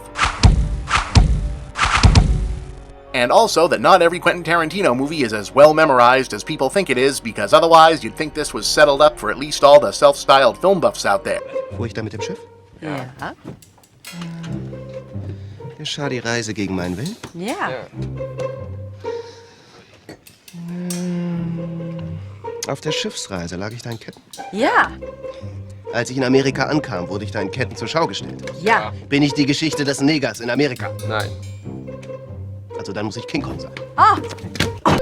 But alright, cards on the table, I don't actually know that it's 100% clear that Marion C. Cooper and the other makers of King Kong saw their movie as any kind of one-to-one miscegenation parable. I mean, is it plausible? Yeah, absolutely, sure. What we would now call absurdly racist general assumptions underpinning basic elements of story structure and imagination were then just called how people were. Things changed. The past was generally a bad place. Everybody smelled terrible, smoked too much, spit tobacco everywhere. They got terrible diseases, believed in stupid shit, food was terrible, largely you died young for dumb reasons, and you generally better off now. The past sucked, fuck the Roman Empire, and its general alternatives. Things are better now. Now, in all seriousness, the reason I think these kind of readings jump out at people is that King Kong, the original, not some super racist surface-level movie like a lot of stuff from the fucking 30s and even much later is. I mean, you can see Mickey Rooney play a Japanese guy in Breakfast at Tiffany's from 1961. I protest! Oh, darling, I am sorry, but I lost my key. But that was 2 weeks ago. You cannot go on or keep ringing my bell. Michigo Rightry. This time I'm warning you. I am definitely this time going to call in the police. That's racist, man. Yeah, that's just straight ignorant, dog. Yeah, and I think most people get why that was a problem. Even if you think it's not a big deal, you get why it's not okay. Whereas King Kong obviously has a lot of exoticism, not great representation and caricature happening when it comes to this made-up tribe of black natives sacrificing people to their gorilla god. It's mostly guilty of them being dehumanized fantasy props and cannon fodder that the film at worst vilifies and at best doesn't really care about than anything else in terms of on-screen narrative. So is that a racist movie is a question that comes down to how widely you want to apply that designation. You know, when the context is, it's a movie made in the defaults of a racist society, which also applies to movies like now. It doesn't go out of its way to be so, like a lot of other things in that era did, but I also wouldn't feel compelled to run out and give it an NAACP award just because nobody throws a watermelon or uses the N-word with a hard R. It's hard to explain this to a young person, but people of my generation are, racist. That's it! Back to the metaphor, I think it hits a nerve for people that other readings of things don't, because you kind of get it right away, but also you don't because it's weird. It doesn't feel one-to-one when you think about it, and then he is an articulate spokesman for those far-left views. The last thing we need to do is to monkey this up by trying to embrace a socialist agenda. Oh, yeah, right, okay, there it is. You're nothing but an overgrown monkey! Those monkeys from those African countries. Damn them, they're still uncomfortable wearing shoes. You monkey!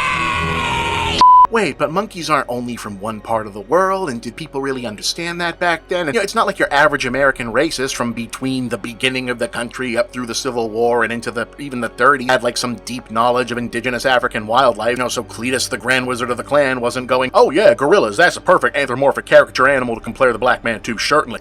Was that happening? Who knows? And then the whole apes crawling up and pawing at helpless women and carrying them off, that's a thing in movies specifically way before, during, and after Kong did it with a giant ape right, but it's not really a gorilla thing in reality. Chimpanzees are really more documented to be the animal that messes with humans, wounded humans, young humans, etc. Gorillas are really more of a don't start anything, won't be anything animal in reality. So where does this come from? Did it come from anywhere? Or did people just start pulling this out of their ass as a thing to say about King Kong movies for attention? Like, we ran out of good movies to have discourse about, so find a hot take on King Kong. Turns out, kind of the other way around, believe it or not.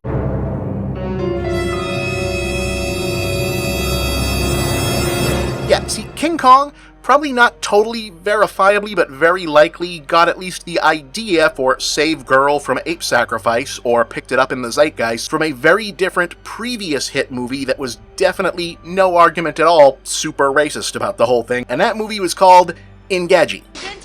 I didn't sneeze. Yeah, so now that we've successfully unburied the very buried lead here, Gaji is a film from Congo Pictures, released in 1930, purporting to be an ethnographic documentary, comprised of footage shot by the exploration crew of London explorer Sir Hubert Winstead, in a previously unexplored region of the Belgian Congo, wherein he documented the discovery of numerous fascinating new species of animal and a tribe of natives who worship local gorillas as protector gods and placate them by gifting young women as sex slaves to the gorillas.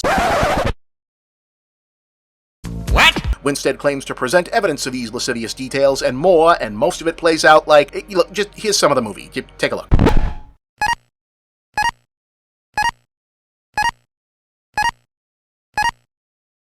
We strolled through the streets of the town, noting the primitive methods, the mode of transportation, the quaint mixture of natives and aliens. The natives attempted to show us up with their primitive weapons. The cry of a full-grown leopard is about as unpleasant a sound as one cares to hear. It sent a chill down my spine when I heard it for the first time. Out it came like a flash of tawny light, and I pulled the trigger. At last we had penetrated into the heart of the Ngagi country, where no white man had ever been before. We were ready to believe almost anything now. The African husband, not unlike some others, believes in letting the better half do the work. A company of women, unclothed, apparently living like animals. Could these tales be true? Tales we had regarded as mere legends of a native tribe, lowest of all in the scale of humanity. May I suggest, ladies, that this is a wonderful and efficient way of reducing? You may observe that many of the native women are quite shapely. These simple native hearts seem to hold a dark knowledge of hidden things and strange mysteries, beating like the tom-toms, an unending rhythm in the soul of the black. Strange traffic with the great apes, creatures scarcely less intelligent than themselves. One had a child hugged to her breast, a strange-looking child, seemingly more ape than human. Our headman made inquiries and reported. To our amazement, he told us that this was the night the tribe sacrificed a woman to the Ngagi, but little suspecting what was in store for us.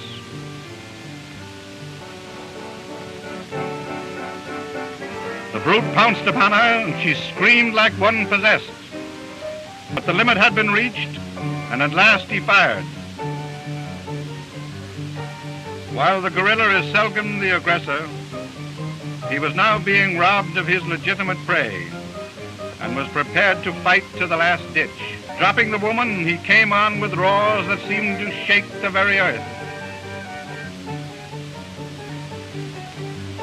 His struggle with death was awesome, with almost human screams of agony. He twisted and turned, and at last lay still.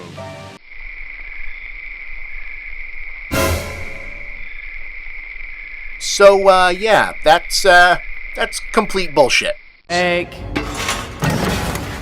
Sir Hubert Winstead was not a real person. Most of that footage was either shot at Griffith Park Zoo or borrowed from other actual or slightly less fake documentaries. The new animal species, like the tortadillo there... Captain Swain came across an animal of such queer character that no one could give a name to it. It seemed like a cross between an armadillo and a tortoise, so Swain called it a tortadillo. So far as we have been able to learn, it is a species hitherto unknown to science. Yeah, that's just a regular-ass turtle with other makeup appliances glued to its shell. The African tribe are actors for the most part. The gorillas were just guys in costumes. Most of this was shot around Los Angeles. Nobody got sacrificed or gorilla sexed, thankfully. It's a total hoax. They faked all of this. This is all fake. They made it up. He's lying. Shut up, I'm a liar too. Yeah, but you're not as good a liar as this guy. They just completely made this shit up and put it out as a documentary, and they made a lot of money in 1930 dollars off the prospect of, yeah, we got footage of a tribe in Africa where they give girls to monkeys and they do fucked up shit with them. You want to see? And of course, people wanted to see that. I mean, do you know how much money freak shows still made back then? A lot. Probably the same kind of money this did. Like, of course that worked. Don't pretend we're any better now. Don't pretend David Zaslav wouldn't schedule a block of that shit right between Growing Belushi and 90 Day Fiancé love games if he could. But, you know, even in the 30s, you actually could fuck around with stuff like that too much. I mean, not about the horrifically racist and misogynist content, obviously, but, you know, this was still the two different bathrooms era, but you could fuck around being reckless with people's money, and Gaji actually did too well at the box office for people to, like, not pay attention. You know, like film critics, newspapers, journalists, just reporters in general started to get skeptical and write articles about how it looked kind of fishy. I mean, look, we're between two world wars, TV isn't a thing yet, something isn't good on the radio all the time, there's not always a boxing match or a baseball game people are interested in. You gotta talk to people about something, so hey, did you see that crazy gorilla movie in Gaji? Eventually turns into, yeah, I did, but I also heard they maybe faked it? What? And then the Motion Picture Producers and Distributors of America put out some paperwork and feelers asking around about this since, hey, people are talking. Now think about that for a minute. If you're the guys who did this, you made a fake gorilla documentary, you made a shitload of money off it, you basically got away with it up to this point, it's 1930, so to keep getting away with it, all you really gotta do is put all the money in like just a bag, start wearing a different hat, change your name on one or two documents, get on a train, go to a different town, and you're basically in the clear. Paper trail broken, you have vapor, there's no internet, no Google Maps, they can't track you. Like, you're gonna get away with this. So what's the stupidest possible thing you could do instead?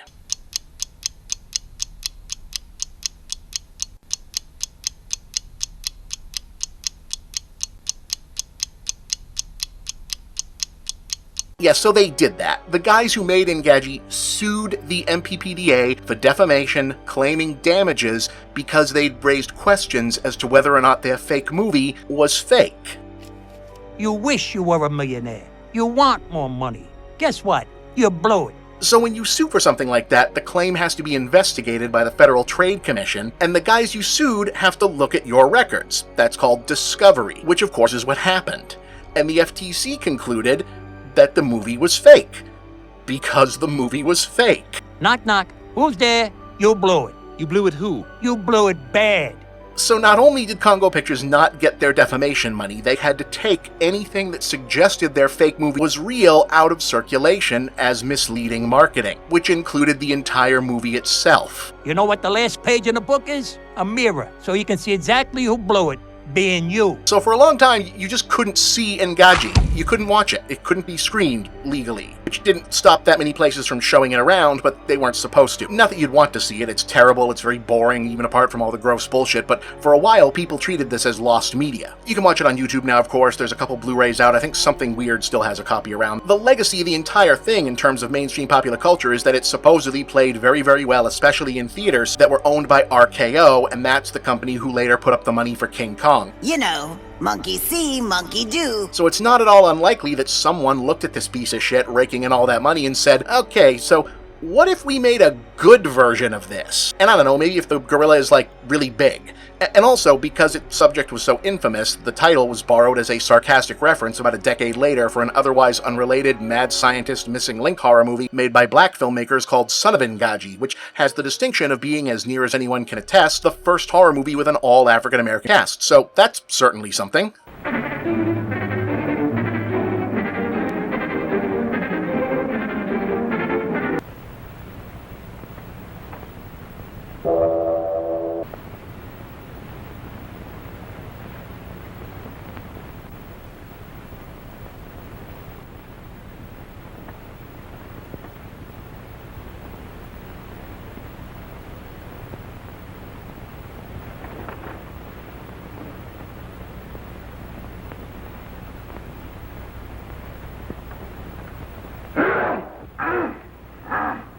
I mean, it's certainly a better movie than Gaji itself, which is really only memorable because of how absurd the existence of it is and maybe possibly inspired someone to make a better movie a few years after. So roundabout, that's how that connects to King Kong and what happened there, yeah. Perhaps there is no moral to this story. Exactly. It's just a bunch of stuff that happened. But you know, it is easy to laugh at how obviously fake this is, given that 1930 wasn't really that long ago when you think about it, and people should have known better or caught on quicker. I mean, they did catch on. The whole thing got exposed and shut down pretty quick by back then standards of fraud, but it's not like the whole obviously fake movie causes trouble things stopped happening. People really did think the Blair Witch Project was real. That did happen, guys. Animal Planet got probably its harshest criticism ever for airing 2 docufiction specials about proof of mermaid discovery with only minimal disclaimers that they weren't meant to be taken seriously. The world remains profoundly filled with stupid people. More infamously, Cannibal Holocaust, an Italian found footage movie that includes real scenes of animal violence alongside realistic gore effects, saw its director put on trial in actual court and made to prove that all his actors were still alive and that he hadn't simply straight up murdered people to make that movie. And of course, there was also that time that has-been movie critic Chris Gore supposedly passed a videotape of a Japanese horror movie to has-been actor Charlie Sheen, which Sheen became convinced was an actual snuff film depicting real murder and reported it to the FBI, triggering an investigation. These days, the most interesting part of that story is that the least likable person involved is not Charlie Sheen. But in Gaji, you know, it happened. It may have inspired King Kong. It was regarded for years as somewhat lost media. It is absurdly racist, and in that way and other ways, a strange document of a time lost but not that far lost in American film. And it is certainly a movie that exists.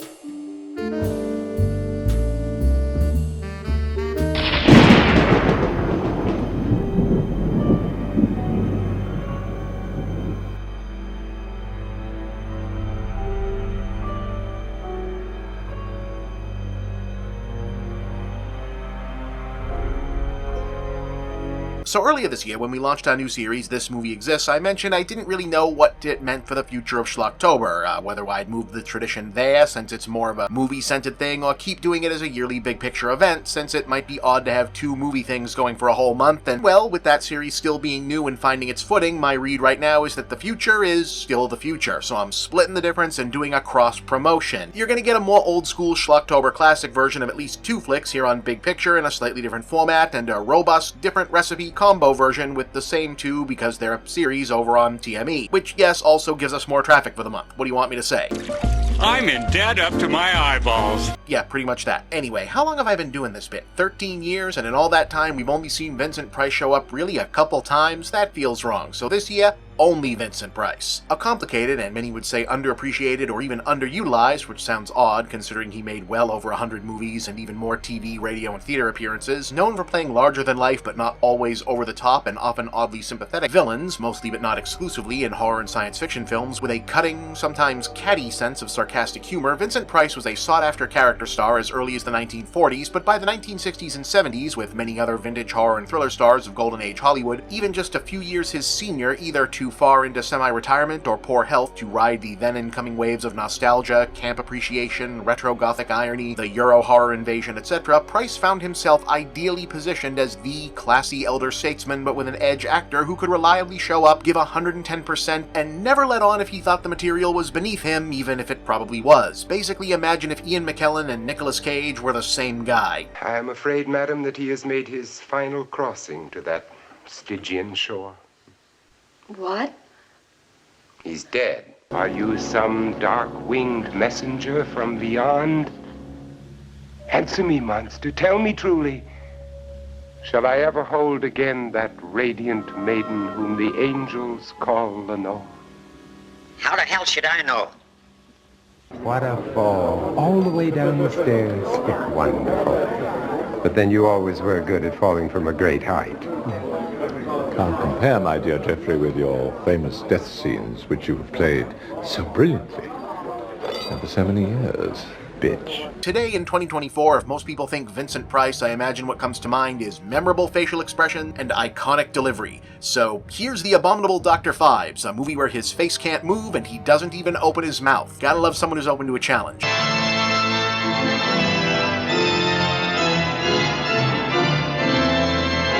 Okay, so just to knock it out of the way up front, the hook of the Dr. Phibes franchise is that these are villain protagonist movies where we mainly follow the bad guy as the audience POV character instead of the ostensible good guys. But just because we see what Dr. Phibes does or is going to do before his victims or the cops, yeah, that doesn't actually mean the movie is going to tell us what he's doing or why he's doing it any earlier than the good guys figure it out. So these are still really strange movies about a really odd villain. We're just spending more screen time with him because it's more interesting that way, not because it necessarily makes any more sense.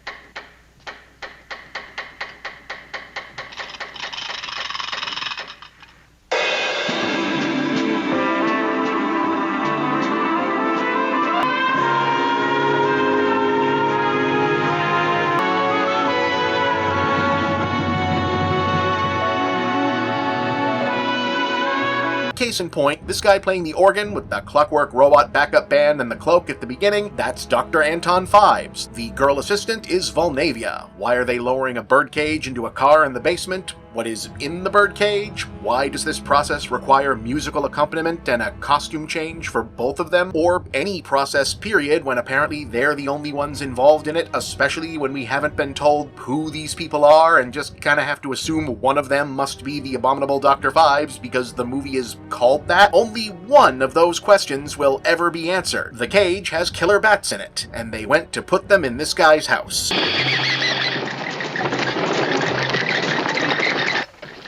Good morning.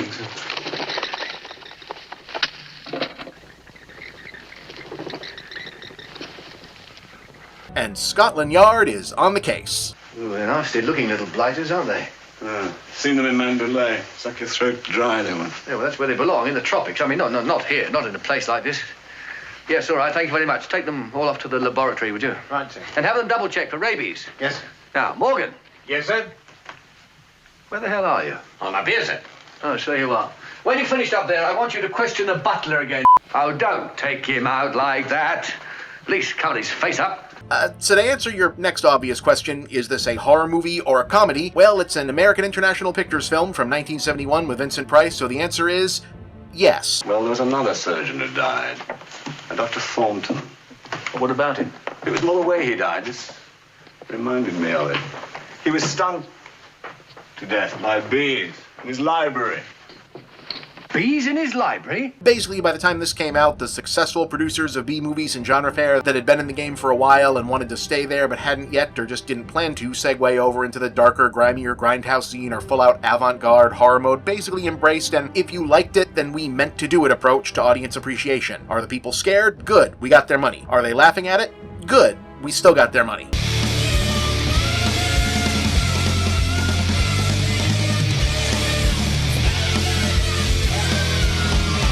But also, the Abominable Dr. Phibes is actually a pretty lean, style-first, second, third, everything else, distant 10th, back-and-forth experiential loop of a movie once it hits its groove. Apart from a fig-leaf narrative conceit that this is all technically taking place in 1925, so they don't have even 70s modern forensics tools to solve any of the crimes right away, you're basically watching the most flamboyant bad guy the filmmakers could think up doing a killing spree with the most unnecessarily elaborate and over-designed deaths he can think up, and then the ultimate caricatures of dry English inspectors show up to, oh my, I do say that's a bit of business now, isn't it? What? Over the results and increasingly bewildered, but also increasingly detached frustratedness. Medical men die every day. I'm aware of that, sir. Good. They're composed of the same flesh and blood as you and I. I'm aware of that too, sir. I happen to have seen rather a lot of their flesh and blood in the past few days. Now, this is most unsettling. Thank God the newspapers have been slow in picking up these stories so far. Well, we've managed to withhold most I don't propose to go into the seriousness of this, Crow, but if the press do get hold of this... We'd have a disaster on our hands. What the hell do you think we got at the moment? But okay, since, like I said, part of the gimmick of the movie is following the villain, but still being mostly in the dark as to what the villain's whole deal is a lot of the time, pretty much right up until it's almost over,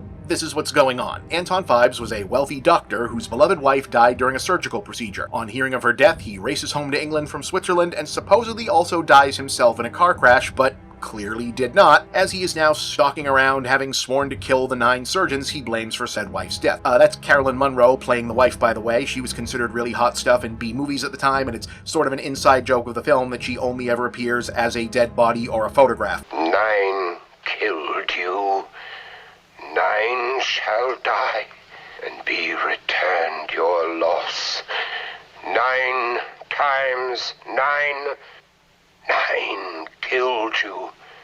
9 shall die, 9 eternities in doom. It's not exactly clear how Dr. Phibes survived. He's definitely not in one piece. We see him applying prosthetics. His face doesn't actually work. He has to plug a speaker cord into a port on his throat to talk. We even see him eat and drink by putting his food somewhere behind his head, I guess. Like pretty much everything else about him, the mandate here is just to make everything he does as ostentatiously weird and complicated as possible so the movie will be interesting.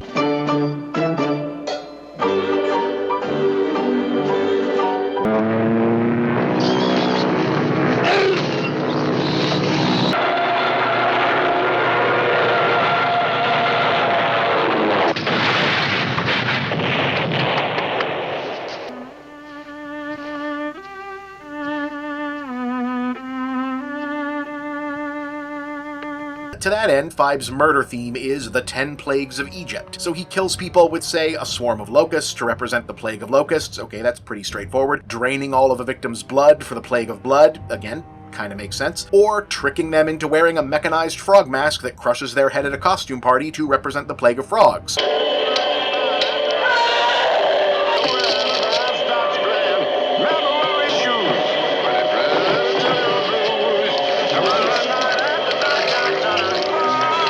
Okay, a little more obscure. Well, Phibes himself is wearing special medallions representing ancient Hebrew symbols for each plague during the kills, which he then transfers to busts of each intended victims and lightly burns. Presumably, he made the busts himself, the last part of that ritual, again, being conducted seemingly only for the benefit of himself and Valnavia. Oh, and they're never going to tell us in either of these movies who Valnavia is and what she's getting out of any of this. Is she a robot, like the members of his Clockwork Band? Is she a demon familiar, like did he make a deal with hell to not die or something? There's not a lot of how in these movies. It's mostly what.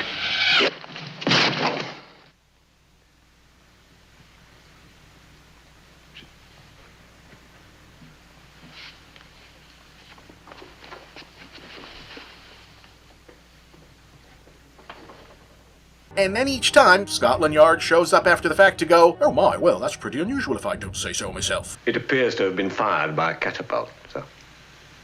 Oh, brilliant. At this time, due no doubt to some organizational oversight, you arrived there before the crime. But, as I've come to expect from you two, that made little difference. To the film's immense credit, this is actually the only Mad Doctor movie I can think of where all of this ridiculous amount of just going wild with the art design for his own amusement aspect of Phibes' plan actually makes kind of explicit, unironic character sense, because it's also the only Mad Doctor movie that bothers to remember that doctor doesn't have to mean scientist. Phibes was a concert organist with doctorates in music and theology. Yeah, the Abominable Dr. Phibes is not a mad scientist movie, it's a serial killer movie about a mad fine art scholar. How great is that? But yeah, so in that context, shit like this actually kind of makes more sense. He's basically craft fair Jigsaw.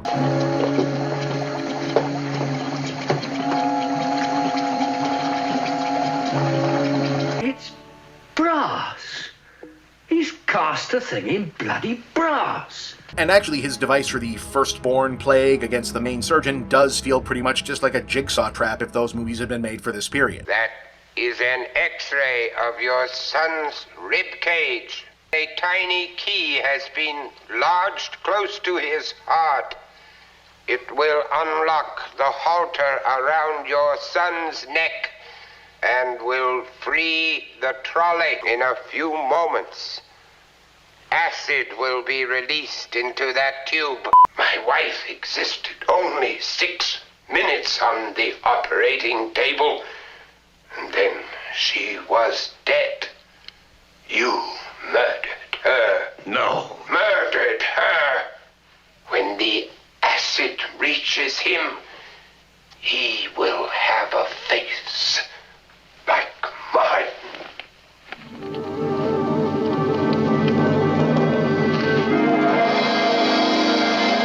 And as for the final one, the Plague of Darkness, that turns out to be for him is the idea. Yeah, Phibes actually does give his final nemesis basically a fair shot at winning or losing and hops into an escape pod of embalming himself alive next to his wife in a tomb the police can't discover.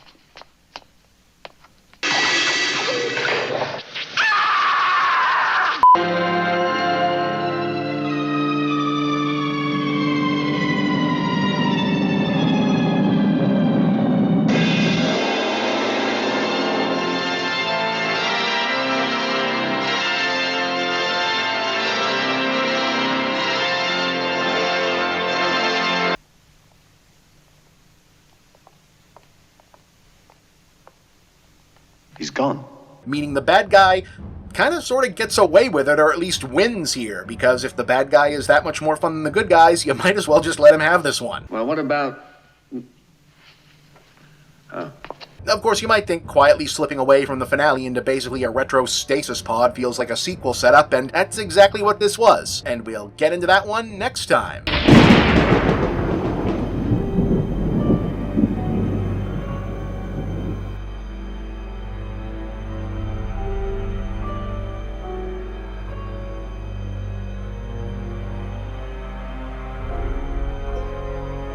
So there's a term of art in movie making, or maybe there used to be, I don't know if anyone actually uses it anymore in this context, they used to call just business, or doing some business, or a bit of business, that pretty much just referred to stuff happening on screen for the sake of having stuff happen on screen. Like giving a character a prop to play with, or a task to do, or making a specific action need to follow a set of steps, or adding steps to a process, or making some contraption or procedure more elaborate than it necessarily needed to be, because people showed up to look at the movie and you want to give them something to look at, even if what's actually happening isn't important or moving the plot forward, or if it is important or moving the plot forward but isn't in itself altogether fully engaging, because, once upon a time when people watched a movie, it was assumed they were watching the movie, not kinda listening to the story while they folded their fucking laundry.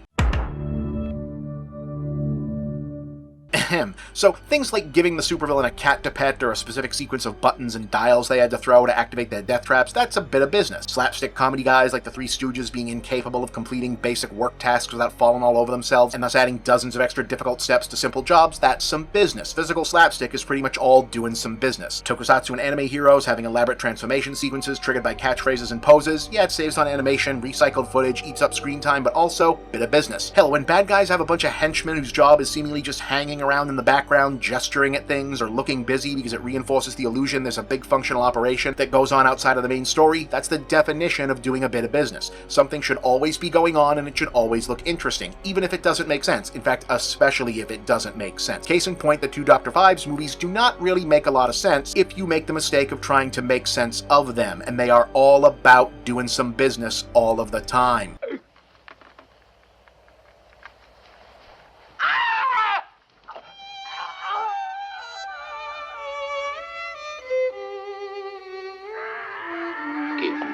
Excess of it. No. You've seen lots of movies where the villain does the Phantom of the Opera play the organ routine? Okay, well this guy has a whole band. Wait, even better, his own creepy robot band. Dr. Phibes can't move his face and his voice comes out of speakers, that's already pretty unsettling. But what if he also has to plug an audio cable into his neck and walk over to plug the other end to the nearest speaker whenever he wants to talk? That's giving your star and movie a bit of business to do. Or when he puts food in the back of his neck or wherever that goes. He's gonna kill people with gimmicks? They better be gimmicky. These movies are constantly standing on a bit of business. I suppose we better take him down. Why? I don't understand. Whose mind could conceive of such a bizarre way to kill? A man called Phibes, sir. Dr. Anton Phibes. And thus, a very strange first movie, full of business, was big business for American International Pictures, and that meant sequel. Lifeblood then flowed back into Phibes. Great wheels and motors sprung into motion. And Dr. Phibes once more walked upon the earth.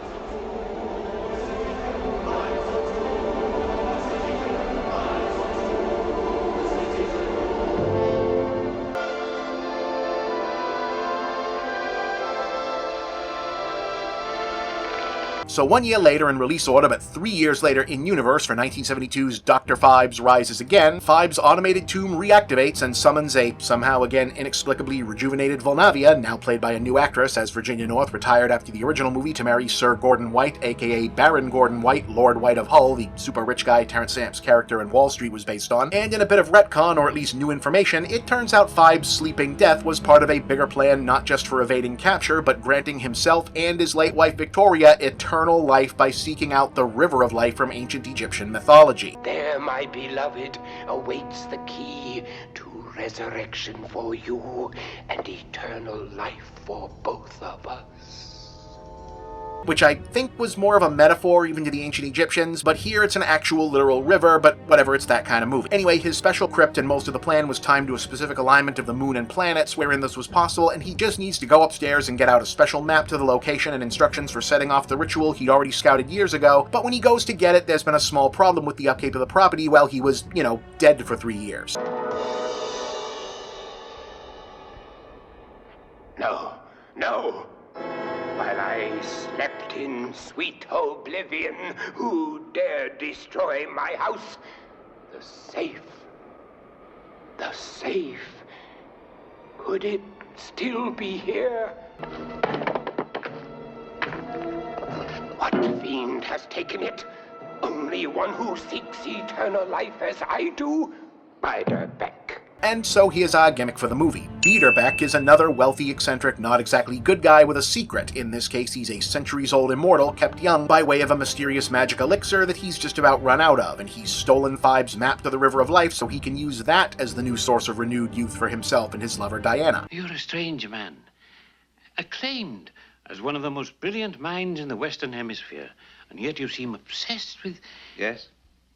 The spiritual, the mythical aspect of life. He's played by Robert Quarry, an actor who AIP was supposedly grooming to be a younger, less expensive replacement for Price as top-billed horror star around this time, so there's a bit of a meta aspect to this, and yeah, that's what we're doing. Phibes against another weird guy in a race for a treasure, which should be, interesting as riffs on a premise go. Unfortunately, just as Quarry wasn't a bad actor, but nobody is Vincent Price, there's just no out-Phibesing Dr. Phibes. I mean, how can you compete for screen time with someone whose plan to take out one henchman is, in order, robot snakes,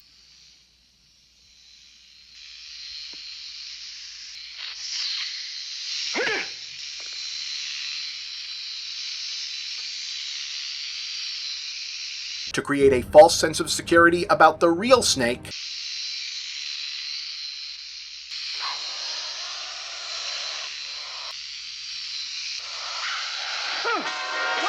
to make you call for a doctor,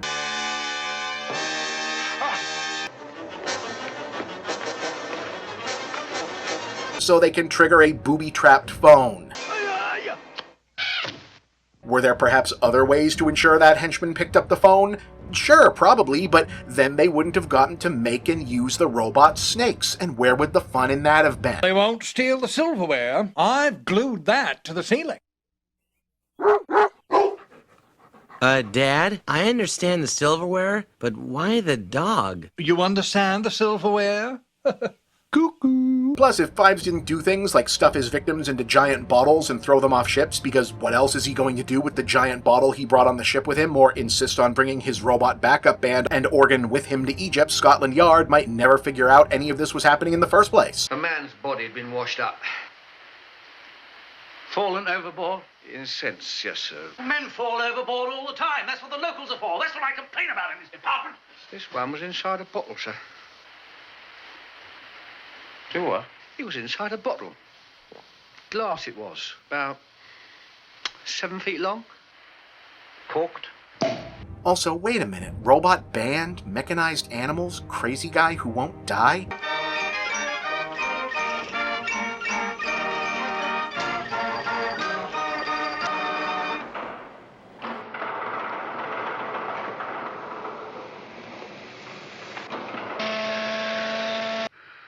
And he always comes back. Huh. That's interesting. On arrival, I discovered the man's body surrounded by balls.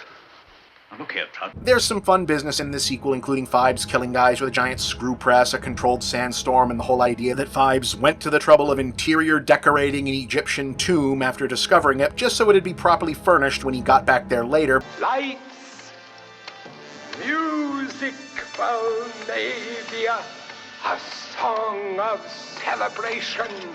Unveil the band.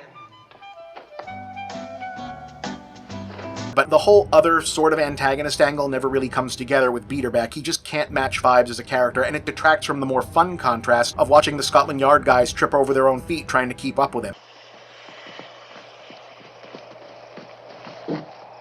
Hackett. He has nothing to say, sir. What an amazing thing. Don't do that, Trud. Sir? Fella's toenail. It's fine, it's just not as good as the first one. Where is she? Waiting, as we all must wait. Play your foul games with me, Phibes. If ever a man deserves to die, it's you. You cannot threaten the dead with death, my friend. Phibes! Phibes! Phibes! I beg you! Let me come with you! It's not the end of the world. Somewhere over the rainbow, bluebirds fly. Birds fly over the rainbow. Both movies were pretty successful for AIP and for Price, though, basically opening up a whole new avenue subgenre of themed proto-slasher serial killer movies that would experience a mini-boom throughout the wider 70s horror wave, even as plans for a third Phibes movie never really materialized. I think they were going to do The Bride of Dr. Phibes or something. Instead, Price would make several more movies about over-the-top killers that would get grimier and more violent as they went, with specific motifs, and you can hear more about those on Schlocktober later throughout the month. Devil, take me. Not for some considerable time, I trust.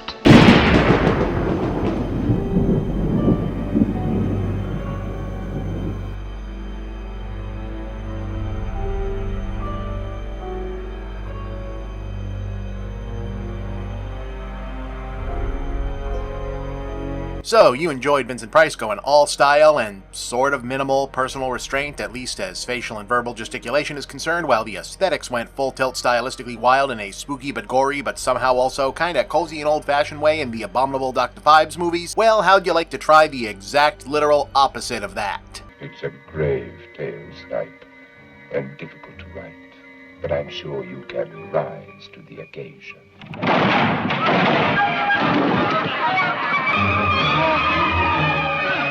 The dragon wing of night o'erspreads the earth. My half-sucked spear that frankly would have fed, pleased with this dainty bait, thus goes to bed. Theater of Blood isn't the first, last, or probably best remembered of the classic horror stars playing themed serial killers as meta-riffs on their stature in popular culture features unleashed in the wake of the Dr. Phibes movies, but it might be the most interesting for the sheer brutality and nastiness of it matched against the over-the-top nature of the premise, and literally the only one actor could possibly make this work nature of the premise, which features Vincent Price as Edward Lionheart, a failed actor who goes on a killing spree against pretentious theater critics inspired by the most brutal death scenes from the works of William Shakespeare. It's a movie. Any good? Very good.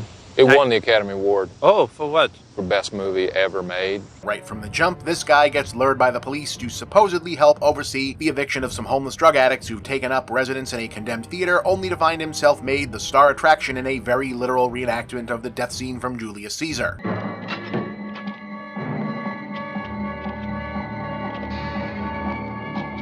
Constable! Constable! A little help here.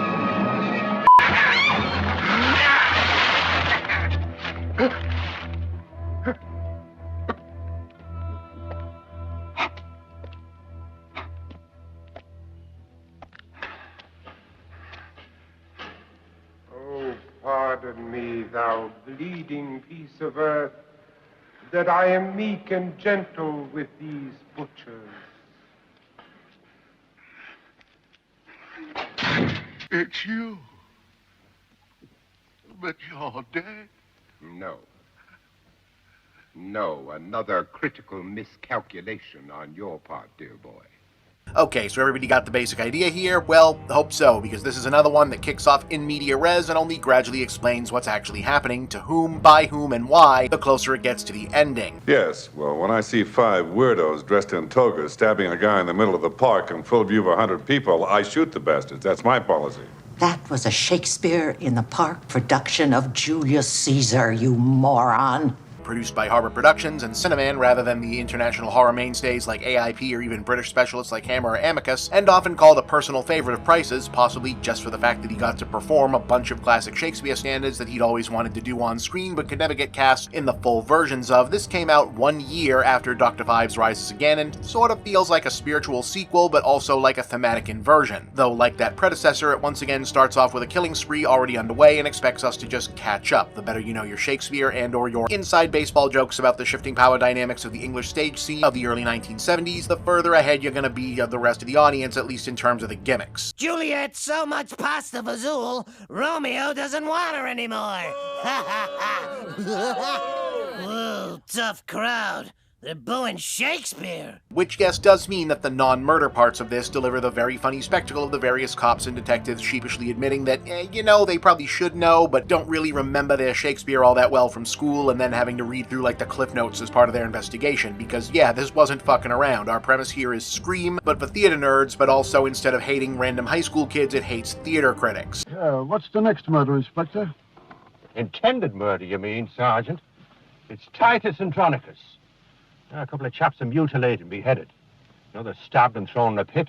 And to cap it all, some queen is made eat her children baked in the pie. One always felt that you were striving to be complimentary, but not always complimentary. Well, critics make errors. After all, we're all human.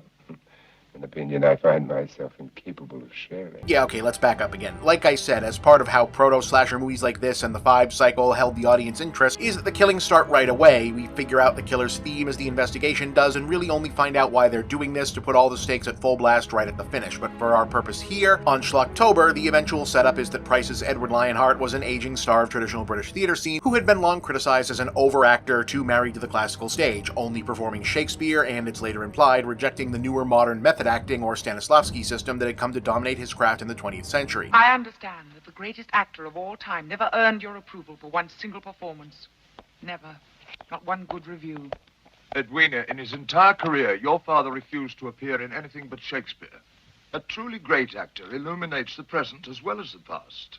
I attacked your father because I thought I could goad him into the 20th century. What do you want, Devlin? After having expected to be finally awarded a British Theatre Critics Association Best Actor Prize for a self-produced, self-starring run of Shakespeare productions he'd intended as the crowning run of his career, only to see it instead given to an unseen by us in the audience rising star of the method scene, Lionheart snaps and confronts the critics group at their after-party. This year, my season of Shakespeare was the shining jewel in the crown of the immortal bard. Quite insane. He must be drunk. But you, with your overweening malice, give the award to a twitching, mumbling boy who can barely grunt his way through an incomprehensible performance. Only to snap again when they take the occasion to mock him and supposedly takes his own life. There's the respect that makes calamity. So long life!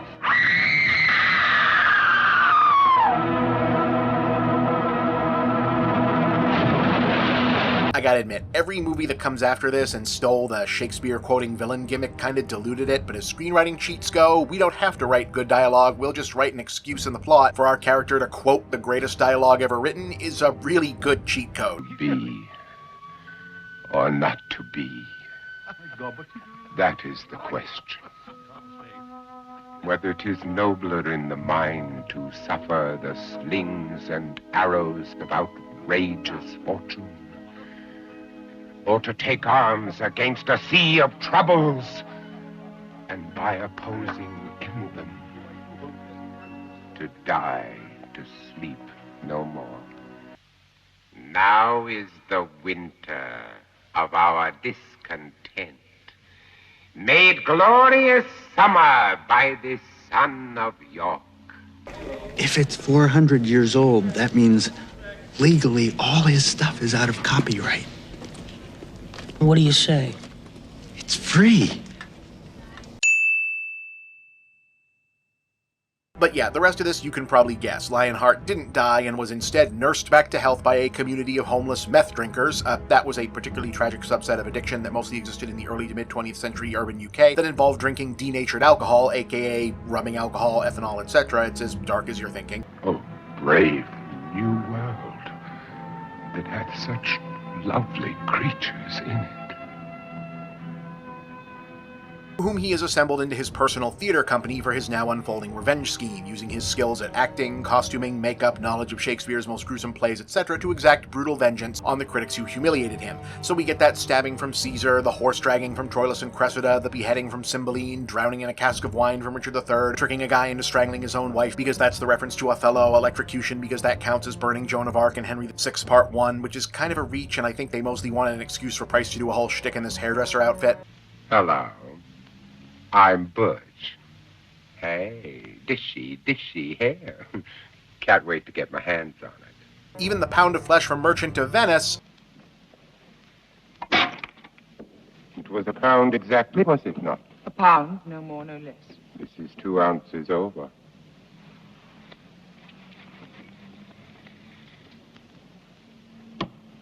And before you bring it up... There is no murder in the Merchant of Venice. Excuse me, Inspector.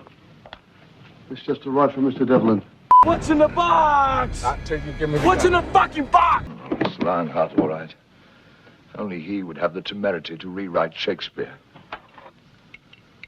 Oh, and he also does the pies from Titus Andronicus that used to be one of the more obscure Shakespeare references, but now everyone knows it because of the Julie Taymor movie and that one South Park episode. But instead of feeding a critic his kids, he uses the guy's 2 poodles. 2 dogs, 2 pies. We knew that Monsieur would be hungry. Which feels like the only thing that they wouldn't be able to do in a today version of this movie, which, you know, I'm supposed to say that's hypocritical, but I honestly don't feel like it is. I kind of agree with James from the Bucket of Blood review over on Cinemassacre. Kill all the humans you want. It always bugs me when movies kill off animals. Like, this is the one thing that feels a little beyond the pale. Anyway, Lionheart also recreates the duel from Romeo and Juliet on his main nemesis so he can monologue more. Even an unpolished oaf like you must be familiar with the duel scene.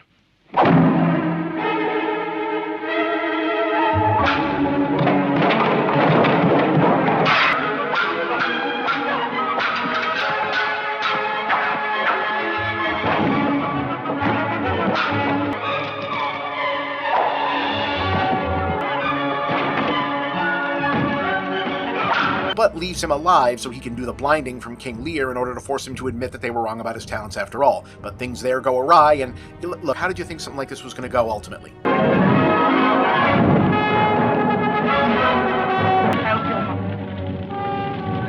Help your master!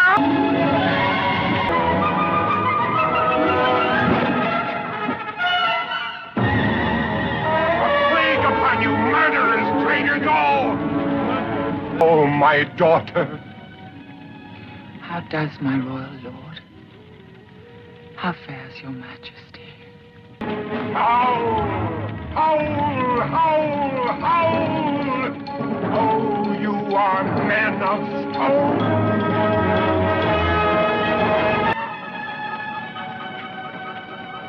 Here he is! Had I your tongues and eyes, I'd use them so that heaven's vault should crack.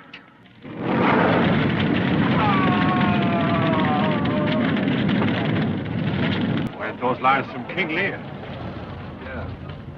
Yes, it was a fascinating performance. But of course he was madly overacting as usual. But you must admit he did know how to make an exit.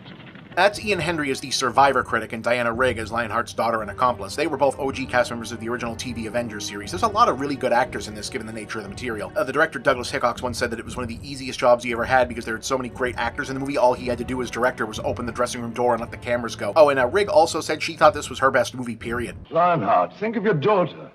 Think of what you've done to her with this insane vendetta of yours. My daughter? What have I done to you, my daughter? Good my lord, you have begot me, bred me, loved me. I return those duties back as our right fit. Tell Sassy. I wanted to know it was me. Viewed in modern context, Theater of Blood is probably most noteworthy for the novelty of the premise. You don't really need to know more than the gimmick of Shakespeare-themed serial killer versus critics to know whether or not you're going to like this, and how much fun it is to watch Price give 5 or 6 actual award-worthy Shakespearean monologue readings in the midst of what's otherwise another nasty murder movie. Friends, Romans, countrymen, lend me your ears. I come to bury Caesar, not to praise him. Here under leave of Brutus and the rest, come I to speak in Caesar's funeral. He was my friend, faithful and just to me. But Brutus says he was ambitious, and Brutus is an honorable man. But my ongoing takeaway is that especially if you watch it right after the more fanciful and colorful Phibes movies, what a gnarly, nasty, grimy, unrepentantly dark, and devoid of even mild whimsy piece of work it is. There's not even a tiny bit of stylization to anything that isn't meant to be part of the decaying and decrepit theater dress business that Lionheart's crew makes their whole aesthetic. The cinematography dips into handheld and verite mode a lot, and the overall tone is an unrelenting upfront, what do you want? This is the tail end of Heat Administration England tour of Londonian misery porn. But it's also the rare horror film where everyone is completely unsympathetic, except for the dogs. I feel bad for the 2 dogs still. Like, on a meta level, it's fun to ironically root for Lionheart because he's a fun slasher antagonist, and especially if you also find method acting tiresome, and yes, because it's really Vincent Price winking back at the audience and getting some measure of vicarious revenge for being underappreciated and called an overactor by his real-life critics. How many actors have you destroyed? As you destroyed me. Ah! What do you know of the blood, sweat, and toil of a theatrical production? Of the dedication of the men and the women in the noblest profession of all? How could you know, you talentless fools who spew vitriol on the creative efforts of others because you lack the ability to create yourselves? But, you know, character-wise, when it's all revealed, he really is just this petty dude who cares way too much about what his own critics thought, and the critics, meanwhile, are these awful elitist snobs who look down on actual artists and are sleazy to their assistants, and yeah, some of them really have this coming. It's a really profoundly apocalyptic, cynical vision of its own tiny, insular world where a creature like Lionheart is almost doing everyone a favor, burning it all down and taking himself out with it. Come, fire! Consume this petty world, and in its ashes, let my memory lie. But it's also a lot of fun in its own very, very dark way, and if you're even a little bit of a theater person and you've never seen it, yeah, fix that yesterday. One is irresistibly reminded of a ham sandwich. My reputation. Hark, villain! I will grind your bones to dust.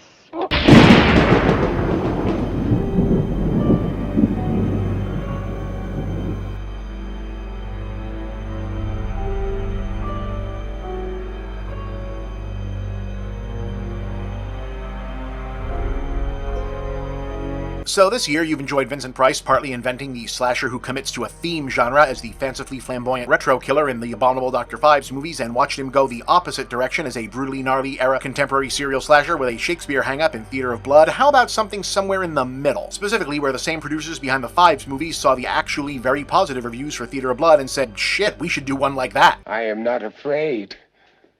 There is always room for more in the coffin of time.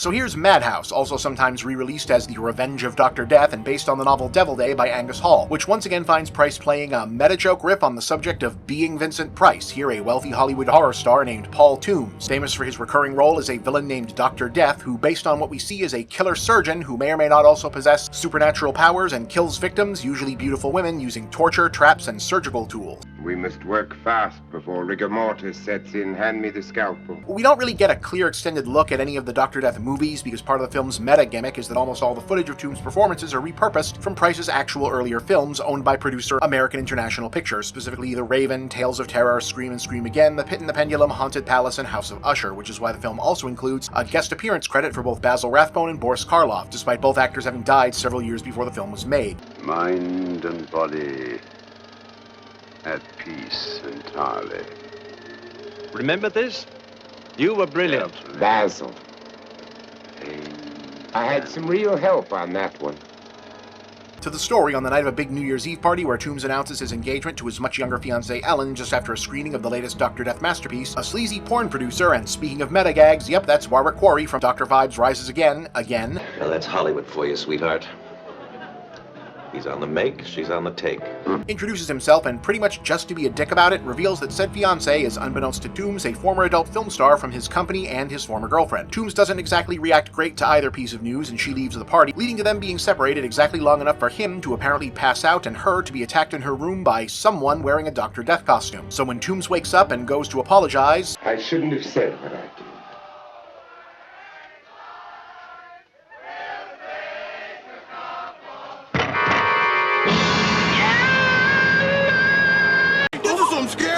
Fast forward many years to then present day 1974, and the world has moved on, but the Dr. Death murder remains unsolved. Most people believe Toombs was the killer. He claims to have no memory one way or the other. There's no actual evidence showing he did it, but even he isn't really confident that it wasn't him, or rather that it wasn't Dr. Death. Did you do it? I don't know.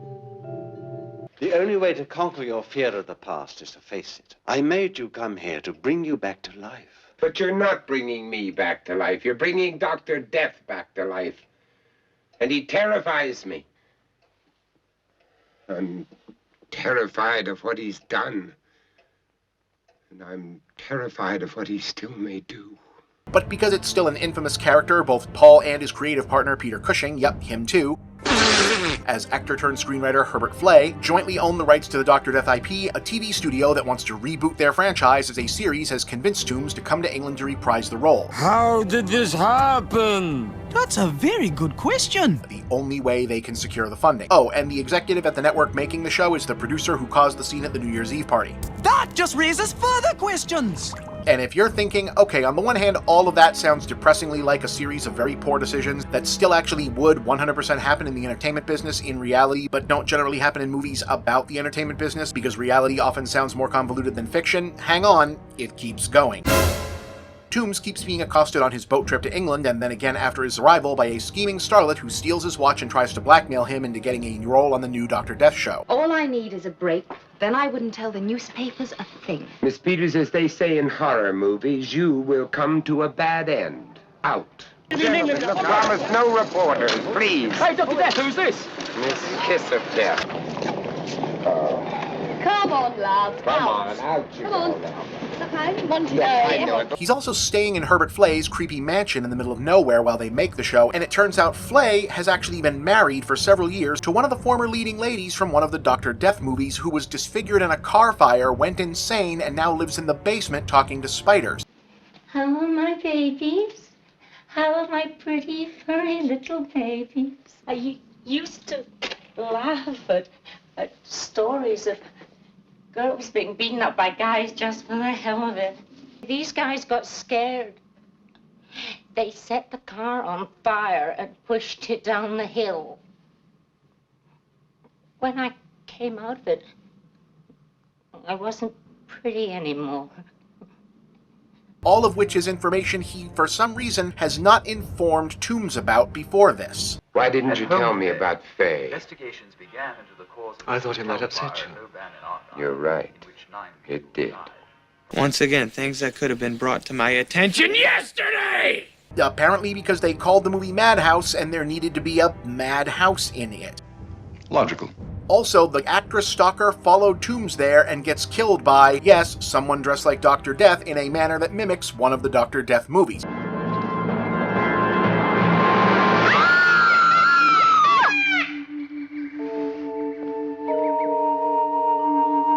The Peters murder was done with a pitchfork.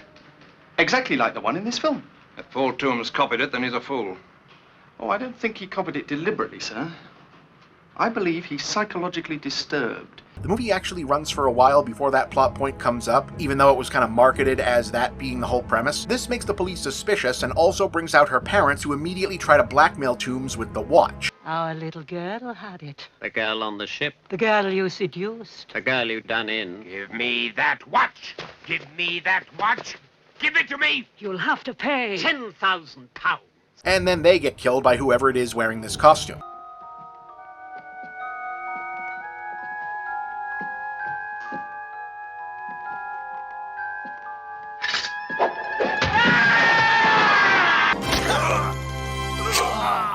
Sacre bleu! The deadly poke of Zorro! Is it Toombs? Is it not Toombs? We're meant to wonder, but on the set of the reboot, it becomes readily apparent that the sleazy producer's actual plan is to only keep Toombs around as Dr. Death for a short amount of time and then pass the role off to a new assistant character he's already cast with his girlfriend, which Toombs is not a fan of. My assistant? Dr. Death never had an assistant. Well, I figured we needed a little sex appeal in this series. I said we must work fast before rigor mortis sets in. I didn't say in who. We're recording, Paul. And then someone kills her off using another Dr. Death movie reference.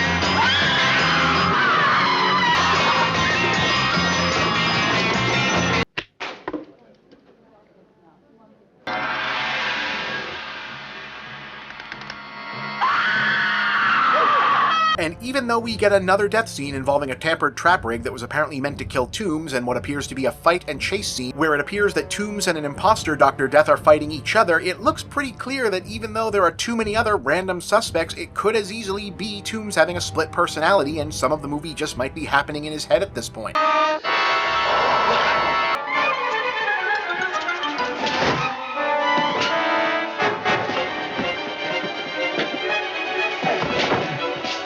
Why did he take you again, Em?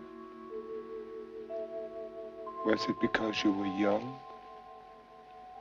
Because your eyes shone? And your lips smiled? Because you were life? Heck, once the film's most sympathetic supporting character is killed off, Toombs is so convinced that he must be the one that did it, he delivers an all-timer hero-villain combo monologue and decides the only way he's going to be rid of Dr. Death is to take himself out himself. Herbert and I created him between us. No, we didn't create him. He was there. We found him in ourselves, already there. And he will always be there. Man is born to live. He creates life. He welcomes life. He cherishes life. He creates new life. But deep in our souls, there lurks an instinct which welcomes death. It makes it easier when it comes. That's what we saw in the darkness. That is the sleeping phantom that we roused and formed and clothed in black. A phantom feeding on death, creating death, exulting in death.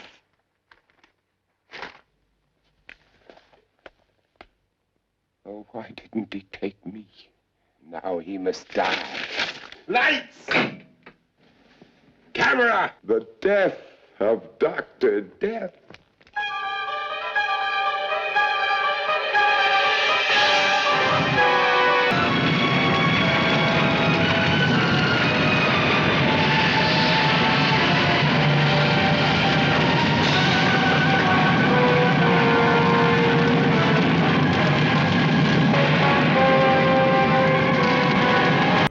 Wow.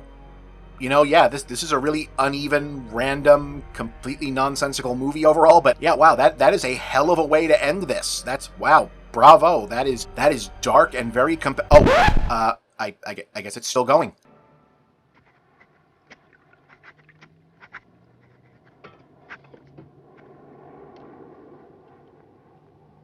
And here's to the new Dr. Death, the film of his final performance. Death of Dr.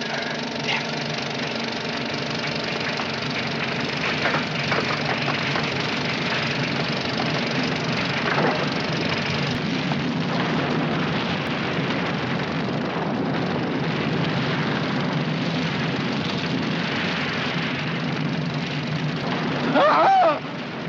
Another shocking twist! You're dead! Why did you do it, my friend? You killed Ellen. And all of the others, too. You wanted everybody to think that it was me. Why, Herbert, why did you want to destroy me? You loved Dr. Death. Yes! And I should have played him! Dr. Death is mine! I created the part for myself, but the studio gave it to you. You weren't a better actor. You were nothing until you played Dr. Death. He made you into a star. I killed Ellen, hoping to get rid of you. But the studio still wouldn't listen. Of course. It's so simple. Wait, no it's not. It's needlessly complicated. I am Dr. Death.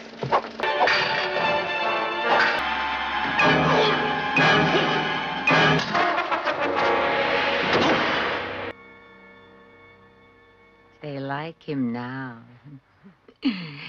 Perhaps there is no moral to this story. Exactly. It's just a bunch of stuff that happened. But it certainly was a memorable few days. It's your favorite, Paul. Sour cream and red herrings. Yeah, so Madhouse does not really make a single bit of sense in its logic, series of events, or the actions of anyone involved, and out of left field tone shifts between is this a realistic murder mystery versus the Spider Lady stuff, and Toombs suddenly doing a maybe not resurrection gag at the end are just bizarre. And I'm his friend Jesus. But there is a genuinely haunted quality to seeing Cushing and Price just unload what feels like a ton of very real meta on meta, looking back on the business of being an undervalued horror star baggage in the midst of this weird disposable feeling body count movie. His surgery walls decorated with gallbladders, livers, and kidneys, and... Just like the great days, eh? In our day in Hollywood, the monsters didn't need makeup.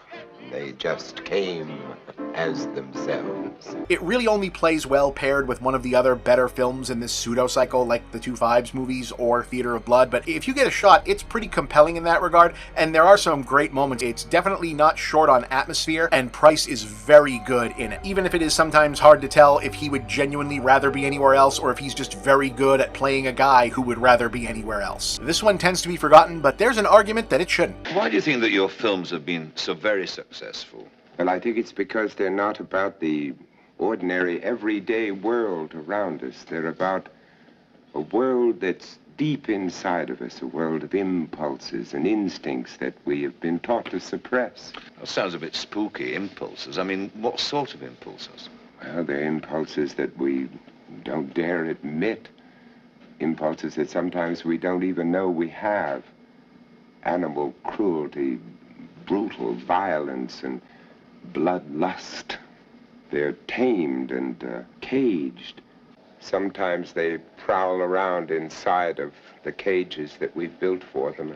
And then there comes a time in between our sleeping and our waking when they whisper to us that they want to be set free, but, well, we don't set them free.